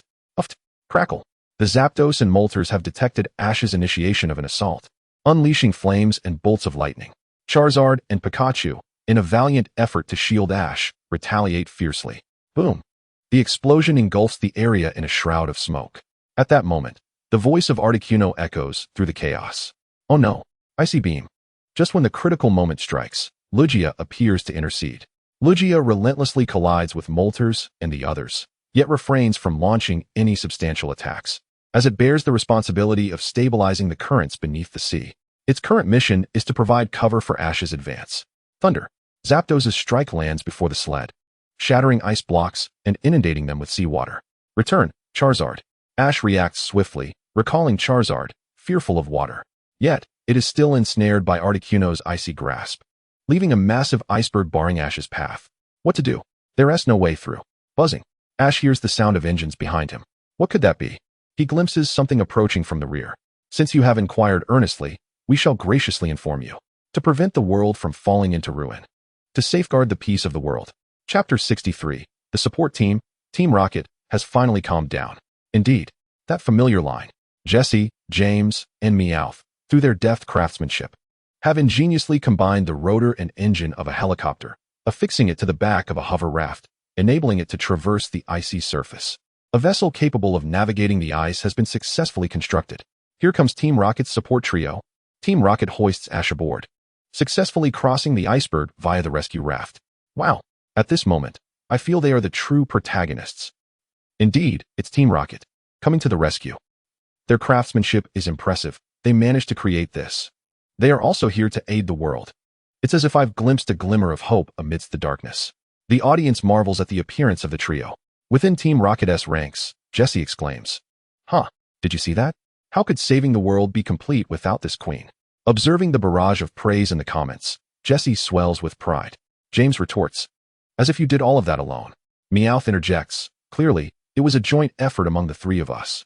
How did it become solely your achievement? Huh? Meow. Enough chatter. What yours is mine, and what mine is still mine. Jessie boldly counters. James and Meowth sigh, let it go. It's just how she is. Meanwhile, at Team Rocket's headquarters, the trio's unexpected aid to Ash raises eyebrows. Are they even part of Team Rocket? We are supposed to be an evil organization. Giovanni asserts, do not be deceived by appearances. If the world is destroyed, what purpose does our existence hold?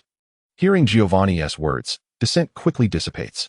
In such a moment, past grievances pale in significance. This is not merely for the world, but also for the continued evolution of Team Rocket. Giovanni is a pragmatic individual, recognizing when to set aside differences, prioritizing the survival of their mission. Jessie asserts, this is a global crisis, one that affects us all. If the world is to be annihilated, the concepts of justice and evil lose their meaning. Our objective now is to save the world, so we may continue our thieving ways. Meowth chimes in, agreed, no more talk. Meow, let us advance to Ice Island. James, watch out. Uft, I'll dodge. Flames from Moltres surge towards them, but James skillfully evades with a flick of his tail and with Lugia's assistance. They swiftly navigate through, reaching Ice Island and traversing an ice cave. Finally, they arrive at the altar. Where are the treasures? Ash successfully retrieves the final treasure. Run, Ash. They shout, they are coming. The legendary birds also converge here. Thunderbolt. Bang. The rescue raft is instantly incinerated, just as Moltres prepares to strike. Moltres is struck by Articuno's erratic icy beam. Dare to strike me. Flame burst. Thunderbolt. You birds. Articuno, besieged by the other legendary birds, plummets to the ground. Goodness. Such ferocity. Under attack from the other birds. Come to my side. Lugia descends. Ash climbs aboard. And Team Rocket clings to Lugia's leg as they hasten their escape. They are just one treasure away from success. Articuno, severely wounded, cannot move. But Zapdos and Moltres are relentless in their pursuit of Lugia. We're a burden to them. We mustn't do this. Indeed, Meow. We can't proceed like this. The responsibility for Ash lies with you. Team Rocket releases their grip and falls away. Team Rocket. The trio exclaims. You are the true protagonists. My goodness. You guys. I admire you, Team Rocket trio. You risked your own safety. At this moment, you truly are the protagonists. The three gaze at the icy surface and the accelerating descent. Meow, we are about to crash. This is going to hurt. They huddle together, bracing for their fate. Splash. Gulp. To their surprise, they do not crash onto the ice, but instead land in the water. As nearby Pokémon shatter the ice surface upon their descent, they sputter and emerge, the Pokémon pulling them to safety. Ash rides on Lugia, praising, you are incredible. Are you truly a Pokémon? Indeed, I am a Pokémon residing on this planet alongside you all. But why do you engage in such actions? Because we share this space, we must protect it. You have your world, I have mine, and there are myriad worlds. We all inhabit this singular planet. Suddenly, several iron rings appear around Lugia, emitting an energy shield that ensnares Lugia and strikes. This is more fitting for a collection piece. Gioltai observes the trapped Lugia through a telescope, wearing a satisfied grin. Darn, how could we have forgotten about this one? My goodness. The world is on the brink of destruction, and you care about your collection? This villain only complicates matters. Wanted. The Alliance should place a bounty on such a person. With the world facing annihilation, they are still causing havoc. Indeed, such a person must not be spared. Approaching the conclusion, this individual emerges to wreak havoc, inciting the wrath of the Pokémon world. In the Kalos region, the Flare gang chuckles, hee. The world is about to be destroyed. Gioltai is intent on capturing Lugia for personal gain. Faradali shakes his head at the scene. The world has indeed lost its balance, necessitating a reset. For this reset, I have prepared for many years. Lugia, incensed by the attack, opened its maw and gathered a surge of yellow energy. Destructive beam. Whoosh. Boom. The aerial fortress erupted in a cataclysmic explosion. During the onslaught, both Zapdos and Moltres were struck and plummeted from the heavens. Lugia, having fought relentlessly, was now utterly drained. With this latest onslaught, it succumbed and fell to the ocean depths.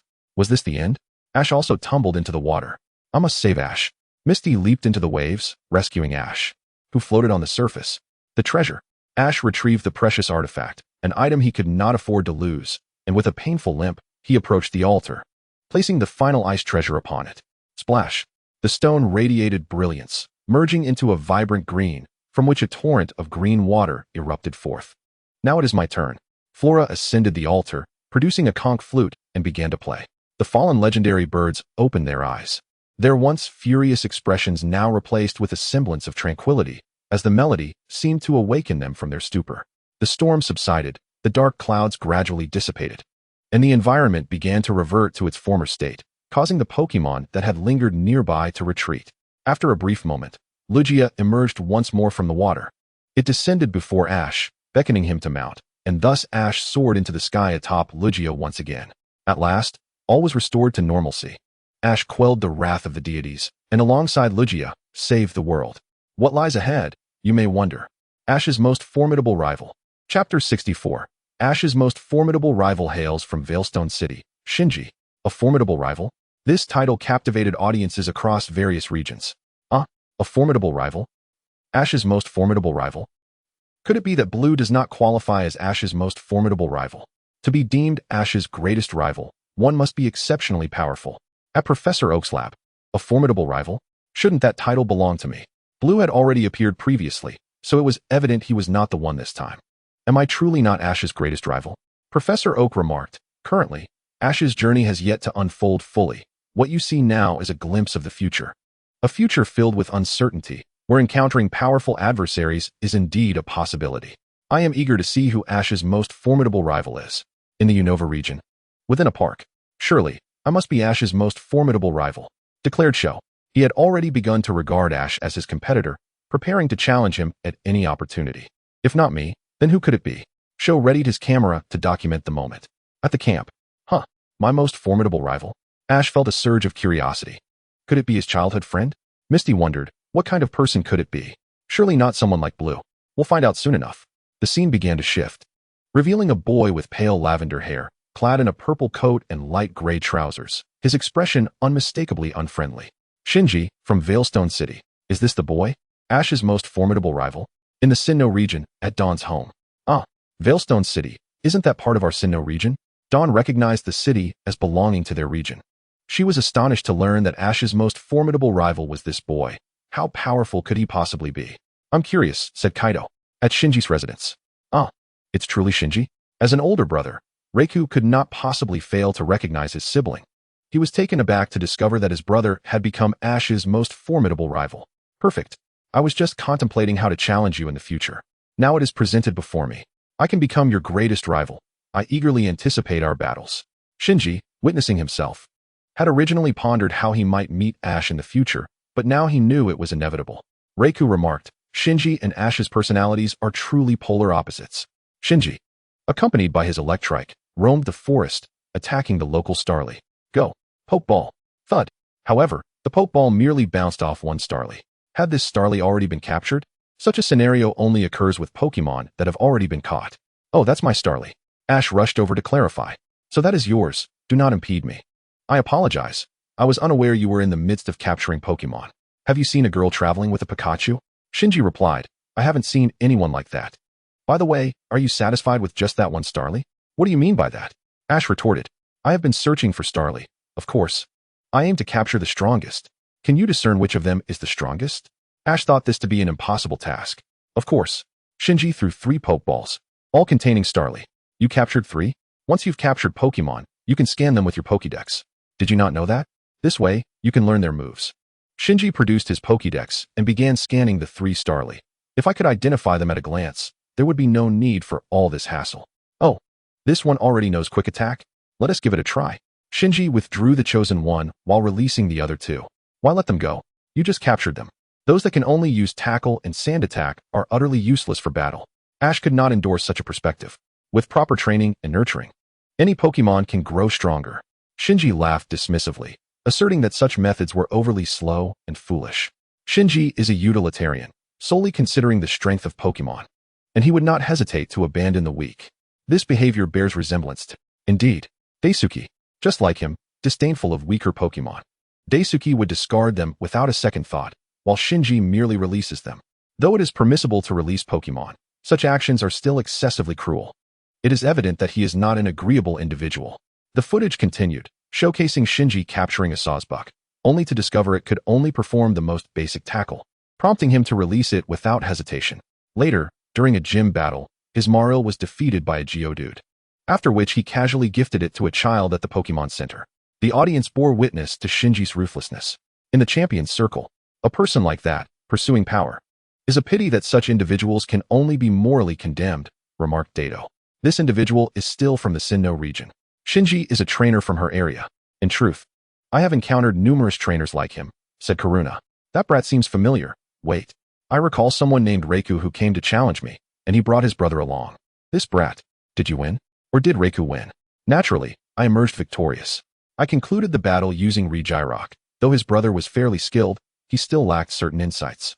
As champions, we have encountered all manners of trainers. Such individuals are not uncommon. Is there some mistake?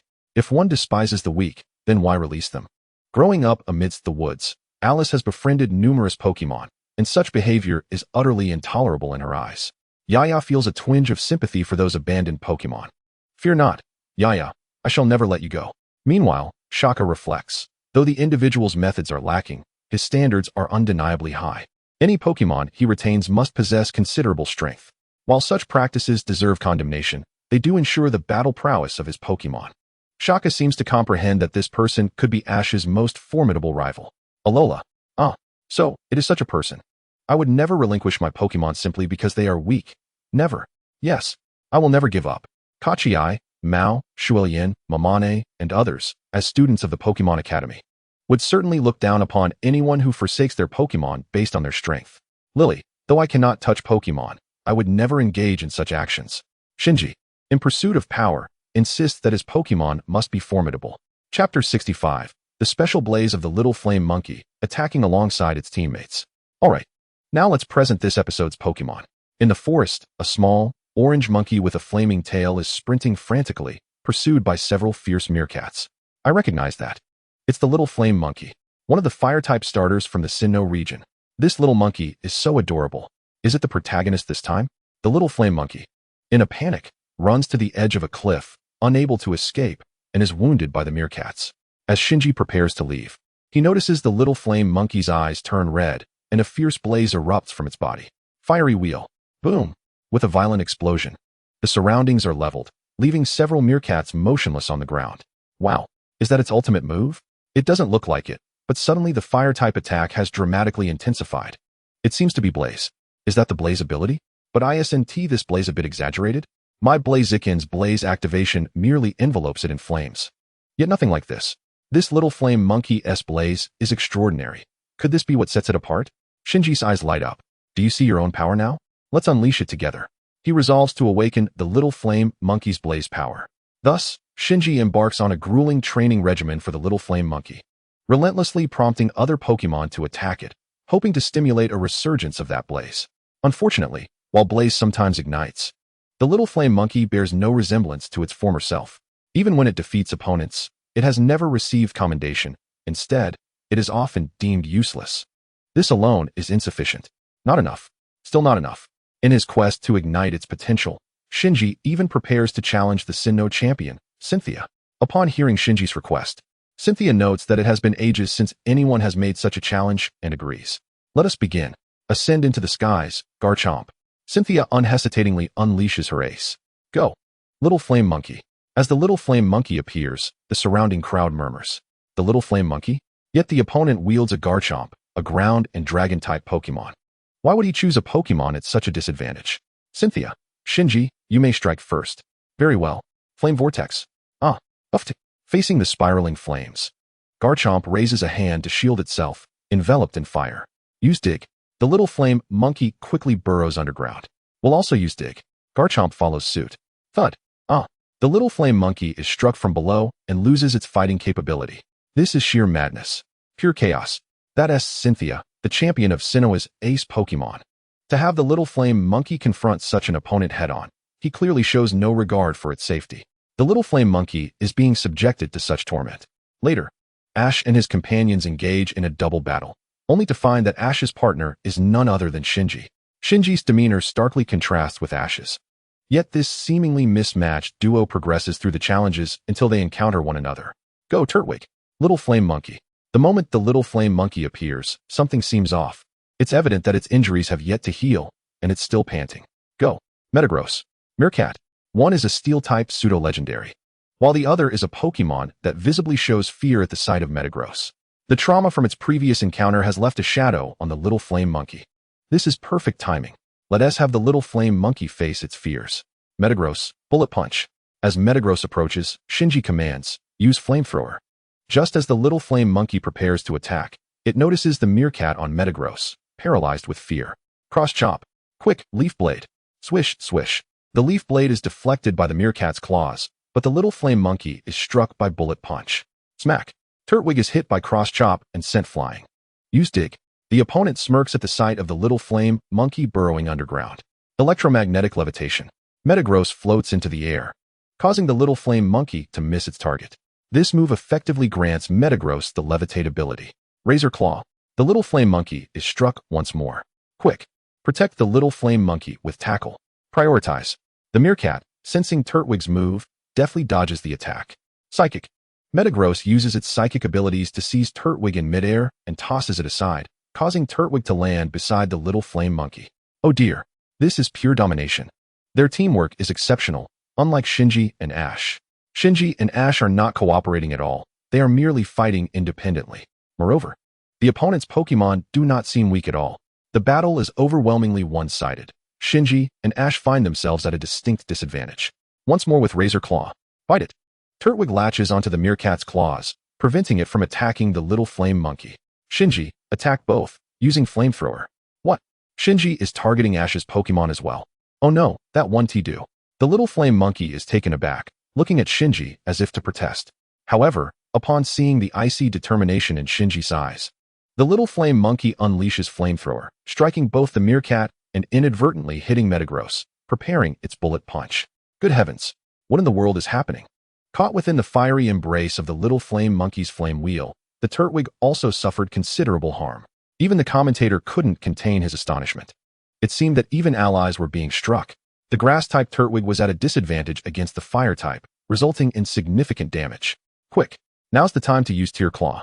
The little flame monkey was pinned to the ground by the Meowth/. Use flamethrower.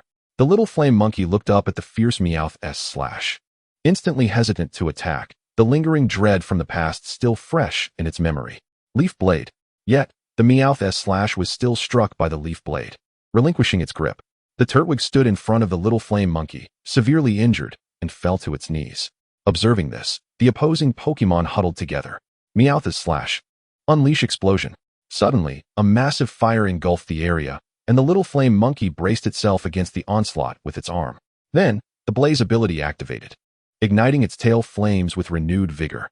It turned to Shinji, seeking his command, but Shinji merely turned away. Use bullet punch. The Metagross prepared to strike. Ash, little flame monkey, use flamethrower. What? Ash is directing another's Pokémon? Give it your all, go. The little flame monkey extinguished the explosion and unleashed a torrent of flames. Beta. The Metagross was hit, and the effect was palpable. The Metagross was vanquished by this fiery assault. Subsequently, the Meowth/. was knocked down by the Turtwig's collision. Ultimately, victory was theirs, though the journey hardly resembled that of allies. Chapter 66. The little flame monkey joins Ash's faction, a path to strength. As evening fell, Shinji arrived at a forest clearing and pressed the release button, freeing the little flame monkey. From now on, you may go wherever you wish. The little flame monkey understood Shinji's intent, having witnessed him release Pokémon before, knowing it had been forsaken. Indeed, it has been abandoned. Shinji saw that Blaze had not been ignited and chose to relinquish it. Had it been Ash, he would never have acted in such a manner. He believes that after investing so much time, it would be a waste. The Elite Four. Shiba. Poor little flame monkey, it has worked so hard. Jimmy, however. It's worth noting that Ash's Charizard was also once abandoned. They share the fire type. Both the Charmander and the little flame monkey share a common type and similar experiences. Day, I refuse to accept this. The fire type has done nothing to deserve such disdain. They are not weak. The fire type Elite Four could hardly endure the fire type's lack of appreciation. Alu, there was a time when bug types were looked down upon. Wataru, we are all champions, recognized by the league. And we respect each other as status and Pokémon types. There is no hierarchy here. Jimmy, I never expected the flying type champion to speak such rational words. Wataru, let me reiterate. I am the dragon type champion, not the flying type. If you doubt me, we can battle our Pokémon. Lianwu, all types are equal. I concur with Wataru. Ash and his companions observed this scene. Are you truly abandoning the little flame monkey, Shinji? Didn't you all say you would grow stronger together? Are you willing to let all your efforts go to waste?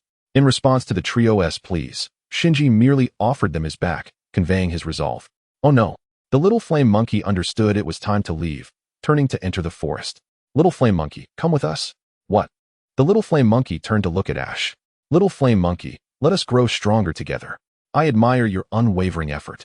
And I will ensure your dedication is not in vain. You two are quite the match. Shinji turned and remarked. You are all the same, utterly useless. You have no right to judge others. Xiao Guang retorted. I will ensure Shinji learns how strong the little flame monkey truly is.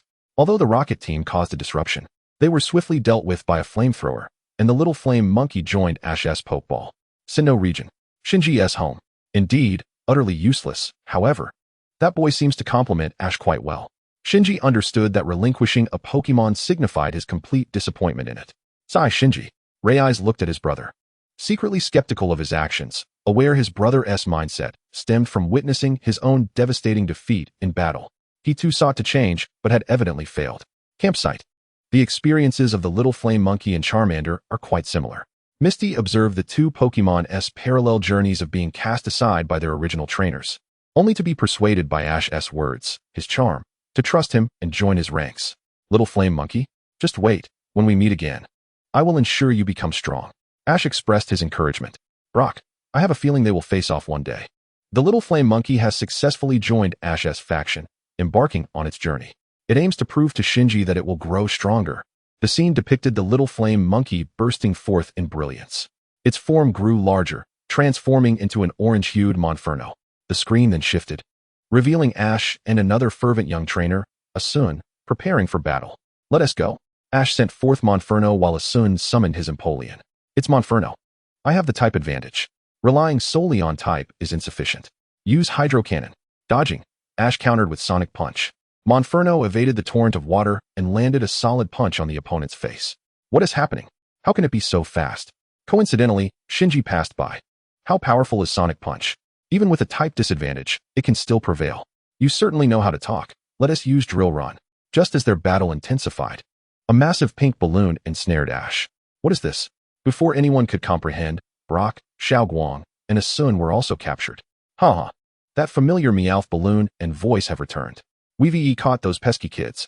Team Rocket. Not you again. What trouble are you causing now? You're in for a fine. Team Rocket proceeded with their usual self-introduction. Thunderbolt. Water Cannon. Bubble Beam. The Pokémon of the group retaliated against Team Rocket, successfully bursting the balloon. Futile. The balloon's underside revealed mechanical arms that landed deftly. The mechanical arms swiftly captured Empoleon, Piplup, and Pikachu, leaving only Monferno outside. You think you can't break that glass ball? Flame Wheel. Crack. Monferno unleashed a flame wheel, shattering Ash's glass enclosure. Ha ha ha, take that. However, it seems something was amiss. As everyone noticed, Monferno's expression had changed, its eyes glowing red, and the flames at its tail burning fiercely. The flames intensified, and Monferno's visage became increasingly menacing. Though Ash attempted to ignite the flames of his Infernape, a significant issue became apparent. Once such flames were unleashed, Infernape would spiral out of control, commencing a frenzied assault. The author's words resonated with the audience. Is it truly capable of losing control? Indeed, while such flames appear formidable, their volatility renders them challenging to manage. Great power is often accompanied by great difficulty in control. At Professor Oak's lab, it can lose control? Shigeru observed the Infernape's state, which indeed resembled a creature on the brink of chaos. Professor Oak remarked, this is natural. Immense power does not come without its struggles. The crux of the matter lay in Ash's and Infernape's ability to master that extraordinary flame. Such challenges must be confronted by trainers and Pokémon in unison. Team Rocket remarked, this flame is indeed extraordinary. Apollo perused records of Pokémon with the blaze ability throughout the ages, noting none possessed an Inferno as potent as Ash's Infernape. Lance sighed, while that blaze is impressive, raw power without control is ultimately futile. Unchecked strength can lead only to calamity. In a distant realm, a majestic orange-red fox with 9 tails nodded in acknowledgement. This Infernape is intriguing. Can it regain control? Sakaki now harbored a keen interest in Infernape. If it could master its flames, it would be nothing short of perfection. It's Infernape, exclaimed Kojiru. What are you waiting for? Capture it quickly. Indeed, Meow. It shattered our meticulously crafted capture device. This power would be an excellent offering to our boss. Infernape pounded its chest and roared defiantly. Calm down, Infernape. Ash pleaded, attempting to embrace it, only to be repelled by a burst of flames. With a crash, a mechanical arm grasped Infernape, but it was forced apart. And then a fire spin was unleashed towards Team Rocket. This is bad. Ash realized the gravity of the situation. Pikachu and the others were still trapped in the balloon's cage, and an out-of-control Infernape could attack them. Wait, Pikachu, no. Ash positioned himself in front of Infernape, only to be sent flying. Boom. What an annoying sensation. The fire spin struck Team Rocket, launching them skyward, as they turned to counter with Sonic Punch. The damage to their machine left it spiraling toward the ground, yet Pikachu and the others remained trapped in the specialized cage. Suddenly, an Electabuzz appeared before Ash. Chapter 67. Evolving into Infernape, Ash vs. Electivire. Shinji? Shinji materialized in the crowd's view, surprisingly offering assistance. The spectators were taken aback. This was not the type of person they expected to see helping Ash. Use Protect. Electabuzz activated an energy shield, momentarily halting the robotic menace. Meanwhile, Infernape continued its chaotic rampage. With a crack, one of the robot's legs was severed, and Electabuzz felt the pressure intensify. Infernape. Ash embraced the rampaging creature. This scene left even Shinji momentarily speechless. Infernape, remember our promise. The vow to grow stronger together. Ash continued to persuade, with a burst of flames enveloping them. Incredible. Ash remains unscathed. Infernape, you must not be consumed by the power of the flames. You must transcend this strength and become even stronger. Together, we shall grow. The energy shield finally shattered under the strain. Ash, we must grow stronger together. Infernape regained its composure and charged toward the robot, propping it up before unleashing a radiant blue glow. As the flames dissipated, a mighty monkey adorned with flames emerged. Infernape, all right, use Sonic Punch. Infernape shattered the cage, finally liberating Pikachu and the others. They hoped to reunite at the Sinnoh conference. Shinji also expressed his anticipation for a battle against Infernape. We witnessed the evolution into Infernape, as Ash challenges the gym leader. Ash's opponent this time was the Electric-type gym leader, Electivire, in the Sinnoh region. The Fire-type Elite Four member observed the scene with a hint of surprise. Electivire, you have finally found your footing. Daichi realized his former friend had moved on from his obsession with gym battles. He had even considered placing the badges at the entrance for challengers to take freely. At Electivire's gym, oh? Am I battling Ash? At this moment, Electivire planned to close the gym soon, as no trainer had proven capable of defeating him, leading to a sense of monotony. His city was dominated by electric lighthouses, and he intended to abandon gym battles to pursue his passion for lighthouse facilities. The badges would merely be left at the entrance for challengers, benefiting both him and the trainers. Have I truly changed my mind? Electivire mused. My first Pokémon is this fellow. A yellow creature adorned with black stripes, resembling Electabuzz, was revealed to be its evolved form, Electivire. All right, Torterra, go? He sent out the grass and ground-type Torterra, a strategic advantage as electric-type moves were ineffective against it. Brock noted the favorable matchup, but he understood that Electivire was no pushover. Torterra, use Leaf Storm. Ash aimed to launch a powerful assault without hesitation. Fire Punch, rapid succession. The Electivire effortlessly countered Torterra's Leaf Storm with Fire Punch, dismantling the grass-type move. Truly a gym leader, utilizing offensive moves as defensive maneuvers, remarked Daichi. This is only the beginning. Use Energy Ball. With a swift motion, the Energy Ball struck Electivire first. Use Rock Climb. Torterra stomped the ground, propelling a large rock pillar upward beneath Electivire's feet, and Torterra raced toward its target. Now that you're here, I won't let this opportunity slip by. Use Ice Punch. A chilling energy enveloped Electivire's fist as Torterra approached. Oh no, Torterra is 4 times weak to ice. Boom.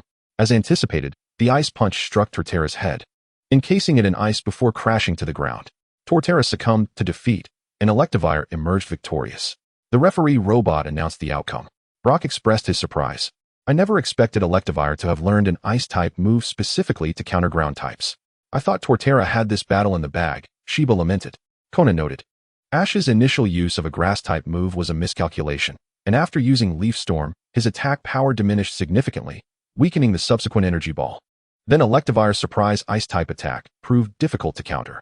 If opponents were so easy to defeat, there would be no need for gyms, remarked Kikuko. My curiosity about the appearance of Infernape remains unabated. Dato is quite eager for the entry of this fiery primate. Following this, Ash summons Pikachu to the fray. Use Thunderbolt. Electricus smirks slightly, not allowing the Electivire to evade the attack. Regice. The current strikes the Electivire, yet it shows no reaction. Instead, It spins its arms joyfully. How could this be? Although both are electric types and the effect is diminished, it seems improbable for Electivire to appear so elated. Flame Punch. Dodge it, and unleash Thunderbolt again.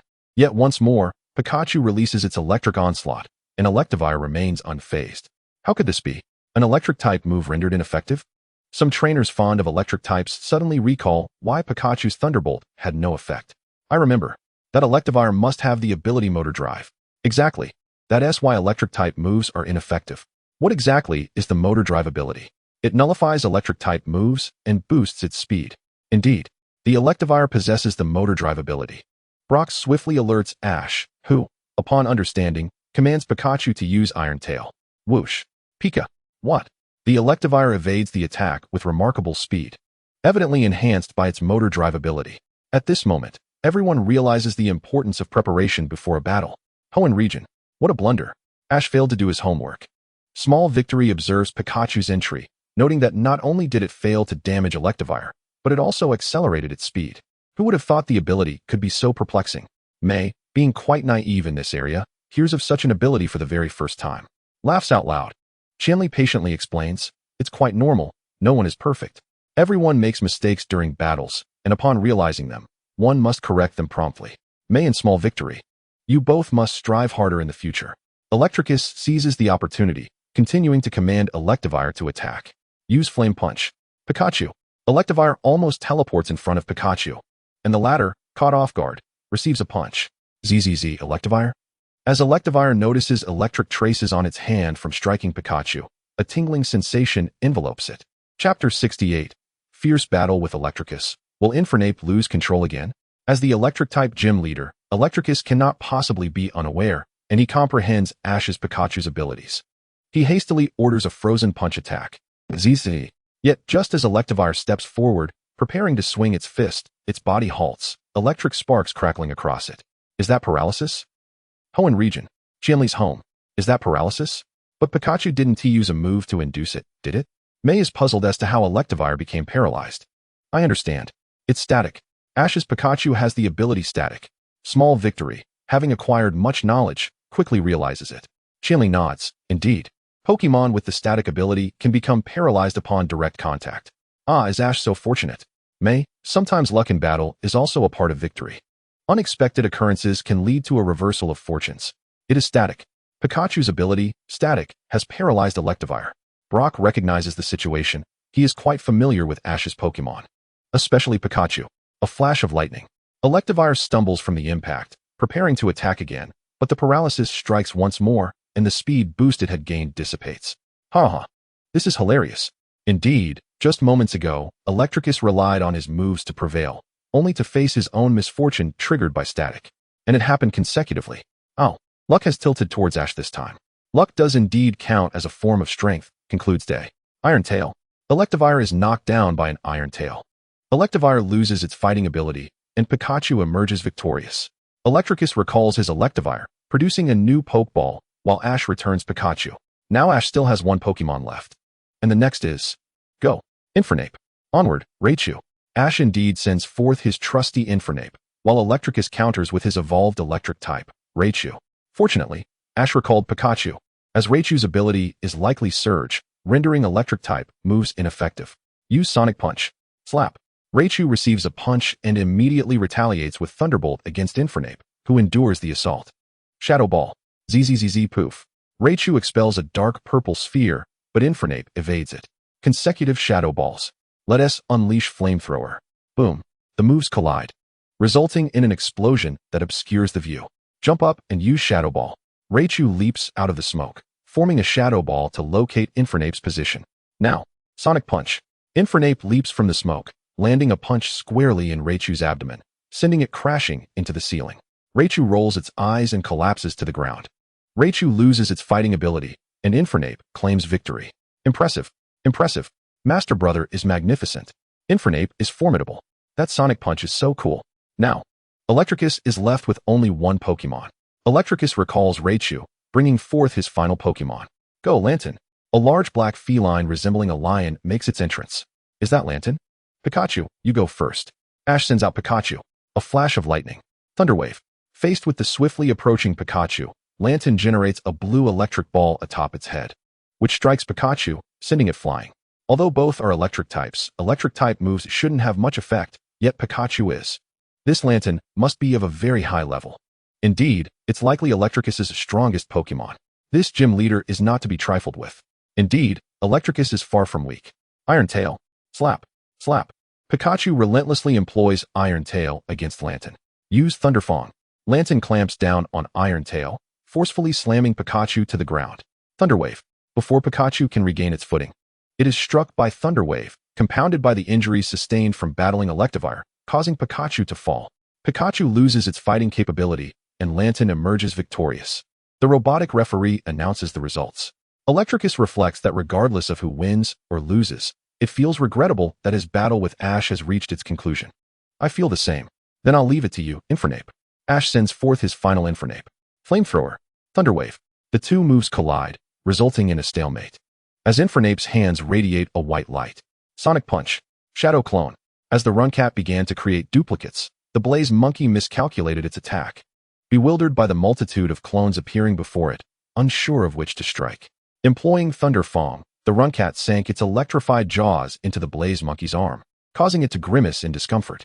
Dig a hole. Electric Boy exclaimed, witnessing the Blaze Monkey burrow into the ground. Use Iron Tail on the ground. With a resounding crack. Boom.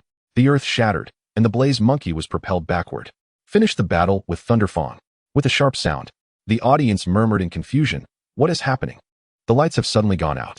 Just at that critical juncture, the gym experienced a power outage. How remarkable that the match reached such a pivotal moment only to be plunged into darkness. The Runcat paused. The trio from Team Rocket chuckled. Haha, this is thanks to us. As the emergency power kicked in, Electric Boy inquired, shall we continue the match, Ash? I know, what is that? Due to the blackout. The emergency lights provided scant illumination, yet the fiery blaze atop the Blaze Monkey's head shone brightly, intensifying as its eyes turned a vivid red. Wow. The flames surged dramatically. Is it blaze? The sheer magnitude of its power was unprecedented. Yi recognized this phenomenon as blaze, which amplifies fire-type moves. Yet witnessing such formidable blaze was a first even for him as a champion. However, it could spiral out of control. Out of control? Yi heard Brock mention the possibility of chaos. Indeed, it has happened before. When blaze is activated, the Blaze Monkey tends to disregard Ash's commands. With a whoosh, the Blaze Monkey unleashed a torrent of flames toward the ceiling. Could it truly be losing control again? Blaze Monkey! Ash shouted. The Blaze Monkey turned to face Ash. Step by step, it advanced toward him. Within the gym, Ma Zhisha remarked, is it going to lose control again? Xiaobo replied, it's hard to say. It might not, or it might. Isn't that essentially the same as saying nothing? Xiao Qian interjected. Zi Luolan noted, it's uncertain, especially since it has lost control previously. Zhu Laodu asserted, perseverance. The Blaze Monkey's determination should be different now. I believe it can regain control. Yasha added, yes. I believe in the Blaze Monkey and in Ash. Ash has created many miracles. Brock said, I too believe in Ash, though he may seem foolish at times. He always strives for improvement. Ami chimed in, indeed, I believe in Ash and his Blaze Monkey. Chapter 69, Defeating Electric Boy, the Sinnoh Conference Showdown with Shinji. Pika. Stop. Pikachu, recalling the time when the Blaze Monkey lost control and attacked Ash, immediately took a defensive stance. No need, Pikachu. I believe in you, Blaze Monkey. Ash gestured that it was unnecessary, watching as the Blaze Monkey approached. Under the anxious gaze of the spectators, the Blaze Monkey reached Ash and smiled, nodding its head. Finally, at last, the Blaze Monkey had mastered its blaze. It nodded at Ash. At that moment, an energetic BGM played. Here it comes. Here it comes. Monkey brother, you've finally controlled Blaze. Go for it. This BGM is fantastic. Child of Flames, let us go. It was time. Blaze Monkey. Unleash your flames. A torrent of fire erupted, even stronger than before, causing the Runcat to dodge hastily, yet it still suffered burns. Such a powerful blaze. But I will not be defeated. Use Thunderfang. Employ Sonic Punch. The Blaze Monkey allowed the Runcat to latch on, then delivered a punch squarely to its feline face. Wonderful. Blaze Monkey can now heed Ash's commands. Excellent. Blaze Monkey, go. Ash commanded, unleash the most powerful flame wheel. Meow. A tremendous flame wheel obliterated the Runcat, rendering it unable to continue battling. The Blaze Monkey was victorious. Thus, the match concluded with Ash, the challenger, emerging triumphant. Ash also secured his 8th badge from Sinnoh. Growth. At last, growth. Finally mastering Blaze, something Shinji could not accomplish, Ash did it. Such a rare Blaze with such unique power. Indeed, this Blaze is exponentially stronger than the average Blaze. Had Ash brought Blaze Monkey into the battle against Darkrai, he might have taken down several legendary Pokémon. Possibly, but it's a pity Ash didn't bring Blaze Monkey to the forefront. Will Shinji regret releasing his Charmander? In the Sinnoh region, at Shinji's residence. Just like that kid. Even so, I don't feel regret. Perhaps letting that boy Ash take it was a wise choice. Shinji was indifferent to the remarks flying across the screen about his supposed regret. In his lexicon, the concept of regret did not exist. In the Hoenn region, at the Qianli household, Qianli praised success. Ash and Blaze Monkey have together mastered the power of Blaze. So cool. They seem even more impressive than Charizard. Xiao Sheng observed the once wild Charmander, now standing strong, having tamed its previously uncontrollable power. Xiao Yao. I am increasingly eager to see Ash face off against Shinji with Blaze Monkey. Sister, look. Next up is the Sinnoh League, where both Shinji and Ash will compete. They finally crossed paths. Here comes Shinji, renowned as Ash's fiercest rival. The two will meet at the league conference. Then I shall see how I fare against you in battle, Ash. Blaze Monkey, I will show Shinji how much you have grown. The scene transitioned to the Sinnoh League conference, where Ash and Shinji faced off.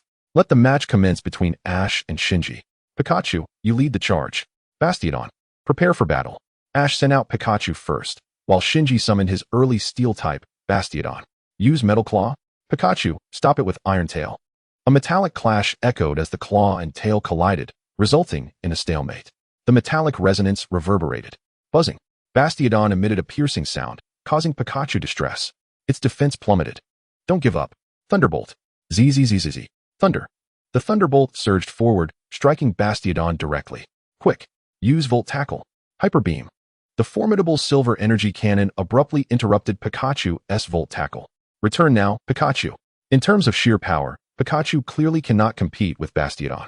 Indeed, it was wise of Ash to recall Pikachu. So, who will Ash's second Pokémon be? Ash decided to return Pikachu, as in terms of stamina. Pikachu was at a disadvantage. Now it's your turn. Blaze Monkey. The audience gasped, oh. He.S. bringing out Blaze Monkey as his second Pokémon. We thought he'd save it for last. From the stands, Team Rocket, acting as vendors, spotted the emergence of Blaze Monkey. There it is, Meow. That poor Blaze Monkey. We must watch this. Shinji, you emerged rather swiftly. Infernape, allow Shinji to witness the power you possess. Shinji, execute the sacrificial attack. Boscodora charged forward, enveloped in a radiant white light, unleashing a formidable move. Let us unleash an Inferno Bolt. Flare Blitz. Infernape ignited in flames, transforming into a blue blaze as it surged toward the opponent. Upon collision, both combatants were sent reeling. Infernape displayed signs of agony, evidently affected by the recoil, while Boscodora remained unscathed. Xiao Wang, why is that? Shouldn't there be a recoil effect? Both the sacrificial attack and Inferno Bolt should entail some backlash. Why does Boscodora show no signs of it? I see now, it's due to its ability, Hard Head. Thus, it experiences no recoil. Hard Head, immune to recoil from moves. Brock quickly realized that his own Dusknoir possesses the same trait. Suddenly, Boscodora cried out in pain, flames erupting from its body. What is this? Commentator, behold.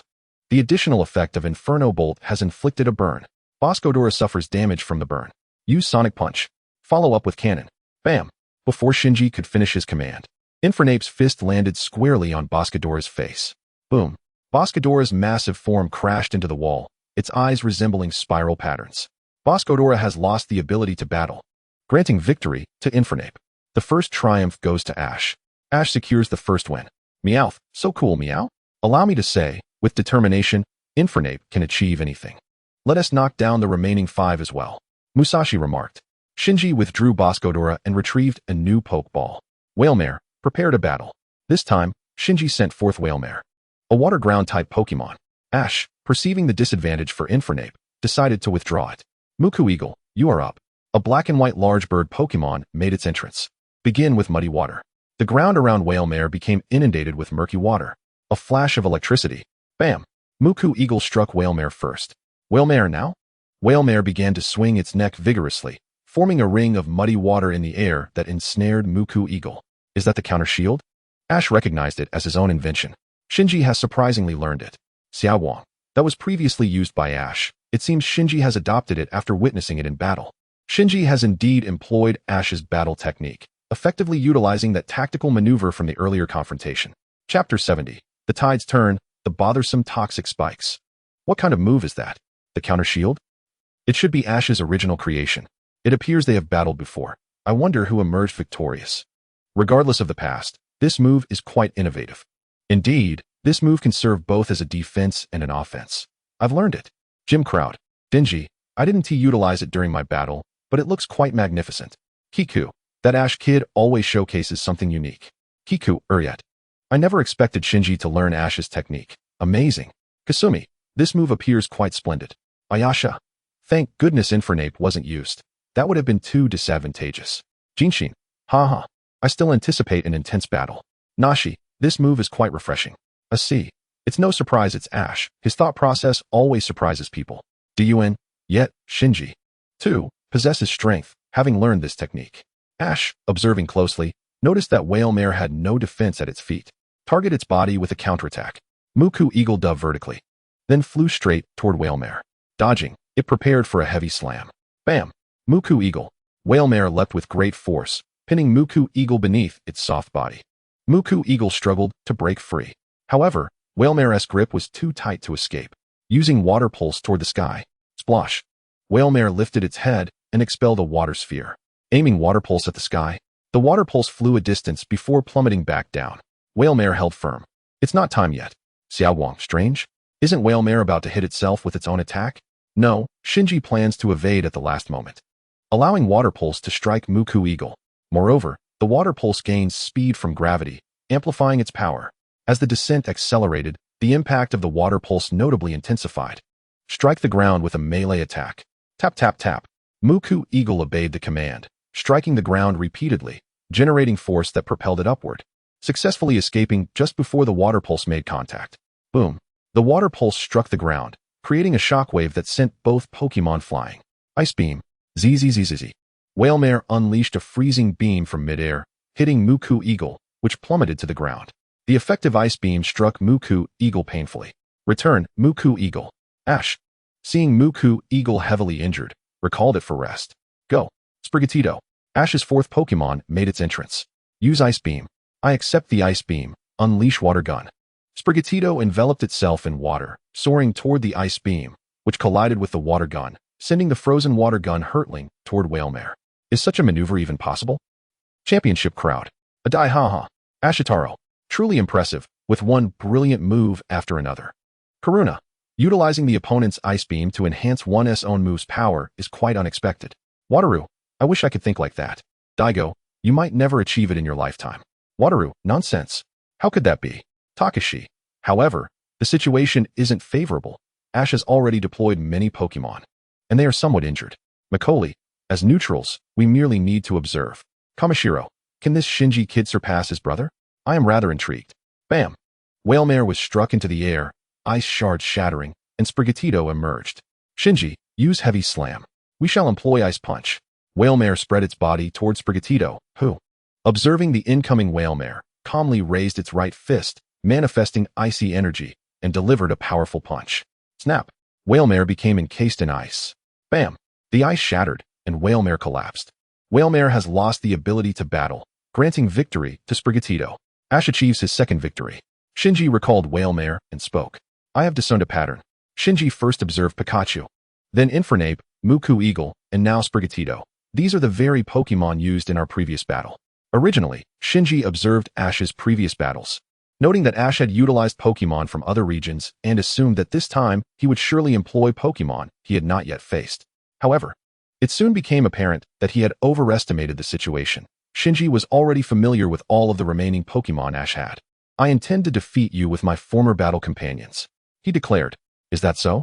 Then how will you handle this next opponent? With that, Shinji summoned a Pokeball, Drapion, prepare for battle. A massive purple scorpion with a mouth adorned with white tufts emerged, continuously clashing its large pincers together. It was the poison dark type Drapion. Ash did not switch Pokemon. Use Pin Missile, he commanded. Whoosh whoosh whoosh. Drapion unleashed a barrage of white needles from its hands and tail, filling the sky with them. What is this Pin Missile? Ash gasped. Taken aback by the intensity of the onslaught, evasion seemed impossible. Use Protect. The Oshawott rolled on the ground, spraying water gun to deflect the incoming needles. Cross poison. A large, toxic energy-infused X shot towards Oshawott. It dodged, leaping onto Drapien's back and whipped its tail. Aerial Ace. A blade of air surged toward Drapien's back, but Drapien reacted swiftly, not even turning its head as it used its tail to disperse the attack. What? Snap. Oshawott found itself ensnared by Drapien's tail. Quick. Use Aerial Ace to break free. But Drapien clamped its pincers around Oshawott's tail, rendering it immobile. What should I do? How can I escape? Ash's mind raced for a solution. Suddenly, he noticed the flotation ring around Oshawott's neck. Quick. Inflate the flotation ring. Indeed, the flotation ring inflated, successfully prying open Drapien's tail.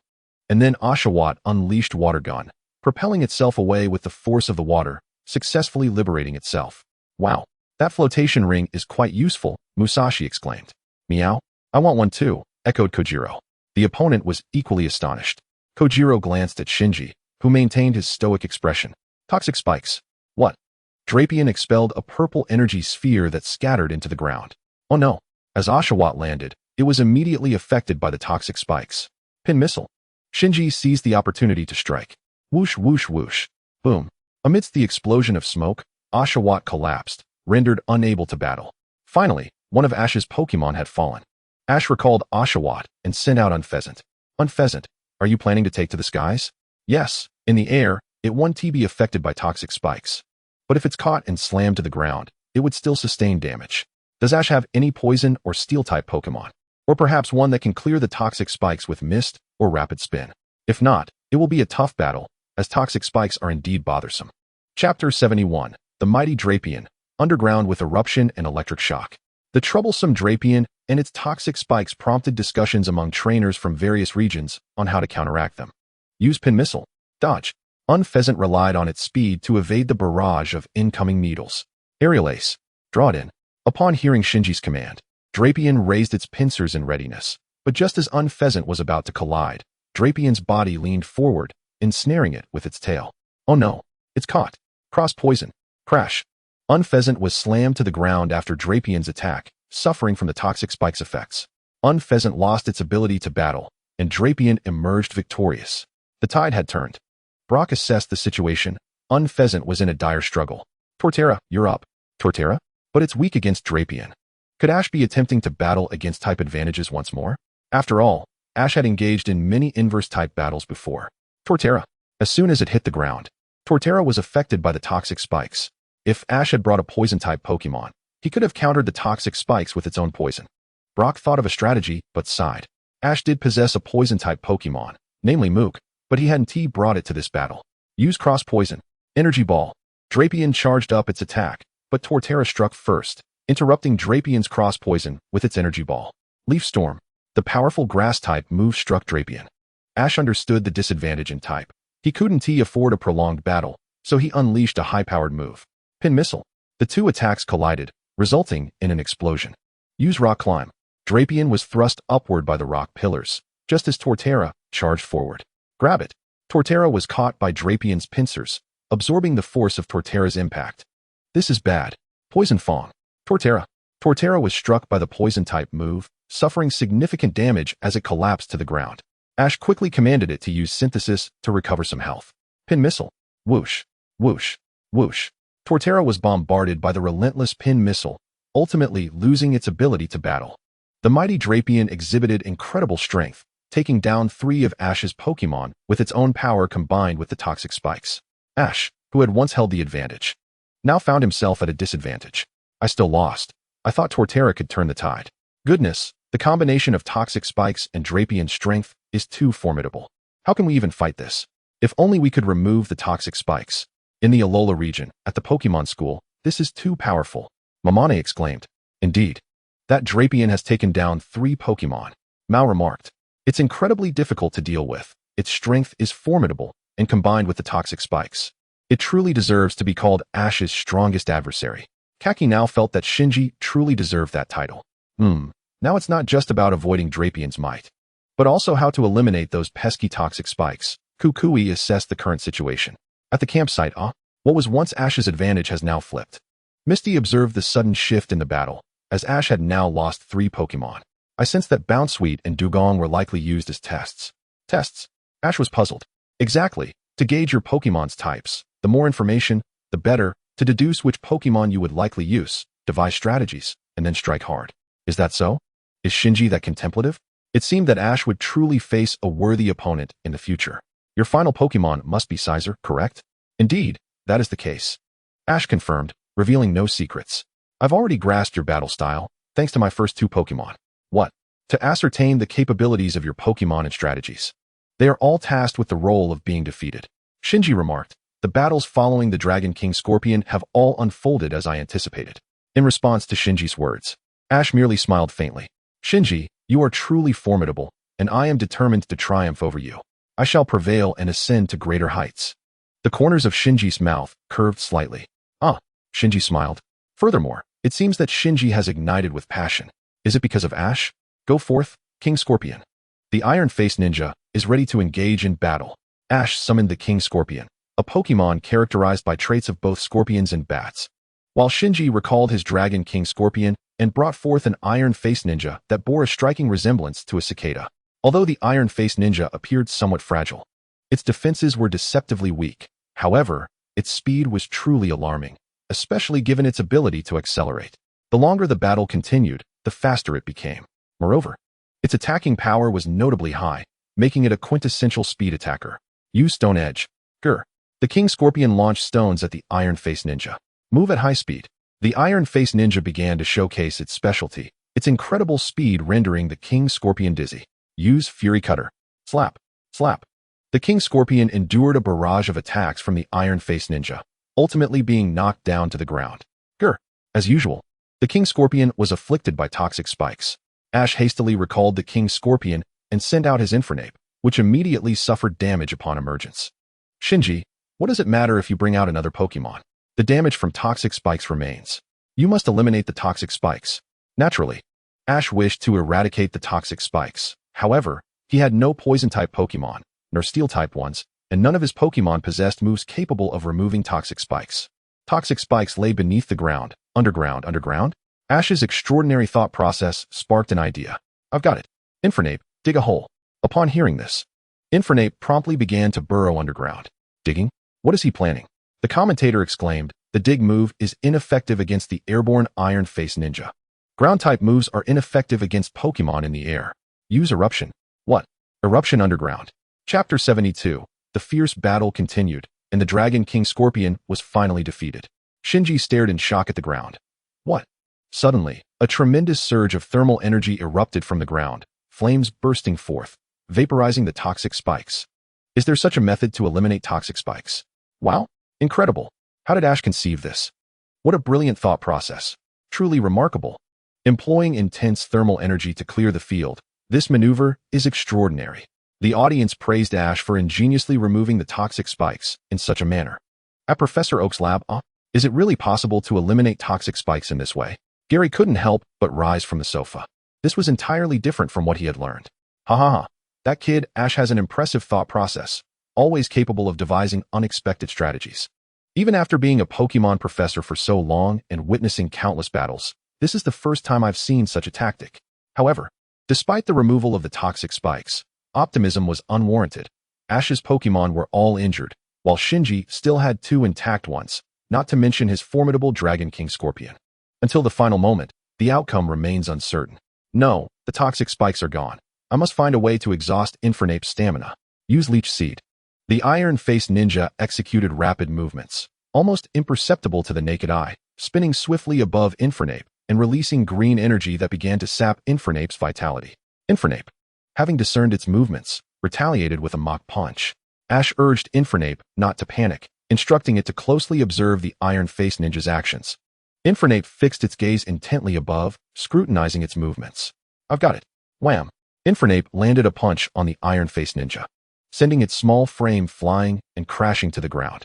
The Iron-Faced Ninja lost its combat ability, and Infernape emerged victorious.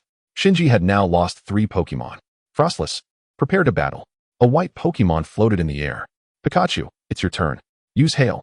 Shinji opted to change the weather. Hail began to fall from the sky, causing Frostless's form to become increasingly ethereal. Coupled with its ghost-type attributes, it began to appear intermittently around Pikachu. This was its snow cloak ability. In snowy weather, evasion chances increase. Furthermore, Pikachu was intermittently struck by hailstones. Use Volt Tackle. Pika. Pika. Pikachu surged forward, enveloped in electricity, but Frostless effortlessly evaded the attack. Hail. Wham.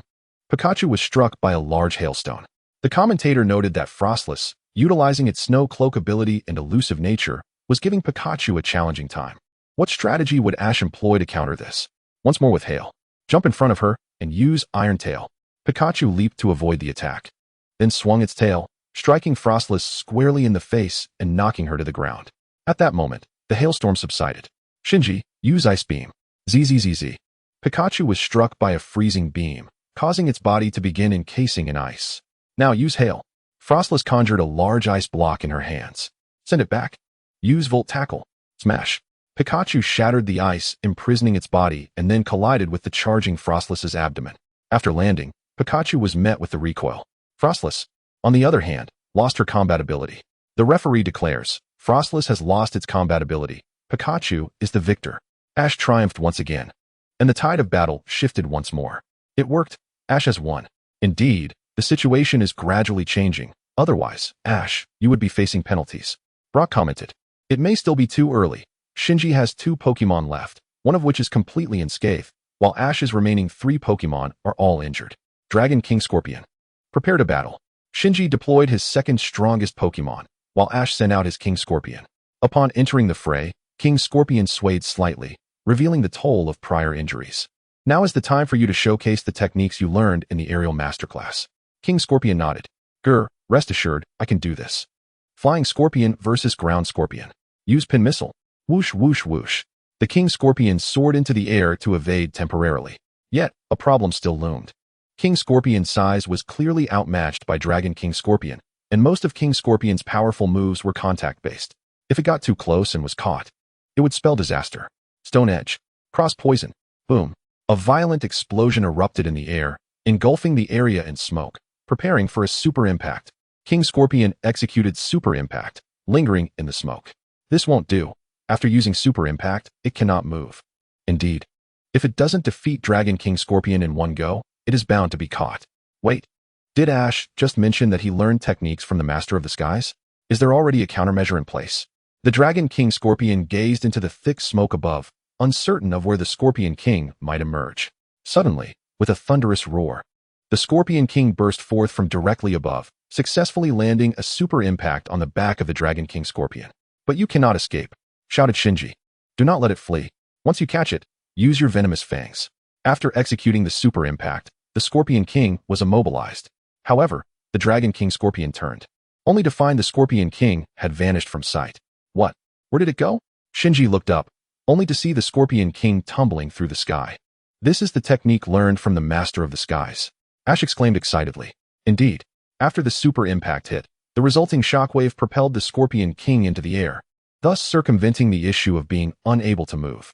At that moment, Regice observed the battle, realizing the outcome was becoming increasingly enigmatic. Shinji, your predictions have reached their limit.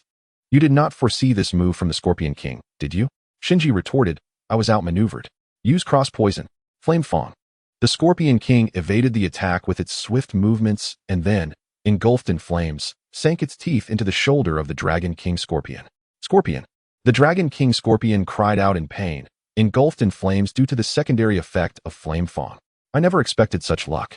With a thud, the Dragon King Scorpion finally collapsed to the ground, its combat capabilities extinguished, granting victory to the Scorpion King. The commentator marveled, the formidable Dragon King Scorpion has finally fallen. This is the same Pokémon that overcame Ash's 3 Pokémon. It has reversed the tide. The Dragon King Scorpion has finally succumbed. Now Ash has 3 Pokémon remaining, while Shinji is left with just 1. However, all of Ash's Pokémon are injured to varying degrees, whereas Shinji's remains unscathed. Chapter 73, The Electric Beast Emerges, versus the Fiery Monkey. Electric Beast, prepare to battle. Shinji summoned his final Pokémon. Oh, has Shinji's Electric Beast evolved? Is it the Electric Beast? Then what about the Scorpion King? Ash had initially intended to recall the Scorpion King, as it appeared fatigued, yet it steadfastly met Ash's gaze. I understand, Ash thought, unable to express his thoughts further. Moreover, The Scorpion King possessed ground-type attributes, making the Electric Beast's electric-type moves ineffective. Electric Beast, use Thunder on the battlefield. Commanded Shinji. Thunder on the battlefield? The Electric Beast inserted its two tails into the ground, channeling lightning underground. Boom. Swish. Crash. The lightning shattered the ground, sending debris soaring into the air, relentlessly striking the Scorpion King. I didn't realize thunder could be utilized in such a manner. The commentator exclaimed in awe. Unexpectedly, the Scorpion King is facing an unforeseen assault. It seems Shinji had a strategy to counter the ineffective attributes all along. He truly is Ash's most formidable rival. At Professor Oak's lab, I can't believe Shinji thinks the same way I do, Shigeru remarked, watching Shinji employ the same battlefield tactics he had used in the Silver Conference. Indeed, although Shinji may seem aloof, his command and strategic thinking are remarkably strong, Professor Oak commented. Shigeru admired the electric beast on screen. This electric beast looks quite cool. I hope to visit the Sinnoh region and catch one for myself. The Scorpion King unleashed a super impact. Block it. As the Scorpion King charged forward, the electric beast prepared to absorb the attack with outstretched palms. Bang! As the smoke cleared, the Scorpion King found itself ensnared by the electric beast's tail. Hurry, break free. Yet the tail constricted tightly, rendering it unable to escape. Use brick break. Crack. The Scorpion King. The electric beast raised its white glowing hand and struck the Scorpion King on the head, causing it to collapse. The Scorpion King lost its combat ability, granting victory to the electric beast. I will definitely win. Pikachu, I entrust you. Ash called forth Pikachu. Is Shoko planning to use speed to confuse the opponent? However, this strategy posed issues, as the electric beast's ability, Electric Engine, would increase its speed when struck by electric-type attacks. Given that Pikachu also belonged to the electric type, the electric beast's electric moves would have minimal effect. Thus, the decisive moves for both would be Quick Attack and Brick Break, as analyzed by Brock. Shinji commanded the electric beast to use Thunder on the battlefield once more. Use Quick Attack.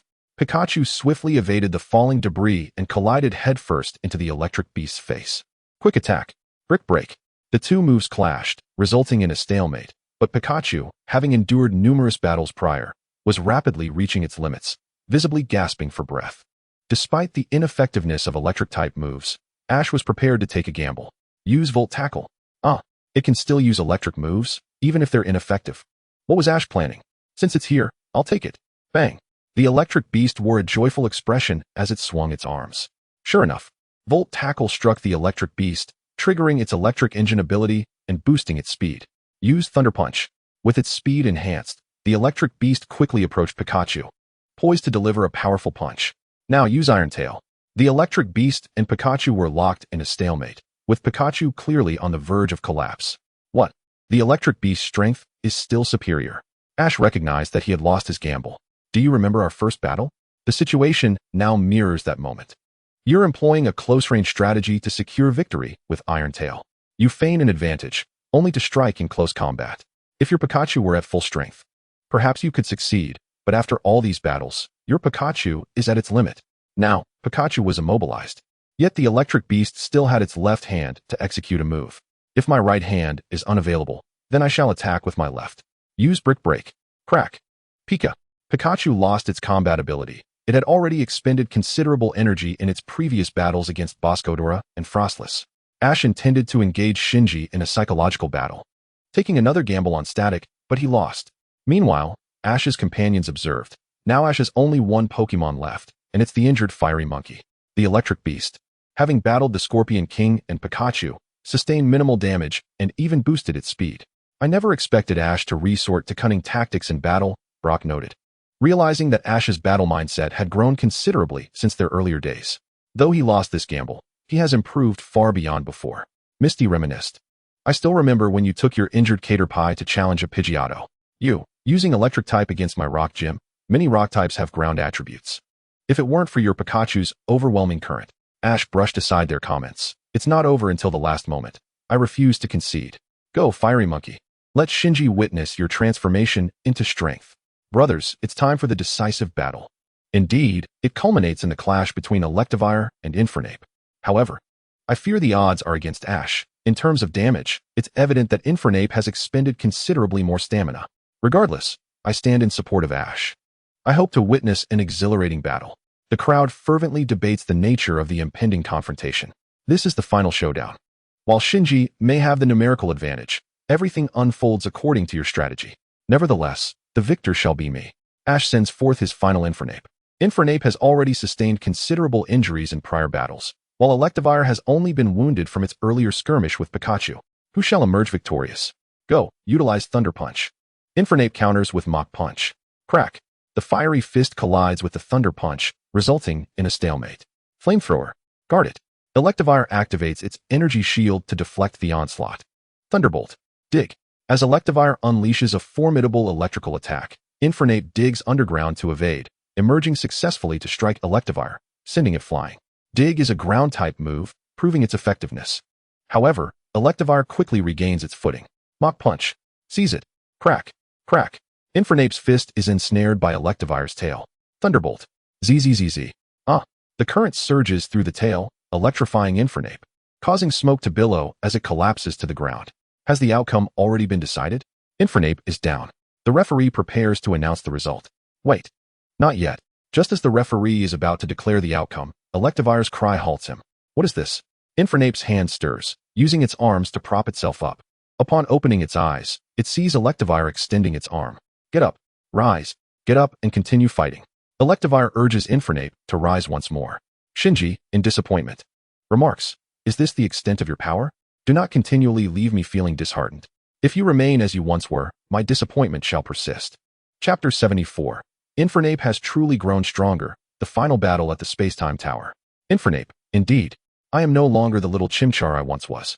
Ash and I have journeyed this far to prove my strength. Everything is far from over. Infernape's eyes widen. Ash, are you ready? What? Could it be? Infernape. Show Shinji the strength you have acquired. Aya. The flames atop Infernape's head transform into white fire, stretching skyward, engulfing its entire form in searing flames. Blaze. Infernape's blaze has been ignited. Splendid, it has revived. Infernape has returned to life. Child of Flames, go. Infernape, go. Team Rocket cheers fervently for Infernape. Here it comes. Here it comes. Blaze is upon us. This is Infernape's ultimate power. The gathered professors observe. Professor Oak. Ash seeks to showcase Infernape's might to Shinji. Professor Rowan. Infernape's blaze remains extraordinarily potent. Its power is truly exceptional. Professor Sycamore. However, activating blaze signifies that Infernape's stamina has reached its limit. A victor must be determined swiftly. Professor Yu. In my tenure as a professor, I have never witnessed such a display from Infernape. Let us cheer for our fire-type starters from the Sinnoh region. Professor Juniper. This is likely its final surge of energy. It remains uncertain who shall triumph. Hoenn region. The Kanto family. It's ignited. Go, Infernape. Little Victini observes the terrifying blaze unleashed. This must be Infernape's last resort. I wonder how it will fare against Electivire. Mayumi worries for Infernape's well-being. Kinta. This is the essence of Pokémon battles. Until the last moment, the outcome remains uncertain. Finding hope in dire circumstances is part of being a trainer. If one were to judge solely by the situation, the significance of Pokémon battles would be lost. Regice, is this Ash's intention?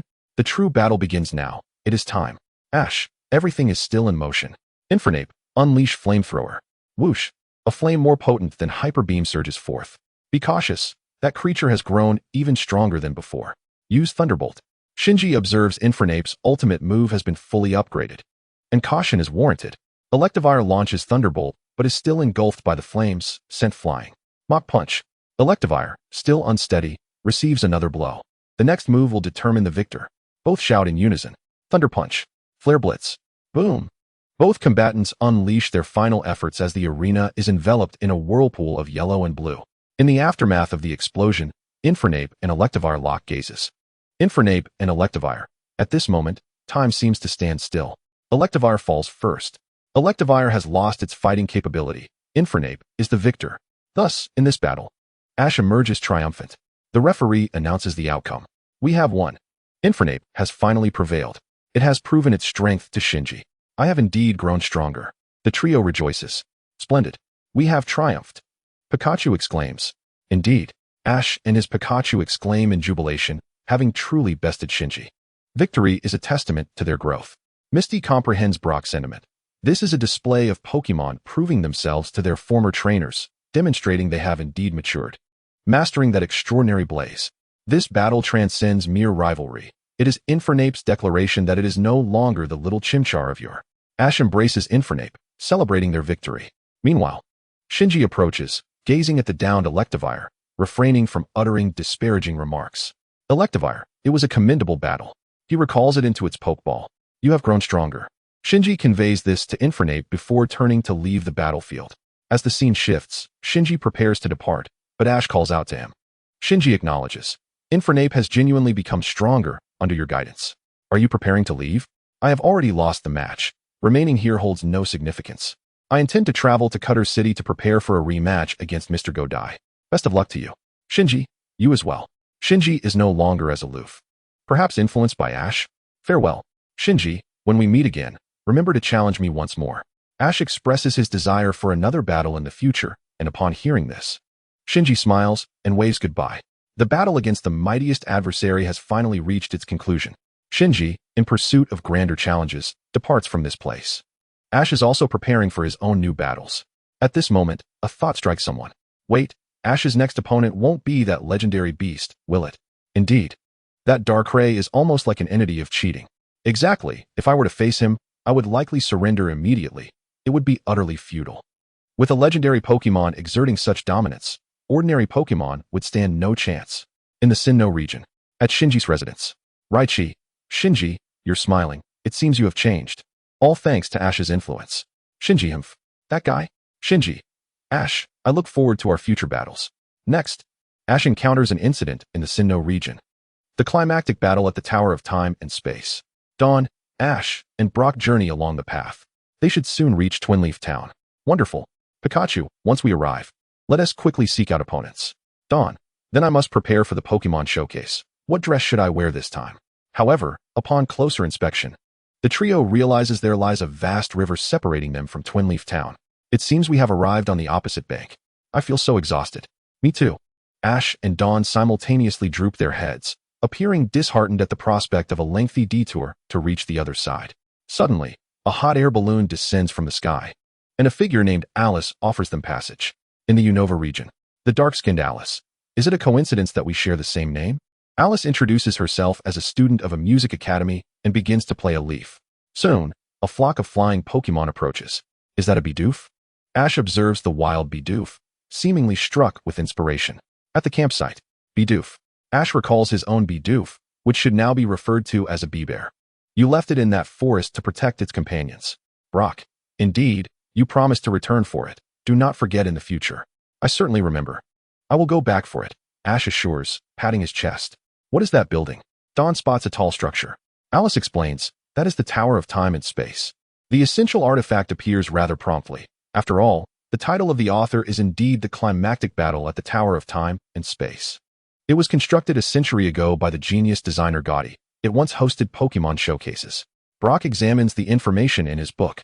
It is said that the right side symbolizes time, while the left side symbolizes space.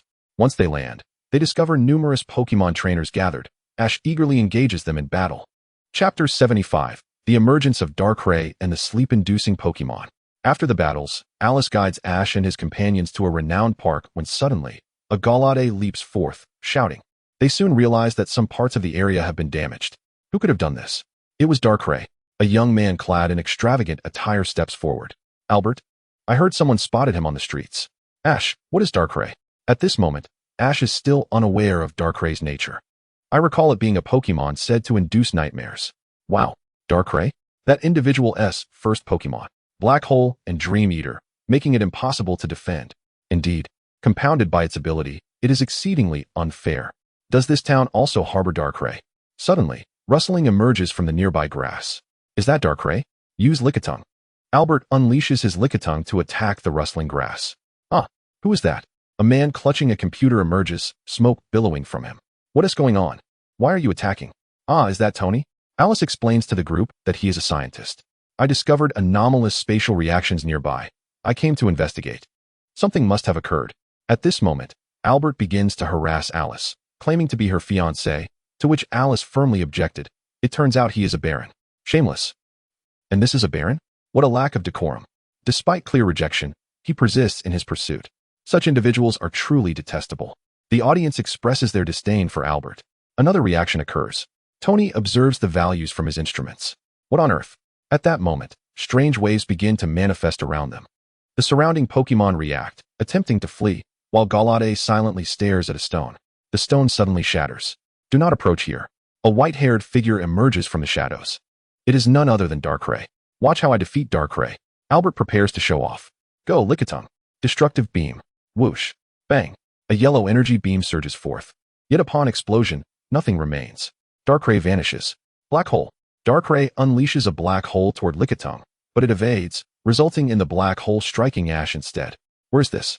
Ash's consciousness begins to waver. When he regains his senses, he finds everyone has vanished. Pikachu, where is everyone? Where did you all go? Ash discovers that he is alone. Save for his Pikachu. Darkrai appears before Ash, and suddenly, Ash sees a dragon-like figure with red eyes emerge from it. In the Sinnoh region, at Cynthia's villa, Cynthia suddenly stands up. That figure, it seems familiar. Cynthia recalls having seen similar images in ancient ruins. Is it related to that legendary Pokémon? At Professor Oak's lab, Gary, is that a Pokémon? The dark figure that suddenly appeared before Ash. That cannot be Darkrai. That silhouette, I feel I have encountered it before. Professor Oak begins rummaging through materials in the lab. What is this? Darkrai, was this your doing? Ash pulls out a Pokeball, but no Pokémon emerges. Boom. Pikachu. Pika. Ash sees Pikachu trapped in a cave. Without hesitation, he leaps forward. ZZZZZ. Ash awakens, realizing he is in a bed at the Pokémon Center. Dawn scolds him. You were holding Pikachu so tightly. It must have been uncomfortable. Sorry, where's this place? This is the Pokémon Center. You were hypnotized by Darkrai. And you were having nightmares, Nurse Joy explains. Nightmares? Was it all just a dream? Brock, that Darkrai, does everyone detest it? Indeed, because once one approaches it, nightmares ensue. Not only ordinary people, but even Pokémon wish to keep their distance. Darkrai is indeed referred to as the God of Nightmares, a title not bestowed lightly. Who truly enjoys the torment of nightmares. Consequently, Darkrai's reputation here is rather dismal, prompting most to instinctively steer clear upon its sight. Upon returning, Tony discovered intriguing information regarding Alicia and Darkrai. It turns out that this individual is none other than Alice's grandmother. A memory unfolds before everyone. What is happening? Meow? ZZZZ. Alicia, while in the park, observes numerous Pokémon ensnared in nightmares, and then spots a Lunatone attacking something. Suddenly, a black hole emerges, and the Lunatone falls into slumber. It is Darkrai. Though weakened and leaning against a tree, Alicia disregards Darkrai's ominous moniker and embraces it, resulting in Darkrai remaining in that park. The following day, Alice, accompanied by Ash and others, visits the Space-Time Tower. The architect of the Space-Time Tower, Gotti, is Tony's grandfather, and directly beneath lies Tony's laboratory. In truth, this Space-Time Tower is also a grand instrument, designed to bestow blessings upon humanity and Pokémon. Xiaoguang even took the liberty of changing the music disc. Suddenly, a space-time anomaly manifests atop the tower, radiating intense purple energy, causing the very sky to tremble. What was that? Ash, curious about the recent commotion, hears a voice exclaim. Get out. Turning, he discovers it is indeed Darkrai. At last, I have found you. Albert has arrived, eager to showcase his status as a Baron. Lickilicky, use rollout. Lickilicky rolls forward, yet its attack is effortlessly evaded by Darkrai, who retaliates with an ice beam, knocking it down. Darkrai extends its leg, standing atop the lighthouse as if searching for something. Doctor's group. Oh, so Darkrai does have legs, exclaimed Kotakawa. Previously, Darkrai always appeared to float like a ghost. What a revelation, remarked Yu. Is Darkrai really shouting to get out? It seems to be searching for something, noted Akamatsu. This piqued everyone's interest. It can't be referring to the townsfolk or Pokémon. Otherwise, it would have acted by now, suggested Yamanashi. So what is it trying to expel? There are no other beings around, pondered everyone. Get out. Darkrai conjures a particularly large black hole, spreading its influence, causing nearby Pokémon to fall into a deep slumber. Dugong. My Sunflora. Psyduck. Everyone witnesses their Pokémon succumb to Darkrai's hypnosis, prompting Ash to realize he must intervene. Chapter 76. Is the true culprit really Darkrai? Pikachu Thunderbolt. ZZZZ. Darkrai evades the attack and swiftly escapes, prompting Ash and Pikachu to pursue relentlessly, unleashing a Volt Tackle. Shadow Clone. Numerous Darkrai clones materialize, causing Pikachu's attack to miss. Darkrai, you are the one that should leave. In Ash's eyes, Darkrai has become the villain, recklessly putting everyone's Pokémon to sleep. Darkrai protests, stop. You have misunderstood. It insists that the situation is not as it appears. What nonsense. Albert interjects. Darkrai is my quarry. You need not involve yourself. Baron. Ash replies, destructive beam. Black hole. Lickilicky, caught in the black hole, succumbs to slumber, while Darkrai vanishes underground. What was that? Everyone observes a shadow of Dugong darting about, as Lickiliky's body begins to glow. Albert's form starts to swell, turning a shade of pink. Then, Albert transforms into Lickiliky. What the hell? Am I seeing things? Am I ensnared in a ghostly illusion? That uncouth Baron has actually turned into Lickiliky. Humans can truly transform into Pokémon. This cannot be. Am I truly not hallucinating? Alola region. Ah, that rascal Albert has turned into Lickiliky? Mamane exclaimed, pointing at the screen. This must be a joke. How can a human possibly become a Pokémon? Lily exclaimed. Indeed, this is utterly unscientific, added Professor Kukui. As the students turned their gaze towards him, Kukui adjusted his hat. Given the current circumstances, I cannot provide a clear explanation. The world is such that sometimes phenomena beyond your imagination occur. Let us observe. There should be a resolution. People from various regions were astounded to witness a living individual transform into a Pokémon. Albert, completely oblivious, complained, "What are you all staring at? What has happened?" Musashi, disguised as a reporter, produced a small mirror. "Baron, take a look for yourself. What on earth is happening?" Albert gasped at the sight of his reflection in the mirror. In the Pokémon Center, numerous Pokémon plagued by nightmares were brought in. "Nurse Joy, could you treat me first? I feel as if I am hallucinating." "Xiao Wang, I saw it too. This is no mere illusion." A multitude of phantom Pokémon fluttered about the Pokémon Center. "Everyone, we are in grave trouble." Ash burst in. "It's dire here as well." "Not at all." Albert trudged in, his body having swelled, making movement laborious. "No matter how dire your circumstances, I am in the most precarious situation." Xiao Wang gasped, pointing at Albert. "Lickiliky can speak human language now." "I am Lickiliky. I am Baron Albert," Albert declared, clutching his attire. "This cannot be. How can this be?" "It's him. I recognize that voice," Alicia remarked. Albert grabbed Tony, urgently inquiring, "You must think of a way." "Tony, you are the smartest here. Help me return to my original form." Tony replied, "Please wait. I still do not understand why this has happened. The realm of dreams has manifested in reality. Dreams have become reality? Just like this Psyduck, it is currently dreaming of being pursued by something. And what about me?" Albert pointed at himself. "Your Lickiliky is dreaming of becoming a Baron. Ah, no wonder the Baron has turned out this way. Wait, if Pokémon are having nightmares, does that mean their trainers are their nightmares?" Indeed, given Albert's haughty personality, it's no wonder his own Pokémon detest him. The current situation indicates that an anomaly in space has triggered this phenomenon. It appears that some powerful force is at work. Tony delves deeper to uncover the issue. "What powerful force?" Alicia inquired. "I do not yet know," Tony replied, shaking his head. "Need it even be said? It must be Darkray's doing. Every time it appears, calamity follows." Albert firmly concluded that the events unfolding were indeed instigated by Darkrai. It had made its presence known, and soon after, inexplicable occurrences began to manifest. "This is dire, everyone. Some trainers have rushed in. We can no longer exit the town." "What?" "It seems the bridge leading out is shrouded in dense fog. No matter how one attempts to traverse it, they are inevitably drawn back." A trainer attempted to use his Honchkrow to disperse the fog with its signature move, but to no avail. Ash, too, made an attempt, despite his straight path. He found himself returning once more. "Listen to me. This must be the work of Darkrai. If we can vanquish it, normalcy will be restored." Rallying the trainers, Albert urged them to unite against Darkrai for the sake of their Pokémon and themselves, and under his fervent persuasion, they all resolved to seek out the elusive creature. Isn't this a hasty conclusion? It feels like Darkrai might not be the true culprit. What choice do we have? Darkrai's reputation precedes it. When peculiar events transpire, the first suspect is often the one most visible. And with Darkrai's notorious fame appearing before us, it stands as the prime suspect. But if it truly isn't Darkrai, then who could the true instigator be? Could it be that Darkrai's cries for departure were an attempt to expel the one responsible for these events? Alice, is it truly Darkrai that is to blame? Alice remained skeptical of Darkrai's culpability. However, who else could it be? No, it was premature to draw such conclusions. Tony recalled a childhood memory. He vividly remembered when Alice had accidentally fallen from a cliff, only for Darkrai to catch her and gently set her down before departing. That time, it was indeed Darkrai that saved Alice, not I. Tony elucidated the circumstances. Thus, I believe it is not a villain. Dawn, then why has Darkrai been causing such chaos? Leaving town has become a challenge. Fear not. I shall uncover the reason behind its actions. Soon, Albert and his companions found themselves in the streets, where they spotted Darkrai perched atop a building, surveying its surroundings. Meanwhile, Tony began to analyze previous incidents in the lab. Although Darkrai was the first to appear, the phenomenon of Pokémon phantoms had not yet manifested. Were there any other peculiar occurrences in between? Suddenly, Tony recollected the bizarre pink energy circles that had appeared atop the temporal tower.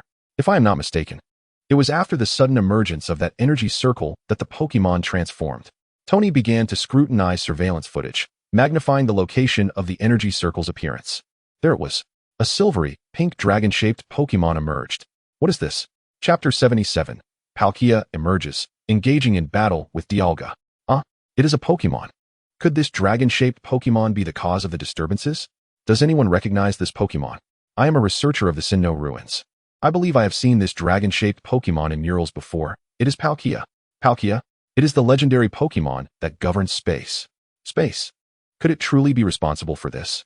Tony mentioned anomalies in temporal energy. Thus it seems Darkrai is not the culprit. The champions gathered. Cynthia, it truly is Palkia. Cynthia recalled the earlier instance when Ash beheld the specter resembling Palkia. She was astonished by the revelation. Dawn, I have heard whispers that it possesses the power to manipulate space. Stephen, could its appearance be the catalyst for these events? Cyrus, if that is the case, then we have wronged Darkrai. Was it truly attempting to expel Palkia because it foresaw the chaos its arrival would bring? The group had unjustly accused Darkrai. Kagome, is it truly Palkia? It recognized the havoc Palkia would wreak by arriving here, hence its attempts to drive it away. Cynthia, the temporal tower represents space, while another represents time. Could the latter refer to? Cynthia seemed to grasp that the time aspect referred to another legendary Pokémon that might also manifest. At that moment, Darkrai was besieged by the trainers. Infernape, Mach Punch. Empoleon, Ice Beam. Torterra, Seed Bomb. Tyranitar, Hyper Beam. Boom. Darkrai endured the onslaught of attacks, the smoke dissipating to reveal it still standing resolutely. Dark Pulse. Darkrai unleashed a Dark Pulse, toppling the surrounding Pokémon. Do not hinder me. Black Hole. Darkrai executed its signature move, sending the nearby Pokémon into a deep slumber. Albert, transformed into a Swalot, attempted to ensnare Darkrai with his tongue, but was swiftly cast aside. Look at this. Brock, could that be Palkia, the legendary Pokémon? Indeed, it is said to dwell within the dimensional rifts, wielding the ability to command space. If the courtyard has been ravaged, it likely signifies Palkia's impending arrival, which Darkrai must have sensed. Ash recalled the nightmare he had experienced, where he saw shadows. So, those words of Darkrai were directed at Palkia. The earlier dream was an attempt to forewarn him of Palkia's arrival. Dawn, but if that is the case, where is Palkia now? At present, no one had laid eyes upon it, had it not been for the surveillance footage. Meanwhile, Darkrai soared towards the summit of the temporal tower, only to be repelled. At the pinnacle, spatial distortions were evident. Palkia was likely concealed there. Tony utilized his computer to detect that Palkia was indeed hiding above the tower, utilizing spatial distortions to remain unnoticed. Darkrai, get out. Dark Pulse. Smack. Palkia, who had been recuperating in its own space, was abruptly awakened by Darkrai's assault, emerging from the dimensional rift. In an instant, the entire town was enveloped in a strange black shroud, and the Pokémon plagued by nightmares slowly began to awaken. This is bad. The entire town is now suspended in an alternate dimension. Alice pointed at Palkia. Look, its shoulder is injured. The rings on Palkia's shoulder bore cracks, indicating it had sought to recover in its own space, but was inadvertently disturbed by Darkrai. Whoosh. Wham. Palkia was struck once more by Dark Pulse. Oh no. Palkia roared, evidently infuriated, as it charged towards Darkrai. Aura Sphere. Ice Beam. The two legendary attacks collided, resulting in a cataclysmic explosion that sent shockwaves through both combatants. Whoosh. Whoosh. Suddenly, a myriad of yellow energy orbs rained down from the sky, striking both Palkia and Darkrai. Roar. A quadrupedal, silver-blue Pokémon lunged at Palkia, crashing it to the ground. Could that be Dialga? In the Sinnoh ruins, there once existed an ancient depiction akin to that of Palkia, a legendary Pokémon revered for its dominion over time. The two divine beasts are now embroiled in a fierce battle. It has become evident that Darkrai's intention was to drive Palkia away. Alas, the community has gravely misjudged Darkrai's intentions. What could have provoked such conflict? Records within the ruins indicate that both Pokémon possess a formidable territorial instinct. Their encounters invariably lead to confrontation, and it appears to be true. By the heavens, they are engaging in combat here. Surely this place will be reduced to rubble. How can ordinary beings intervene in their clash? Is Darkrai truly capable of halting them? It is unlikely that Darkrai can contend with either of them. At this moment, the realization dawns upon everyone that Darkrai has been misunderstood. It is not the architect of this chaos, but rather seeks to safeguard the town. Another temporal Pokémon has arrived, and as their battle rages on, structures around them begin to disintegrate into particles. Palkia ascends into the sky, attempting to elude Dialga, who has no intention of relenting. Flamethrower. Oh no. Boom. Palkia is struck from behind, plummeting to the ground. What could that be? That must be Dialga, the Pokémon that governs time, as identified by Tonio. Originally, the two were likely battling within a dimensional rift. However, after sustaining injury, Palkia fled here, sealing the city within an alternate space to evade Dialga's detection. Yet, due to Darkrai's interference, this alternate dimension has collapsed, allowing Dialga to locate them. Flamethrower. Aura Sphere. Palkia, realizing that Dialga will not let it escape, engages in combat, unleashing their ultimate moves against one another, even impacting the town itself. These two entities, which should never have crossed paths, collide within the crevices of space-time, warping reality itself as their fury envelopes the entire town, leading to its impending collapse. The very fabric of time and space has begun to unravel due to their existence and conflict. In the Kanto region, Team Rocket witnesses this astonishing display of power as the space-time continuum begins to fracture. Giovanni observes the turmoil generated by Palkia and Dialga. Apollo remarks, though impressive, this is hardly a favorable development. The situation in the town is dire. It is on the verge of vanishing. I have heard of an entity known as Team Galactic in the Sinnoh region, which seeks to reconstruct a new world. Surely this power is what they desire. In the Sinnoh region, Team Galactic, led by Cyrus, recognizes the potential of Palkia and Dialga's powers. Indeed, the powers of these legendary Pokémon, governing space and time, could enable us to overthrow the old world and establish a new one. It seems that our dreams within Team Galactic are within reach. As the two Pokémon's rings begin to emit a brilliant glow, Tonio exclaims, "What astonishing power!" Observing the data on his computer, he notes an unprecedented surge of energy emanating from them, surpassing any previous move they have executed. Roar of Time. Spatial Rend. Both unleash their signature attacks simultaneously. Boom. The clash of a purple destructive beam and a pale pink energy slash culminates in a blinding explosion, compelling everyone to shield their eyes. The town's disintegration becomes increasingly apparent.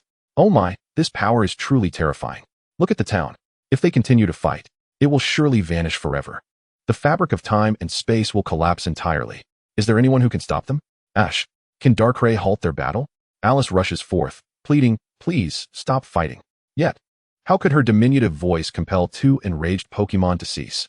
Palkia seizes Dialga and hurtles toward the ground, unfortunately, heading directly for Alice's location. No. Dark Pulse. A shadowy energy sphere manifests before Alice, striking both Pokémon and forcing them apart. Darkrai stands resolutely between them, visible to all the townsfolk. Black Hole. Be gone. However, Darkrai's black hole is thwarted by their energy shields, prompting both Pokémon to target Darkrai with their attacks. Though Darkrai is a mythical Pokémon, it cannot match their formidable strength, especially when confronted by the dual threat. Boom. Darkrai is struck and crashes into the courtyard. Darkrai. Alice rushes into the courtyard, finding Darkrai leaning against a tree. Darkrai opens its eyes to meet Alice's gaze, as if recalling a familiar figure. Are you Alicia? Darkrai perceives the essence of Alicia within Alice. No, I am Alice. Alicia is my grandmother. I see. You wish to protect this town, correct? We have all misunderstood you. Darkrai remains silent, soaring toward Dialga and Palkia. We must stop them. Otherwise, the entire town and its inhabitants will be lost. Dragon Starfall. Palkia endures the assault, relying solely on its resilience. Tonio, look around. The town is beginning to vanish from the periphery. The dimensional barrier surrounding it has begun to crumble. If this continues, the entire town will be lost to this space-time. This is the worst-case scenario. Suddenly, Tonio recalls something he discovered in his diary. The nightmare sought to impart a message to ensure the future. He must preserve the melody of Orizion. Yet, he remains uncertain of what Orizion entails. If only I knew what Orizion was. Alice, do you know of Orizion? I do. It's the melody my grandmother taught me to play on the grass flute. That one. Hope rekindles within Tonio. Gardevoir foresaw the tragedy that would occur and preserved Orizion. The record. It is the melody that can quell their rage. Ash and his companions make their way to the storage room of the Tower of Time, where the Orizion record should be located. Yet, with so many records present, Identifying the correct one proves challenging. Alice reminisces about her grandmother teaching her the melody of Orizion in the garden. This song is called Orizion, which means prayer. It was taught to me by my mother. You must remember it well. Alice retrieves a sheet on which the melody is inscribed, adorned with symbols of prayer, swiftly locating it in the central disc. The next step is to perform it within the Tower of Time. Splitting up, Brock and Nurse Joy evacuate the townsfolk from the vicinity of Palkia and Dialga's battle. The intensity of the confrontation escalates. Dragon Starfall. Aura Sphere. A massive barrage of Dragon Starfall approaches the crowd, prompting trainers' Pokémon to spring into action. Yet, one stray attack veers toward the fleeing individuals. This is bad. At this moment, a mischievous frog raised its hand, emanating toxic energy, and waved it with a flourish. Crack. A Dragon Star cluster shattered. Well done, naughty frog, praised Brock. Wow. What a striking punch. Indeed, this naughty frog is truly impressive. This must be one of Brock's Pokémon. The merciless Iron Fist, a formidable move against legendary beasts. Look at its haughty expression. At the campsite, Misty inquired, "What's wrong, Brock?" Everyone is praising your naughty frog. Yes, I do enjoy when people commend Pikachu and the others. There's nothing strange about that. True, but why do I feel a tingling sensation throughout my body when I see it? Brock pondered, why do I feel this way? The naughty frog chuckled, hee, you'll know in the future. To expedite their ascent to the top floor, Ash and his friends opted for a hot air balloon. Crack. However, they were hit by the attacks of two Pokémon, causing the balloon's base to shatter. Sonia. As Sonia teetered on the brink of falling, Ash grasped her hand tightly. Suddenly, Palkia swooped in, generating a gust of wind that blew Sonia away. Fortunately, she landed safely on a nearby platform. Ash also fell, but he was a rising star. He steadied himself on the slope and gradually slid down, safely landing on the platform with the sound disc in hand. Temporal Roar. Dialga unleashed its ultimate move once again, prompting Palkia to dodge swiftly, but the attack veered toward the hot air balloon. Crack. Darkrai appeared before the hot air balloon, bracing itself against the impact, causing shockwaves that sent the already damaged balloon plummeting. Yet, it was caught by Lickilicky and Sonia. Ash dispatched Ambipom and Turtwig to shield against the oncoming attacks. Meanwhile, the town was rapidly vanishing. Even the stairs of the Temporal Tower began to disappear. Weevil utilized Water Gun, while Glacian unleashed Ice Beam. Sonia directed them to craft an icy ladder to continue their journey. In the Sinnoh region, at Sonia's home, she exhaled with trepidation. "What's wrong, Mom?" Sonia replied, slightly annoyed. "You said it. You engage in such perilous endeavors. Do you think I wouldn't worry? But if I don't act, everyone will be in danger." Brock and Alice found the unconscious Darkrai in the park's pond. "Stop. Please, no more fighting." Alice shouted again. Darkrai, awakening, recalled its past, injured and lying in the park while Alicia urged it to stay. This was perhaps the first time it had heard someone request it to remain. For its moniker of the Nightmare God had led to disdain wherever it went, with humans and Pokémon alike wishing it would simply vanish. Is it truly possible? It couldn't help but ask. Alicia replied sincerely, "You can stay here forever, for this is a garden that belongs to everyone." Chapter 79, Restoring Calm. The King of the Crystal Tower. "Oh no," exclaimed Tony. If they continue to clash with such immense power. Palkia and Dialga prepared to unleash their ultimate moves once more. The entire town was on the verge of disappearing, with only the central area remaining intact. If they persisted, this space would undoubtedly collapse. Darkrai rose again, soaring toward the two Pokémon. "Stop this at once." Darkrai concentrated its energy, enveloping itself to form a protective sphere between the two Pokémon. Temporal Roar. Spatial Rend. Their combined attacks struck the energy shield, causing it to expand, encasing Dialga and Palkia within. Darkrai contained the explosive energy, but in doing so, it found itself exerting all its strength to restrain them. Had it reached its limit? It had to persevere, because this is everyone's garden. Ash continued his journey, as the interior of the Temporal Tower also began to vanish. Yet, Darkrai was nearing its breaking point. The two Pokémon were on the verge of breaking free.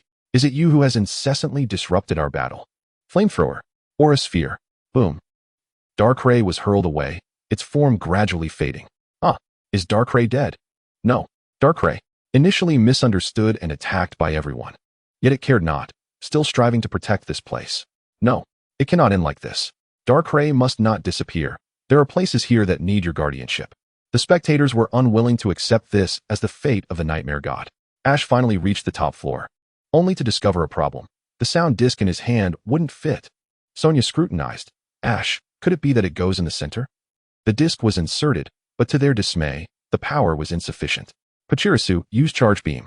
Pikachu unleashed Thunderbolt. Without power, we must charge it ourselves. Palkia and Dialga prepared to unleash their ultimate moves once more. If they collided again, this space would indeed be obliterated. Tap tap tap. Suddenly, a melody filled the air, causing the two Pokémon, poised to attack, to halt.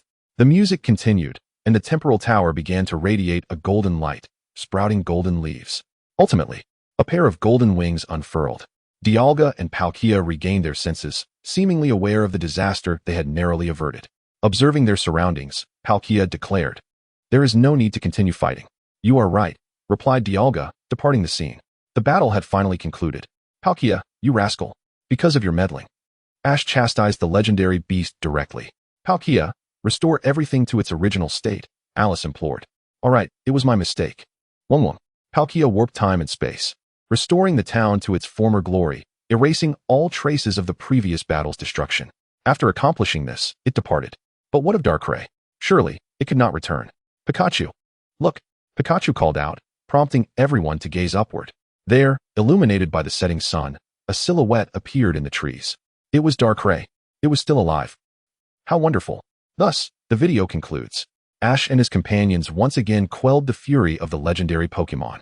How splendid. Darkrai is alive. It still lives. This must be the best ending. By the way, this marks the second time Ash's brother has pacified the wrath of a legendary. Indeed, it seems Ash has a special connection with the legendaries. Could this be the reason he caught Ho-Oh's attention?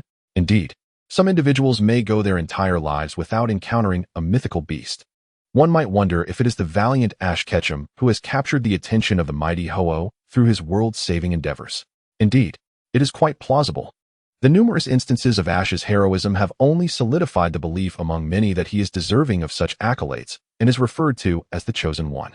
In the Pokemon Gym Circle, Majisha remarked, "Speaking of Ash, he has already saved countless regions."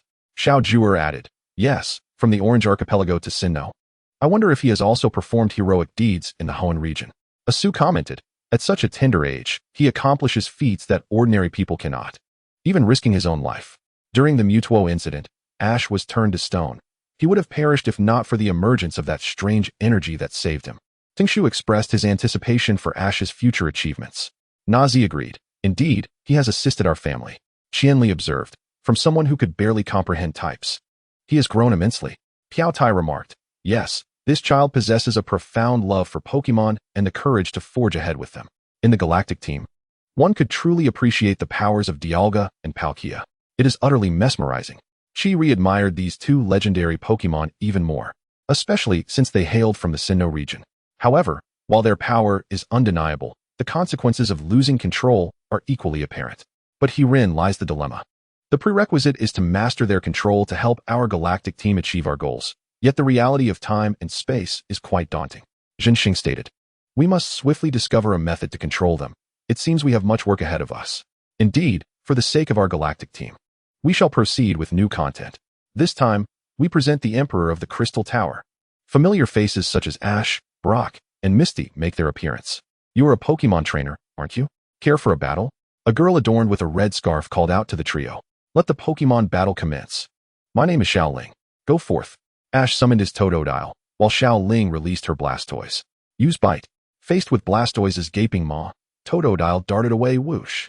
Suddenly, Totodile unleashed a water gun directly into Blastoise's mouth, causing it to crash into a tree stump. "Come back, that was quite impressive." "Kirin Q," Ash declared. "You shall be my choice." Chikorita emerged, rubbing affectionately against Ash's leg, clearly enjoying the moment. Vine Whip. Plop. Chikorita leaped and ensnared Blastoise's leg, toppling it. Mirage Light. Leaf Blade. Whoosh. Crack. Chikorita was struck and fell to the ground. Next up go. Noctowl. As Ash's Noctowl appeared, gasps erupted among the onlookers. For Ash's Noctowl was a shiny variant. At the camp, why does this Noctowl have a different color? Ash noticed the disparity between his Noctowl and those he had seen on television. "That is a shiny Pokemon," Misty exclaimed. "I wonder what luck you possess to catch a shiny Pokemon." After all, the probability of encountering a shiny Pokemon is exceedingly low. If one is fortunate enough to see one, it must be captured. So it is that rare. Ash finally understood the excitement expressed in the comments. In Chapter 80, the grassland transformed into crystals, featuring Professor Shuley. The trio from Team Rocket exclaimed, It is indeed a shiny. Kojiro produced his Pokemon card, and the comparison revealed the truth. Who would have thought that this little brat would possess a shiny Pokemon? Meow, if we present this shiny Pokemon to the boss, perhaps. Promotion and a raise. To become a minister. What an exhilarating prospect. The trio continued to indulge in their daydreams. Noctowl faced off against Ambipom, while Cyndaquil contended with Apom, and Pikachu battled Swampert. The skirmish concluded with Pikachu colliding headfirst into Swampert. After the battle, Ash and his companions invited Xiaoling to join them for lunch. Ash, you are quite formidable. It seems I must train harder, she acknowledged. In truth, it was merely a narrow victory, Ash modestly replied. Misty thought to herself, by the way, this marks the 5th battle of the week. Our Pokemon must be exhausted. Miss Xiaoling, do you know if there is a Pokemon Center nearby? There is indeed a Pokemon Center. You simply need to cross the green grassland to find it. Green grassland? Misty exclaimed. Is that not the top-rated attraction in the Chengdu region? Indeed, that is the very place. I happen to be heading there as well. Xiaoling accompanied Ash and his friends, enthusiastically introducing them to the locale. The green grassland is a verdant village, where the breeze seems to soothe both people and Pokemon alike. I have long wished to see it. Brock smiled, since it is a place a girl wishes to visit. Does that not mean I shall have the chance to see it, haha? The audience murmured. We thought Brock was a decent fellow, but it appears he is quite the LSP. Upon traversing a field of flowers, the trio suddenly halted in astonishment. Are you certain this is the grassland? Before them lay an expanse covered in pale purple crystals. Where is the green grassland? Green grassland? Are you sure this is not the crystal grassland? How strange. I have been here before, and it did not look like this at all. Indeed, when I visited, it was lush and green. My family and I had a splendid time. How could the grassland have suddenly transformed into crystals? At that moment, they spotted Miss Jun Xia, the news reporter, arriving. Breaking news. The green grassland is experiencing an unprecedented crisis. A strange phenomenon has emerged. Some believe the source of this phenomenon originates from Professor Shuli Snorton's residence. But the details remain unclear. Far away in Masera town, Hanako, upon hearing this name, quickly retrieved a photograph. It was a childhood picture of herself alongside young Ash and Professor Okito, who has appeared again, as well as 3 other individuals. The next photo revealed a younger version of herself with Professor Okito and the young man previously shown. In the Kanto region, at Professor Okito's laboratory. Oh, where has Ash gone?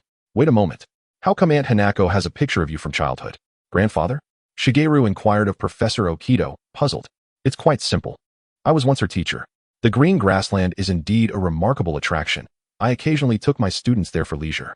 If you don't believe me, ask around the town. Many of them are my former students. Professor Okito explained. Have you never participated in such activities? You and Ash were both there during that summer camp. Do you know Professor Shuli? I do. He is also a researcher of legendary Pokemon and was one of my students. He is an exceptional scholar. Recalling those days, the professor could not help but laud Shuli as a genius. Soon, Professor Okito himself arrived on the scene, and it was unclear why the nearby flora and soil had also undergone crystallization. What a coincidence, Ash. I did not expect to find you here. Indeed. It has been quite some time since we last met, Professor Okito. Ash pointed to the photograph, exclaiming, so this is Shioli. After all, he had encountered him before. Indeed, he is an old acquaintance of mine. He assisted me with many assignments in the past. That crystal in the center is his residence. I am deeply concerned about his well-being. Suddenly, a quadruped Pokemon dashed towards them. Pikachu's ears perked up, and it began to scan the surroundings warily. What's wrong, Pikachu? Then, a legendary Pokemon, Entei, materialized before them. Entei, the fabled fire-type Pokemon. How did it come to be here? What Pokemon are you? Entei fixated its gaze on Hanako, stating, Mother, you are now my mother. Mother. Hanako's eyes glazed over, and she began to collapse, but Entei caught her and swiftly departed. Stop. What are you doing? Ash, witnessing his mother being taken away, immediately pursued them. This Entei can speak. Strange? Hanako's expression resembled that of someone under hypnosis. Why would Entei abduct a human? This Entei seems rather peculiar. Pikachu leaped up, clinging to Entei's tail. Thunderbolt. ZZZZ.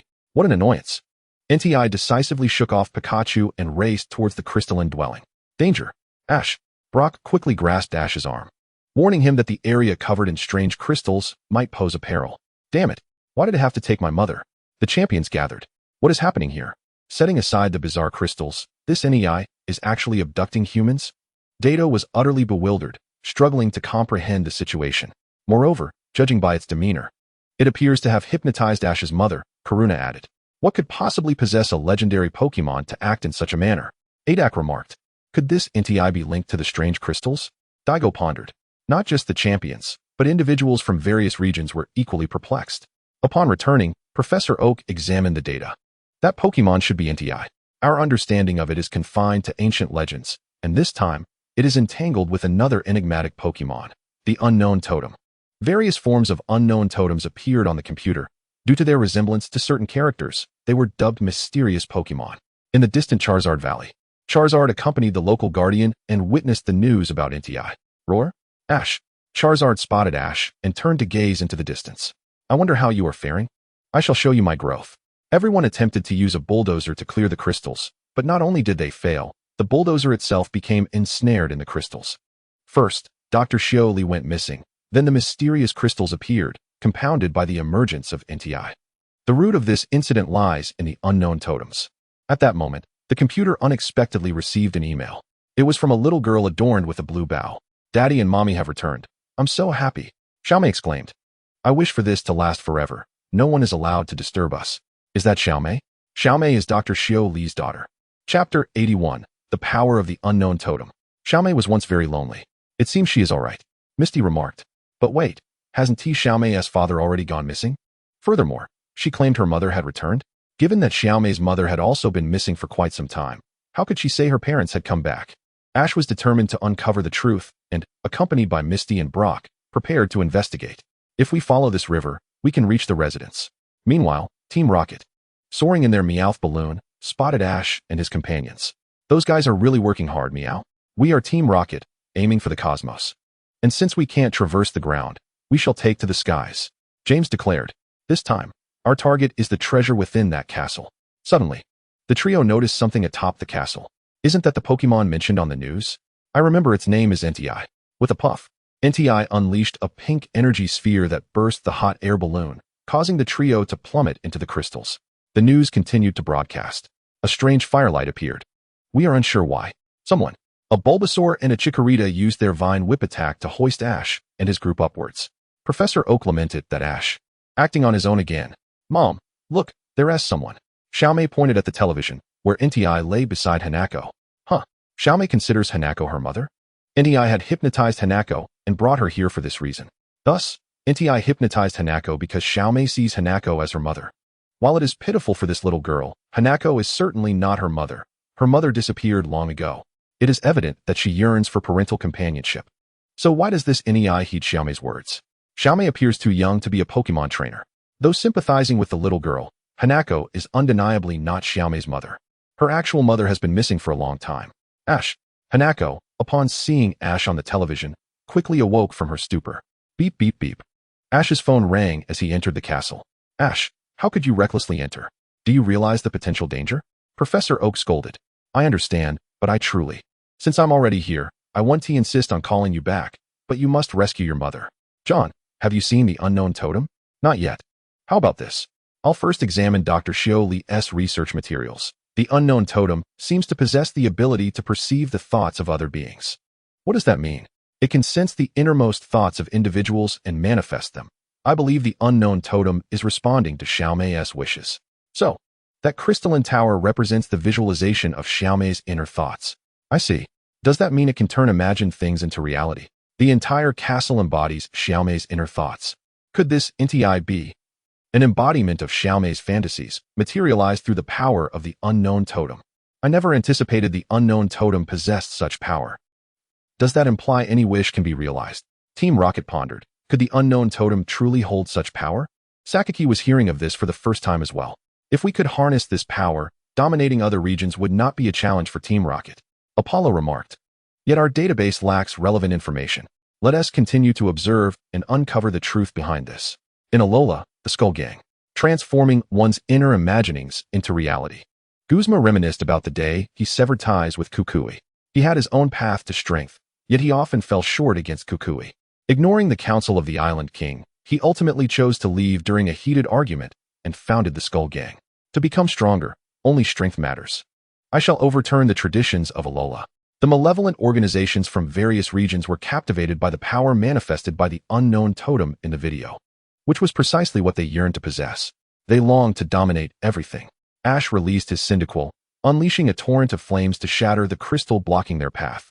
However, the crystal quickly restored itself. Seizing the moment, Ash dispatched several Pokémon to launch a continuous assault, taking advantage of the brief window before the crystal regained its strength to advance. As Ash pressed onward, the surroundings abruptly transformed, leaving only a ladder in sight. Could this be the very ability of the unknown totem that Professor Oak had mentioned? Misty quickly realized the implication. With no retreat possible, they resolved to continue forward. The trio pressed on, soon reaching the summit where a vast grassland unfolded before them. Was this still May's inner world? May also noticed the arrival of her 3 companions. Should we expel them? NTI inquired. No, I wish to challenge them to a Pokémon battle. Is that acceptable? Certainly, NTI replied, leading an illusionary doppelganger of May towards Ash's location. This is my first Pokémon battle, she mused. Fear not, you shall certainly prevail, NTI encouraged. The doppelganger of May began to transform, the figure of a child instantly maturing into that of a young adult. The spectators marveled. It truly requires nothing more than imagination to succeed. You are right. I can do this, she affirmed. Is such a feat even possible? It must be NTI. The doppelganger of May addressed the trio. You are Pokémon trainers, are you not? What of it? Come forth and battle me. We don't even know who you are, and we are quite busy at the moment, the 3 replied, failing to recognize that the figure before them was May. And NTI, where have you taken my mother? Ash shouted at NTI. The doppelganger retorted, Here, there are only my parents and me, no one else exists. Indeed, you are speaking nonsense. Brock seemed to sense the truth. You are May, aren't you? Impressive that you noticed, she responded. What? She is May? Misty exclaimed. But May is not an 8-year-old girl. Her age doesn't match. Do not forget, this is a world created with the power of the unknown totem. It is trivial for her to manifest whatever she wishes. NTI interjected. This is indeed a fabricated realm, making such feats simple for May. And there is more. The doppelganger of May interjected, slightly annoyed. Are you going to battle me or not? I shall be your opponent. Brock stepped forward. I shall take the challenge. No problem. Ash was about to inquire further when Brock clarified. They just descended from above. Your mother should be up there too. Misty understood the urgency. Yes, Ash. The priority is to find your mother. Indeed, locating her is of utmost importance, Ash concurred. Misty and Ash departed hastily, while Brock proposed a 3-on-3 battle with May. A battleground materialized, and both sides prepared their Pokeballs. Go, Zubat. Mienfoo, unleash your power. The doppelganger of May and Brock commenced their battle. However, within May's inner world, her desire to win could be realized merely through thought. Hanako discovered a diary on the bed, illustrated with a depiction of NTI. Is this your book? She inquired of May. Yes, my father always read me stories from it, May replied. Is that so? If you wish for it, I shall gift it to you.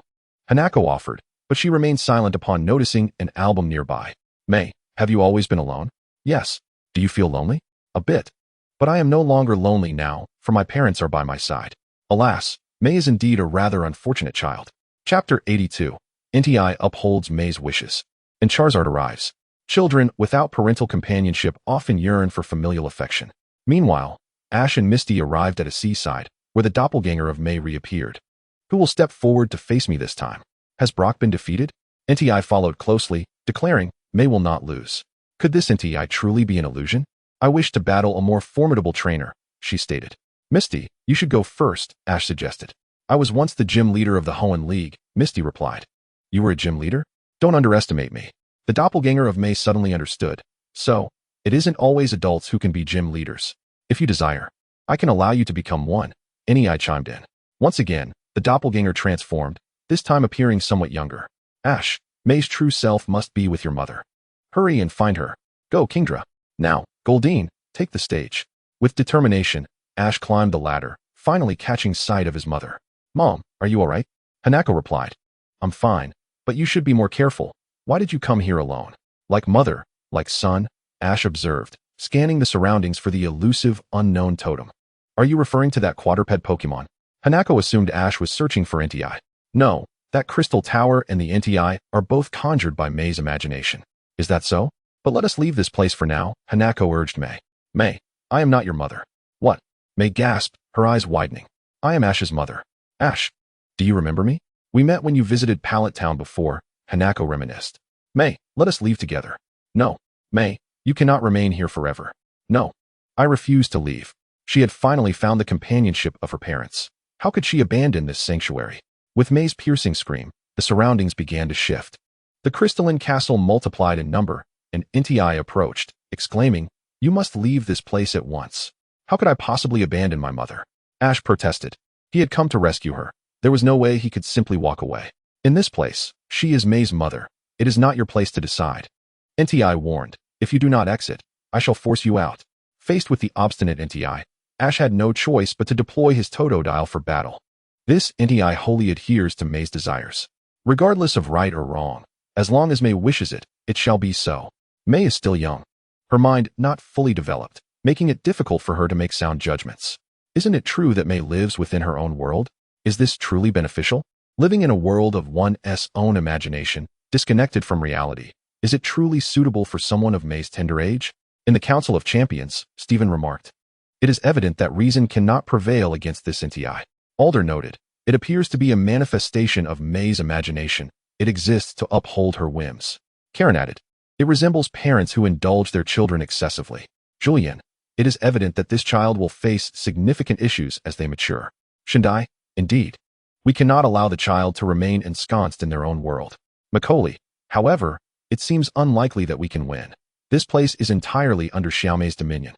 To triumph, all it takes is a mere thought from her. Do you really believe you can defeat me?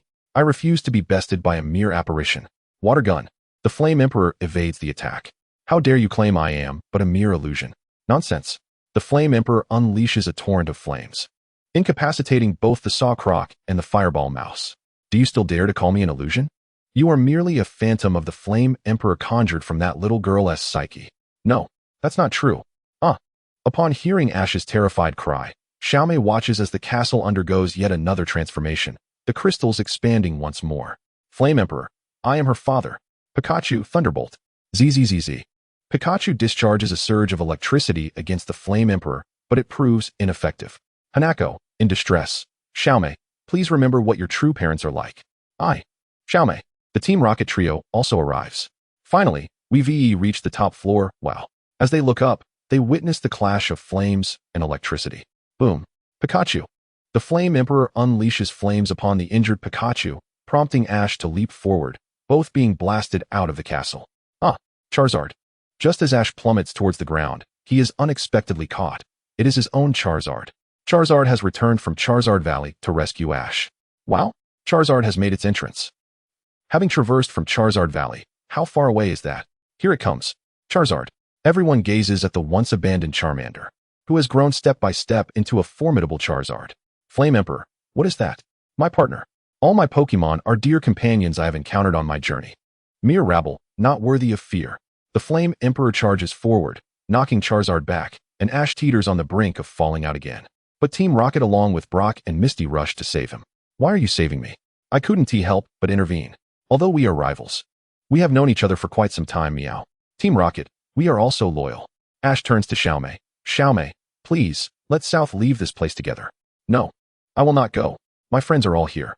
Hanako shouts towards the Flame Emperor. "Do you truly believe that by going to such lengths, you can become Xiaomei's real father? As long as Xiaomei believes it, then I am her true father." The Flame Emperor scoffs. Fire Blast. Charizard and the Flame Emperor engage in battle. Whack. Bang. Boom. The two clash, continuing their struggle from inside to outside. Charizard soaring high into the skies. For this realm is a manifestation of Xiaomei's imagination. The Flame Emperor attempts to ascend and summon crystalline pillars to leap out of the castle. Charizard, Flame Vortex.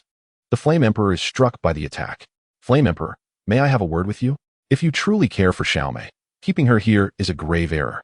That decision is misguided. The Flame Emperor persists in assaulting Charizard.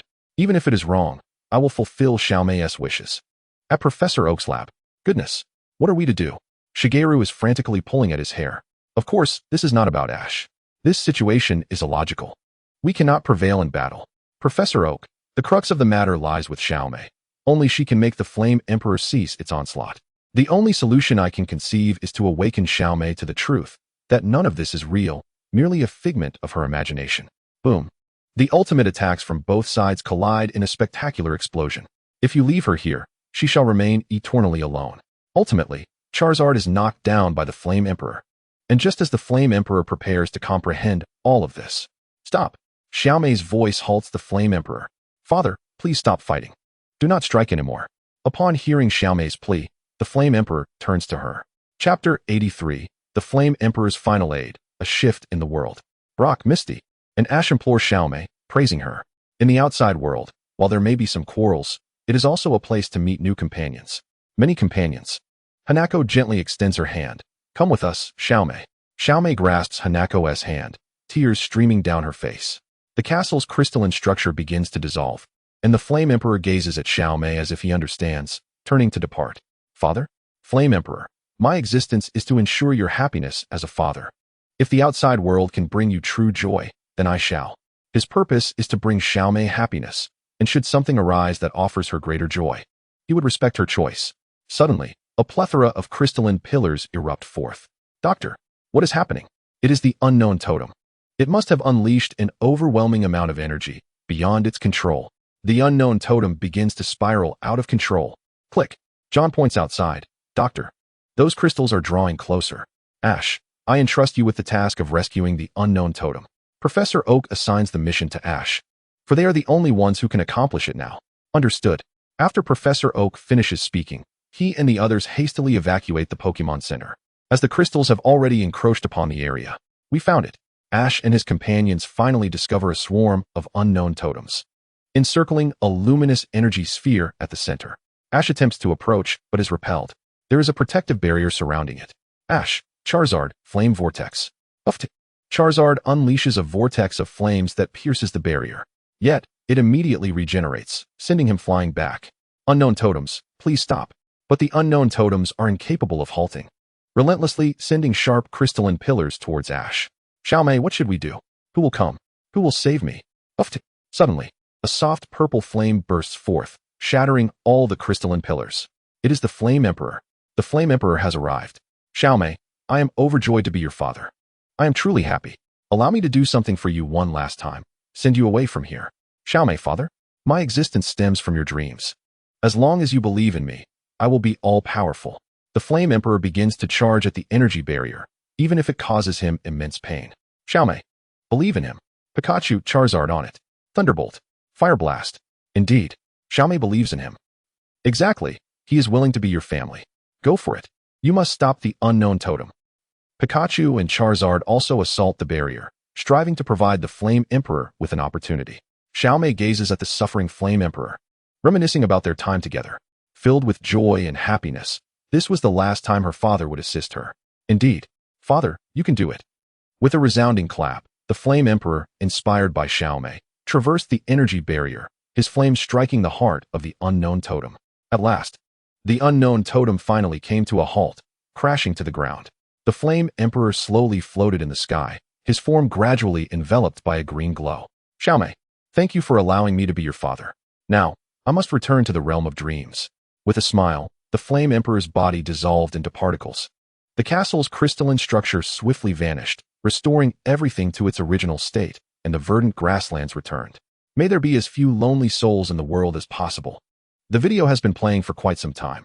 The author too needs a respite. Everyone does, indeed. In the United Regions, the plasma team marveled at the power of the unknown totem, so wondrous was it. Alas, it was wielded by a mere girl, lacking grand ambitions. Regice lamented the potent abilities bestowed by the unknown totem, which could manifest creations with just a thought, yet Xiaomei, being a young girl, harbored no such dreams.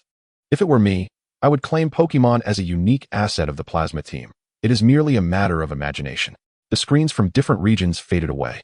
While everyone cherished the video, the author's words rang true. Anyone could benefit from a moment of rest. At this juncture, Ash had successfully returned to Pallet Town with the GS ball and was preparing to challenge the Orange Islands. As for Brock, well, he was as usual. Initially intending to stay at Professor Oak's, this time he was forcibly dragged away by Misty. The reason being, you should take a good look. Ash's future journeys to Hoenn and Sinnoh will have you alongside him. What does that suggest? You've undoubtedly been dumped. Upon hearing this, Brock curled up, enveloped by a blue aura of despair, and hid beneath the table. Saiwimi, do I truly lack love? As for Ash, he had just stepped through the door when his mother, Hanako, joyfully rushed to him. Then, without warning, she pinched the corner of Ash's mouth. Mom, that hurts. Ash cried out, pleading for mercy. You know pain now. How dare you go out and play recklessly? Your mother nearly suffered a heart attack. Today, you shall witness my discipline. I was wrong. I shall never do it again. Ash was unceremoniously dragged into his room for a stern lecture from his mother. In the lush forests of the Hoenn region, a Trico delicately grasped a freshly gathered branch, watering the wilting trees while weaving together leaves and vines. Gamo, are you waiting for him? An elder Trico approached, observing as it crafted a name from the leaves. Ash. The Trico nodded in affirmation. Gamo, I understand. I shall not impede you, but I am unaware of when he will come to fetch you. Gamo, I will wait for him indefinitely. The Trico resolved to place this name atop a tree, hoping that Ash would see it upon his arrival. Though uncertain of how long the wait might be, it was prepared to endure, using the time to train and strive to surpass its previous performance in the video. In the Charon family home. Why, sister? Am I wrong? Stop right there. How dare you jest with your sister? The house was still bustling, as Xiaoyao chased after her younger brother Xiaosheng, incensed by his taunts. You are so violent. Who would want you apart from Ash? He is my future brother-in-law. Xiaoyao was intent on teaching Xiaosheng a lesson. If I don't beat you up today, then I shall take on the role of our parents. Observing the ruckus between the siblings, the Charon couple merely smiled. Accustomed to it. You'll get used to it. You'll get used to it. During dinner, Xiaosheng sulked, clutching his bandaged head. Ash is such an exceptional person, and you. He glanced at Xiaoyao, who was glaring daggers at him, and quickly fell silent. Enough. You've both made enough noise for the day. Xiaosheng. Such matters are still too premature for you. Chapter 84. A new video begins to play, and it's you. In the Sinnoh region, a Chimchar faced the once dreaded Meowth. Meowth. A few more times, and it will be the same. With claws raised, the Meowth lunged forward, but Chimchar summoned its courage, engulfed in flames, and spun into action. Flame Wheel. The attack was deftly dodged, hitting Meowth squarely in the face, causing it to tumble to the ground. I did it. I defeated it. Chimchar gazed up at the sky, as if seeing Ash's silhouette. I look forward to the day we meet again. At Xiaowang's home. Mother, why the sighs? Xiaowang noticed her mother distracted during dinner, occasionally exhaling deeply. I worry for your future. Why? Keiko. You. So careless, always causing trouble. And lacking in charm. How could Ash endure competing in the Sinnoh conference? What? I am undeniably adorable. No doubt, there will be no issue. Just look at the Pokémon I have captured in the video. Keiko, when you say there will be no problem, it invariably indicates the greatest issues lie ahead. Meanwhile, at the Regice family home, Shinji, are you off traveling again? Regice observed his younger brother packing a bag in preparation for departure. Of course. I am deemed Ash's strongest rival by that panel. However, having lost, Ash will surely work even harder. I cannot afford to stagnate. Off I go, brother. Watching Shinji's retreating figure, Regice smiled. It seemed Ash had truly changed Shinji. One wonders if their battles in the future will become even more intense. In the Kalos region, at Professor Bertano's laboratory, a young boy presented a Pokeball to the professor, accompanied by a Froakie. I apologize, Professor, but I must return this Froakie to you. I understand, and I comprehend why. My apologies. The professor could only offer a forced smile. Once the boy departed, he turned to Froakie, who promptly turned its face away. What is the matter with you? Why do you refuse to heed your trainer's commands?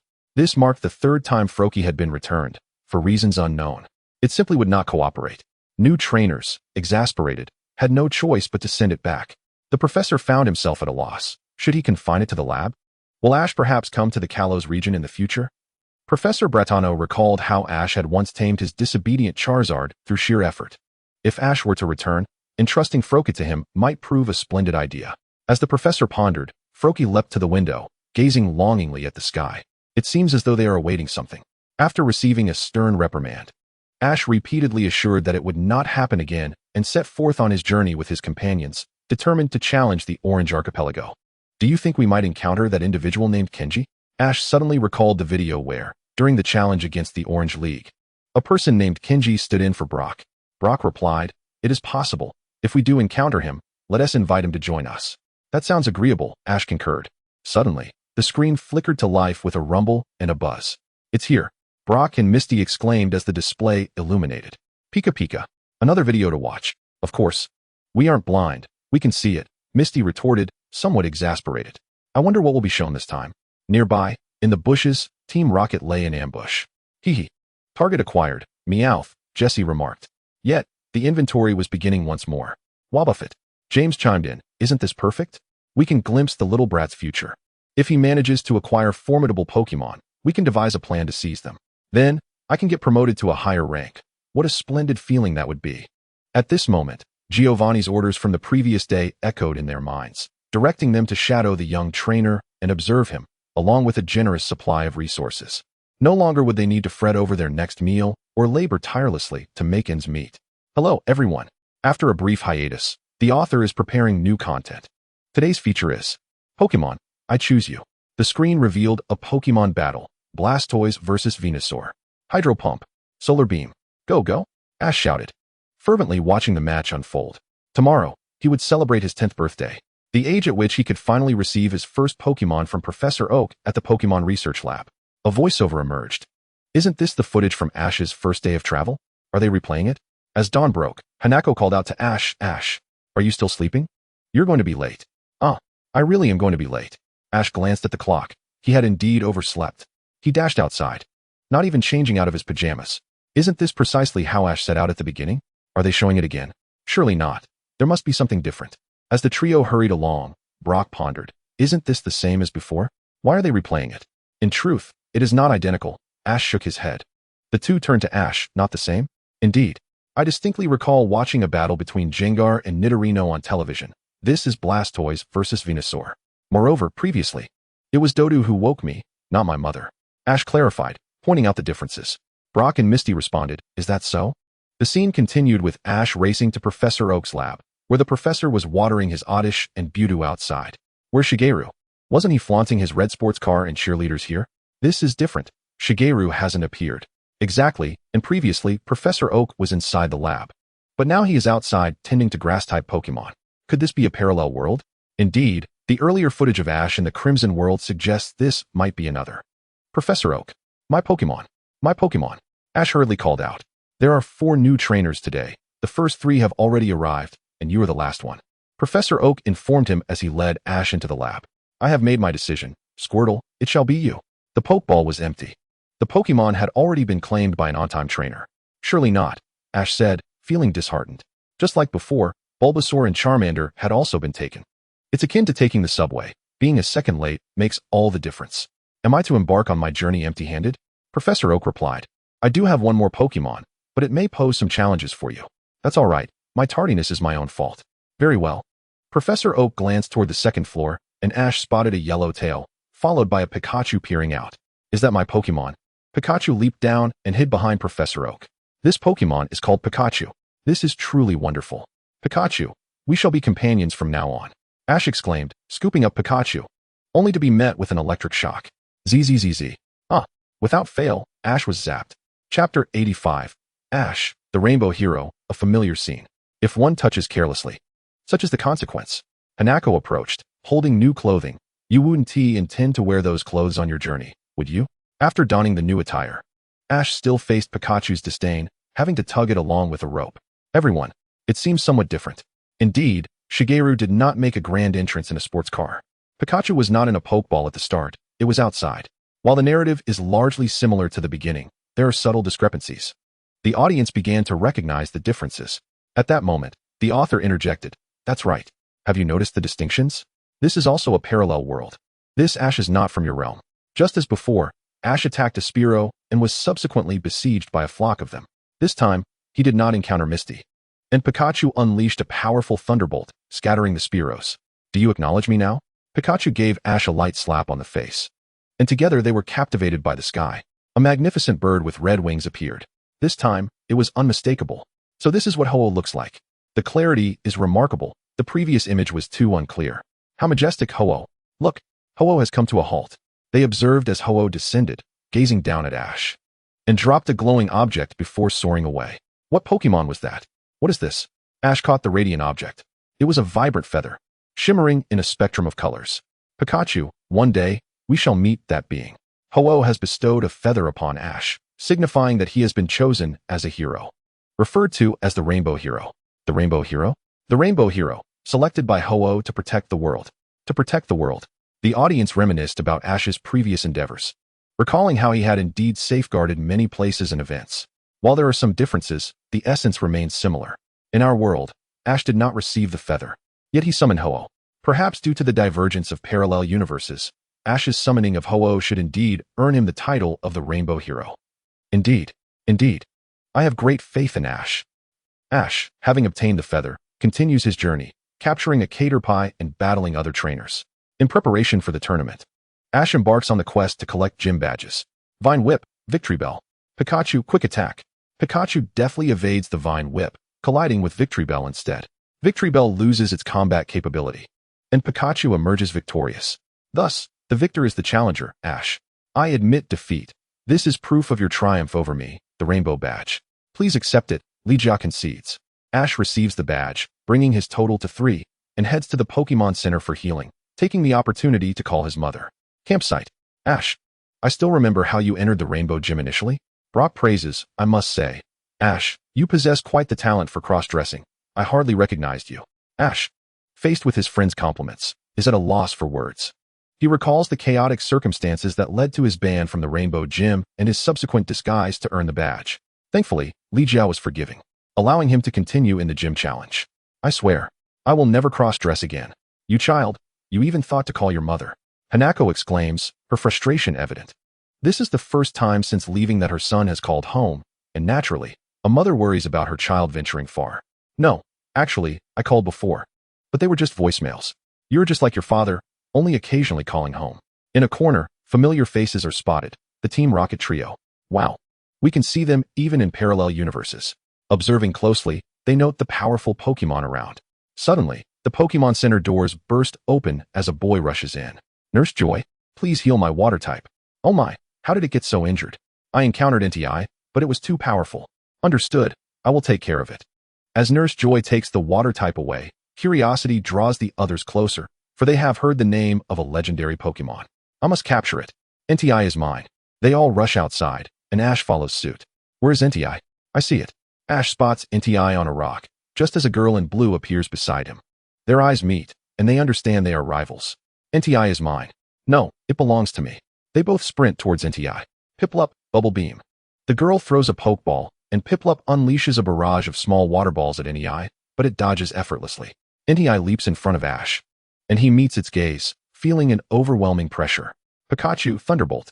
Crackling electricity surges forth, yet NTI evades once more. At that moment, a boy clad in white approaches. Use Aura Sphere. Lucario releases a blue energy ball that strikes NTI, but the smoke clears, and NTI remains unfazed. Poof! NTI unleashes flames that send Lucario flying. The heat is intense, prompting Ash to retreat. NTI dashes away. Had you not interfered, I would have captured it. I will be the one to claim it. Ash and the girl argue. She is Seiko from Twin Leaf Town, and the Lucario trainer is Soji. A storm is coming. I advise you to leave soon. Soji departs. Ash and Seiko engage in a battle, but they inadvertently provoke a wild Onyx, which Ash manages to calm down with his words. What is that? The trio seeks shelter from the rain and spots a Charmander sitting alone, accompanied by a brown-haired boy and a midnight form of Lycanroc behind him. Could it be? This scene feels eerily familiar. Leave it be. The boy kicks the Charmander away. What are you doing? It's not your Pokémon. It's no longer mine. I don't need weak Pokémon. Hearing this, Ash realizes the boy intends to abandon Charmander and retaliates with a kick. Smack. Ouch. The brown-haired boy is sent flying several meters. Lycanroc, witnessing its trainer being struck, charges at Ash. Super Rookie Bloodline. Smack. Ash intercepts Lycanroc. Are you sure you're human? Guess. Flying Knee Strike. Lycanroc feels as though its jaw has been struck by a steel pipe, and it is sent flying, landing beside its trainer. Impressive. Seiko exclaims. The boy, wincing in pain, was about to curse but is silenced upon seeing his Lycanroc down beside him. Fearing the wrath of this formidable youth, he realizes he is alone in this desolate place. Even if he sought the police, there would be no witnesses. A gentleman speaks but does not fight. You, however, are hardly a gentleman. And what of those who abandon their Pokémon? What kind of gentlemen are they? I am Kuro, and I've made it clear, I do not require weak Pokémon. What do you mean? Strength is paramount in Pokémon. If you wish to survive, strive to grow stronger. Ash counters, but isn't it the trainer's duty to help them? What benefits could that possibly bring? Ash, with righteous fervor, replies, it can forge bonds of companionship. Ridiculous. Friends only serve to weaken Pokémon. I aim to become the strongest trainer. That worthless creature. If you want it, take it, Kuro declares, returning his Lycanroc to its Pokeball and hastily departing the scene.